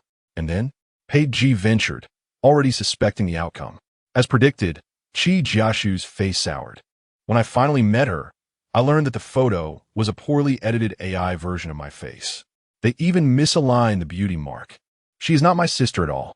The two friends were left speechless, raising their glasses in silence. Qi Jiashu clinked his whiskey glass against theirs. "Tell me, how is it my fault that Sanging broke up with me over this? Why must I be the one to initiate reconciliation?" After a brief silence, Sheng Jin and oppose, and sighed. "Shuge, you're too obsessed. Any girl would struggle to accept her boyfriend jetting off around the world just to meet various sisters. Although you're genuinely looking for your missing sister, Sanging can't be there all the time. Who knows what you're doing with those girls? It's bound to make her feel insecure." Qi Jiashu took a swig of his drink, his head bowed, hair falling over his eyes, revealing a hint of melancholy beneath his usual bravado. After a long pause, he finally spoke hoarsely. "Fine, it's my fault." He took another gulp of whiskey. "But I cannot give up on finding your, even if it means letting Sanging down." Pei Ji and Sheng Jinan exchanged glances, unsure of how to console him. The disappearance of the Qi family's daughter was common knowledge among the elite circles of Kyoto. The Qi family had already exerted significant effort in the search for the young heiress. Qi Jiashu's unwavering dedication stemmed from a past incident when Yu Lanqi experienced complications during her pregnancy while hosting an art exhibition in Yicheng. Qi Huqing, worried for his wife, took his then 3-year-old son, Qi Jiashu, to stay in Yicheng for her recovery. It wasn't until Yu was born that Qi Huqing planned to return to Kyoto with her after Yu Lanqi's confinement. Qi Jiashu was utterly enamored with his little sister, spending his days gazing at her in her stroller, their eyes locked in a playful exchange. One day, while Qi Huqing accompanied Yu Lanqi for postpartum recovery, his older brother Qi Yubai was in Kyoto and the nanny was busy. Qi Jiashu was tasked with taking Yu to the garden to bask in the sun. She was to soak up the rays while he kept watch. Perhaps the little one, newly arrived in this world, was still bewildered by her surroundings. For when she caught sight of Qi Jiashu's deep, dark eyes, she burst into tears. Having never calmed a baby before, Qi Jiashu was thrown into a flurry of attempts to soothe his sister. Suddenly, she noticed the laughter of children playing outside the garden and through the iron gate. She saw colorful bubbles drifting in the breeze. Instantly, her tears transformed into giggles, her little hands waving towards the bubbles, caught between laughter and sobs. Chapter 57. Find Li Zhi. She must be my biological sister. Jiaxu discovered a breakthrough to cheer up his sister. Pushing the stroller, he led her outside, chasing the colorful bubbles blown by the children. The little one finally stopped crying. She sat comfortably in the stroller, giggling, and no longer fearful of Jiaxu. Her laughter was the most potent stimulant. The more she laughed, the more Jiaxu became immersed in the moment, unknowingly following the bubbles for quite a distance until the children ceased their play. Exhausted, the little one began to droop her eyelids. Jiaxu turned to take her back, intending for the nurse to carry her to her cozy little bed for a sweet slumber. However, at that moment, a man and a woman suddenly rushed towards them, swiftly snatching the girl from the stroller and fleeing. The 3-year-old Jiaxu was left dumbfounded. At that age, he had yet to witness the harsh realities of society, let alone the occurrence of abductions in broad daylight. Seeing his sister taken away by strangers, he hurriedly shouted while sprinting after them with his short little legs. But how could he stand against 2 adults? Within a few steps, the kidnappers vanished from sight. When the adults returned, the guards at the villa's gate realized something was amiss, but the couple had already absconded with the young girl, evading surveillance and disappearing without a trace. Upon learning of this, Huqing immediately contacted the police to seal off Yicheng and initiated a thorough search operation. Yet, to this day, there has been no outcome. At 3 years old, one may not retain memories, but the scene from that day left an indelible psychological scar on Jiaxu. He felt responsible for losing his sister. This incident became a hurdle in his heart, something he could never overcome or let go of. He was determined to find her at all costs. Pei Ji and Shengjin and Amp, oppos, and were also aware of this. Thus, every time they watched Jiaxu foolishly pursue leads in his quest for his sister, they remained silent. Let us drink. Everything isn't a wine. Pei Ji sighed as he raised his glass. If nothing else, let's watch something entertaining, like Jingge flirting with girls on a dating show. Jiaxu tilted his head back and downed his drink. His sharp Adam's apple slid down his pale neck, hinting a faint blush as he disdainfully scoffed, not interested. He just broke up with Sang Ying. Who wants to watch a brother sweetly flirting on a dating show? Jiaxu remained speechless, leaning over to grab another bottle, pouring more into his empty glass. Just then, he inadvertently glanced up, his gaze sweeping across the large projection screen in the private room that was hard to ignore. At that moment, the 6 had already left the Russian restaurant. Jiang Zhi You felt extremely embarrassed, nervously twisting the hem of her dress, realizing her pretentious act had backfired. The Russian cuisine was a facade. The main dishes were steak and pizza, hardly authentic Russian fare. Even the supposed Russian owner was a fraud.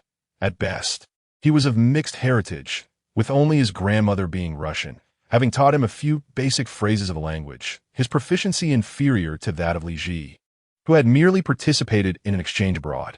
Jiaxu held no interest in this.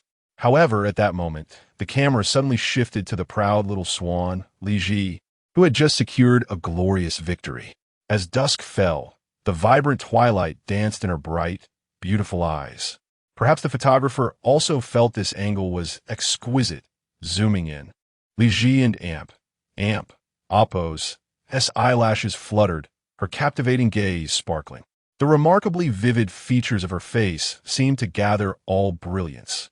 Even the mist behind her softly enveloped her, illuminating the tiny mole on the tip of her nose. Jiaxu's hand suddenly trembled. The wine glass he had just lifted spilled over onto his hand, trickling down his sharp, pale wrist. Who is this girl? Jiaxu and oppos. Voice tightened. He fixated on the close-up of the face on the screen, feeling an overwhelming resemblance to his mother, Yanze, and the tiny mole on her nose further reminded him of his sister, Air. Pei Ji and Shengjin and oppos, and turned their attention to the screen. Unbeknownst to them, Jiaxu and oppos' expression had shifted. They casually remarked, that and oppos, Jingge and oppos' wife. Jiaxu and oppos' eyes narrowed. Pei Ji added, I told you, Jingge had a crush on her back when he was in high school in Yicheng. He didn't believe me and even bet a blank check. Yicheng. Jiaxu suddenly stood up, causing the entire room to tremble. And Shang Jinan's drink splashed as he looked up. What are you doing? 24? Jiaxu glanced at the two. Pei Ji nodded, bewildered. I think so. Principal of Zhongba. Li Zhi. Her information is all over Baidu. The location matched. The age fit too. The resemblance of her face and that mole on her nose sent Jiaxu and Appo's heart racing. He swiftly prepared to leave the bar. Pei Ji followed suit. Shu Ge. Where are you going? To find Li Zhi. Jiaxu hurriedly exclaimed, pulling out his phone to make a call. Sheng Jinan raised his hands in exasperation. What did I tell you? In less than 2 hours, this guy will be off to find Saint-Amarin. Wait a minute. Who did you just say you were looking for? Pei Ji took half a minute to recover from his shock. Then, he snapped back to reality. Find Li Zhi? Damn. Jiaxu, you absolute scoundrel. You can end Appo's. Be serious. Did you just break up with Sang Ying and already have your eyes on Jinggu and Appo's wife? But Jiaxu ignored him. His mind was consumed by the image of Li Zhi, continuously merging with that soft, fair face smiling at him from the stroller 24 years ago. A premonition arose within him. A powerful instinct, perhaps born from a blood tie, was intricately woven into his being, guiding him. Li Zhi was indeed his sister. It had to be. He was on the verge of finding his sister. The dating show continued to air. Ultimately, dinner was decided by Li Zhi, who chose the most renowned Xinjiang restaurant in the city center. A venue rivaling the opulence of the Russian restaurant. Exotic bricks, Lulan pillars, chandeliers, murals, and handsome Uyghur waiters dressed in white shirts and bow ties elevated the dining experience to new heights. Lin Rong laughed and joked, engaging with these handsome waiters, even dragging one to the dance floor to learn a few Xinjiang dance moves. Shang Su sneered, shaking his drink, casting a cold glance at Lin Rong, whose cheeks were flushed from dancing with the waiters. Seemingly unimpressed, he intended to turn to Lou Yanjing to share a quip, but noticed him leaning towards Li Zhi, drinking and laughing together, and thus turned away, feeling both understanding and frustrated. Ding! 2 exquisite Xinjiang wine vessels clinked gently. Li Zhi, with her bright smile, tilted her head towards Lou Yanjing, raising her drink. Cheers. One more chapter remains, deep into the night. Don and Appo's. Wait for me. Read it tomorrow. I'll be staying up late. Chapter 58. Supporting my wife is only right. Lou Yanjing lazily curled his lips into a smile. His well-defined hand lifted a silver wine cup, the ring on his ring finger chiming softly against it. Li Zhi tilted her head back, downing the small cup of wine. She rested her chin on one hand, playfully tapping her cheek with her fingertips. When did you learn Russian? Lou Yanjing casually played with a wine glass, maintaining an air of nonchalance. In college, there was a need to manage the Russian branch, so I learned it on the side. Your pronunciation is quite standard. Li Zhi chuckled lightly. Lou Yanjing raised an eyebrow in mock surprise, lazily setting down his glass and leaning closer. Miss Zhi, why are you so generous with your compliments tonight? A subtle yet crisp scent wafted over. Li Zhi and Appo's breath hitched, feeling as though feathers brushed against her heart, igniting a fluttering sensation that made her already racing heart quicken further. She averted her gaze, her tone haughty. After all, you did help me tonight. Compliments are warranted. Lou Yanjing chuckled softly, tilting his chin lazily. He leaned closer, his lips brushing against her ear, his voice a low, sultry whisper that cannot be praised. Li Zhi's ear tingled suddenly. Her body trembled, and she hurriedly turned to look back at Lou Yanjing, avoiding the dampness of his lips against her ear, only to unexpectedly collide with his deep, dark eyes, because his gaze burned into hers. Supporting my wife is not a means to seek credit. It is simply the right thing to do. Li Zhi felt her heartstrings vibrate once more. Their gazes met in the air, and as they collided with Lou Yanjing and Appo's eyes, she felt an inexplicable fire ignite within her, causing her heartbeat to accelerate uncontrollably. Her eyelashes fluttered lightly. She discreetly shifted her gaze, intending to lift her wine glass to distract herself. But Lou Yanjing simultaneously raised his hand. His well-defined fingers grasped her wine glass. The contrast of their warm and cool fingertips briefly touched the intricately engraved silver cup. Li Zhi felt an electric jolt run through her fingers. Her spine tingled, and she quickly curled her fingers, evading the encroaching hand of Lou Yanjing. She then looked up at him. "Why are you stealing my drink?" "It's empty." Lou Yanjing raised an eyebrow, reminding her. He tilted her glass with his fingers, indicating its emptiness. He gazed at her with interest. "What has the lady been so lost in thought about? You didn't even notice your glass was empty?" Li Zhi shot him a sidelong glance. She relinquished her grip on the glass, raising her chin in a feigned regal manner, lightly tapping the nearby wine jug with her fingertip. "Then shouldn't you be more aware?" Lou Yanjing smirked lazily. He picked up the wine jug, defiantly raising his chin. "Tisa, only you dare to speak to me in such a tone. In the live stream chat, he, you say that, but your actions say otherwise? Admit it, you enjoy being bossed around by your wife. The cold face washing the underwear is definitely you." The audience in the live stream reveled in the drama.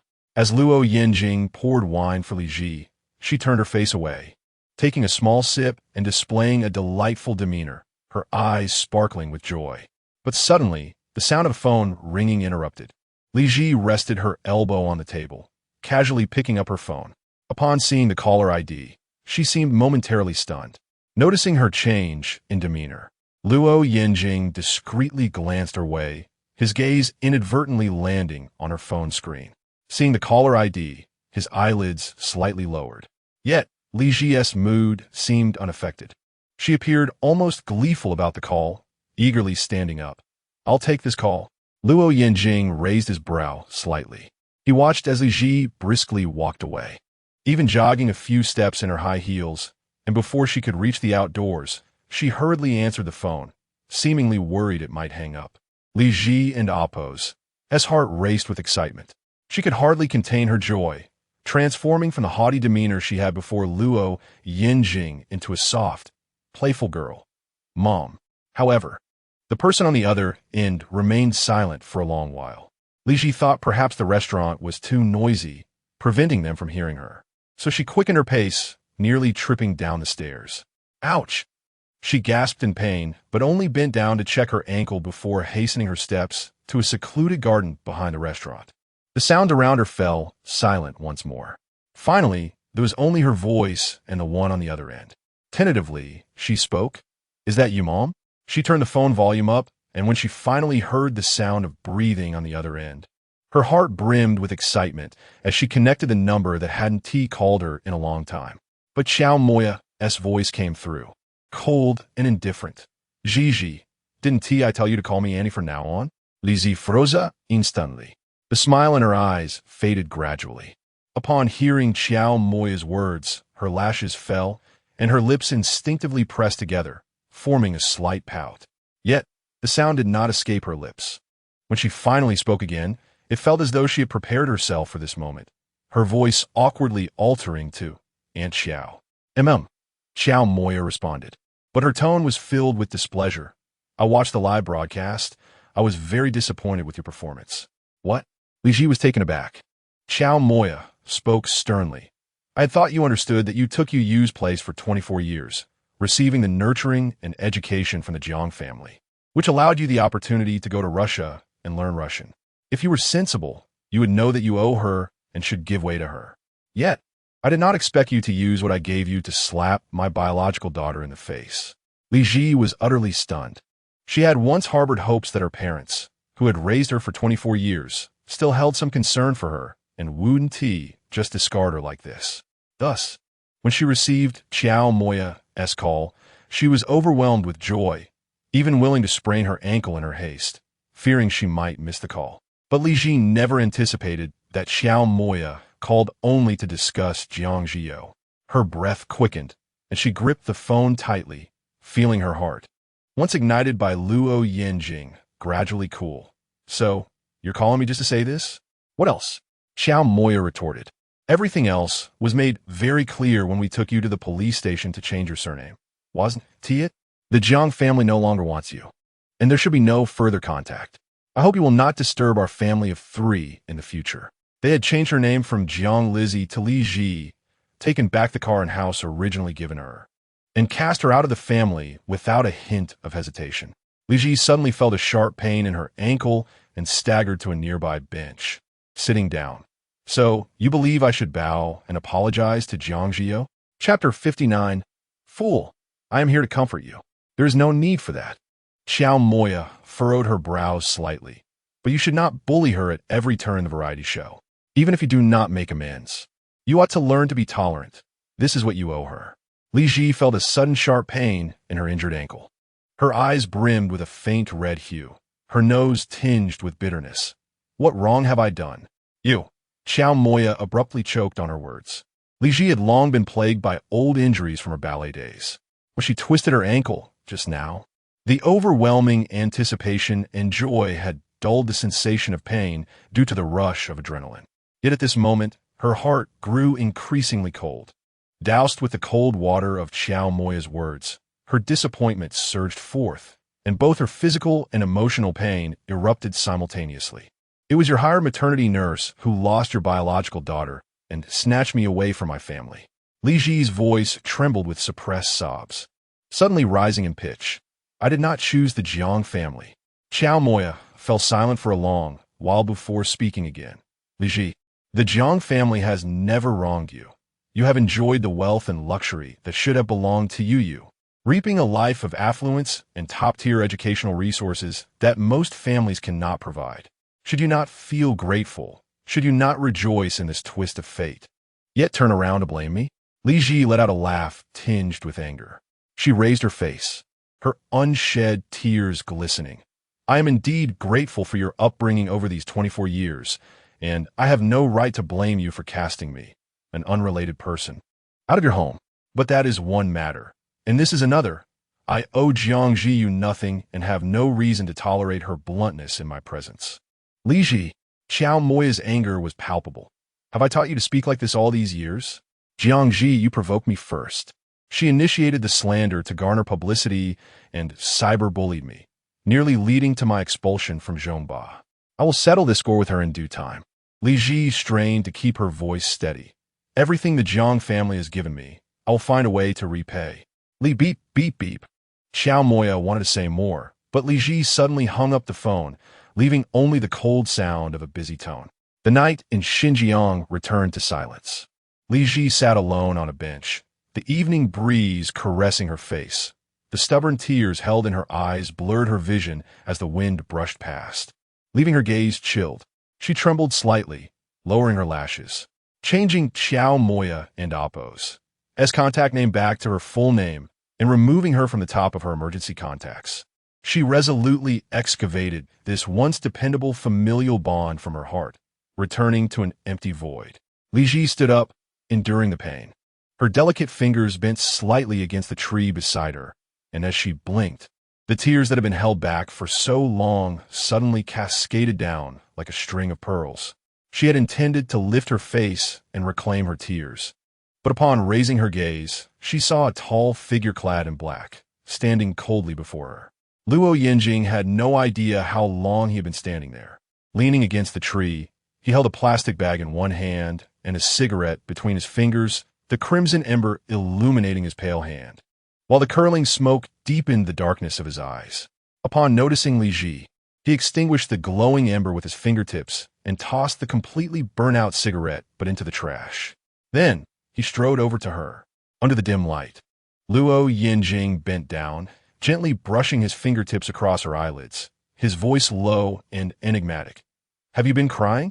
Li Zhi had ceased to weep, yet the recently shed tears had already dampened her lashes, making them appear even more lush and dark.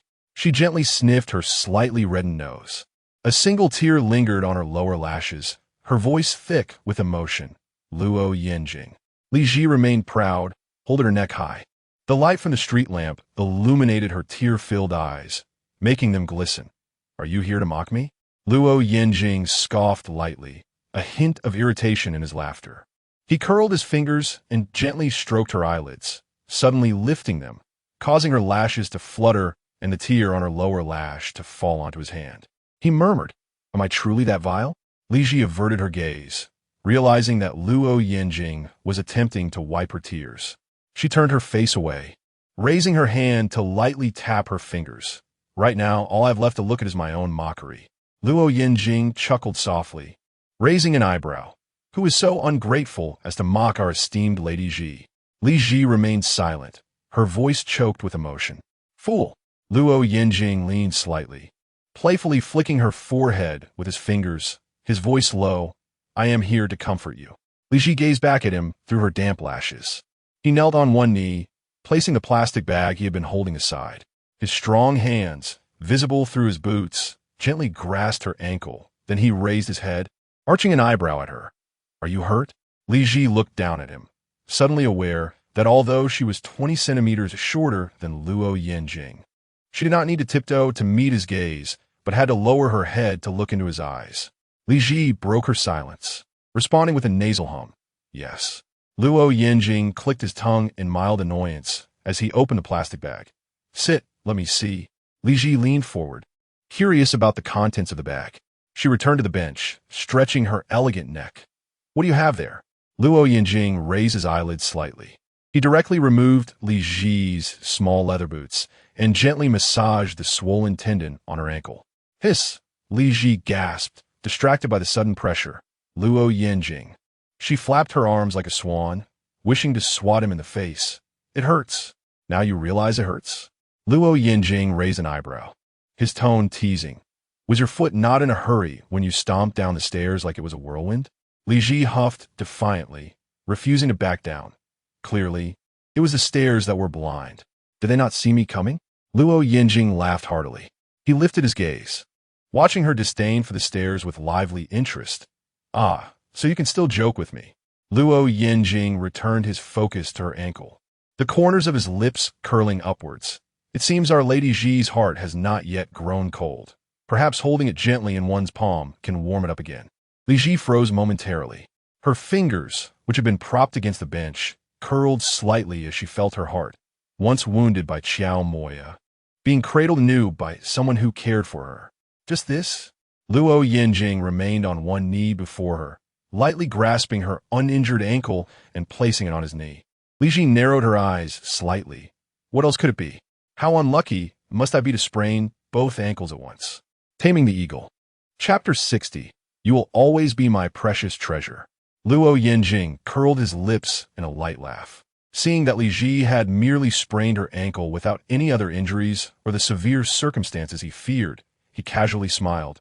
It's hard to say. He took out a red bottle of Yanze as his slender fingers deftly unwrapped the medicine box. The silver ring on his left hand glinted softly. It was reminiscent of that time in high school, when a little swan had clearly injured both her legs, yet insisted on swimming gracefully to show him her most beautiful posture. Li Zhi recognized that he was referring to the incident when she had secretly tied her shoelaces. She had an important competition then, having fought her way to the finals. And despite both Achilles tendons being injured, she refused to abandon her dance practice. Mentioning her profession, Li Zhi straightened her back, her demeanor becoming assertive. However, before she could finish her sentence, a sudden chill swept over her ankle as the medicinal spray misted onto her swollen joint, causing her to instinctively flinch. Yet her ankle was suddenly grasped.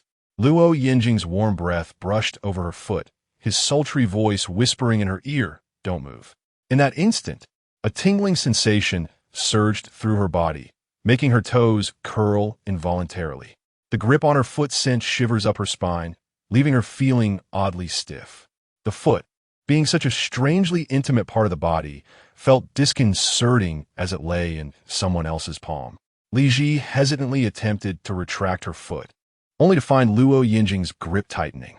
He lazily lifted his gaze. If you aren't afraid that these feet will never dance ballet again, go ahead and squirm. Suddenly, Li Zhi felt a surge of uncertainty. Lou Yanjing and Appo's heated palm enveloped her sprayed ankle, gently kneading it. Li Zhi was particularly sensitive to tickling. Although her ankle was far less sensitive than the soles of her feet, the touch of another and Appo's hand gliding over her skin created an anxious thrill, pulling at her heartstrings. Li Zhi's heart softened, her fingers curling as she pressed her fingertips into the bench, trying to suppress the burning itch. She fluttered her eyelashes, glancing at Lou Yanjing. Where did you buy all this stuff? She noticed a plastic bag at his feet, filled with various ointments for injuries, including several she was familiar with from her own past tendon injuries. This was far too many supplies to be carried around casually, and certainly not something conjured by magic. You happen to see a pharmacy nearby. While you were on the phone, Lou Yanjing replied lazily. Li Zhi blinked in surprise. Lou Yanjing, with a relaxed demeanor, tilted his head, revealing a playful smirk. I ascend and oppose. It fortunate that I spotted a careless step. I was worried it might hurt our swan princess and Appo's feet and ruin her dance, causing her to shed tears. I don and Appo's. Cry that easily, Li Zhi muttered softly. Indeed, it and Appo's. As quite rare, Lou Yanjing laughed, his demeanor casual. It was the first time he had seen Miss Zhi drop her pearls of wisdom. But he suddenly leaned in closer. Li Zhi blinked, her lashes glistening like clusters of sunflowers. Her eyes, clear as lychee, became even more radiant. What are you saying? Lou Yanjing and Appo's lips curled upwards, his gaze intense as he studied her for a moment. You look quite lovely when you cry. Li Zhi's cheeks instantly flushed a deep crimson. She pressed her fingertips into the bench, her heart racing wildly. Lou Yanjing. Lou Yanjing chuckled softly, his throat vibrating with amusement. He watched as her ears turned red, and perhaps due to her flushed cheeks, the mist in his eyes dissipated. He tossed aside any previous annoyance. He turned his gaze back, smirking, and pulled out a handful of popsicles from the plastic bag, unwrapping them one by one, aligning them like a row of explosives. Just as he was about to place one on her foot, she could no longer endure and quickly pulled her foot back. What is this? Lou Yanjing lazily glanced down, deliberately checking the packaging, and displayed it to her with a carefree attitude. Wong Wong, crushed ice. Li Zhi's expression was a mix of disbelief and disdain as she scrutinized Lou Yanjing. Why are you doing this? What kind of quirk is this? They're all so colorful. You might as well paint a rainbow. Yet, Lou Yanjing remained unfazed. Ice therapy. He juggled the popsicles in his palm, his tone audacious. This is all they had at the supermarket. Li Zhi sighed, staring incredulously at the row of popsicles, unwilling to believe that such avant-garde aesthetics would be placed on her ankle. However, considering it was her foot that was injured, a ballet dancer certainly could not gamble with such matters. So, she obediently extended her foot, allowing Lou Yanjing to wrap it with a towel. Her sprain was likely not severe. After applying the spray and the ice, the soreness and swelling nearly vanished. Shall we head back? Lou Yanjing said, rising with his hand on his knee. Li Zhi, experienced in dealing with injuries, knew that elevating her foot was essential for circulation. So, with the flexibility of a dancer, she comfortably crossed her legs. I don and Appo's. Do you want to go back to filming? Lou Yanjing turned his gaze to her foot and naturally positioned his palm beneath her ankle to support her. He then lazily tilted his head to look at her. Then shall we elope? Yeah. Li Zhi's eyes widened. Although Lou Yanjing's wording was somewhat ambiguous, she immediately grasped his meaning. Li Zhi quickly glanced around, noting that there seemed to be no crew members nearby. She was unsure why, but she felt fortunate that the production team had not sent anyone over to capture her tearful embarrassment. Is that okay? She fluttered her eyelashes. If we sneak away like this, would it be considered breaching the recording contract? But Lou Yanjing merely let out a low scoff. He raised an eyebrow, his tone brimming with arrogance. If our Miss Zhi doesn't an amp, Appo's, do you want to record? Do I really need to care about any contract? Lou Yanjing and amp. Appo's demeanor was cold and unruly, recalling the phone call from Xiao Moya that had made him feel inexplicably displeased to see Li Zhi in tears for the first time. Why should the precious girl of the family be spoiled and pampered without enduring any hardship? Lou Yanjing cast a cold glance toward the direction of the dining hall. Who isn't a princess deserving of affection? Li Zhi felt a sudden warmth in her heart, akin to a roaring bonfire igniting on a chilly night. Fueled by Lou Yanjing's words. Li Zhi, be strong. You deserve as much as anyone else. Lou Yanjing's gaze returned to her, his irises dark and fervent. At least with me, you will always be the most cherished and precious treasure, never to endure any grievances. Even if the world turns a blind eye to you, I will always be here, eager to spoil you. Chapter 61. The Princess Carrie. The internet erupts. Li Zhi gazed at Lou Yanjing, her eyelashes fluttering lightly. In that moment, She felt a heavy thump in her chest, ripples of aftershocks slowly spreading within her heart. Her blood surged, and her heart raced in tandem. A vibrant explosion of fireworks ignited in her mind, carelessly erupting within her once tranquil mental realm.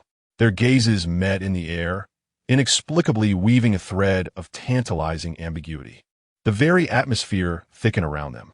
Lou Yanjing's throat moved as he raised an eyebrow, his dark lashes framing fiery, intense eyes adorned with a crimson mark at the outer corners. "Shall we elope?" Li Zhi, whose heart had been doused with cold water by Chow and Moya, suddenly felt a surge of immense courage akin to a bonfire rekindled on a summer night. She nodded yes. Lou Yanjing chuckled nonchalantly, his eyes sparkling with mischief. This time, without the crew and oppos. As tasks, Miss Zhi, you can choose, would you prefer to be carried or to ride on my back? Li Zhi paused, taken aback.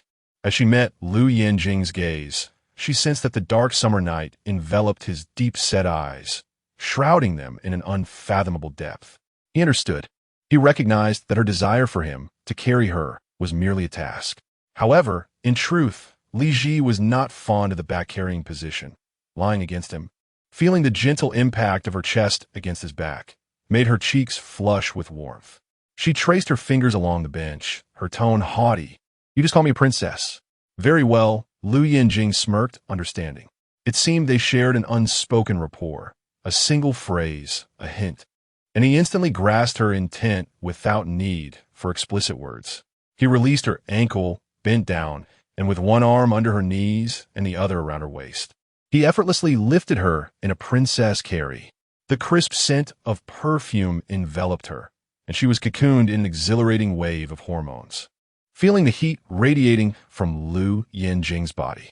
As she was lifted, her heart raced with an unfamiliar thrill that she could no longer suppress. She liked Lou Yanjing, just as she had jested before. If not for Fu Yinjia, he would have been the one to dazzle her youth.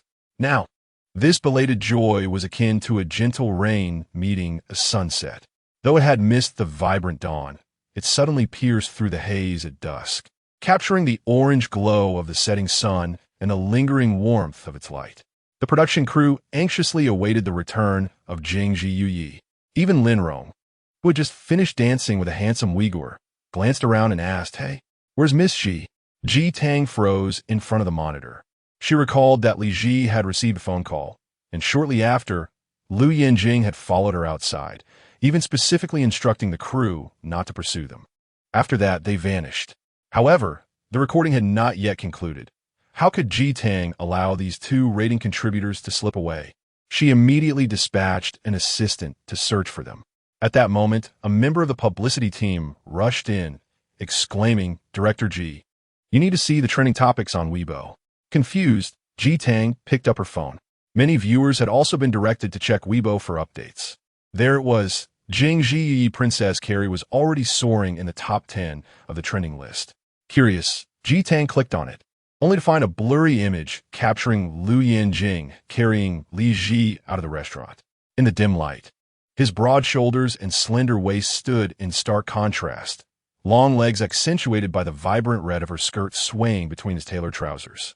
The photo only captured their silhouettes, with the imposing figure almost enveloping the beauty in his arms, revealing only Li Zhi's delicate, fair legs and her graceful arm draped around Lou Yanjing and Amp, Oppo's, S-neck. The atmosphere was hazy yet undeniably suggestive, showcasing their striking height difference. Lou Yanjing held Li Zhi in a single-arm princess carry, his other hand gripping her black ankle boot. The lighting was serendipitous. As a photographer captured the moment precisely when they passed under a streetlight, the silver ring on Lou Yanjing's left hand glinting with a soft glow. The internet erupted. Holy cow. What a divine princess carry. So these two aren't recording properly, but instead have gone off to create a new standard for princess carries. The silhouette and height difference are simply stunning. So sweet. The suited tyrant takes the beauty away, and it was caught by netizens. Why is Li Zhi only wearing one shoe? One Oppos. That's the tied around her ankle. It looks like she might have injured her ankle. So, because Miss Zhi is hurt, Lou just carried her away secretly? This is truly a princess on the run. Viewers in the live stream also went wild. Some noted that Li Zhi had walked hurriedly when she answered the call and seemed to twist her ankle while descending the stairs. Afterward, Lou Yanjing had stood up and exited. Coupled with the photo, the unfolding narrative was pieced together, propelling the sweet revelation of Lou Yanjing, carrying Li Zhi away to a peak of excitement. Ji Tang sighed helplessly as she gazed at Weibo. She waved her hand, resigning herself to the unlikelihood of retrieving them. Ah, let it be. Who would dare to command Lou Yanjing? Ultimately, their departure had brought a surge of attention to the program. Many viewers were captivated by the Princess Carrie photo, inquiring about this extraordinary couple, and upon discovering it was from a dating show, set their alarms to ensure they would be in the live stream the next day. Li Zhi's heart raced. Pressed against Lou Yanjing's chest, she could distinctly feel the powerful thrum of his heartbeat. Through the fine fabric, against the heat of his firm chest, she sensed their hearts drawing closer than ever, as if they yearned to collide and merge as one. Unbeknownst to her, Lou Yanjing's fingers tightened slightly around her boot, his heart racing uncontrollably, and a trace of a smile flickered in his rebellious gaze. Li Zhi blinked, looking up at Lou Yanjing.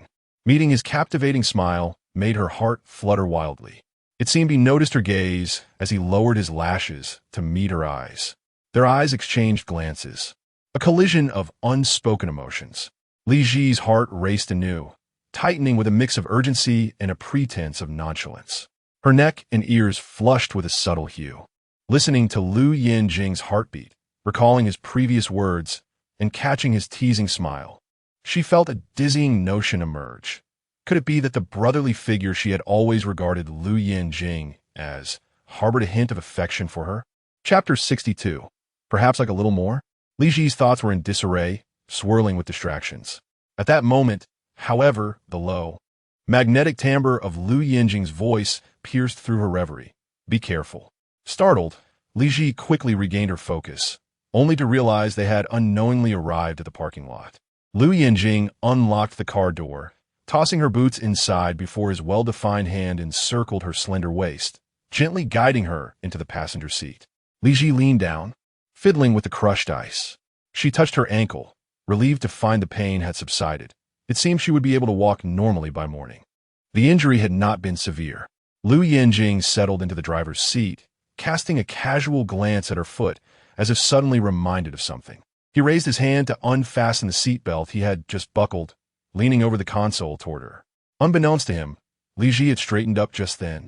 Perhaps sensing the presence beside her, she instinctively turned her head to look. Their bodies intersected in an unexpected moment, causing Li Zhi's lips to brush against Lou Yanjing's cheek. In that instant, her heart raced as if electrified. The gentle friction of skin against skin felt as though time had suspended, halting both of their movements. Lou Yanjing's heart felt as if it might explode. His pulse thundered in his chest, and, after a long pause, he raised his gaze to Li Zhi with an intensity that was both fervent and penetrating. Yes, my apologies, Li Zhi exclaimed, her eyes widening in confusion as she leaned back, her ears burning crimson. I didn't know you. Yet, Lou Yanjing's eyes remained deep and calm, devoid of reproach. Heaven knew his heart was racing to the point of bursting, his Adam's apple bobbing sharply, while the veins on the back of his hand throbbed visibly as they rested on the console. With the last remnants of self-control, he suppressed the chaotic thumping within and the smoldering desire lurking in his gaze, feigning composure as he fixed his eyes on her. The soft sensation of her lips lingered on his cheek. A smirk played at the corners of Lou Yanjing's mouth as he raised an eyebrow, teasingly remarking, Mrs. Liu, Li Zhi and Oppos. As delicate fingers clenched the hem of her dress, her skin, like jade, flushed a vivid red, giving the impression that she might bleed from embarrassment. Lou Yanjing leaned in, unabashedly close, as a legally wedded couple. Why are you shy about kissing? Li Zhi's lips parted slightly, the tension in her chest tightening as her heart raced, feeling as though it might leap into her throat, exaggerated to the extent that it seemed audible without being near her chest. Lou Yanjing's dark eyes sparkled with mirth.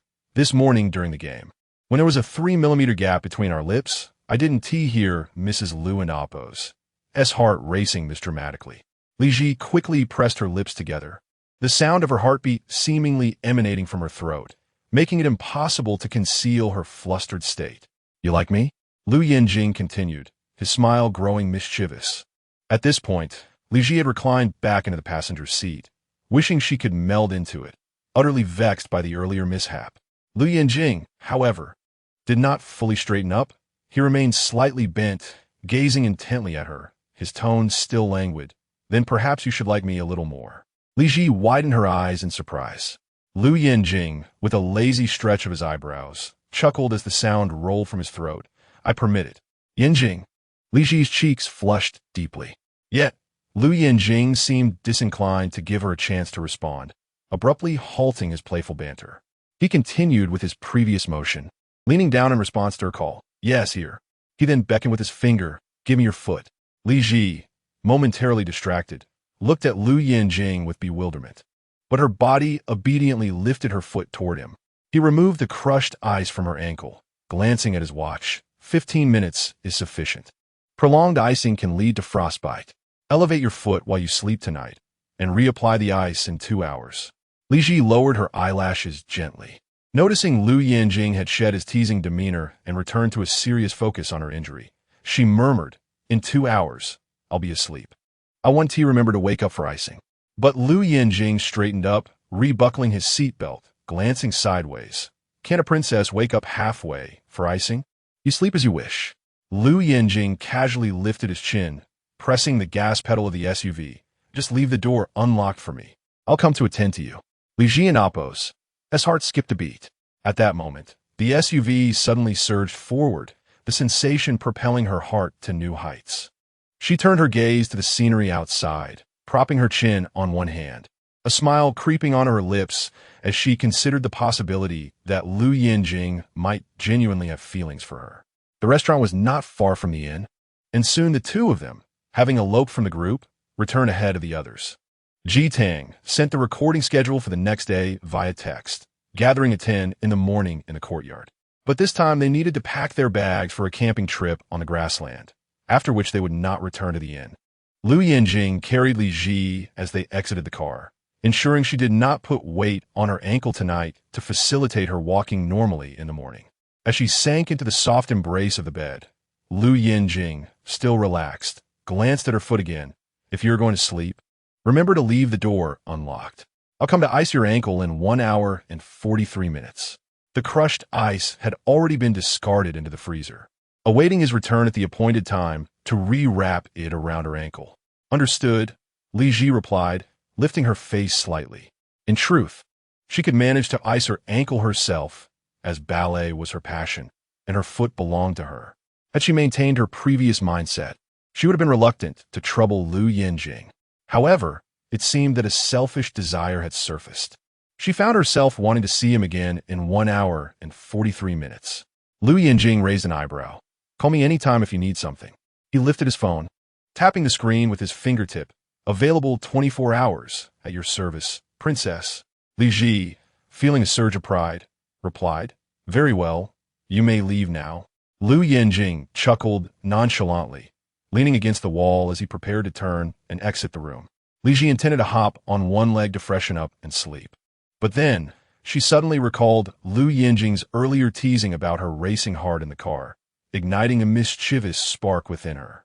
Observing his languid figure, she called out cheerfully, "Husband." Lou Yanjing's posture instantly stiffened. He turned back to face Li Zhi, his previously carefree expression igniting with a spark of interest. Li Zhi smiled brightly, her clear, shimmering eyes glinting with mischief as she tilted her head, observing him with keen interest. She glanced at her phone, noting the time, and then looked up.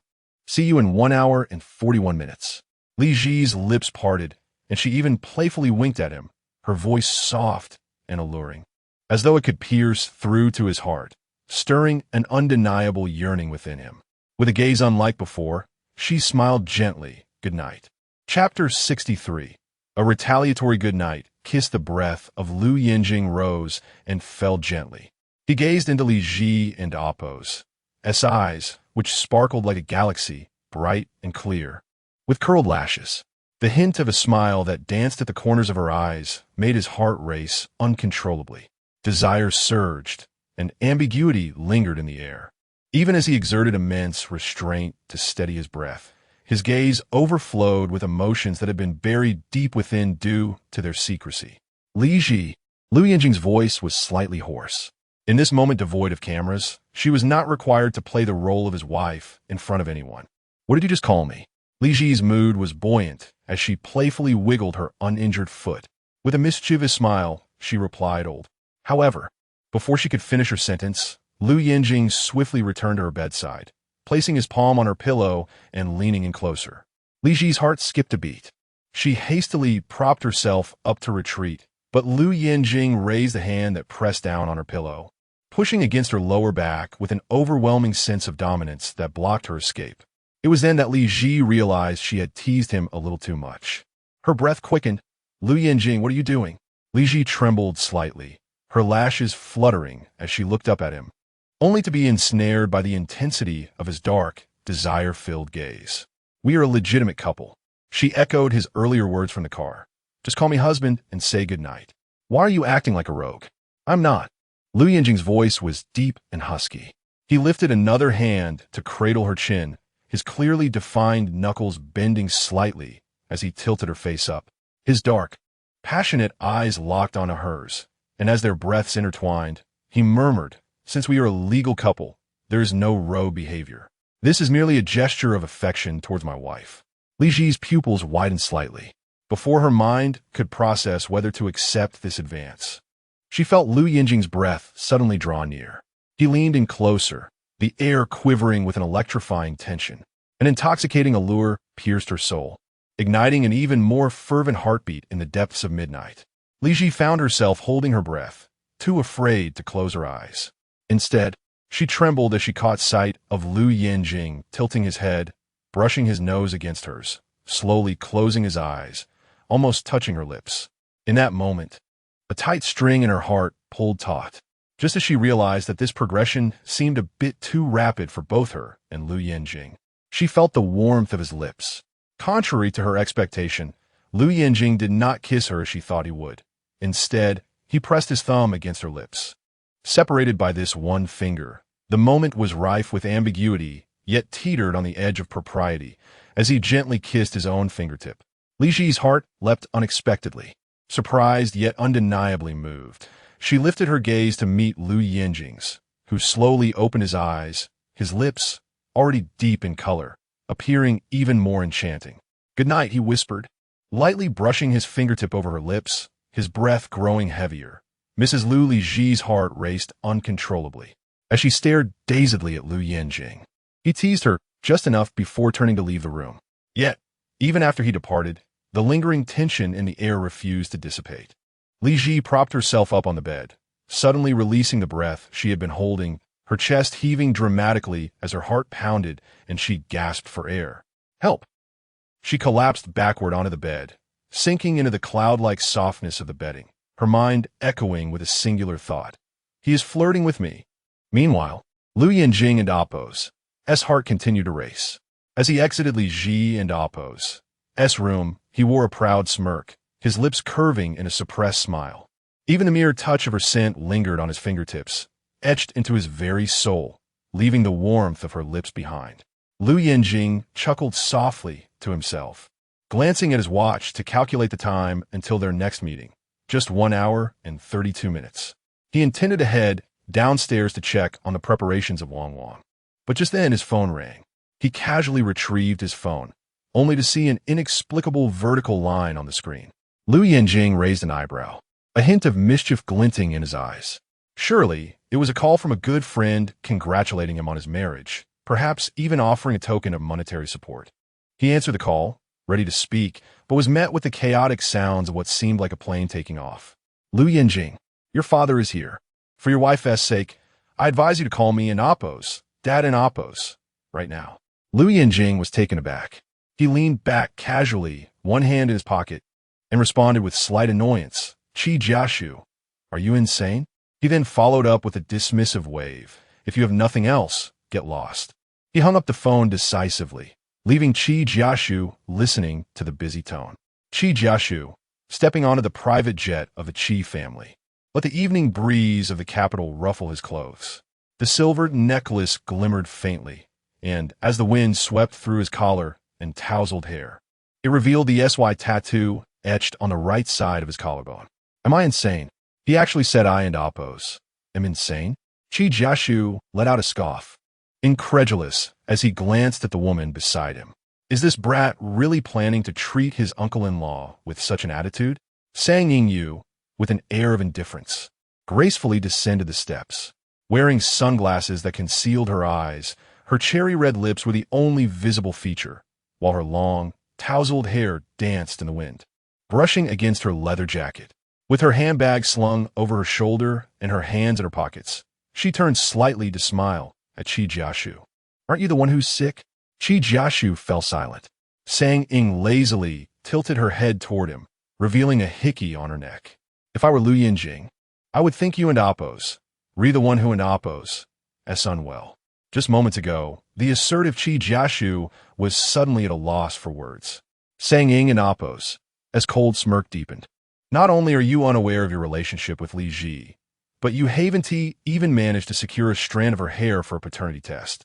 Moreover, she abruptly halted, turning her head to pull down her sunglasses. You are mistaken. It is the Ge who is the uncle-in-law. Finally, Sang Ying freed one hand, her elegantly manicured fingers waving in front of him. You are at best the second. Qi Jiashu retorted dismissively. We're all collectively known as the uncle-in-law. Sang Ying was too apathetic to engage in this semantics. She merely raised an eyebrow and said, Qi Jiashu, let us be clear. Even if I accompany you on a dating show, it's solely because the production team offered enough money. We remain nothing more than exes. Qi Jiashu swallowed hard. As he squinted at Sang Ying, the evening breeze tousled her hair behind her shoulders, perfectly revealing the trail of strawberry marks he had just left on her neck. He suddenly grasped Sang Ying's wrist. Sang Ying, are you still flirting with me even if we're just exes? Sang Ying chuckled lightly, unconcerned as she ascended another step, playfully patting his cheek. Adults have needs. What is wrong with a casual encounter? If you're not happy with it, consider a parting gift? Qi Jiashu's throat tightened. Sang Ying, calling me won't help. You need to bark like a dog, Sang Ying teased, her lips curling upward. Qi Jiashu, don't forget what you said. If you initiate contact again, you're a dog. Qi Jiashu fell silent. Sang Ying tilted her head to observe him.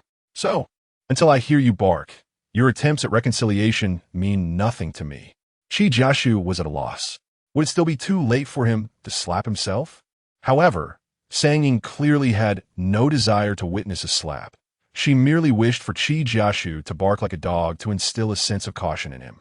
With an air of nonchalance, she turned on her heel, her high heels clicking as she strode into the cabin. Just before she disappeared from view, she cast a lingering glance back at him. By the way, she said. Qi Jiashu abruptly lifted his gaze to meet hers. Sang Ying removed her sunglasses and rested her elbow against the back of her hand. I forgot to mention, you perform quite well. Should I desire a liaison again, I shall seek you out. Qi Jiashu was left speechless. He pressed down on his heaving chest and took a deep breath. Sang Ying, just you wait.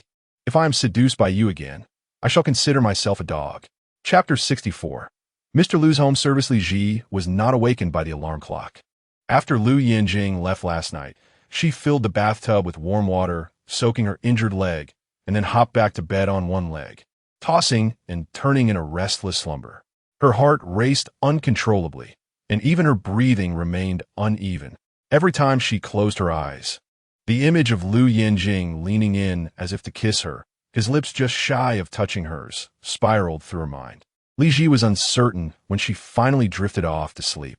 Perhaps she had been in a deep slumber when the alarm rang, as she had no recollection of hearing it. Upon opening her eyes, it was already morning. Her ankle felt remarkably lighter. As she moved, the pain had subsided, and when she placed her foot gently on the ground, it felt surprisingly effortless. Lou Yanjing must have visited her last night. He had helped with the ice pack, removed the crushed ice, sprayed her foot with a red bottle of Yunnan Bai Yao, and even placed a pillow under her foot to elevate it. Li Zhi reached for her phone beside her. Upon opening WeChat, apart from messages from Fu Yinxia. Her gaze was immediately drawn to the top message with a scenic profile picture. A clear night. A bright full moon of the Mid-Autumn Festival rose above the treetops, startling a magpie perched on a branch. Lou Yanjing's WeChat nickname consisted solely of the character Jing. Jing, morning. Thus began Li Zhi's new day, her heart fluttering at the sight of the message from her crush. She smiled and replied to Lou Yanjing, good morning. Receiving a message from him first thing in the morning filled her with sweetness, akin to honey spreading through her heart, creating ripples of joy. She cradled her phone in her hands and began to scroll through Lou Yanjing's moments, only to discover that he had already shared their marriage certificate and the photos she had taken among the pigeons the day before.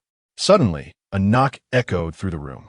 Li Zhi startled and lifted her gaze, hearing Lou Yanjing's languid voice from outside. Good morning, Your Highness. Almost instantly, she threw off the covers and leaped out of bed. She hurried to the bathroom to wash her face, care for her skin, tidy her hair, and brushed her teeth while popping a piece of candy into her mouth. After a quick swipe of lip gloss, she rushed to open the door. The earlier flurry of activity settled into calm.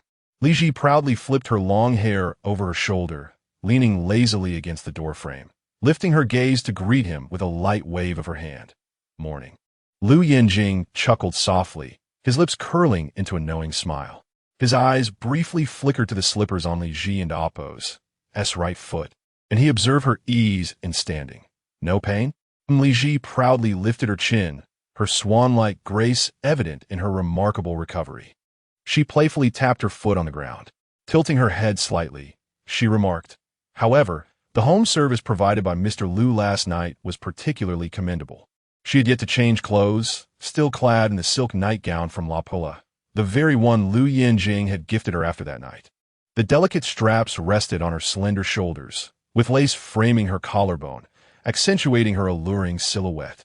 Lou Yanjing's gaze lingered, his throat tightening as he noticed her lazily leaning against the doorframe, the straps of her nightgown subtly threatening to slip. His fingertips brushed against her shoulder, curving slightly to catch the strap before it could fall, his voice low and husky. Change your clothes and come to the yard for breakfast. His fingers glided over her smooth skin, sending a jolt of electricity coursing through her spine. Yet, he withdrew his hand after just 2 seconds, leaving her in a tantalizing state of longing. Oh, Li Zhi responded, unconsciously raising a hand to caress her shoulder, still tingling from his touch, feeling the warmth lingering on her skin. She turned to her room to apply her makeup and change clothes.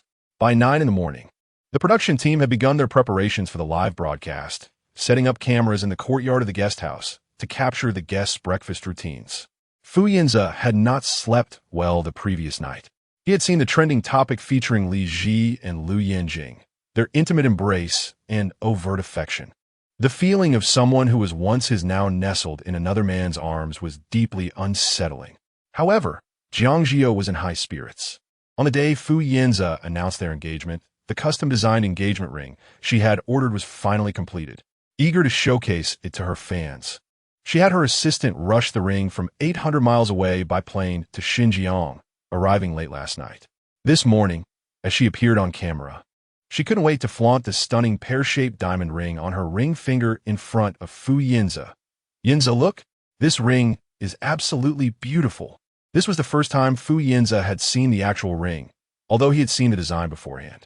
Originally, the design featured a swan's wings made of smaller diamonds beside the main pear-shaped stone, a ring he had intended for Li Zhi. He had promised her that if she could help him secure a billion-dollar project with the Jiang family, he would formally give her a title. But now, the ring's design had been altered, and it adorned Jiang Zhi You's finger instead. Many staff members were also having breakfast, and upon seeing the dazzling diamond ring glimmering in the sunlight, a few approached to admire it. This was their first encounter with such a sizable pear-shaped diamond. What a stunning ring. Mr. Fu truly has a lavish taste. The opulent love story of a wealthy family was indeed enviable. Even Lin Rong blinked in surprise, exclaiming, wow, how extravagant. That pear-shaped diamond must be worth millions, right? Jiang Zhi You had no qualms about flaunting their wealth. With a sweet smile, she replied, this was specially designed for me by Yanze. It indeed took quite some effort. The fans in the live stream echoed their admiration. Wow. I'm absolutely shipping Fu and Zhang's engagement. I feel like Fu doesn't express his love on camera, but he must be head over heels. He specially commissioned a diamond ring. Speaking of which, that couple that everyone is obsessed with seems to have already registered their marriage. But I Haven and Appo's. T seen a wedding ring on that ballet sister and Appo's hand. Wow. Could be a plastic marriage, or is it not recognized by the Liu family? So they only got a flimsy little red book without a wedding or a ring. Jiang Zhi You's fans couldn't help but chuckle, seizing the opportunity to ridicule Li Zhi, with some audaciously tagging the official Liu family account. Lou Yanjing remained blissfully unaware of the public sentiment. He lounged lazily nearby, legs crossed, half-lidded eyes, listening to Jiang Zhi You's boast about her ring as if it were a joke, casually poking at his phone. The camera did not zoom in, leaving viewers in the dark about what he was preoccupied with. At that moment, Li Zhi, now dressed, finally appeared in the courtyard. Lin Rong waved eagerly. "Beauty, good morning." "Good morning." Li Zhi smiled gently. She deliberately glanced at Lou Yanjing, noticing him making a beckoning gesture with his hand as he continued to scroll through his phone. "What are you doing?" Li Zhi approached him. "Looking at stones," Lou Yanjing replied nonchalantly. Li Zhi blinked in confusion. "What stones are so captivating?" "There aren't in Appo's. Too many pretty ones." Lou Yanjing shrugged, lazily scrolling through images of unremarkable stones. Li Zhi, puzzled, leaned in closer, curious to see what peculiar stones he was studying. Just then, she heard the distinct sound of high heels approaching. Jiang Zhi You, adorned with a dazzling pear-shaped diamond ring, approached Li Zhi with a bright smile. "Zhi, good morning." Chapter 65. A surprise for our princess. Li Zhi's attention was suddenly diverted. She lazily lifted her gaze, and her eyes were drawn to the dazzling diamond ring adorning Jiang Zhi You's ring finger. The owner of the pigeon egg seemed to be deliberately flaunting it. With an elegant demeanor, she raised her left hand and tucked a stray hair behind her ear. "You haven't had breakfast yet, have you?" Li Zhi did not respond to her query. Instead, her eyes flickered to Jiang Zhi You's left hand, a playful smile gracing her lips. "Miss Zhang's ring is quite exquisite." Jiang Zhi You feigned surprise. She covered her lips with her ring-adorned left hand. "Oh, thank you. This is the engagement ring Yanze gave me, specially commissioned just for me. It arrived last night." "Specially commissioned?" Li Zhi glanced at Fu Yanze, who indeed appeared slightly tense, his jaw clenched as he turned his face away. She chuckled lightly. "It is indeed quite special." Li Zhi had no intention of sparing the scoundrel any grace. "Claiming to give me a ring, yet you deliberately removed the swan wings design and bestowed it upon another?" Lou Yanjing lazily lifted his chin, suddenly displaying a look of disdain. Jiang Zhi You's expression shifted slightly, her previously triumphant smile freezing in place. "What?" The fans in a live stream were instantly agitated. "What nonsense is this little third party spouting? How shameless. She doesn't have a ring of her own, yet she claims that Fu Xiao's ring for Yu was originally intended for her? What gall our little third party has? I can't believe it. Hasn't she locked in with President Liu? Why act so shamelessly before the wedding of Zhi and Fu? Can't she just spare me her bad luck?"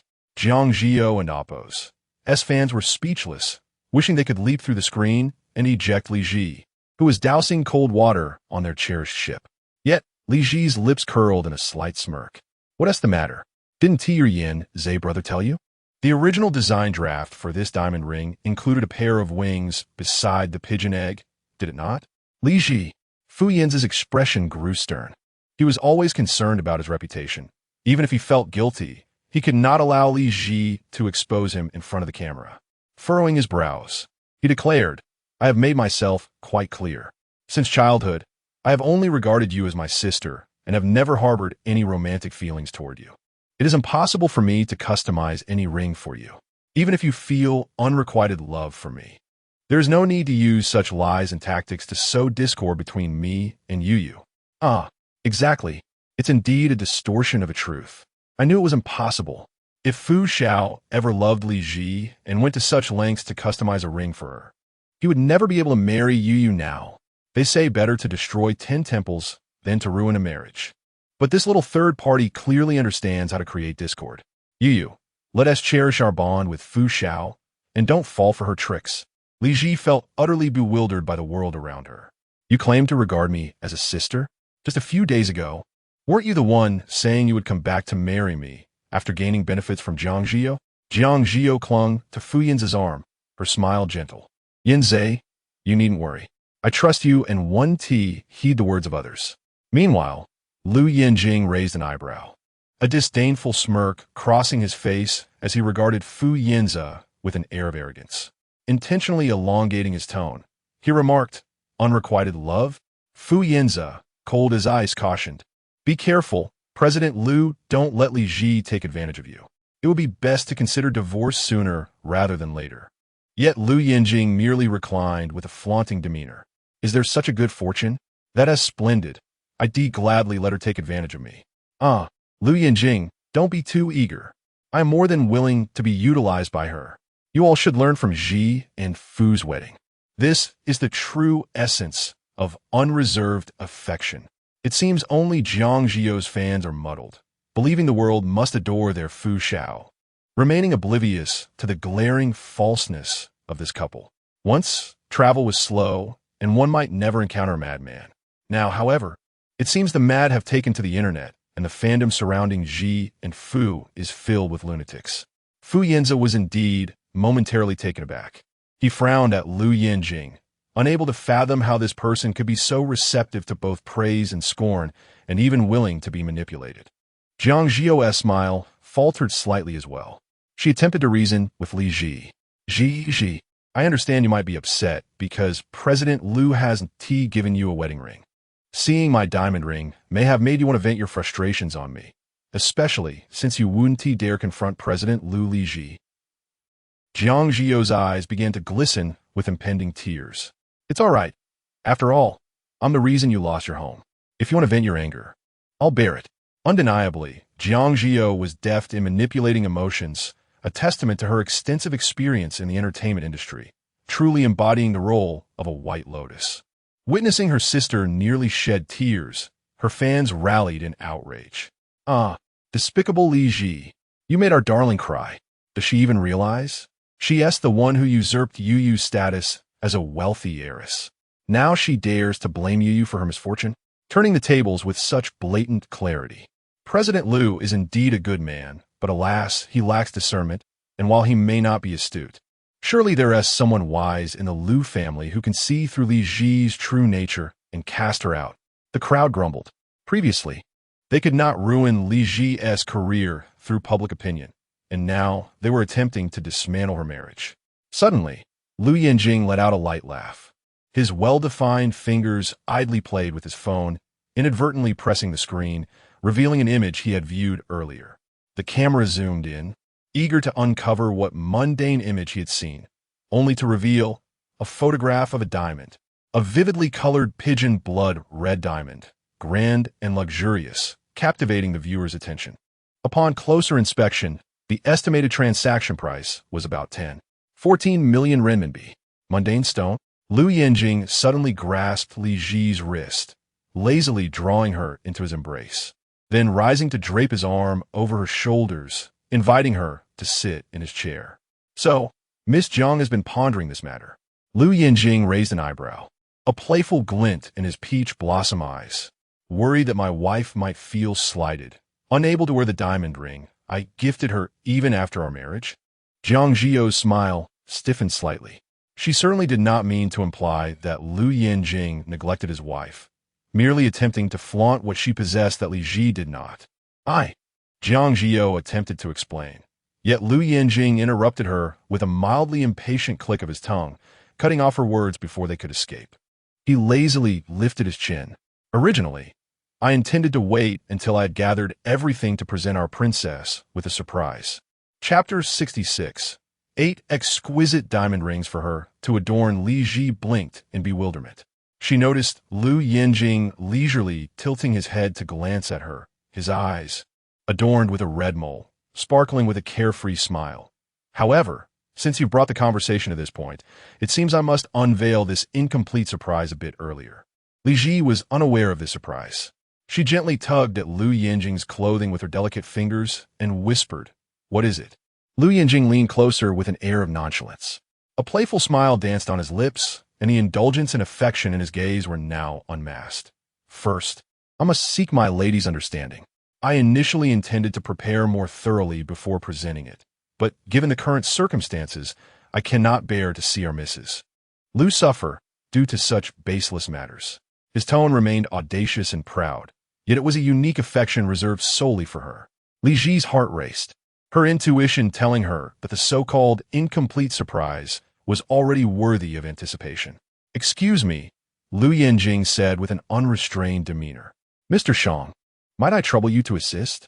Please retrieve a leather safe from my bedside table in my room." He cast a cold glance at Yanze, slightly raising his chin. "I cannot leave, lest someone incite fans to splash water on my wife, while the so-called childhood friend observes with indifference." The atmosphere in the live stream grew restless. After all, Lou Yanjing had always been direct and confrontational. It seemed there was never room for sentiment in his dealings. "Mr. Shang nodded in agreement. "Of course." Lin Rong blinked with curiosity as she watched Mr. Shang head towards the guest house previously assigned to Jiang Zhi You to retrieve the leather safe mentioned by Lou Yanjing. Viewers began to speculate. What could the surprise be? It must be a diamond ring. What did Lou just say about someone inciting fans to splash water on Li Zhi? Wasn't it during the training event at Zhongba? Didn't Jiang Zhi Yu's fans claim Li Zhi splashed her first to the welcome banquet? It seems there's more to this story. I adore watching Lou Yanjing's boldness. Is this the confidence of a major player in the Jing circle? As anticipation filled the air, Jiang Zhi You sensed a foreboding and her smile stiffened. "Mr. Lou, that was not my intention. Does it matter?" Lou Yanjing replied coolly. His expression remained haughty. "As a public figure, Miss Jiang, your words and actions set an example for your fans, and your comments incited online harassment against my wife." His voice dropped to a low, dismissive tone, "But I am here to support my wife." The live stream erupted in chaos. Jiang Zhi You felt a surge of anxiety, sensing she was about to be publicly shamed again. Indeed, Mr. Shang soon returned with the leather safe, carefully cradling it in his hands. "Mr. Lou." "Thank you." Lou Yanjing nodded slightly. Having been raised in a prominent family and receiving the finest education, he was not rude, but rather discerning in his manners. Lou Yanjing took the safe from Mr. Shang and beckoned a nearby photographer with a gesture. Upon receiving the signal, the photographer promptly approached with his equipment. In a heartbeat, Lou Yanjing's striking visage filled the viewer screens. He arched an eyebrow, a smirk playing on his lips. "You dare to spread rumors that my wife is undervalued by the Lou family and unworthy of a wedding ring?" Lou Yanjing tilted his head, presenting the leather safe to Li Zhi, inviting her to unveil this surprise herself. He glanced at the camera. Let everyone witness this clearly. Li Zhi anticipated a wedding ring, or perhaps an incomplete design, as Lou Yanjing had referred to it as an incomplete surprise. To her astonishment, it was a large leather box. As she accepted it, the luxurious leather felt substantial in her hands. She approached the dining table, placing the box down, her eyelashes fluttering. "What is the password?" "Your birthday," Lou Yanjing replied nonchalantly. The situation was spontaneous. The safe was retrieved by Mr. Shang, and the password was indeed Li Zhi's birthday. There was no way Lou Yanjing could have tampered with it. Thus, whatever lay within was destined solely for Li Zhi. The photographer zoomed in, capturing the moment as Li Zhi entered the 4-digit code, dialing 0731. With a resounding click, the safe slowly opened. The camera struggled to focus as a dazzling array of lights burst forth, momentarily blinding the viewers. Even the photographer had to turn his head away. Once his vision cleared, he quickly adjusted the focus to reveal the contents within the safe. Inside were 8 exquisite diamond rings of varying colors, nearly dazzling him with their brilliance. Lin Rong gasped in amazement. Wow! Jiang Zhi Yu's pupils dilated. Having navigated the fashion world for years, she instantly recognized several of the diamonds. The illustrious blue diamond, a star of auctions. The unparalleled yellow diamond, Miss Niche, Irish for wholehearted. The highest-selling rose pigeon blood red diamond in auction history. The first vibrant pink diamond to appear in the public auction market, Kipuka, Hawaiian for breath of the island. Each diamond's value was no less than 50 million. Once transformed into rings through bespoke design, The prices skyrocketed beyond mere diamond valuations. Viewers quickly grasped why the red diamond that had unexpectedly appeared earlier in the livestream, valued at only 10 million, seemed trivial by comparison. Even Li Zhi was momentarily speechless. She stared in shock and confusion at the collection of rings, her gaze lifting. Is this what you meant by an incomplete surprise that you hastily prepared? Lou Yanjing appeared remarkably calm. He slightly raised an eyebrow. Originally, I planned for 9, as I know our Miss Gigi has a penchant for such luxurious and beautiful items. I thought it would be delightful for you to wear different rings to match your outfits, allowing for playful combinations. The crowd was left in disbelief. Lin Rong exclaimed, 8 diamonds worth at least 500 million. You call this playing around? Lou Yanjing let out a soft click of disappointment. It's a pity the 9th is yet to be found. Those inferior stones simply do not deserve to grace our Princess Gigi's hand. The audience was left stunned, realizing that a diamond worth over 10 million was considered inferior. What then could Jiang Zhi You's colorless diamond be deemed? Glass? No wonder Lou Yanjing had shown such disdain earlier when Li Zhi mentioned that Fu Yanze's diamond ring, originally intended for her, was now given to Jiang Zhi You. The viewers decoded the moment. Lou Yanjing must have thought, this piece of glass is worthy of my princess? If you cannot cherish her, step aside. Let me take your place. The livestream audience went wild.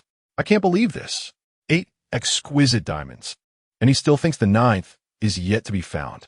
No wonder we never saw Li Zhi wearing a wedding ring. Her prince was waiting for this moment. Lou Yanjing's love is truly remarkable. Li Zhi's heart swelled with emotion. She cast her gaze down upon the 8 diamonds nestled within the safe, her fingertips delicately brushing against the Miss Niche. This gem, a symbol of unwavering devotion, had once graced the pages of a fashion magazine she had perused. It had been acquired 4 years prior by an enigmatic bidder who chose to remain anonymous, securing it through a transoceanic phone call. For years. If Lou Yanjing had been orchestrating this since then.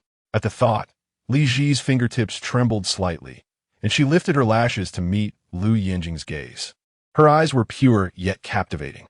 Lou Yanjing lowered his lashes to regard her, a tickle of discomfort stirring in his throat. Why gaze at me so? He tilted his head nonchalantly, a smile playing upon his lips. Suddenly bending down, he tucked a loose strand of hair, blown by the wind, behind Li Zhi's ear. Have I moved you? Thank you. Li Zhi's eyes sparkled with clarity. Rarely did she suppress her arrogance and caprice. Her gaze was fervent and sincere, fixed intently upon him. The line of Lou Yanjing's neck tightened in response. He straightened casually, a playful smile gracing his lips. No need to be so courteous. It is my pleasure to serve the princess. However, she unexpectedly called him by his full name. Li Zhi stared unwaveringly at him. Since when have you been preparing these wedding rings? Chapter 67. Once you wear the diamond ring, you belong to me. The smile at the corner of Lou Yanjing's lips gradually froze. He remained silent for several moments, before slowly lowering his eyelashes to meet Li Zhi and Appo's beautiful and lively eyes. After much contemplation, Lou Yanjing ultimately found himself unable to deceive her. His voice, deep and sensuous, broke the silence. For years ago, while selecting a gift for my family elders, I happened upon this Miss Niche on the auction list. The list was trilingual: Chinese, English, and Irish. In Irish, it's Miss Niche. In Chinese, it means the heart devoted completely. Lou Yanjing's gaze was intense, his eyes burning from the first glance. I felt that this diamond was destined for you. The audience in the live stream erupted in frenzied screams. Awe, I knew it. The heavens conspired for Lou Yanjing to harbor long-standing intentions towards Li Zhi. It's clear. For years ago, he was studying abroad, worlds apart from Li Zhi. Yet he thought of her the moment he saw the diamond. At that time, Li Zhi was still betrothed to Fu Yanze, albeit only verbally. Thus, when he purchased this diamond, he might have believed he would never have the chance to present it. Yet he still bought it. He didn't want the diamond to fall into someone else's hands. This is Lou Yanjing's unwavering devotion. The audience was utterly captivated. Li Zhi's heart raced uncontrollably. Her blood surged, igniting a flurry of sparks in her mind that exploded recklessly. It truly began 4 years ago at least. It had started then. Li Zhi even considered the possibility that even if the diamond had been acquired by Lou Yanjing 4 years prior, it might have had nothing to do with her, merely a preparation for his future wife. Yet, Lou Yanjing stated that from the very first sight of the diamond, he felt it belonged to her. When did he begin to harbor feelings for her? High school? Li Zhi was startled by this thought. However, 4 years ago, she had no contact with Lou Yanjing. It was improbable to suddenly develop feelings for someone out of the blue. Therefore, it must have been even earlier. High school Li Zhi's eyelashes fluttered as she lifted her gaze to Lou Yanjing, suddenly feeling as though everything had a traceable origin. The diamond ring fiasco was thus laid to rest. Lou Yanjing's intentions to propose to Li Zhi were crystal clear, and no one dared question it further. Jiang Zhi You, infuriated, removed her large diamond ring and retreated from the camera, weeping, while her fiancé Yanze could only follow behind. Offering comfort to avoid facing scrutiny from fans regarding his sincerity, Li Zhi proudly turned her face towards Lou Yanjing, saying, "There are too many rings to choose from. You pick one for me." Lou Yanjing chuckled nonchalantly, slightly lifting his chin. This one, Miss Nietzsche, as the program had announced an upcoming camping episode on the grasslands. Li Zhi had deliberately chosen to wear a bright yellow dress. The vibrant and ethereal yellow harmonized perfectly with the yellow diamond, representing unwavering devotion. Li Zhi extended her hand, palm up, her left ring finger playfully raised. Lou Yanjing lazily lowered his gaze upon her, without her needing to utter a word. He understood her intent and bent down to retrieve the yellow diamond ring. Gently grasping Li Zhi's delicate hand, he bowed slightly. "Miss Zhi, once you wear my wedding ring, you will belong to me." Li Zhi's ears subtly flushed pink. Feeling slightly uneasy, she turned her face away, biting her lip, her teeth grazing her lips before she released them. She murmured softly, with a hint of ambiguity, "Haven T, I already belong to you since we registered our marriage." The audience in the live stream erupted in another wave of ecstatic screams. Lou Yanjing's eyes sparkled with mischief, the corners of his lips curling up. Even the small mole on his face seemed to dance with mirth. The perceptive cameraman quickly zoomed in, before the eyes of the audience, witnessing the moment. Lou Yanjing took hold of Li Zhi's slender hand and slipped the wedding ring onto her ring finger. "Help! This feels like a wedding scene. What was supposed to be a breakfast routine has turned into a sweet spectacle. It feels as if we're witnessing something sacred." Lou Yanjing is utterly smitten with Li Zhi. I sense that Miss Zhi is reciprocating as well. Jiang Zhi, a perfect match. Fans of the couple were ecstatic. They even transformed the moment Lou Yanjing placed the ring on Li Zhi's finger into promotional posters celebrating their union. Meanwhile, the poster featured the female lead enjoying breakfast. While Lin Rong sat beside her, even without turning her head, she was occasionally dazzled by the sunlight reflecting off the diamond ring. She rested her chin on her hand, marveling at its size and beauty, declaring, "This is the love every girl dreams of." True love does not require ostentation or showmanship. The genuine heiress, still sobbing from the humiliation, questioned Yanze out of the camera's reach whether this ring was originally meant for Li Zhi. Yanze was thoroughly exasperated. He had never needed to coax Li Zhi in such a manner. Their relationship had always progressed naturally, with neither needing to bow to the other. However, Jiang Zhi You was far too temperamental. Upon returning, Qiao Moyan learned that she had neglected her biological daughter for over 20 years, only to discover that she had taken a liking to Yanze, promising him that as long as he treated her daughter well, she would grant him every project he desired, ensuring he would obtain control of the Fu family. If it weren't for Qiao Moyan's words, Yanze would not have made such a decisive choice to select the genuine heiress, nor would he have patiently accompanied her through the dating show antics. Meanwhile, on the other side, the production team quietly opened a new small live stream, where two unrecognized figures swayed in the frame. The audience was perplexed. Whose perspective is this? Why is there suddenly an additional live stream? Is there a new guest? At this moment, the main live stream was tranquil, with many viewers wandering about, curiously drifting to this new space. Similar to the previous suspenseful format, the camera focused on the necks and lower halves of the two new guests, their faces remaining concealed for the time being. dressed in a flamboyant leather jacket, with a revealing silver necklace peeking through. The man casually scrolled through Weibo on his phone. He happened upon the segment where Lou Yanjing placed the ring on Li Zhi's finger, scrolling through the enthusiastic comments below. He scoffed with disdain. Lou Yanjing, that scoundrel, knows how to charm. What a male vixen. A peacock. Disgraceful? What the heck? Who is this guy? How dare he insult President Liu? Good grief, he has got a death wish. Does he not fear President Liu hearing him and giving him a piece of his mind? However, the man seemed utterly unconcerned. Beside him, a woman clad in a languidly sexy black slip dress, her slender shoulders partially obscured by cascading dark curls, coldly scoffed. Instead of that, you should worry if you'll roast to death in Xinjiang today. Jiashu. He rolled his eyes at Sang Ying. Wasn't it you who wore a leather jacket when boarding last night? I thought we could match as a couple. That was because the airport was windy. Sang Ying shot him a sidelong glance. Who brings a leather jacket to Xinjiang? Jiashu. Goodness. Looks like we have new guests. Their interaction seems so entertaining, haha. It gives off a couple vibe. Look, the way the male guest dresses and speaks gives often a vibe. Otherwise, he wouldn't dare speak to President Liu like that. He is only meek in front of his wife. Ah, they must be a couple. Their styles would make for an interesting addition to the dating show. The audience found themselves eagerly anticipating the unfolding drama.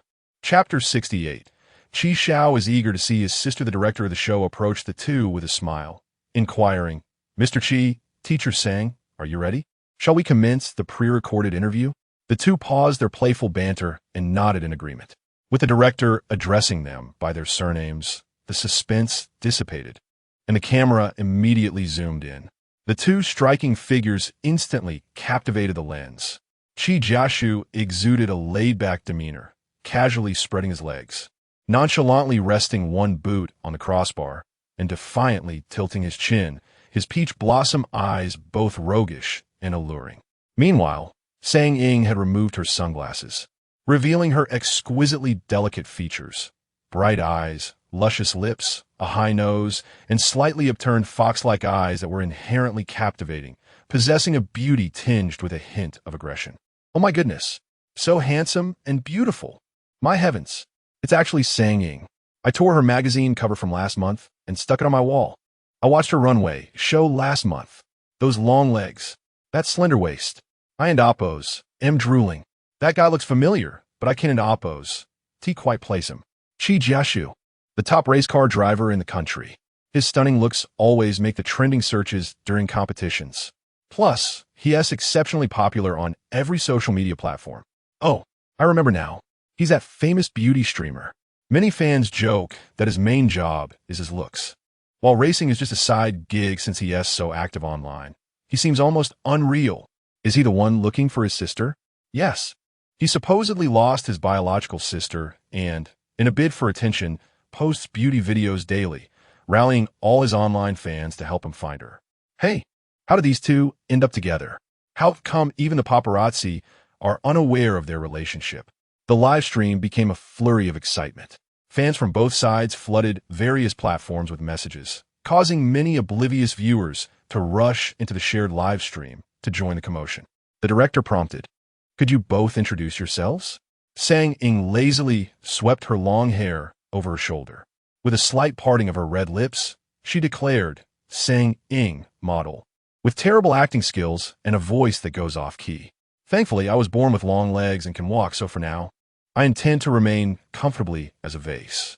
Wow, my wife is still so stunning. Huh, I love her straightforwardness. She always speaks so directly. I just adore watching her as a vase. Jiashu lazily lifted his chin. With a casual tone, he remarked, Do I even need to introduce myself? Have the hundreds of beauty videos I posted been for naught? Sang Ying playfully kicked him with her high heel. Jiashu smirked, finally sitting up straight with a nonchalant air. Jiashu, a race car driver. Ha ha ha. Wife-controlled. Indeed, it's not for nothing. Merely posting beauty videos won't suffice. How about shedding your shirt to show us those abs? Please, Qi Xiao, consider becoming a male muse. The Qi family had always been low profile. In this generation, even more so. Although the esteemed family was well known, Qi Yubai and Qi Jiashu never flaunted their family name, resulting in many being unaware of Qi Jiashu's true identity.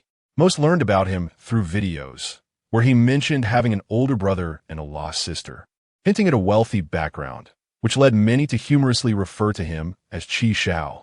The director inquired, "What is your relationship with each other?" Qi Jiashu lazily glanced at Sang Ying, replying wife.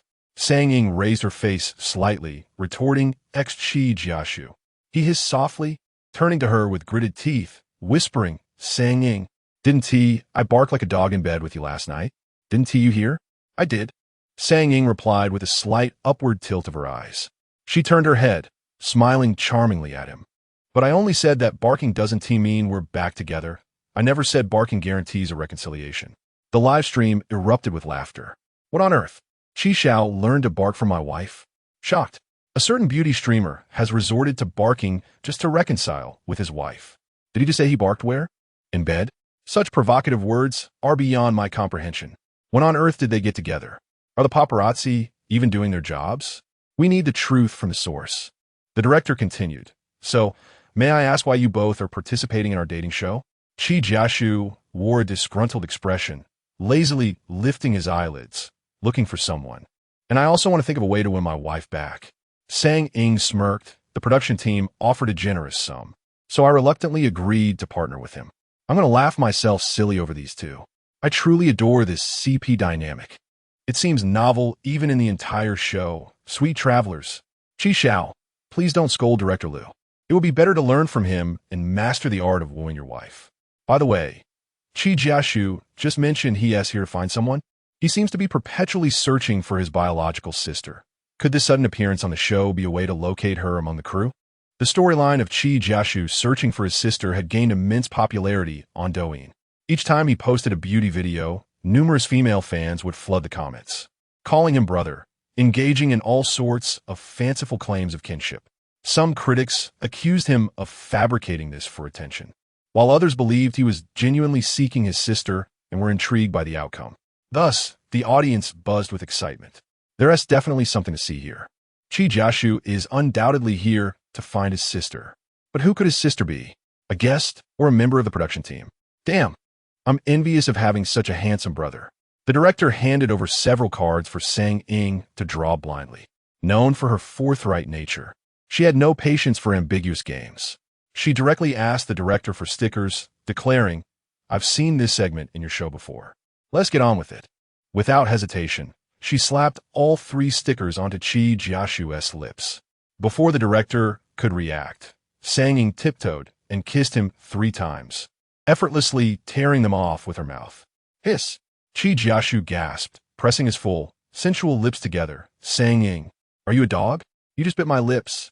Sang Ying lazily flicked her eyes toward him, uninterested. She turned to the director. "Is this the effect you were aiming for? This sort of intimate contact?" The director, It seems so, yet something feels slightly amiss." Sang Ying then grasped Qi Jiashu's collar, pulling him toward the exit of the studio. "Hurry up. Where do we find the 3 groups of guests?" He is eager to see his sister. Chapter 69, Bait Under the Lilac Branch. President Liu takes the hook. The familiar cast remained entirely oblivious to the arrival of a new guest. The summer cicadas sang, and the sun shone brightly. After relishing a delightful breakfast, Li Zhi settled into a swing, holding a glass of juice as she awaited Ji Tang's command to depart. Her vibrant yellow skirt brushed against the grass, while sunlight cascaded on her fair, swan-like neck, enveloping it in a delicate glow that accentuated her lovely shoulders. The yellow diamond on her ring finger sparkled brilliantly. Meanwhile, a quarrel ensued nearby. "Fu Yinjia, you have feelings for Li Zhi. Jiang Zhi You, I and oppose. Explain myself clearly. If you choose to think otherwise, there's nothing I can do. Wu, you only married me for your own gain. Darling, I swear on my career that my love is solely for you. Li Zhi is merely trying to create discord, unwilling to accept our relationship." Li Zhi leisurely swayed on the swing, one hand gripping the ropes while the other held a specially concocted mixed fruit juice. She savored the amusing argument while basking in the summer sun. Lou Yanjing stood lazily under a nearby tree, raising an eyebrow. "Is it good?" "MMM," Li Zhi replied, releasing the juice. She playfully lifted her face towards Lou Yanjing, offering him the drink. Want to try? With a casual smile, Lou Yanjing leaned in to taste it. But Li Zhi swiftly pulled the cup away, teasingly stating, "This straw has been used by me." He lowered his gaze to her. In her clear, bright eyes lay an enchanting allure, her lashes fluttering and a small beauty mark on her nose adding to her charm. She blinked, not appearing to refuse, but rather as if she had cast a subtle lure, testing whether he would take the bait. Those willing to bite would be ensnared. As Lou Yanjing leaned closer, his lips nearly brushing against her nose, his voice, low and magnetic, whispered in her ear, "What? Am I not allowed to bite?" Just as Li Zhi was about to respond, he suddenly grasped her delicate wrist, guiding the juice cup to his lips, directly sipping from the straw she had just used. In that instant, her heart raced. She looked up to see Lou Yanjing's lips slightly parted, the color of his lips, already striking, now tinted by the straw she had used. This was not a lapse of memory as he had claimed before. This time, it was intentional. It was indeed a case of willing participants. The coolness of the juice contrasted sharply with the warmth of Lou Yanjing and Appo's touch, his gaze fixed upon her with deep affection, his dark eyes shimmering with a hint of mirth. Li Zhi turned her face away, her lips curving into a smile, noticing her nonchalance towards their indirect kiss. Lou Yanjing smirked, his lips still wrapped around the straw. His playful grin lit up the live broadcast, eliciting enthusiastic reactions from the audience. I and Appo's am dying from sweetness. What a delightful atmosphere of young love. Oh, someone who claimed the last time wasn't deliberate is now stealing the cup. Li Zhi cast the bait, and President Liu takes the hook. Are they fishing for each other? They're clearly fishing for me. The audience in the live chat was captivated. Lin Rong sat nearby, ecstatic. I'm dying of sweetness. Make sure to credit me with 14 million for this. The finance manager's brow twitched in response. The barrage of comments only grew more jubilant. Many joined in with playful monetary contributions, while others humorously suggested that Fu Yanze should be held accountable. Yet, Jiang Zhi You remained irate, not daring to argue on camera. Only when reminded by the staff did she realize it was almost 10 o'clock. Time for the show to commence. Reluctantly, she forced a smile and resumed her affectionate display with Fu Yanze. Finally, Ji Tang appeared. Good morning, everyone. The chat was flooded with greetings. Ji Tang, ever vibrant, donned a lively and stylish denim outfit, suspender pants paired with camel-colored combat boots, and a fabric cowboy hat, embodying the spirit of the open prairie. Li Zhi descended from the swing, handing the juice to Lou Yanjing before approaching Ji Tang to hear about the next travel plans. I hope everyone received the notification last night. We are embarking on a prairie adventure today, and will camp out. Ji Tang enthusiastically opened her arms, inviting applause. However, she quickly shifted gears, but before we set off, the production team has a little surprise for everyone. We have a new group of guests joining our sweet journey. They will accompany us from now on. This announcement certainly took many by surprise, causing those who had not been paying attention to sit up straight. Wait, new guests? What's this about? I didn't catch any official news. This is so sudden. This is quite the surprise. I just happened to see their interview in the substream. ISN and AMP. Appo's. That Sang Ying and Chi Jiashu. Oh my, they actually dated. They revealed it themselves. What? Who dated who? Dated? I had no idea they were together. I thought they had just fast-forwarded to a breakup. Oh, let me tell you, their interactions are super sweet. And Chi Jiashu mentioned he came to find someone. He is definitely here to see his younger sister. The chat buzzed with speculation. Many of the newly informed viewers were enlightened by the commentary from the substream. Lin Rong blinked in confusion. New guests? Who are they? Li Zhi, have you heard about this? Li Zhi had left early the previous night and only learned about today's itinerary through a text, so she was unaware of the production team's other developments. She shook her head gently. I don't know. Yet, given the timing, it would likely be a celebrity, and she didn't recognize them, nor did it concern her. Lou Yanjing stood aloof against the tree, indifferent to the production team's arrangements, let alone any new guests. However, Ji Tang's enthusiasm was palpable as she declared, "Let us welcome the Miss Universe champion, renowned international supermodel Sang Ying, and the top domestic racer, Chi Jiashu." At this, Lou Yanjing's narrow eyes narrowed slightly. The once languid figure suddenly raised his chin at the sound of the name. Chapter 70. A Sibling Reunion. Hello, my name is Jiang Zhi You. The camera suddenly panned, revealing a languid yet audacious figure clad in a leather jacket, boots pounding against the ground, striding confidently towards Lou Yanjing under the blazing summer sun. Jiang Zhi You possessed striking features, his allure more mischievous and captivating than Lou Yanjing's rebellious charm. With skin as pale as porcelain and lashes resembling crow feathers, his alluring, upturned eyes sparkled with a jaded smile. His leather jacket hung open, the collar loosely draping, accentuating his fair, radiant collarbone adorned with a silver necklace, exuding an undeniable allure. This intoxicating charisma, paired with his sensuous, full lips that curled into a playful smirk, instantly captivated the audience in the live stream. This is beyond handsome. It strikes right at my heart. I'm wavering, family. Just moments ago, I adored President Lou, but now I am swayed. Can't talk, can't engage. Does his brother accept military marriages? I'm a neurotic soldier. That smile of his has me hooked. Chi Xiao, look at me.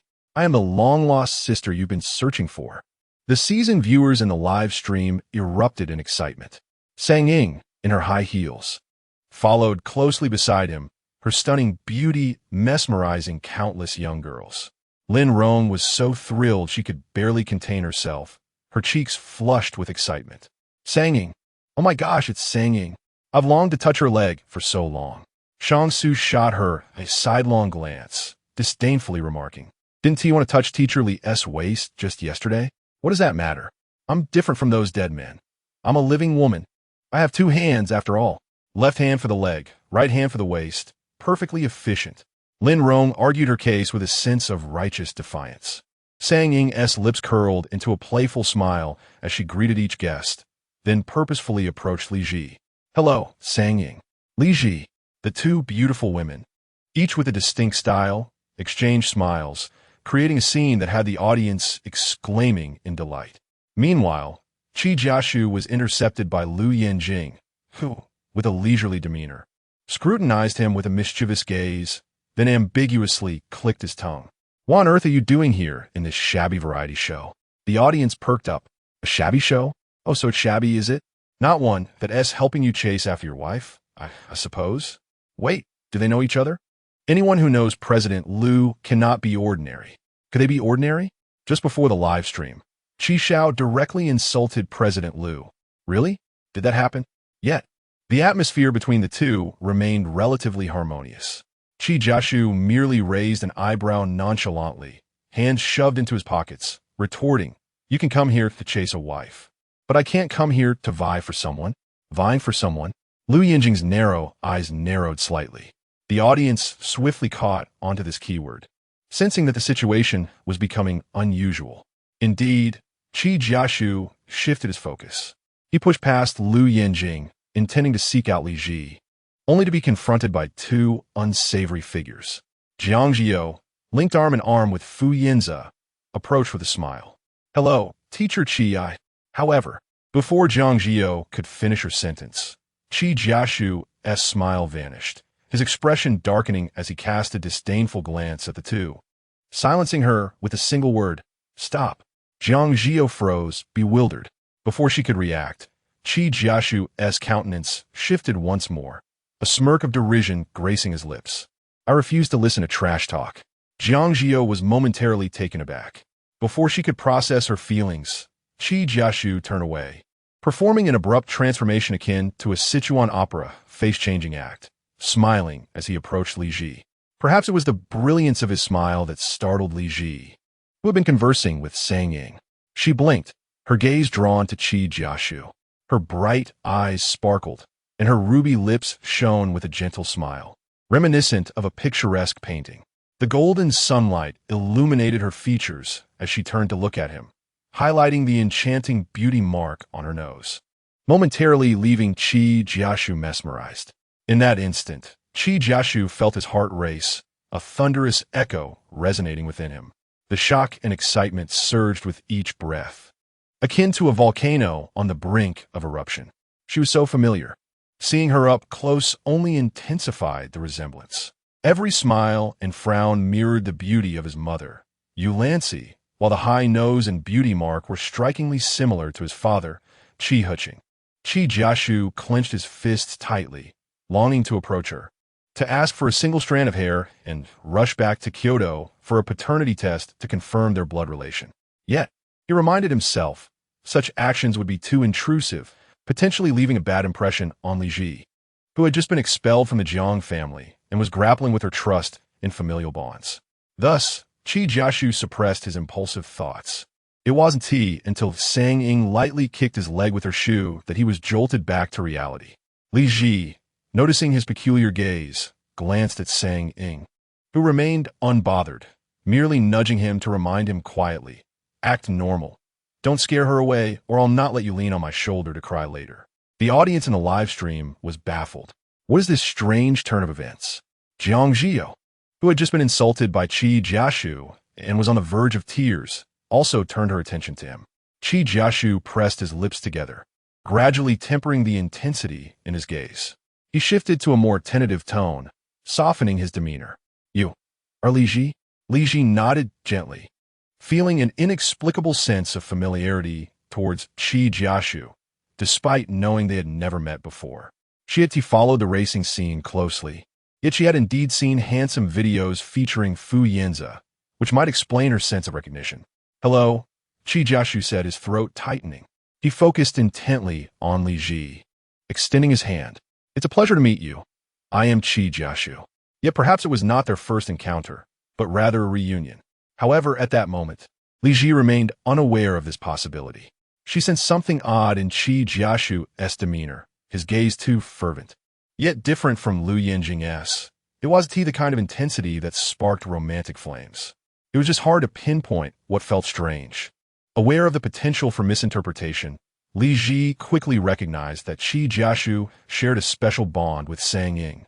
Thus, she refrained from shaking his hand, opting instead for a polite nod. "Hello, I'm Li Zhi." Qi Jiashu's hand lingered in the air, grasping at nothingness. Noticing Li Zhi's reluctance to shake hands, an intentional distance between them, he felt a pang of disappointment. Sang Ying, witnessing the situation, was left speechless. She realized Qi Jiashu had indeed startled the beautiful girl, prompting her to break the awkward silence. "Don't mind him." Li Zhi blinked at Sang Ying, who pointed at her head. "He might be a bit off." Li Zhi replied. "Huh, but don't worry," Sang Ying continued, desperately trying to cover for Qi Jiashu. "He's a good person. Though when he's dating, it's like he's dead. But as a brother, he should be all right." Li Zhi was left bewildered. "Huh?" Qi Jiashu was about to retort, but was suddenly yanked by his collar, transforming him into a flustered chick. Lou Yanjing had reached his limit. Since he first laid eyes on Li Zhi, he had wanted to pull Qi Jiashu away from her, and now he could no longer tolerate it. Dragging him out of the camera's view, Qi Jiashu flared up. "Let go of me, Liu Xiaoqiao. You have some nerve to do this. Do you even know who I am?" "Qi Jiaojiao," Lou Yanjing interrupted, effectively sealing Qi Jiashu's mouth with a nickname that would silence him. He arrogantly released his grip on his collar and, in a low voice laced with fury, inquired, "What exactly do you intend to do by fixating on my wife from the very moment you arrived?" Chapter 71. Qi Jiashu. "She is my sister." With a stern expression, Qi Jiashu adjusted his coat. He cast a disdainful glance at Lou Yanjing and coldly remarked, "Didn't I say it? I'm taking someone." Lou Yanjing narrowed his eyes sharply. He slightly turned his gaze to Li Zhi, who was engaged in cheerful conversation with Sang Ying, and asked, "Are you worthy of Sang Ying? What is there to be worthy or unworthy of?" Qi Jiashu shot him a baffled look for 2 seconds. Unexpectedly, in the next moment, he was seized by the collar again. Lou Yanjing's eyes darkened, his voice low and furious. "Qi Jiashu, don't you understand the principle of not wronging a friend's wife?" Beneath his double eyelids, a storm brewed, filled with intense possessiveness and a sense of danger. "Li Zhi is mine now." "Qi Jiashu." He immediately wrenched Lou Yanjing's hand away. "What are you thinking? Lou Yanjing? Have you lost your mind?" Lou Yanjing's gaze was intense. Qi Jiashu closed his eyes, rubbed his nose, and said, "Do you think I have any romantic interest in Li Zhi? Isn't that so?" Lou Yanjing's voice was deep. Qi Jiashu lifted his gaze to glance at Li Zhi, then firmly grasped Lou Yanjing's hand, pulling him further away, whispering, "She is my sister." Lou Yanjing's previously suppressed anger suddenly dissipated. The tumultuous waves of emotion he had felt moments before were abruptly halted, like a crash against a dam. The anger in his eyes began to fade. "What did you say?" "My sister." "You." Qi Jiashu took another look at Li Zhi. "Don't you think the mole on her nose looks very similar? Her face is practically a copy of my parents'." Lou Yanjing also turned to look at Li Zhi. Unbeknownst to him, Sang Ying was animatedly conversing with her, and Lin Rong had joined in, the three girls smiling brightly. Perhaps sensing their gazes, Li Zhi lifted her lashes, her clear eyes sparkling in the sunlight as she looked over at Lou Yanjing. Qi Jiashu then pulled out his wallet, retrieving a yellowed photograph from its compartment. It was a picture of Yu as a newborn, lying in her beautiful princess crib, alongside a young Qi Jiashu with a smile. "Look at this mole." Qi Jiashu pointed at the baby's nose in the picture. "Isn't it in the same spot as Li Zhi's?" No further confirmation from Li Zhi was needed. Lou Yanjing had seen her features in his dreams countless times, not to mention the position of that tiny mole. He reached for the photo, but Qi Jiashu protectively pulled it away, refusing to let him touch it, holding it out for him to see. Lou Yanjing glanced at the photograph, then raised his gaze to Qi Jiashu. He lazily smirked, retracting his previous hostility, and casually adjusted Qi Jiashu's collar, saying, "Misunderstanding. You are my second uncle, right?" Lou Yanjing's brow arched slightly, a languid smile gracing his lips. What just happened was merely a trivial misunderstanding. "Qi Jiashu." He pointed an accusatory finger at Lou Yanjing's nose. "You're just a dog, Lu Xiaoqiao, a mere dog." Qi Jiashu was 2 years older than Lou Yanjing. The Qi and Lu families were evenly matched, but the Lu family was far more ostentatious and maintained a strong presence in commerce, often giving the illusion of being the most prosperous conglomerate. However, when it came to heritage and historical standing, the Qi family might indeed hold the upper hand. It was no wonder that in the entire capital circle, only Qi Jiashu dared to insult Lou Yanjing as a dog, while Qi Yubai did not possess such a temperament. Lou Yanjing chuckled nonchalantly. Though he feigned submission, his eyes still sparkled with arrogance, raising an eyebrow. "I'm simply devoted to my beloved wife." Qi Jiashu scoffed disdainfully. His expression was carefree. "I, as her second uncle, have yet to approve of your marriage." "Oh."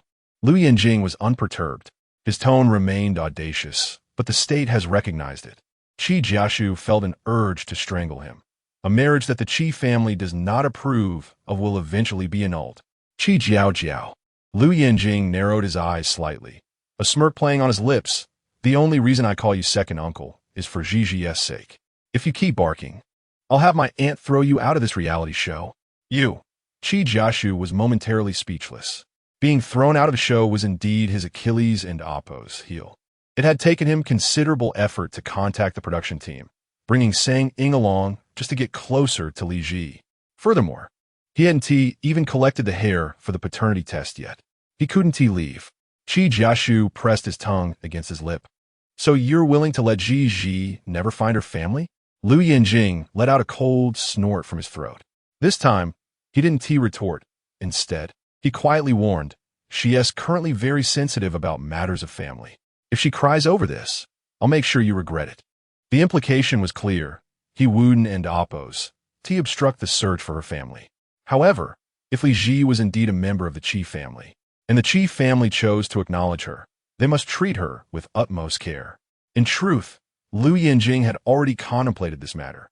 Severing Li Zhi from the Jiang family's affection was indeed a blow she could hardly endure a second time. If her biological parents were unsavory individuals, causing her further heartbreak would certainly be undesirable. But if she were to be embraced by the Qi family, Lou Yanjing understood the Qi family deeply. Having grown up alongside Qi Jiashu, he knew the kind of people they were. Qi Jiashu scoffed lazily. "What do you say? If you dare to upset Zhi, I'll make sure to help her divorce you." This statement implied that he wouldn't act as a wedge between them. Lou Yanjing's feelings for Li Zhi were indeed evident for all to see, or else Qi Jiashu wouldn't have berated him for being a peacock. 8 years of silent, unrequited love. Jiashu never imagined that Lou Yanjing could possess such depth of emotion. Yet, despite not knowing his style of romance, he had known him for over 20 years and understood his character. The two bickering brothers paused their quarrel. At that moment, Ji Tang clapped her hands. Everyone, I trust you've all become acquainted with our new guests. Come on, family, we must set off for Naladi soon. Ji Tang was genuinely surprised. Jiashu and Lou Yanjing seemed to be familiar with each other, while Sanging was also having a lively chat with Li Zhi and Lin Rong. She had initially worried that the new guests would need time to adjust, but it appeared that was unnecessary. She would have to personally break up the lively conversation to cue the next step in the process. Some were regretful to see their conversations end, while others were relieved to escape awkwardness. Jiang Zhi You and Fu Yanze attempted to get close to Jiashu, only to be met with a frosty reception. Jiashu even called them rubbish before the cameras. Jiang Zhi You nearly burst into tears again. Fu Yanze, however, comforted her, saying, "It's all right, they are not our kind, nor are they even from the same social stratum. Just some irrelevant internet celebrity who plays racing games. Don't stoop to his level." Hearing this, Jiang Zhi You felt much better. As the genuine daughter of the Jiang family, she should be courting those within the upper echelons rather than someone like Jiashu, who didn't even rank among the entertainment circle. These people hardly deserve her time. Chapter 72. The sister is his heart's knot. Unraveled, the guests regrouped in front of the camera. Ji Tang continued with the agenda. Today we plan to head to the Naladi grasslands, where we will camp overnight. Given that the journey will take 3 hours and camping at night can be quite arduous, we will be traveling together in luxury SUVs. Lin Rong immediately led the applause, exclaiming, "New guests are treated differently. Even the production team is making an effort." However, Lou Yanjing let out a soft click of his tongue, lazily raising an eyebrow at Li Zhi beside him. "No task today." Jiashu shot him a glare, gritting his teeth. "You dog." He practically wished to inscribe the words, "Want to cozy up with my wife at public expense" on his forehead. Ji Tang, with a sly smile, responded, "Well, there are still some tasks. If I didn't have any, would I still be Ji Tang?" Still buzzing with excitement, Lin Rong suddenly deflated. She pouted in disappointment. "I thought we could just let loose and have fun all day." While having fun is indeed possible, the romantic variety show games cannot be overlooked. However, Ji Tang playfully tilted her head. "Today, everyone can freely choose their games. If you want to play, go ahead. If not, you can opt out." Li Zhi blinked her long eyelashes. "There must be conditions, right?" "Bingo." Ji Tang snapped her fingers and succinctly announced the remaining rules. Due to the numerous activities planned for our journey to Naladi and the camping conditions being uncertain, we will embark on a grand grassland adventure. Before we set off, the production team has scattered task cards throughout the area. Each task card corresponds to various resources, including food, accommodation, and entertainment. Completing the designated games or tasks will yield corresponding rewards. The audience in the live stream grew excited, thrilling, looking forward to the juicy games. The production team really knows how to spice things up. Now, even those reluctant to participate must bite the bullet for resources. The best resources must be the most enticing. Excited for the couple of Jing and Ji. Extra anticipation for Qi and the soft-spoken welcome. Oh my. The soft welcome for Qi is so fitting yet hilarious. Who came up with that CP name? The audience relished the unfolding drama, while Lin Rong felt a looming crisis. Help. Should I just gather some grass on the way for a blanket tonight? Shang Su let out an annoyed hiss, pressing his fingers to his forehead. Lin Rong, is it really that torturous to play a game with me? Can't you trust me? He wouldn't take the opportunity to flirt with her. Lin Rong turned to scrutinize him, remarking, "Only half trust, but I hope we can at least get a resource for bathing tonight." "What? Am I that dirty to you?" Shang Su retorted, feigning indignation. "Ha, I'm gonna die laughing at these two." "Shang Su, if you don't want that mouth, you might as well donate it. Mutual bickering is amusing." "Oh, it's not just amusing. There's still a long way to peace." All thanks to Shang Su's mouth. "Lou, lend him your mouth for a bit." Jiang Zhi You affectionately linked her arm with Fu Yanze. Looking up at him, she said, "Yanze, you wouldn't let me sleep without a tent tonight, would you? I want milk tea and to ride horses. You need to help me secure resources, or I'll tell my mom. Fu Yanze forced a smile. Deep inside, he felt a twinge of frustration, especially when Jiang Zhi You threatened to tell on him, which was clearly a manipulation tactic. Thus, he held her hand reassuringly. Don't worry, Yu, I will strive for the best resources for you. Ji Tang raised a small tour guide flag. All right, everyone, let us set off. The task cards are hidden along the way, stored in treasure chests marked with the end amp. Oppos, Sweet Traveler and amp, Oppos sign. You'll need to search for them. You can hide or share the locations with one another. There is no limit to the number of resources you can obtain, and each group can acquire the same resource. Wishing everyone a pleasant journey. The guests dispersed, guided by the staff to the parking lot for their self-driving vehicles to Naladi. Only Qi Jiashu stuck close to Li Zhi. Sang Ying, arms crossed, leaned against a tree, donning sunglasses with an alluring smile. Qi Jiashu. Indeed, only his wife could halt his pursuit of his sister. Qi Jiashu turned to her, and Sang Ying, with a teasing smile, asked through her sunglasses, Our car is over there. Where are you headed? He glanced back at Li Zhi. Sang Ying straightened up, gripping Qi Jiashu's wrist to pull him back. You still want to scare her off? Do you realize Li Zhi has just endured online harassment? She is being cautious and trying to avoid misunderstandings. Sang Ying felt compelled to impart wisdom. She can clearly see our connection, yet you keep rushing over to her. If she doesn't run away from you, it would be strange. The audience in the live stream reacted. Huh? What is happening? I've noticed Qi seems particularly attentive to Li Zhi, but Sang Ying doesn't seem jealous. Sounds more like a wingman. Qi Jiashu was taken aback by her reprimand. Suddenly realizing, he clicked his tongue in frustration. That does make sense. The netizens were unaware of his search for his sister. He couldn't be too overt, lest he attract unwanted attention, especially given the peculiar position of the Qi family. He also didn't want to alarm Li Zhi too soon. He feared she might reject this familial connection. And what if he was mistaken? That would leave Li Zhi with disappointment instead of joy. His overzealous attention to Li Zhi indeed appeared more like romantic interest. In his eagerness to find his sister, he overlooked many details. No wonder Lou Yanjing nearly wanted to punch him. Come with me. Sang Ying tossed her head back. I know you want to get closer to her to ensure she accepts you in the future, but we must proceed with caution. Qi Jiashu obediently followed her lead. Sang Ying tugged at his sleeve, and after ensuring they were distanced from the staff, she turned back, covering the microphone, whispering, You need to coordinate with Lou Yanjing to help you get a sample and complete the paternity test as soon as possible. Sang Ying glanced toward Fu Yanze and Amp, Oppos, as direction, then lowered her voice. I sense Jiang Zhi You is not fond of her.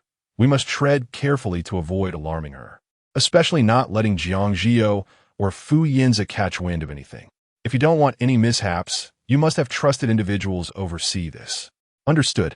Qi Jiashu nodded, a smile playing on his lips. I'll find an opportunity to call my brother later. He leaned closer, grinning. My wife is reliable. She knows how to care for me. He gently nudged her with his shoulder. Sang Ying scoffed lightly, ignoring him. Although she and Qi Jiashu often parted ways over the search for his sister, she understood him best in this regard. She had always known that losing his sister was a deep-seated knot in Qi Jiashu's heart. Until he found her, he would never truly be at peace.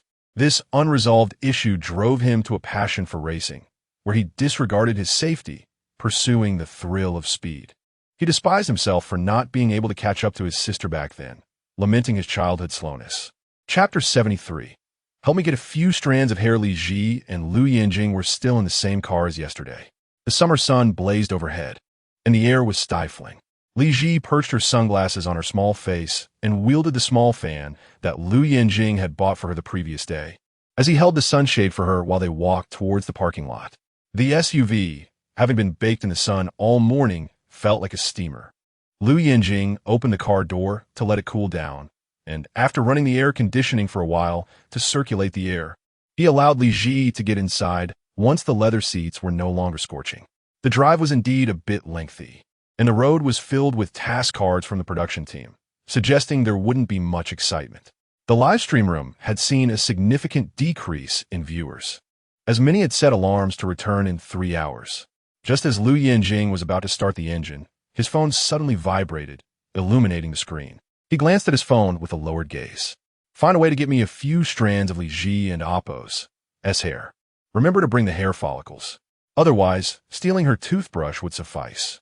Do not attempt to defy your second uncle. Be careful, or I might go back to Kyoto and tell my parents, grandparents, uncles, and aunts about you. Lou Yanjing. He let out a low, derisive chuckle, casually tossing his phone onto the center console and pressing the accelerator. What a second uncle. Li Zhi sensed the palpable tension around Lou Yanjing. She blinked her long lashes and turned her gaze towards him. Curiosity piqued. Are you quite familiar with that Qi Jiashu?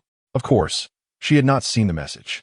Nowadays, most phones are designed with privacy screens, but recalling their earlier interaction and how Ji Tang had mentioned the rules of the day, hearing Qi Jiashu insult him as a dog thing sparked her sudden curiosity.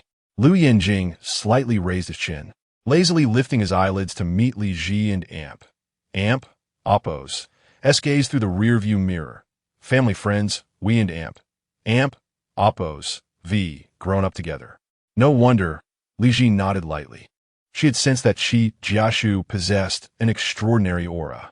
That innate arrogance and the refined demeanor cultivated by nobility were ingrained in his very being, not reliant on any brand labels or professions. Having been immersed in the elite circles of Yicheng since childhood, her perspective was naturally more discerning than Jiang Zhi You's. Fu Yanze would scoff at such matters, as he seldom regarded others with much care. Lou Yanjing, lazily steering the wheel, turned to Li Zhi, probing, "What is your impression of him?" Li Zhi gently shook her head, her brows slightly furrowed, her beautiful eyes narrowing. Not good. She recalled the peculiar gaze Qi Jiashu had fixed upon her, and how he had abandoned Sang Ing to greet her warmly. A hint of disdain flickered in her striking eyes. He does not seem like a good person. Laughing out loud. Looks like our beauty Li Zhi is quite wary. She barely dared to shake hands with Qi Xiao, almost wanted to turn and flee. Yet Qi Jiashu's behavior was indeed strange. It seemed he was coming for Li Zhi, yet he did not appear to be vying for Lou Yanjing's attention. Still calling Sang Ing wife. Did anyone else catch that Lu Zong mentioned being family friends with Qi Jiashu? It seems his family background is quite impressive.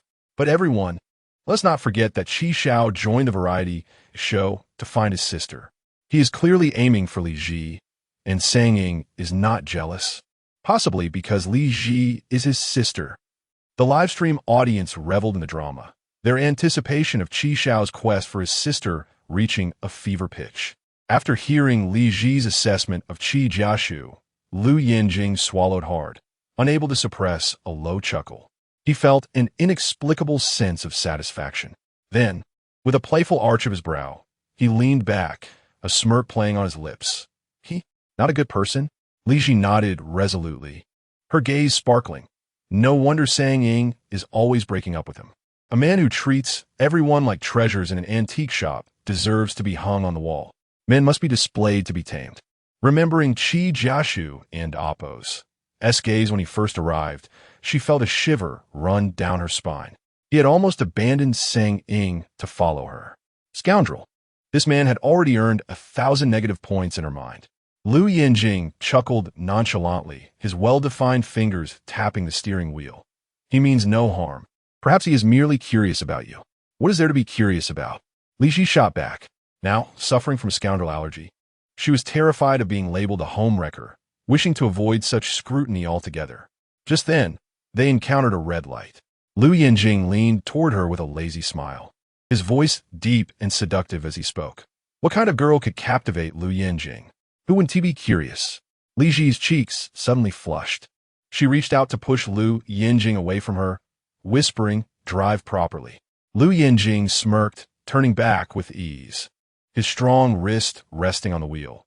Don't burden yourself with thoughts about Qi Jiashu. He understands the principle of not wronging a brother's wife. Besides, the intricate relationship between him and Sang Ing is not something that can be easily explained. I will ensure you are not unfairly labeled. Li Zhi's heart softened slightly. She lifted her lashes to meet Lou Yanjing's gaze, realizing in an instant that he had noticed her efforts to distance herself from Qi Jiashu, fearful of facing rumors like before. Nonetheless, Li Zhi was not one to be coy. She languidly rested her chin on her hand. Anyway, I get along quite well with Sang Ying. I trust her judgment. If Sang Ying doesn't want to be with Qi Xiao, I'll keep my distance. If she decides to summon him for her affection one day, I'll begrudgingly call him brother-in-law. Li Zhi raised her chin with an air of pride, humming a little tune in delight over having made a good friend. Meanwhile, Lou Yanjing's expression grew somewhat complex. He nearly slammed the brakes, but his polished shoes kept him steady, although the veins at his temples throbbed with barely contained agitation. You said you would call him what? Brother-in-law, of course. Li Zhi blinked innocently. Sang Ying is my sister. What else should I call him? Lou Yanjing. He cast a bemused glance at Li Zhi. Then, with a slight tilt of his chin, his throat bobbing as he chuckled. All right then. Damn brother-in-law. Qi Jiashu, this is not my doing. It's all your own creation. Just wait for your sister to call you brother-in-law. The room fell silent. Chapter 74. The Guardian of the Tower, the journey to Naladi is quite distant. Lou Yanjing raised the air conditioning temperature slightly. His tone relaxed. 3 more hours. Shall we take a nap? Li Zhi turned her bright eyes towards him, her chin slightly raised. Isn't the role of the co-driver to assist the driver in watching the road? What if I fall asleep and it makes you drowsy? Lou Yanjing chuckled lazily, tapping the steering wheel with his fingertips, and replied nonchalantly, That is the duty of the co-driver, not that of Mrs. Liu. Li Zhi blinked in confusion, and Lou Yanjing turned his head to glance back at her, his voice sultry and melodious. Mrs. Liu's duty is to be a cherished princess. The Guardian of the Tower. The live stream erupted into a chorus of screams. Huh? He has gone mad again. It's no wonder Lou Yanjing has a wife. He truly treats Li Zhi like a princess. Who is he trying to sweeten up? Li Zhi's heart swelled slightly. Lou Yanjing's seductive voice, akin to gravel caressing her ears, sent shivers down her spine. Ever since being removed from the Jiang family lineage, she had faced betrayal and abandonment. Only Lou Yanjing appeared when she was at her lowest, like a timely rain, refreshing her heart and reviving her willingness to share her true feelings once more. Li Zhi indeed had a bit of motion sickness issue. She dared not play on her phone, and as she stared at the road for too long, she inevitably succumbed to sleep. Lou Yanjing cast a sidelong glance at her, noticing her serene, sleeping face, a rare sight of tranquility devoid of her usual pride. Her head was slightly tilted, resting against the seat, her long curled lashes gently resting.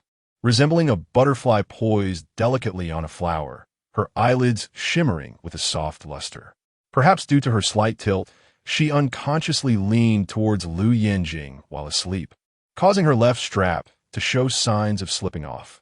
Just then, they encountered a red light. Lou Yanjing raised his gaze to the camera, shifted his body to block the view, and reached out to adjust her strap back into place. The audience in the live stream was going wild. What a view we're missing. Come on, it's just a strap. It's not even fallen off yet. Lou is practically broadcasting his possessiveness. That strap is merely a part of their couple play. However, the blissfully sleeping Li Zhi remained unaware. She hummed softly, adjusting her posture as she drifted back into slumber. Lou Yanjing chuckled knowingly. He then recalled the task assigned to him by Qi Jiashu, and his gaze fell upon Li Zhi's lazy hair cascading over her shoulder. Taking advantage of the red light before hitting the highway, Lou Yanjing half closed his eyelids, observing Li Zhi for a while. Seeing her still in deep sleep, he reached towards her. The viewers were left in suspense, uncertain of his intentions. His fingers, well-defined, gently played with her hair, wrapping a few strands around his finger and pinching them lightly, preparing to tug. But at that moment, Li Zhi suddenly stirred awake, her eyes fluttering open. She sweetly murmured, "Were we now?" Lou Yanjing's hand froze mid-motion. His lashes trembled as he released the strands of hair that were caught around his long, slender fingers, shifting his grip back to the steering wheel. His throat rolled as he glanced at her, but Li Zhi remained oblivious, still in a daze, half asleep. It was still early. Lou Yanjing looked up at the navigation. His fingers retained the lingering sensation of the hair that had just brushed against them, his voice slightly hoarse. "You keep sleeping."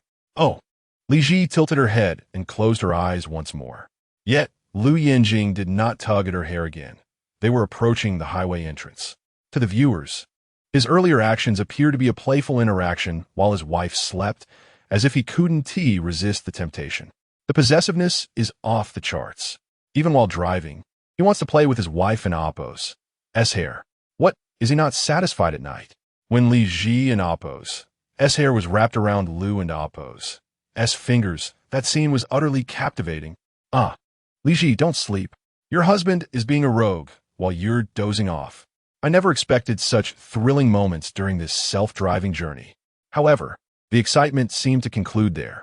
Li Zhi continued to sleep peacefully, occasionally blinking her sleepy eyes and then drifting back into slumber. Lin Rong had taken the driver's seat, clutching a pillow in the back, lost to the world. Sang Ying, however, was not dozing in the co-driver's seat. She still wore sunglasses, arms crossed in front of her, leaning against the seat back while keeping an eye on Zhi Jiashu driving. Just sleep if you want, Zhi Jiashu said. Sang Ying lowered her sunglasses slightly, casting a sidelong glance. I'm worried you might speed up without realizing it. I don't want to die here. The live stream was filled with laughter, clearly amused by her concern disguised as bravado. Meanwhile, the audience for the Zhifu marriage had its share of drama. Jiang Zhi You feared she would wake up to unflattering photos, sitting upright throughout, occasionally chatting with Fu Yanze, curiously inquiring about his youth. Through their conversation, Fu Yanze indicated that in the past, Li Zhi had clung to him like a little tail, with her heart and eyes solely on him, never having regarded Lou Yanjing. Jiang Zhi You appeared to be genuinely intrigued by the gossip, her expression one of disappointment. Oh? I thought Li Zhi and Lou had mutual feelings since high school. After all, Lou's provided life snapshots are so beautiful. I assumed there was such a youthful love story. Of course, there wasn't. Fu Yanze looked confused, unsure when they had actually gotten together. The fans of the Zhifu couple relished in the chaos. Come on, who's still barking about the 8-year relationship between Jing and Zhi? Fu Xiao said it never existed. I'm increasingly convinced that Li Zhi has feelings for Fu Yanze, and to win him back, she brought Lou Yanjing, who is close to her, to this dating show. The fans of Jing and Zhi were rendered speechless. I'm not saying this, but do you Zhifu fans have a screw loose? If Fu Yanze has no feelings for Li Zhi, how could she provoke him? Haha, Jiang Zhi You is quite calculating. She is clearly trying to steer the narrative towards Jing and Zhi's downfall. From what I see, it only reinforces my theory that Lou Yanjing has been in love with Li Zhi since high school and finally seized the moment to win her heart. Thank you for your non-marriage blessing, Fu Xiao. The live stream was rife with disputes, with the fans of Zhifu seething with rage as they struggled to counter the arguments from the Jing and Zhi camp. In the end, they could only retort, if Qi Ruan and Ying have the guts, let them continue watching. When Li Zhi, that little third party, dances her way into your lives and steals Qi Xiao's heart, you'll be the ones crying. Qi Ruan and Ying were inexplicably dragged into this. Some fans burst into laughter. That would be quite the spectacle. Our Ying and Li Zhi are having a delightful chat, rather than worrying about a third party. We're more curious if Qi Xiao sees Li Zhi as a little sister. Chapter 75, Zhi Jiashu. Call Me Brother. 3 hours slipped away unnoticed. The audience, having set their alarms, poured into the live broadcast room right on time, eager to indulge in this journey to Naladi. However, upon opening Avocado TV, the first sight that greeted them was the exquisite sleeping visage of Li Zhi, perhaps due to the exceptionally smooth drive of Lou Yanjing. Li Zhi had nestled comfortably in the passenger seat, fast asleep. Her loose hair had become lazily tousled, with a few rebellious strands cascading over her eyes, intertwining with her long eyelashes.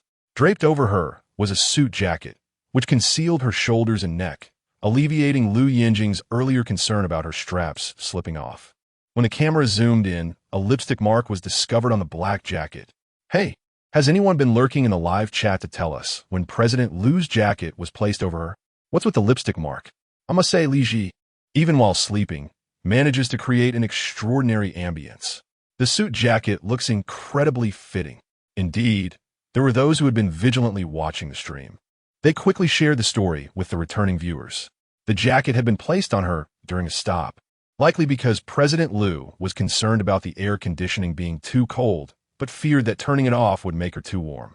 The lipstick mark was a result of her inadvertently smudging it while sleeping. The beauty had remained largely unaware throughout the journey, as Lou Yanjing drove with remarkable steadiness. His every start and stop executed with precision, as if he dreaded disturbing his wife's slumber. Upon arriving at their destination, Li Zhi finally stirred, rubbing her sleepy eyes and murmuring, "Are we there?" "Yes," Lou Yanjing replied lazily, casting a sidelong glance at her still drowsy expression. He smirked, teasingly asking, "Did you sleep well?" "Your Highness? How do you find my driving skills?" The chat room suddenly turned abuzz with excitement. What? What kind of driving are we talking about? What do you mean by driving? Did I miss something? Did Jing and Zhi just? After all, the suit jacket enveloped Li Zhi snugly. The lipstick mark resting on its lapel, her hair tousled and messy, her eyes shimmering with sleep, and her slightly parted lips, some lipstick smudged, all contributed to an alluring yet ambiguous atmosphere. The fact that Lou Yanjing's question was so suggestive only added to the misunderstanding. Even Li Zhi's cheeks flushed at the implications, and, as she glanced down at the jacket, her fingers instinctively brushed over the lipstick mark she had left behind. Flustered, she quickly lifted the jacket and pressed her soft lips, awkwardly clearing her throat. It's fine, I suppose. There is still room for improvement." Lou Yanjing chuckled softly. As Li Zhi gradually regained her composure, she placed the jacket on her lap to shield herself from the air conditioning and turned to gaze out the window, only to realize they had arrived at the parking lot of the Naladi Tourist Service Center. Remembering the lipstick mark on the jacket, she straightened her shoulders and lowered the sun visor, glancing in the mirror to discover that her lip makeup was indeed smudged. Oh dear!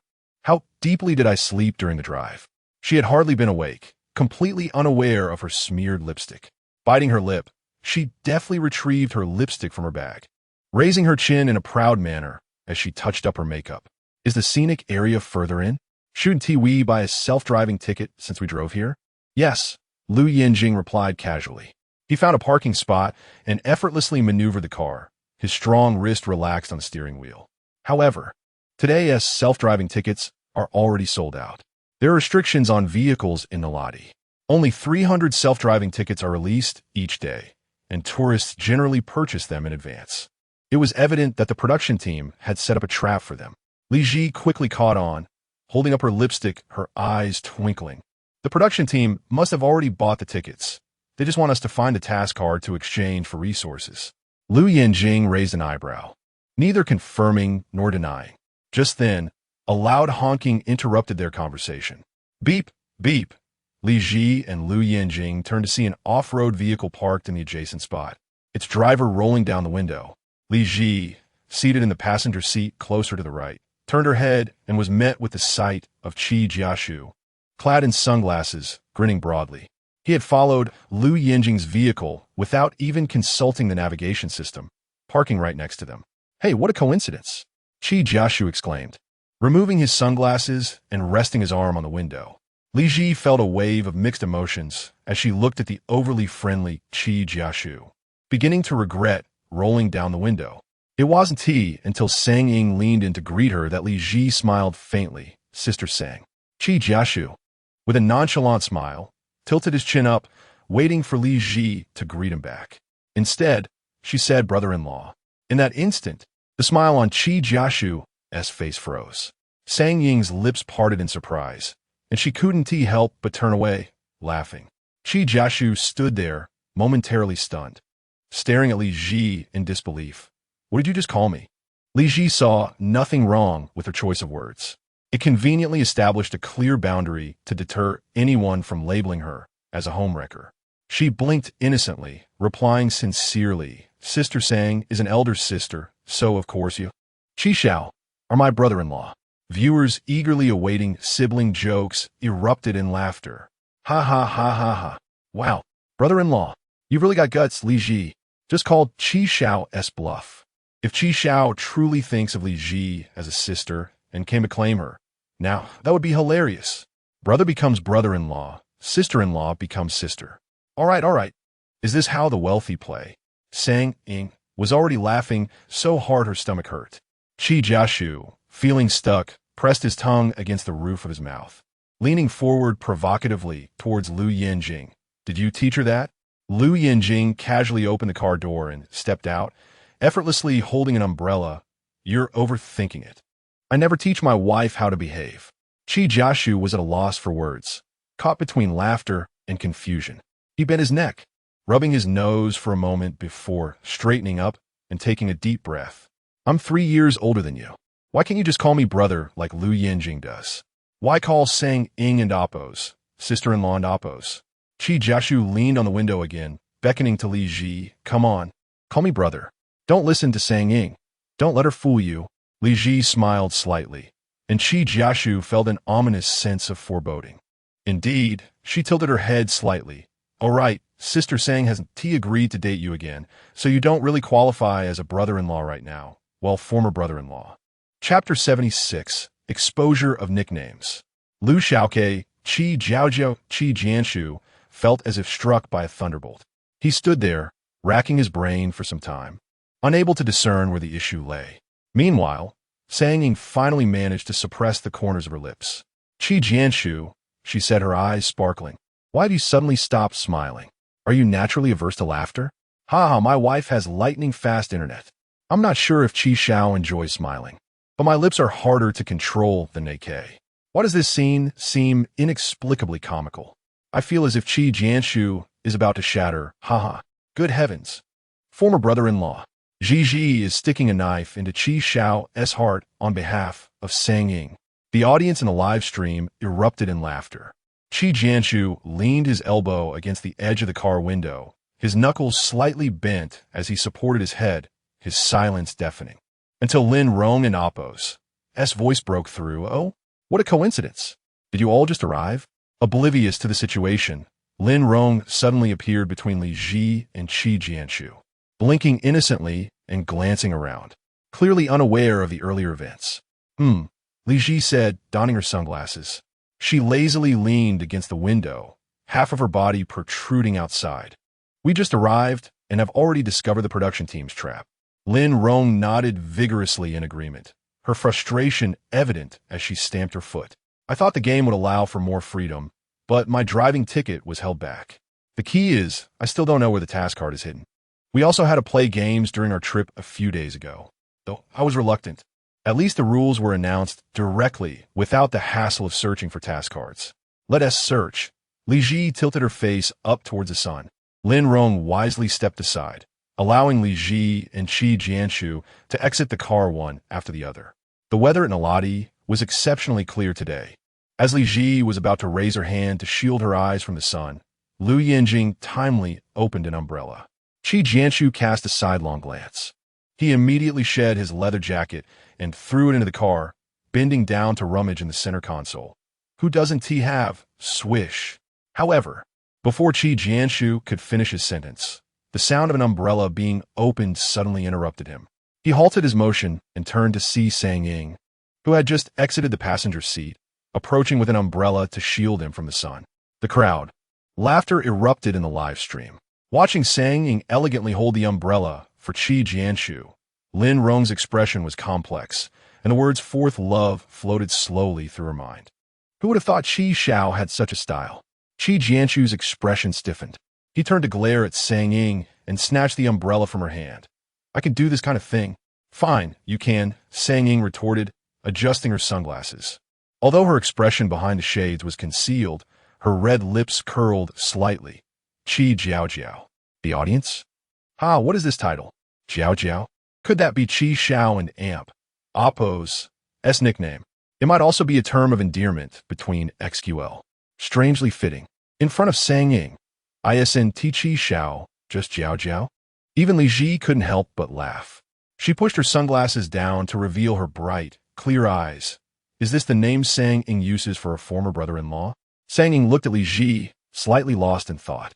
She recalled how Jianshu liked to do the same thing, lowering his sunglasses so others could see his eyes, making communication appear more sincere. They truly were siblings. Their genes were formidable. Even their habits were identical. It seemed she had indeed found the right person this time. Thus, Sang Ing smiled lightly. Nickname.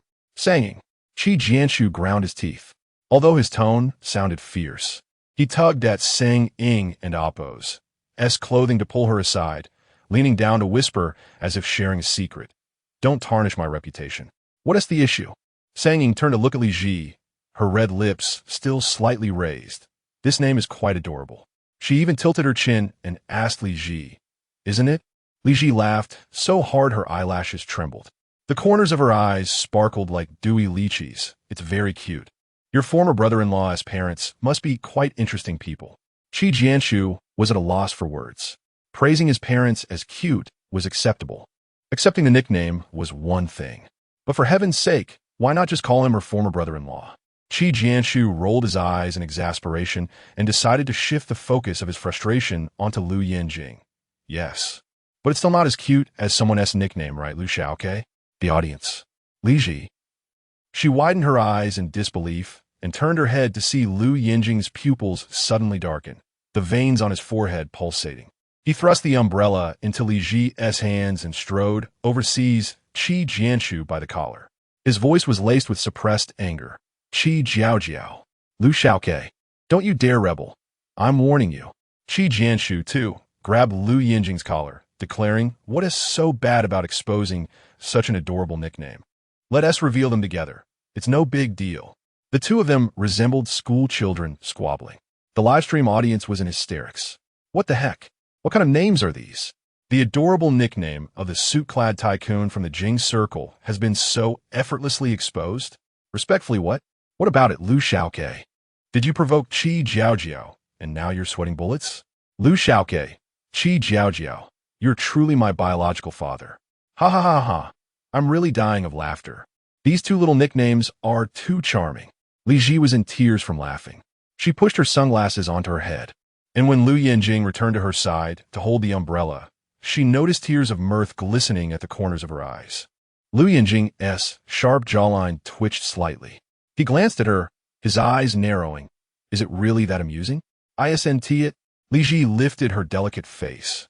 Her beautiful eyes still sparkling with laughter. You must be embarrassed. Yet you have such a nickname. However, that nickname had a certain contrast to it. Li Zhi smiled and raised her gaze. Her teasing look, akin to baiting him, swept through his fierce and unruly brows. The juxtaposition of his defiant demeanor with a nickname made her chuckle again.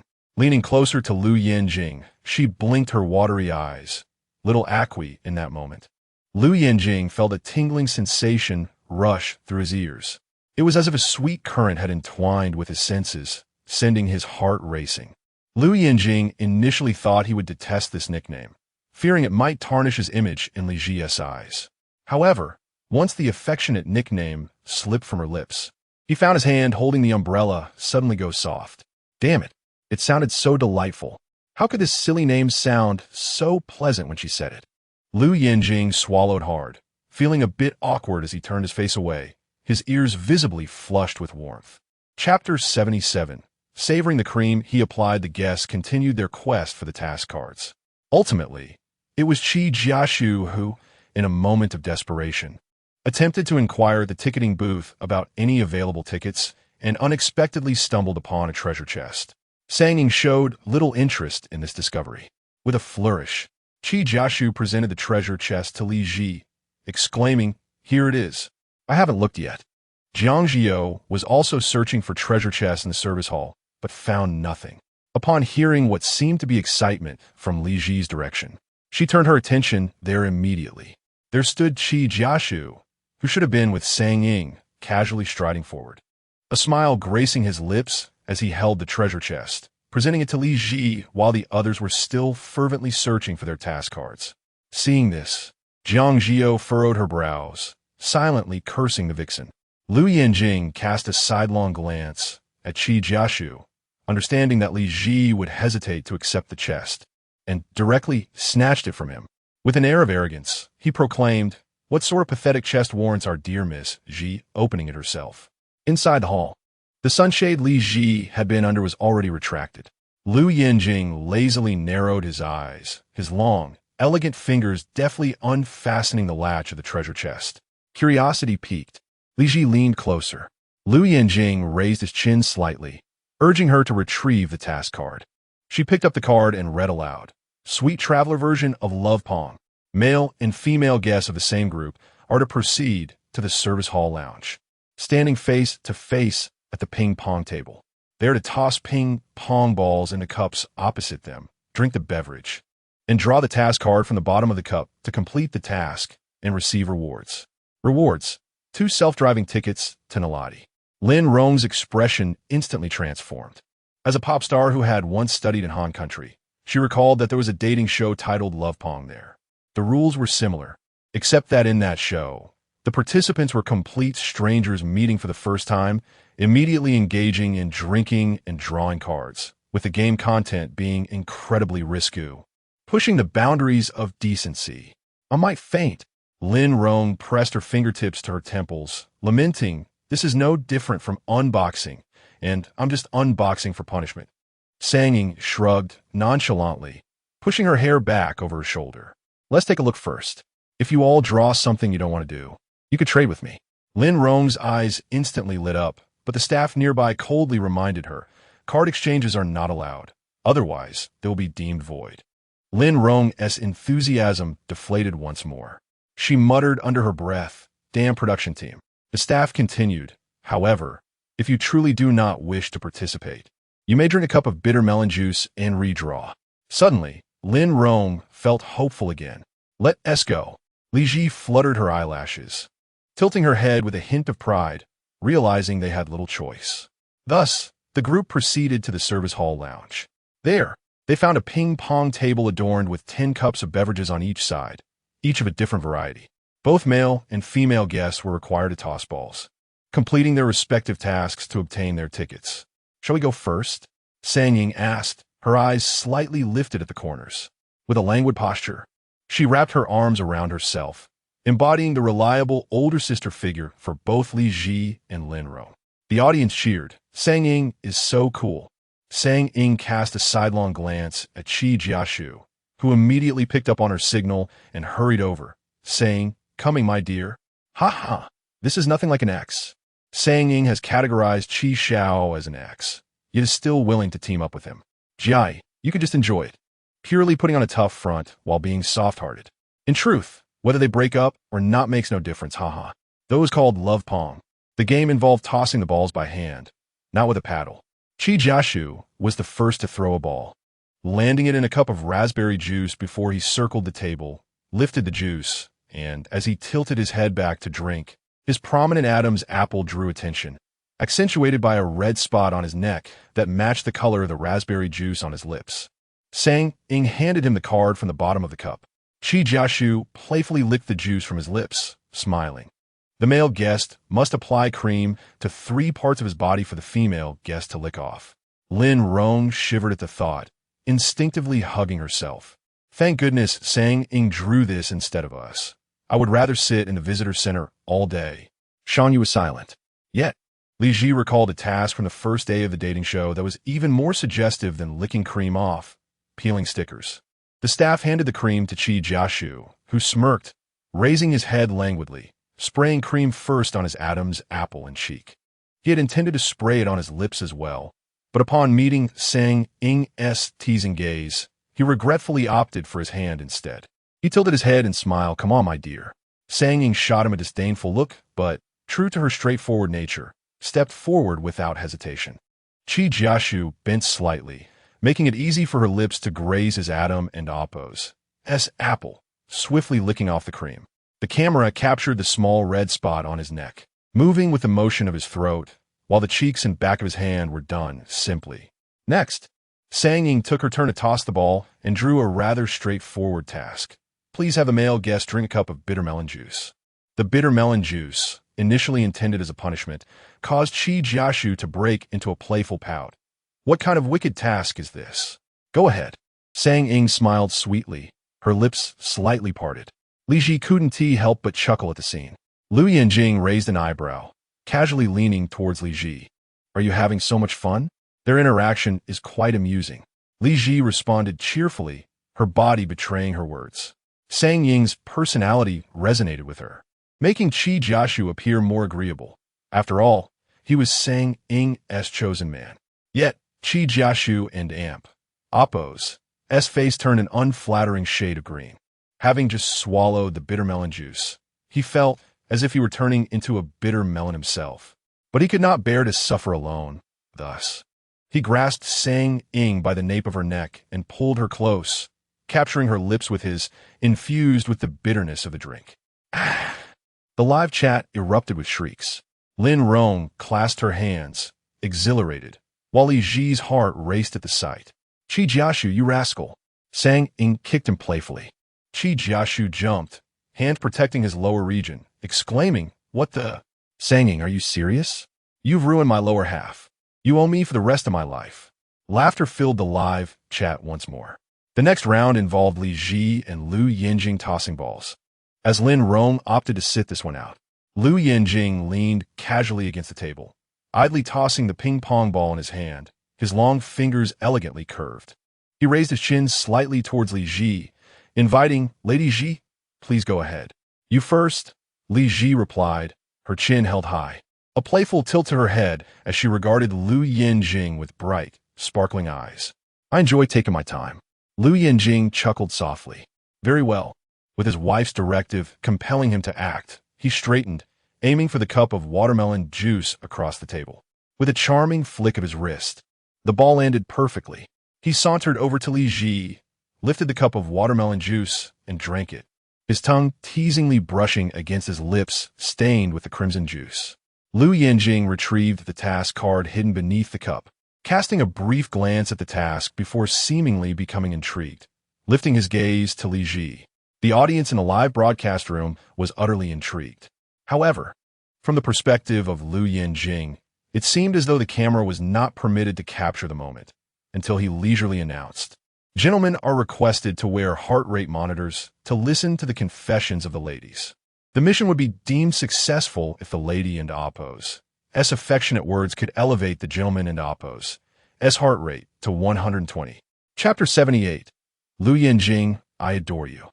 The entire live, streaming room erupted in excitement. Even Sang Ying raised her eyebrows with keen interest, leisurely casting her gaze towards Qi Jiashu. Wow, a confession. Qi Jiashu, who had been lost in the bitterness of bitter melon juice, abruptly snapped back to reality upon hearing his sister's intention to confess to his close friend. Lin Rong also leaped up in exhilaration, eager to witness the unfolding drama. Li Zhi and Appo's ears turned crimson as if they might bleed. She awkwardly averted her gaze. I knew it, the sweeter the juice, the more toxic the task card hidden underneath. Lou Yanjing's lips curled into a deep, leisurely smile. He languidly leaned against the table, lowered his eyes to remove his wristwatch, and took the heart rate monitor to wear it. Then he slightly lifted his chin. "Come on." Mrs. Li Zhi took a deep breath. It was Lin Rong, with her carefree attitude towards the unfolding events, who encouraged, "It's just a confession between a young couple. Don't be shy." As she spoke, she seized the opportunity to wrap her arms around Li Zhi's waist, playfully nudging her towards Lou Yanjing. Li Zhi was so taken aback that she barely had time to react. Trembling, she fluttered her eyelashes and, in a fluster, met Lou Yanjing's deep, dark gaze. In that instant, their breaths intertwined. The lychee rose fragrance enveloping Li Zhi and her captivating gaze struck Lou Yanjing's very soul. His eyes narrowed slightly as their gazes collided unexpectedly in midair. Before Li Zhi could say a word, the heart rate monitor on his wrist suddenly blared to life. "Ah! Who's the sweet mouse?" "Walk." No need for Li Zhi to confess. Just her standing there sends Lou's heart racing at 105. "I told you." Lou Yanjing is head over heels. Li Zhi's heart raced with the sound of the monitor. She glanced at Lou Yanjing, murmuring softly, "I haven't even spoken yet. Why is your heart racing so fast?" Lou Yanjing smirked nonchalantly. "I can't help it." He chuckled, his long, fair fingers idly toying with the silver ring on his left ring finger. "In front of my wife, I'm utterly unable to restrain myself." Li Zhi's cheeks flushed a deep crimson. She felt as if her heart were a lost fawn, frantically racing within her chest. Fortunately, it was not she who wore the heart rate monitor. Otherwise, her heartbeat might surpass even Lou Yanjing's. Taking a deep breath to steady herself, she suggested, "Then you should try a little harder." "Perhaps I wanted Appo's to need to say anything at all." She sneaked a glance at the heart rate monitor, which now read 108. Yet, Lou Yanjing's voice was sultry. That won't do. Li Zhi. He gazed at her with burning intensity, his dark pupils aflame with fervor, as if crossing time and space, blazing a trail across vast distances. His gaze finally settled upon her, infused with countless unfulfilled desires and hopes. I want to hear it. Yanze was brought over by Jiang Zhi You. Though they failed to find the treasure chest, they too needed to complete this task and quietly trail behind the 6 individuals. Upon entering, Yanze overheard Lou Yanjing reading the task card and realized that Li Zhi was set to confess to him. Instantly, he clenched his fists tightly, fixing his gaze on Li Zhi, a flicker of panic and fervent hope rising within him, wishing desperately that she would reject this task publicly, indicating that perhaps she still held feelings for him. However, Li Zhi remained unmoving. She lifted her gaze to meet Lou Yanjing's, and for the first time, she perceived the unmasked, searing desire and unwavering obsession in his eyes, something she had never witnessed before. It felt as if there had been unfulfilled longing, a chance finally seized after years of desiccation, allowing her to approach the shores of his yearning. The cool sensation of the ring on her left ring finger jolted her back to the memory of the affections Lou Yanjing had harbored for her since 4 years ago. If all of this truly began back in high school, Li Zhi dared not imagine what kind of mindset Lou Yanjing had while referring to her as a buddy, watching her interact with Yanze, accepting their childhood engagement, even assisting her in selecting gifts for Yanze and delivering the love letters she penned in her youthful ignorance. This proud and defiant youth, who could have dazzled anyone, willingly squandered his time on her. Out of respect, he refrained from intruding, never attempting to sever her ties with others, even knowing that waiting might yield no results. Li Zhi gazed back into Lou Yanjing's eyes, feeling as though her heart too had ignited in response to his fervor, since she had once fervently devoted herself to Yanze, whom she merely held a verbal engagement with. Why should she hesitate to confess her feelings to the one she truly adored? Thus, she dispelled the discomfort in her heart. She parted her lips slightly. Lou Yanjing. Suddenly, she called his name with utmost seriousness. Lou Yanjing's heartstrings tightened, and the heartbeat he had just subdued surged back in that instant. Even Yanze's heartbeat seemed to halt. He fixed his gaze on Li Zhi, his clenched hands cracking with tension. Li Zhi took a deep breath, lifting her chin proudly, her previously nervous eyelashes now sparkling with a vibrant charm. In a lively, cheerful tone, she exclaimed, "Little Acqui." Lou Yanjing's pupils momentarily widened in astonishment. The sound of that nickname electrified him, striking a sensitive chord within, rendering him utterly weak and causing the tension in his body to dissipate. His self-control over his racing heart collapsing in an instant. His heartbeat soared to 118. Then, it felt as if the world around them blurred, leaving only the auditory sensation, captured by Li Zhi's enchanting call of Little Acqui. In this dreamlike haze, he felt the powerful yet chaotic rhythm of his heart, and then met Li Zhi and Appo's clear, sincere, and lively gaze. With a beaming smile, she looked at Lou Yanjing, her eyes sparkling with joy. "I adore you." Chapter 79. Do you like me?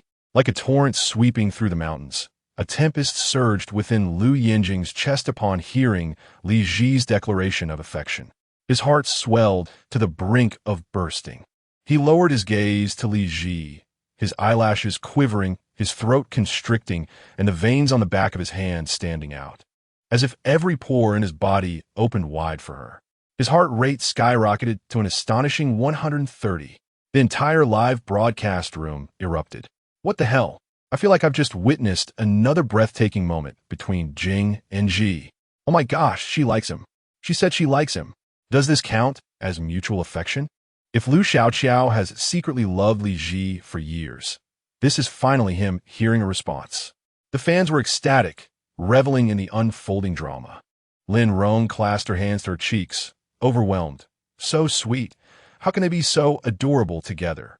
It was just a simple expression of affection, yet their gazes intertwined, thickening the air with palpable tension, especially Lou Yanjing's heartbeat and the fervor in his eyes, burning hotter than the scorching summer sun of Xinjiang. igniting warmth in the cheeks of those around them. Fu Yanze watched, his eyes narrowing with disbelief. He had never heard Li Zhi express such feelings for him. Only in the teasing and jests of others had he glimpsed the sincerity in her gaze directed at him. Even Jiang Zhi You beside him sensed his turmoil. She reached for Fu Yanze and Amp. Oppo's S-arm. Yanze, are you exhausted from driving? Only then did Fu Yanze divert his gaze, shaking off Jiang Zhi You and exiting the lounge. The first task of Lou Yanjing and Li Zhi was complete, and as they detached the heart rate monitor, their rates remained elevated. He continued to watch Li Zhi, occasionally lifting his eyelids to steal glances at her, as if fearing that what he had just witnessed was merely a dream. Yet perhaps it truly was just a dream, a task. However, even if it were just a task, the corners of his lips involuntarily curled upwards, a smile illuminating his features. Qi Jiashu remarked, "TSK. What a dog." Saying Ying's words struck him like a hammer, jolting him back to reality. Are you pleased to see her so fixated on Fu Yanze? Qi Jiashu's brows furrowed deeply. His long, fair fingers pressed against his waist. That pretentious guy from the Fu family? He has no right. He despised such pretentiousness. Reflecting on this, he found Lou Yanjing standing beside Li Zhi far more agreeable, and his irritation dissipated entirely. Meanwhile, the game continued. After confessing, Li Zhi's heart raced. It felt as if a flickering candle flame ignited by Lou Yanjing's burning gaze illuminated her spirit. When it was her turn to throw the ball, the ping-pong ball landed perfectly in a cup of orange juice. After drinking the beverage, she drew a task card. Please maintain a princess carry position until the next round of games concludes. This meant they would wait until Lin Rong and Shang Su finished their game. The princess carry was familiar territory for the duo, yet it was the audience's first glimpse. Lou Yanjing, with a leisurely smile, opened his arms. Come here, princess. The camera zoomed in, capturing Lou Yanjing's well-defined fingers gripping Li Zhi's slender waist, while his other arm supported her beneath her knees, his muscles taut as he securely lifted her into his embrace. Li Zhi wrapped her arms around his neck, gazing up at him, her eyelashes fluttering. Are you quite accustomed to this? Lou Yanjing's eyes narrowed slightly. The fingers holding her waist tightened, and with a husky voice, he murmured, Do you like me?